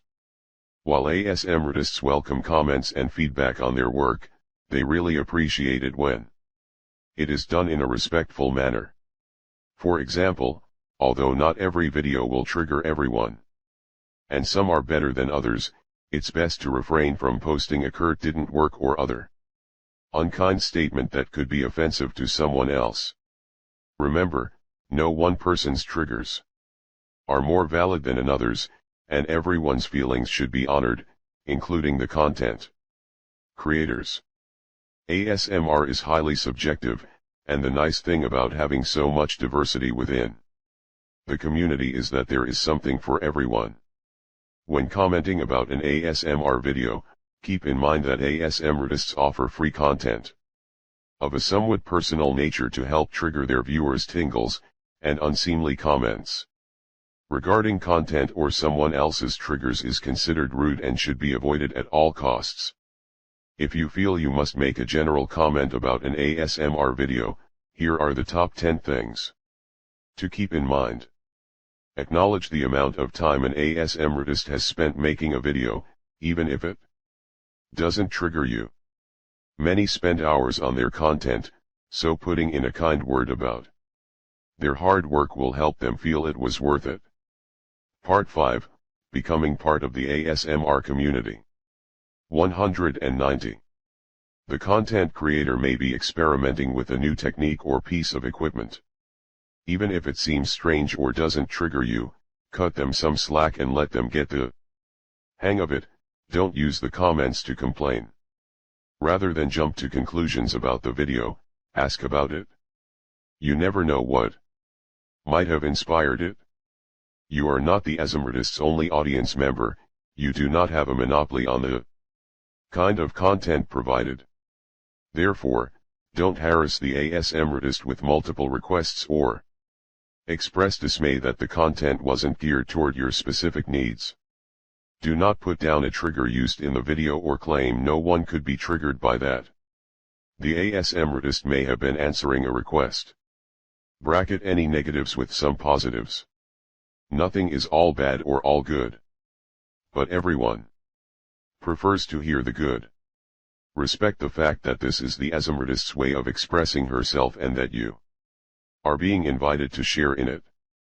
Feel free to simply say thank you for their effort or for sharing their talent with you. Tell the ASMRtist specifically what you liked about a video. Chances are, she will find a way to incorporate it again. Keep your comments simple. ASMRtists hail from all over the world and speak many languages. Complicated comments may not translate very well. Don't compare one content creator's work to another. Yes, we've mentioned it before, but it bears repeating. Just by following these commenting guidelines, you'll show you can play nice with your neighbors and have respect for others, making you a good citizen of the ASMR community. Keep in mind, no matter how hard you try, negative comments will happen. If you are a content creator, it can be hard to refrain from responding, but you must. Your best bet is to ignore their words and block them from your channel or social media site. Making and taking requests. ASMRtists love taking requests from their viewers as much as their audience members love making them. It is a great feeling for the ASMRtist to know she has brought someone's idea to Chapter 16, ASMR Community Etiquette. Life, and Tingleheads will tell you there is an added thrill that comes along with knowing they were the inspiration for a particular show and tell or role play. While ASMRtists admit they get some of their best ideas for content from viewers' requests, it is impossible to film everything that everyone wants to see, meaning decisions have to be made. Whether you're the viewer or the ASMRtist, it's important to know how to handle requests in the right way. I'm still waiting, practicing patience with your requests. We understand how disheartening it must be to feel as though your favorite content creator is ignoring your request. However, let us assure you there are a number of reasons why the content creator is unable to produce the video you have requested, such as the following. The ASMRtist does not have the resources or space to create the segment you would like to see. The ASMRtist has done something similar to it in the recent past and does not want to repeat it again too soon. The idea would take too much time to produce. It's not the kind of content the ASMRtist wants to put on her channel. While we cannot speak for every ASMRtist on the internet, we do know that content creators strive to film the best episodes they can, with segments that are suited to their image. Therefore, it's best to respect their decision as final and not badger them with reminders that they haven't gotten around to your request or acknowledged your email. ASMRtists have noted that this kind of behavior is off-putting, sounds entitled, and does not make them want to honor the request in the future. However, that doesn't mean you should never make requests. ASMRtists often have thousands of people to trigger and concentrate on content that will affect a wide range of people. In order to improve your chances of having a request made, consider asking for something that would include a lot of popular triggers, including taps, scratches, crinkles, and whispers. That way, you not only improve your chances of getting the content you like, you also give the ASMRtist a broader idea she'll be more inclined to use. Being true to yourself as an ASMRtist. But what if you're the one receiving the requests? If you are a content creator who feels overwhelmed by the number of requests your audience is making, do not feel compelled to try and do everything. Your fellow ASMRtists would tell you that above everything else, you must be true. Part 5, Becoming part of the ASMR community. To yourself and make content that is right for you. Remember, your channel is your unique place of expression, so others should never overly influence it. If a request is not right for your channel, or you are not suited for it, don't do it.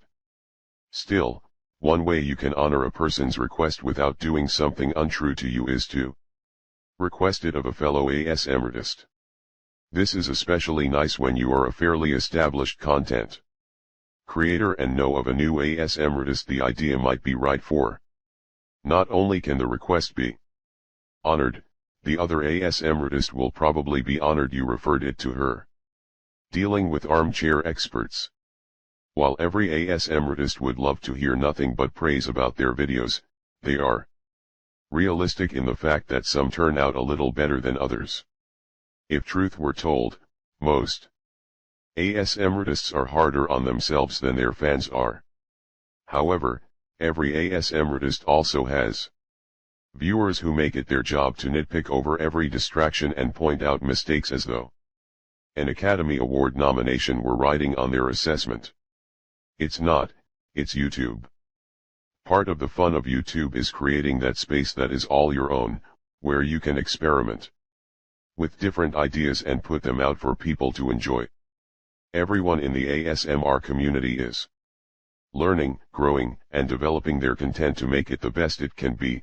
However, that does not mean mistakes won't occur from time to time or that distractions will not happen. It is very discouraging when someone feels compelled to tear a content creator apart or wants to argue with another viewer about the content of the video, and it only makes everyone miserable. We all have choices in the YouTube content that we watch. If you don't like it, you don't have to watch it. But don't play armchair expert.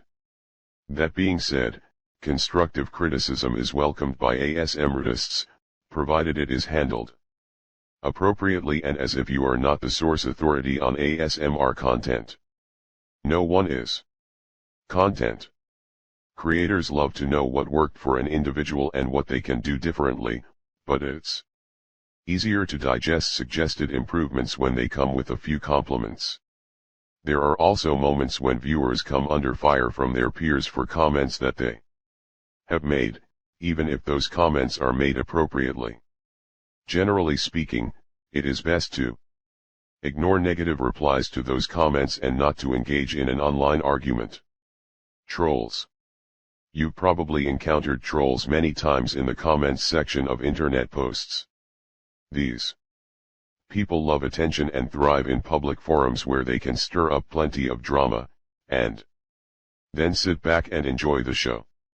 No matter how well thought of an ASMRtist is, all of them have or will at some point encounter a troll. So while it is very unpleasant to have to do so, dealing with them appropriately is necessary in order to keep your channel as harmonious as possible. Chapter 16, ASMR Community Etiquette. Definition. In internet parlance, a troll is someone who uses the anonymity of cyberspace to start arguments and spread discord online. Trolls are similar to haters, who tend to be a little more malicious in their intentions. First, if you are unsure as to whether your helpful fan with all of the advice is really a troll, ask yourself the following questions. Does she appear to be immune to rational thought and logical arguments and believe she is always right? Does she appear to like hurting other people's feelings? Does she refuse to conform to etiquette or simple common courtesy? Does she consider herself separate from the social order? Does she seem to gain energy when she makes you angry enough to respond to her? If you answered yes to any of these questions, chances are you have a troll on your hands. The best way to deal with this person is to block her from your channel and all social media accounts. If she has access to your email address, flag hers and report it as spam so you do not have to deal with her at all.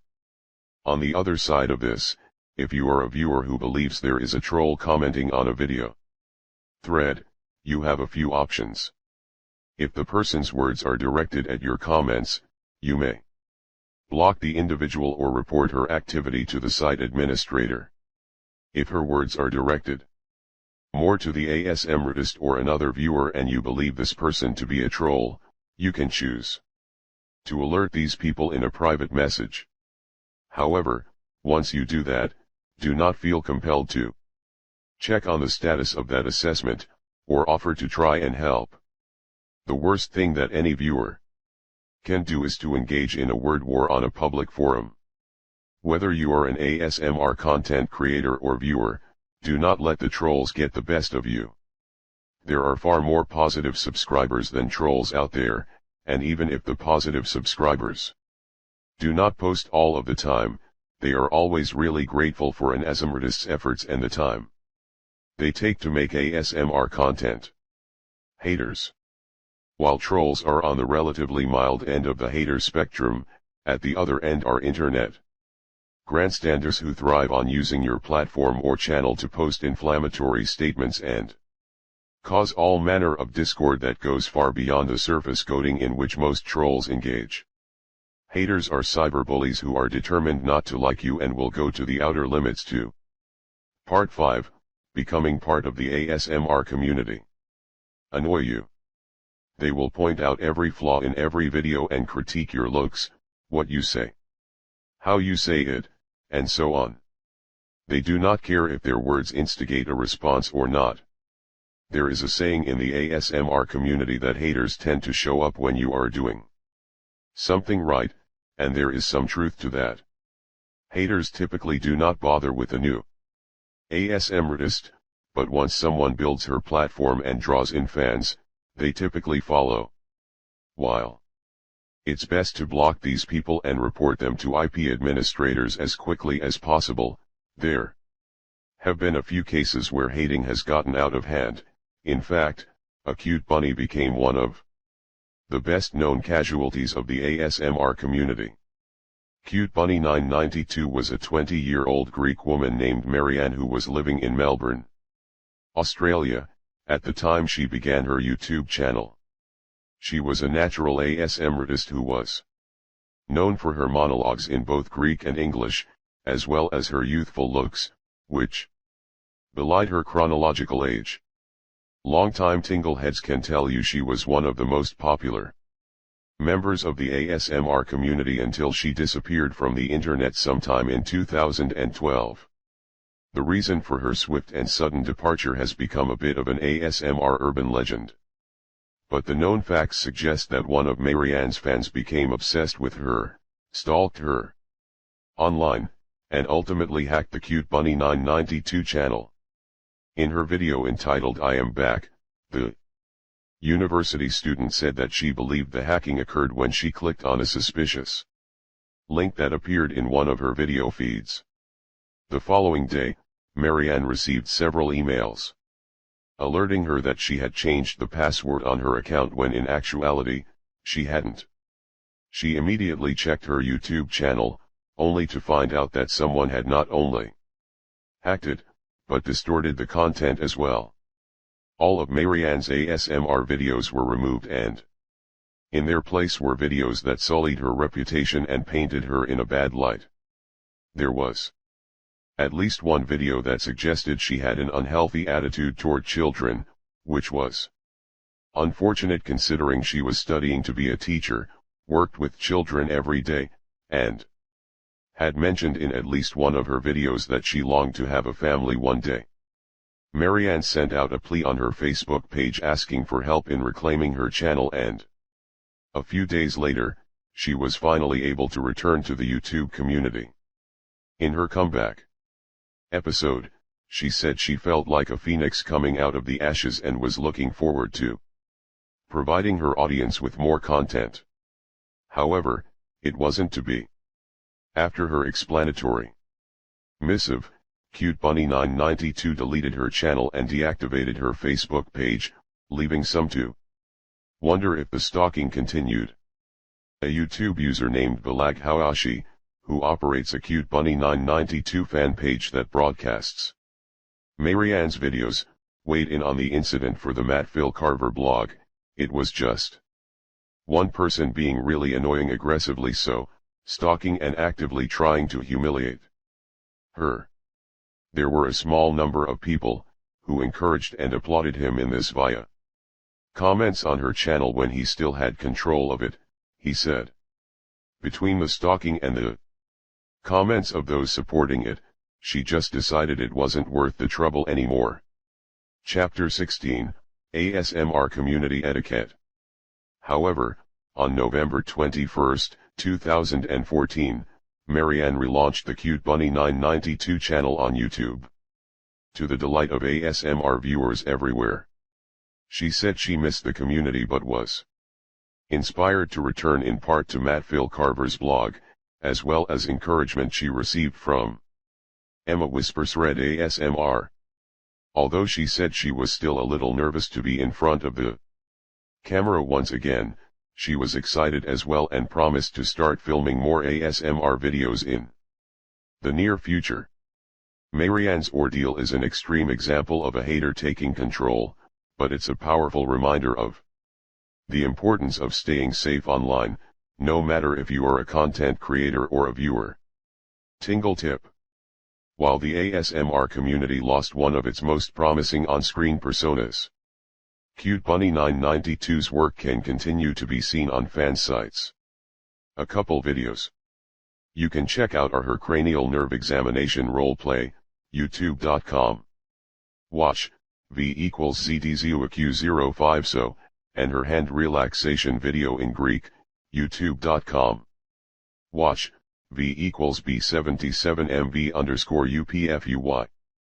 Haters are a problem for other viewers as well, and although it can be difficult to ignore people's hurtful words and comments, it's best to do so for the sake of the ASMRtist.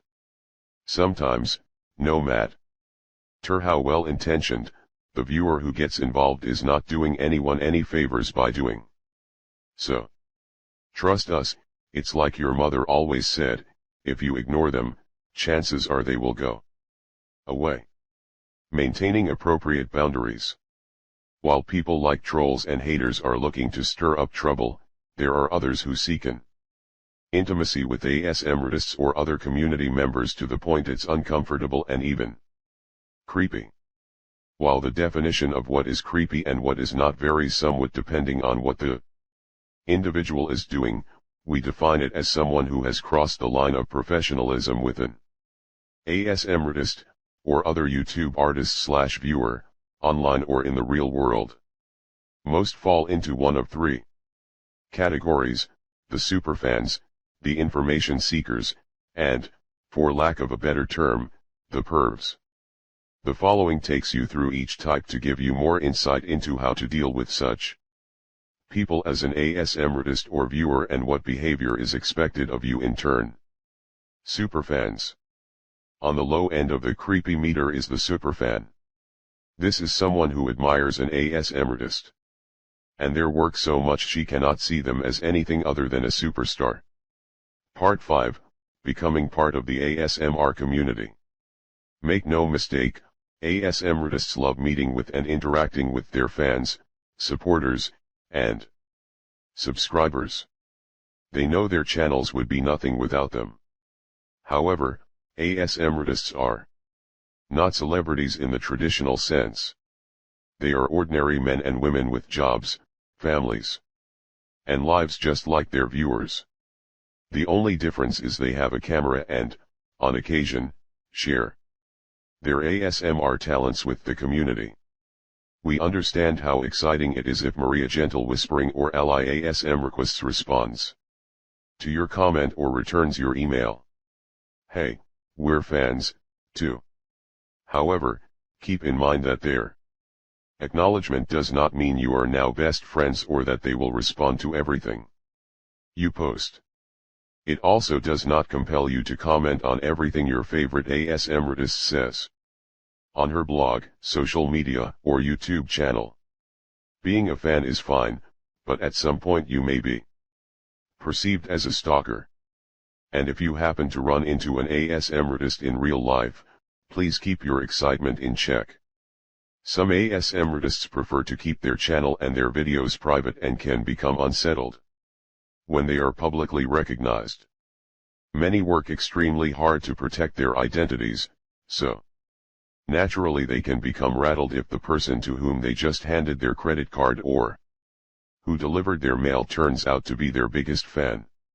While ASMRtists are genuinely happy to meet anyone who appreciates the work they do, it is best to keep a real-life meeting as understated as possible, unless, of course, you are at an official ASMR event. If that's the case, feel free to get a little excited. Keep in mind, if you do meet an ASMRtist in real life, do not be disappointed if she is not whispering or does not take 30 minutes to open up a box. Remember, many ASMRtists have developed an on-screen persona that is very different from who they are offline. If you are the fan meeting the ASMRtist, here are some tips for interacting with that person. Be aware of the individual's body language to determine if they appear comfortable with being approached. Do not lean in and whisper, "I know who you are." That is very scary for anyone. If the ASMRtist denies who she obviously is, let it go. Trust that she has her reasons, and do not send her an angry email/message about it later. If the ASMRtist appears comfortable with saying hello, be sure to say how much her work means to you and feel free to mention a favorite video. Everyone likes compliments. Do not expect the content creator to go into character or to ASMR you in public. Chapter 16, ASMR Community Etiquette. If by chance you are privy to any personal information regarding the ASMRtist, reassure her you respect, and will maintain, her privacy. If you are in a situation where you may see the ASMRtist on a regular basis, only act like a fan once. After that, treat her as you would anyone else. If you are an ASMRtist, chances are you did not begin making trigger videos in hopes of becoming a quasi-celebrity. However, if your work becomes extremely popular throughout the community, there may come a time when you are recognized in public, despite your best efforts to protect your privacy. We understand that public recognition can be a frightening experience for an ASMRtist, especially if the individual is overly enthusiastic about meeting you, but it is important to remain calm and be nice and professional during the exchange. Also, keep in mind the following. Your fans help keep your channel going, so be congenial. Thank them for their support, and be genuinely happy to meet them. Remember that your fans feel as though they know you. While you should always be yourself, be mindful of the character they associate you with and what they might expect when meeting you. Politely decline any photo opportunity or autograph that makes you uncomfortable. Information seekers. So far, we have not heard of any ASMRtist being stalked by the paparazzi, but information seekers may be a close equivalent. An information seeker is someone who has transcended fan status and is heading into stalker territory. These people are often long-time viewers who are a bit possessive about an ASMRtist and feel entitled to know more than everyone else. They are the ones who try to figure out any little piece of outside information they can about you, trawl your personal Facebook page, if they find it, and send you repeated requests to connect. All of this is usually done under the guise of friendship. Some information seekers are simply those who want to know more about you, while others are wannabe ASMRtists who want to get close enough to learn what you know so they can apply it in their own work. As you establish yourself in the ASMR community, it's simply important to guard your privacy and protect your boundaries. Part 5, Becoming part of the ASMR community. Keep in mind, the relationships ASMRtists have with their fans are real, and fans should trust that these content creators will share what they feel like sharing through their channel and public social media page. Beyond that, fans must respect their right to privacy. From the fan perspective, we all have that burning curiosity about our favorite ASMRtists and want to know more about them on a personal level, but it is best to respect their privacy and allow them to tell the viewers what they want them to know. Prying for additional information will not endear you to the ASMRtist and will not cement your friendship with them. Don't misunderstand us. ASMRtists are generally approachable people who love to share their knowledge with someone new. However, they also believe in building genuine friendships within the community and are hurt when they feel used by someone pretending to be a fan-turned-friend. Pervs. No matter how many times we reiterate that ASMR is not sexual in nature, and no matter how many times that has been confirmed by the scientific community, there are those viewers who cannot help making overtly sexual comments on ASMR channel feeds. This behavior is a solid 10 on the creepy meter and something ASMRtists wish desperately they did not have to endure. There are obviously a lot of beautiful men and women who appear on ASMR channels, and there are those who may conceal their identities and only show the upper halves of their torso, their hands, and their mouths. This is not designed to be a turn-on, but to allow them to showcase their work their way. While ASMRtists would prefer that people not make comments about their looks, if you feel that you must as a viewer, please keep it benign. Compliment how happy they look or how much you like their new haircut, clothes, nail polish, and so on, but do not turn it into something it's not. If you are an ASMRtist who has been on the receiving end of such comments, the best thing to do is to ignore the individual. If their words get out of control, you can block them, but most ASMRtists simply feel that saying nothing is the best way to go. Keep in mind, above all, try to understand if your favorite ASMRtist needs to take a break from their channel. Everyone needs some time off to recharge, including ASMRtists. Believe us, when they return, their content will be better than ever. Chapter 16, ASMR Community Etiquette. The least you need to know. Be a good citizen of the ASMR community by being kind to others and leaving polite, constructive comments on videos. If you're the viewer, do not hassle an ASMRtist about your request. If you're ASMRtist taking requests, don't try to be everything to everyone. Stay true to yourself. Make sure to maintain appropriate boundaries with others. Don't assume a closer relationship with an ASMRtist than what's actually true. In turn, if you're on the receiving end, make your discomfort clear. Chapter 17. Going pro as an ASMRtist. In this chapter, setting up your own channel. Setting yourself apart from other ASMRtists. Gathering supporters and patrons. Having the right attitude. For some, the simple act of making ASMR videos as a hobby.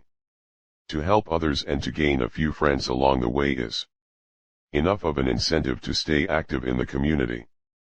Meanwhile, others feel that ASMR is their passion in life and are ready to make it their full-time job. We understand. When you hear about some ASMRtists gathering hundreds of thousands of subscribers, earning millions of views, and being recognized on the street, it's hard not to get caught up in the hype of what it is like to be a recognized YouTuber. If becoming an ASMR superstar is your goal, this chapter will help get you on your way. You'll learn how to establish the platform that will take you beyond YouTube and into the stratosphere of cyberspace. It's not an easy gig, there will be setbacks along the way. However, if this is your ASMR goal, this chapter provides all the guidance we can give to help get you there. Part 5, Becoming Part of the ASMR Community. The One Lilium's Advice for Developing Your ASMR Channel. ASMRtists are both imitators and innovators. They begin by giving back their version of a favorite sound slice, whisper, show and tell, or role play, and before long, it becomes so much more. ASMRtists experiment with a mix of content from the traditional to next-level ASMR experiences with production techniques that rival professional filmmakers while looking for new opportunities to interact and support their favorite ASMRtists. In the end, many of these people create their own channels to share what they've made. What was a closeted hobby only a few years ago has grown into a serious career for some, and it's anyone's guess where it will go from here. Are you ready to be part of it? If you are still producing ad-free content on your channel, using rudimentary equipment, and looking for your big break, we are ready to help with tips from a top ASMRtist.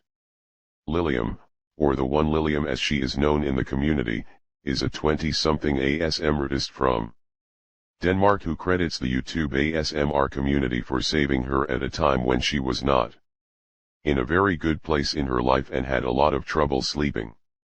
After searching for some music or other soothing sounds, she finally turned to whisper videos, which eventually led to ASMR content.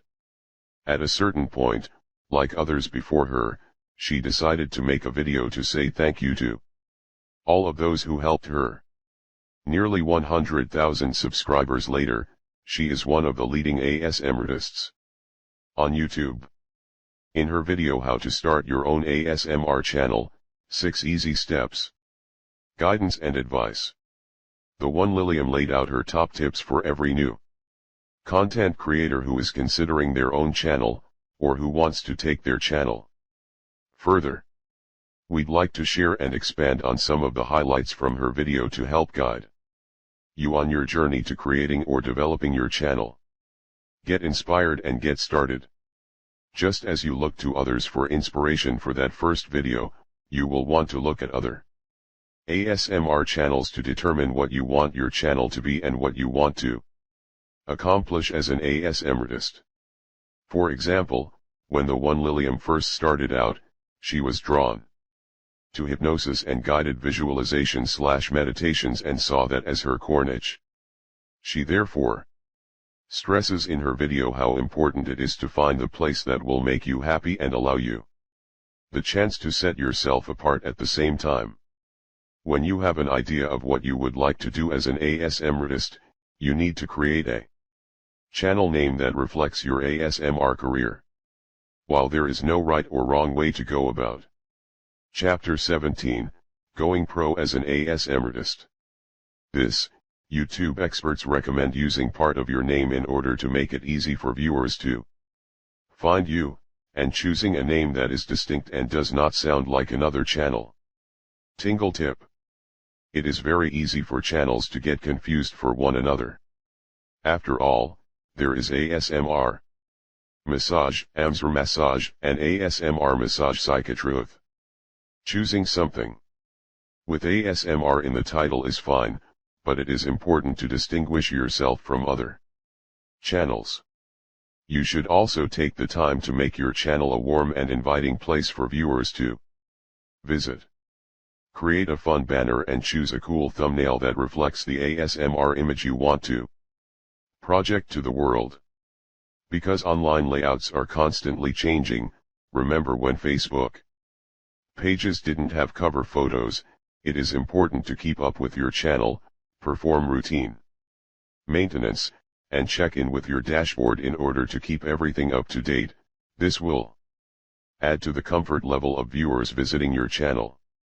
Keep lists for your channel. Whenever you have a new idea for a video, write it down. If you keep a running list of possibilities, you will always have a segment to shoot. It's okay if your idea seems unrealistic at the moment, write it down anyway. You never know where you will be in a few months or what you might be able to do. Challenge is good, so never be afraid to push the envelope with the content for your channel. Another list you should make is one of equipment you may want to get in the future. As you have learned in previous chapters, it is perfectly fine to use the gear you have on hand, but there is nothing wrong with saving up for a better microphone or putting it on a birthday/holiday list. If your equipment is stopping you from moving forward as an ASMRtist, the one Lilium says, don't let it hold you back. She's been there, done that. You can get a long way with a webcam and a headset microphone. You don't need to hold yourself back because you are afraid of not providing professional looking or sounding videos. That's not what ASMR is about, she said. Get comfortable with the camera. If you are not sure what to do for that first video, or if you have only uploaded a few, make an introductory segment in which you introduce yourself and talk about what led you to the community.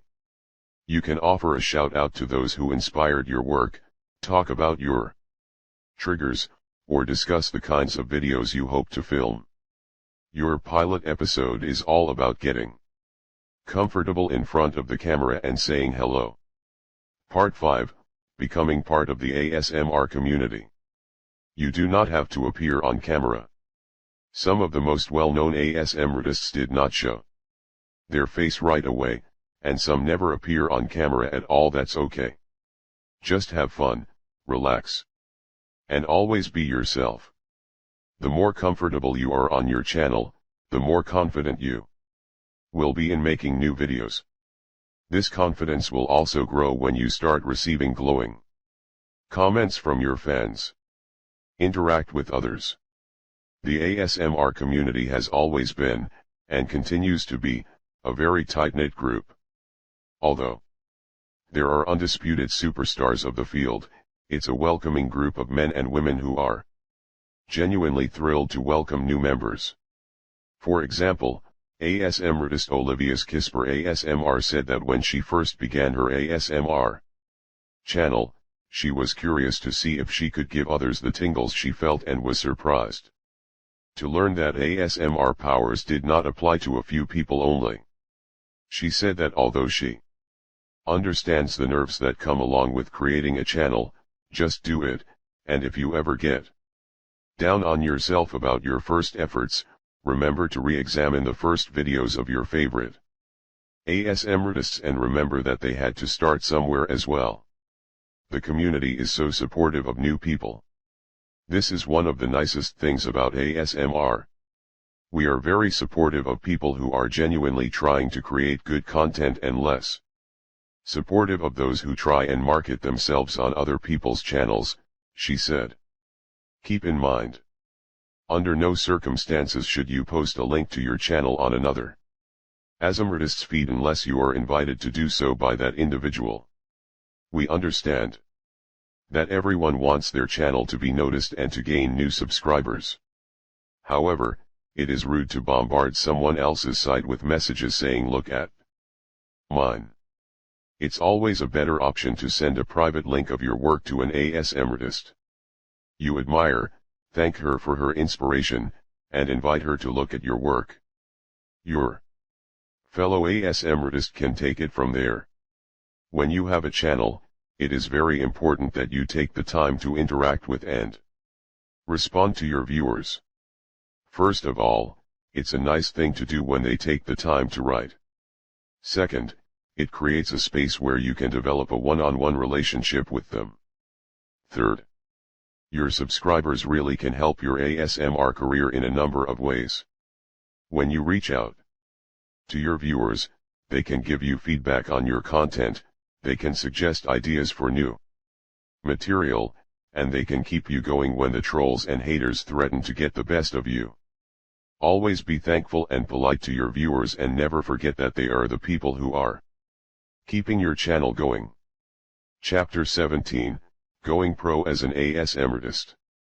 You will also want to branch out on other social media sites such as Facebook, Twitter, Instagram, and Snapchat, and build a web page that you can update from time to time. The more opportunities you create for your fans to connect with you, the better. Take it from us, their support means everything to an ASMRtist. To use ads or not to use ads. The idea of making money off of ASMR content is almost a taboo subject and not something that ASMRtists like to talk about. In the early days of ASMR YouTube content, virtually no ASMRtist allowed ads on their channel. This was not something anyone voted on within the community, it was just generally accepted that ASMR was designed to help people and should not be used for personal gain. However, as the community grew, more and more ASMRtists began monetizing their ASMR channels at the beginning of their videos as a way to supplement their incomes. Opinions varied on this practice, but it seemed harmless enough. After all, becoming a YouTube partner does not mean an ASMRtist is making money based on the number of subscribers they have or how many views their channel gets. Rather, they make money off their viewers' interactions with the ads that appear on their videos. There are a couple of ways in which this income is generated. Cost per click, CPC, when an advertiser pays money based on the viewer clicking on the actual ad. Cost per view, CPV, when an advertiser pays money based on the actual view. In other words, when an audience member watches the ad for at least 30 seconds or more. Definition: monetization is the way in which ASMRtists earn an income by allowing ads to appear on their channels. Let's go over some options you have for advertising, as well as what you can expect to make by doing this. Advertising options. There are several types of ads that can be allowed on your YouTube channel, including the pre-roll ads that can be skipped over after 5 seconds and the in-search ads that show up as a viewer is looking for a specific video or certain type of video. There are also ad banners that appear at the bottom of a video, and only pay out when someone clicks on them, as well as in-display ads that show up in the suggested video listings while someone is watching another. Part 5, Becoming part of the ASMR community. Video. There are also third-party pre-roll ads that cannot be skipped over by the viewer, but most ASMRtists do not utilize a lot of these. While you are allowed to choose the ad category you allow on your channel, such as health and beauty for a hair salon role-play video, you are not allowed to choose the actual ads yourself. You can also determine if the ad is shown at the beginning, middle, or end of your video, but because ASMR is connected to rest, relaxation, and sleep, it is most conducive to beginning or ending ad placement. What can you make? We've all heard stories about people who are making six-figure incomes from their YouTube channels, but we feel it is only fair to explain that you have to be among the upper echelon of content creators in order for that to occur. Most people who have monetized their channels, ASMR related and otherwise, are not making enough to retire on. According to a 2013 article by Carla Marshall entitled, "What It Takes to Make a Living from YouTube's partner earnings. Most YouTube partners make between $0.30 and $2.50 per thousand clicks, also known as CPM. Because YouTube takes a 45% cut of the money, this means the actual content creator is making only a fraction of that number on average. When it comes to the top 1,000 channels, Marshall found that they bring in around $23,000 per month from advertising, but then again, they also average around 900,000 monthly video views. And because they're popular channels, they are likely commanding more generous CPM rates. So as you can see, it can be lucrative, but it requires you to have a large, sustainable audience. Did you know?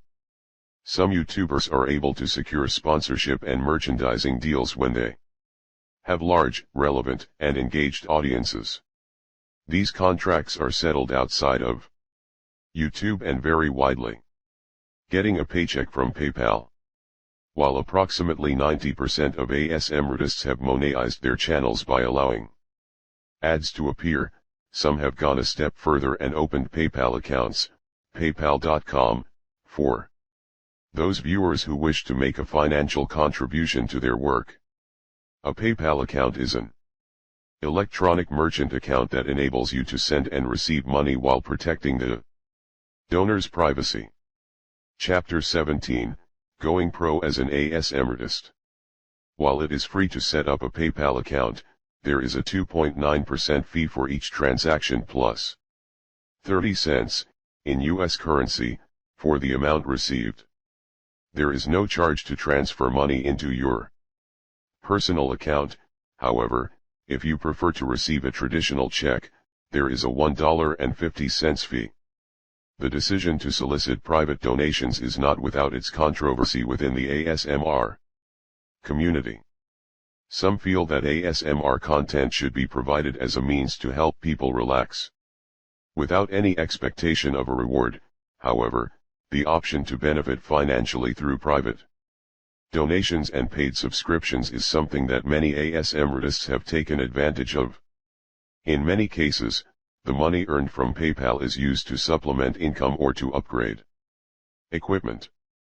If you decide to go this route, ASMR etiquette dictates that you place the links to any and all fundraising options discreetly in the description box underneath your videos and not overemphasize its presence.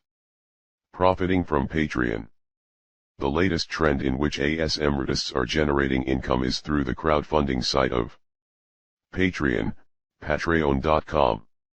Although it is similar to Kickstarter and GoFundMe, Patreon is based on the patronage model of creating a long-term relationship between an artist and his supporters. Audience members pledge to support the content creator on a monthly basis and earn rewards based on their level of generosity. Tingle tip. There is also an option on Patreon for supporters to contribute to their favorite artist based on the work they produce, in other words, to pay per video, usually $1. This is a great opportunity to make money on your work, but if you suddenly quit your day job and go full-time, you'll want to alert your patrons that there may be a sudden uptick in production and give them the chance to change their level of support.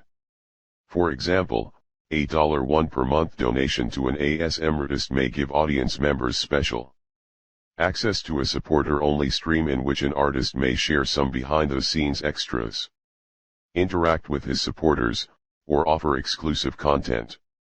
The next level, about $5, may offer supporters something a little more personalized, such as their name being incorporated into an ASMR video or mentioned at the end of a video. They are also eligible for the lower reward levels as well.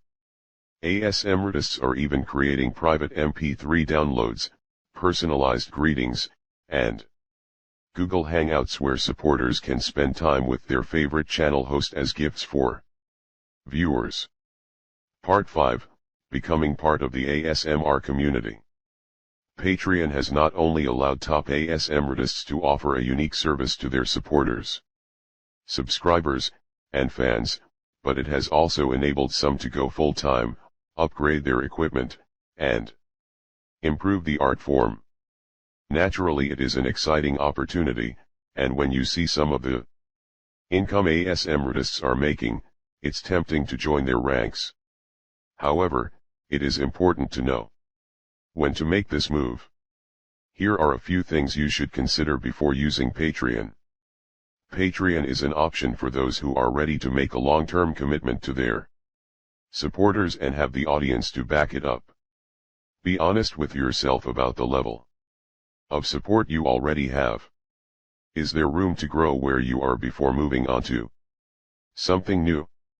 There is a huge difference between the top ASMR earners and the average Patreon ASMR incomes. Because many ASMRtists are using Patreon to campaign for donations, you could potentially get lost in the crowd, unlike the already well-established ASMRtists with larger audiences. Patreon is not to be used for equipment upgrades or one-time purchases. It's designed to be a subscription service, which means you have to be able to provide your supporters with the content you promise in return for their monthly contribution. If all you're looking for is a one-time monetary end goal, you can use Kickstarter, GoFundMe, or other sources more geared toward that. Do not sign up for Patreon because you think you have to. Some ASMRtists make a tidy income simply from their YouTube channel. Are you disciplined enough to juggle all of your ASMR responsibilities? Your main focus should be giving your time and attention to content creation, so think about whether joining Patreon will make things too hectic.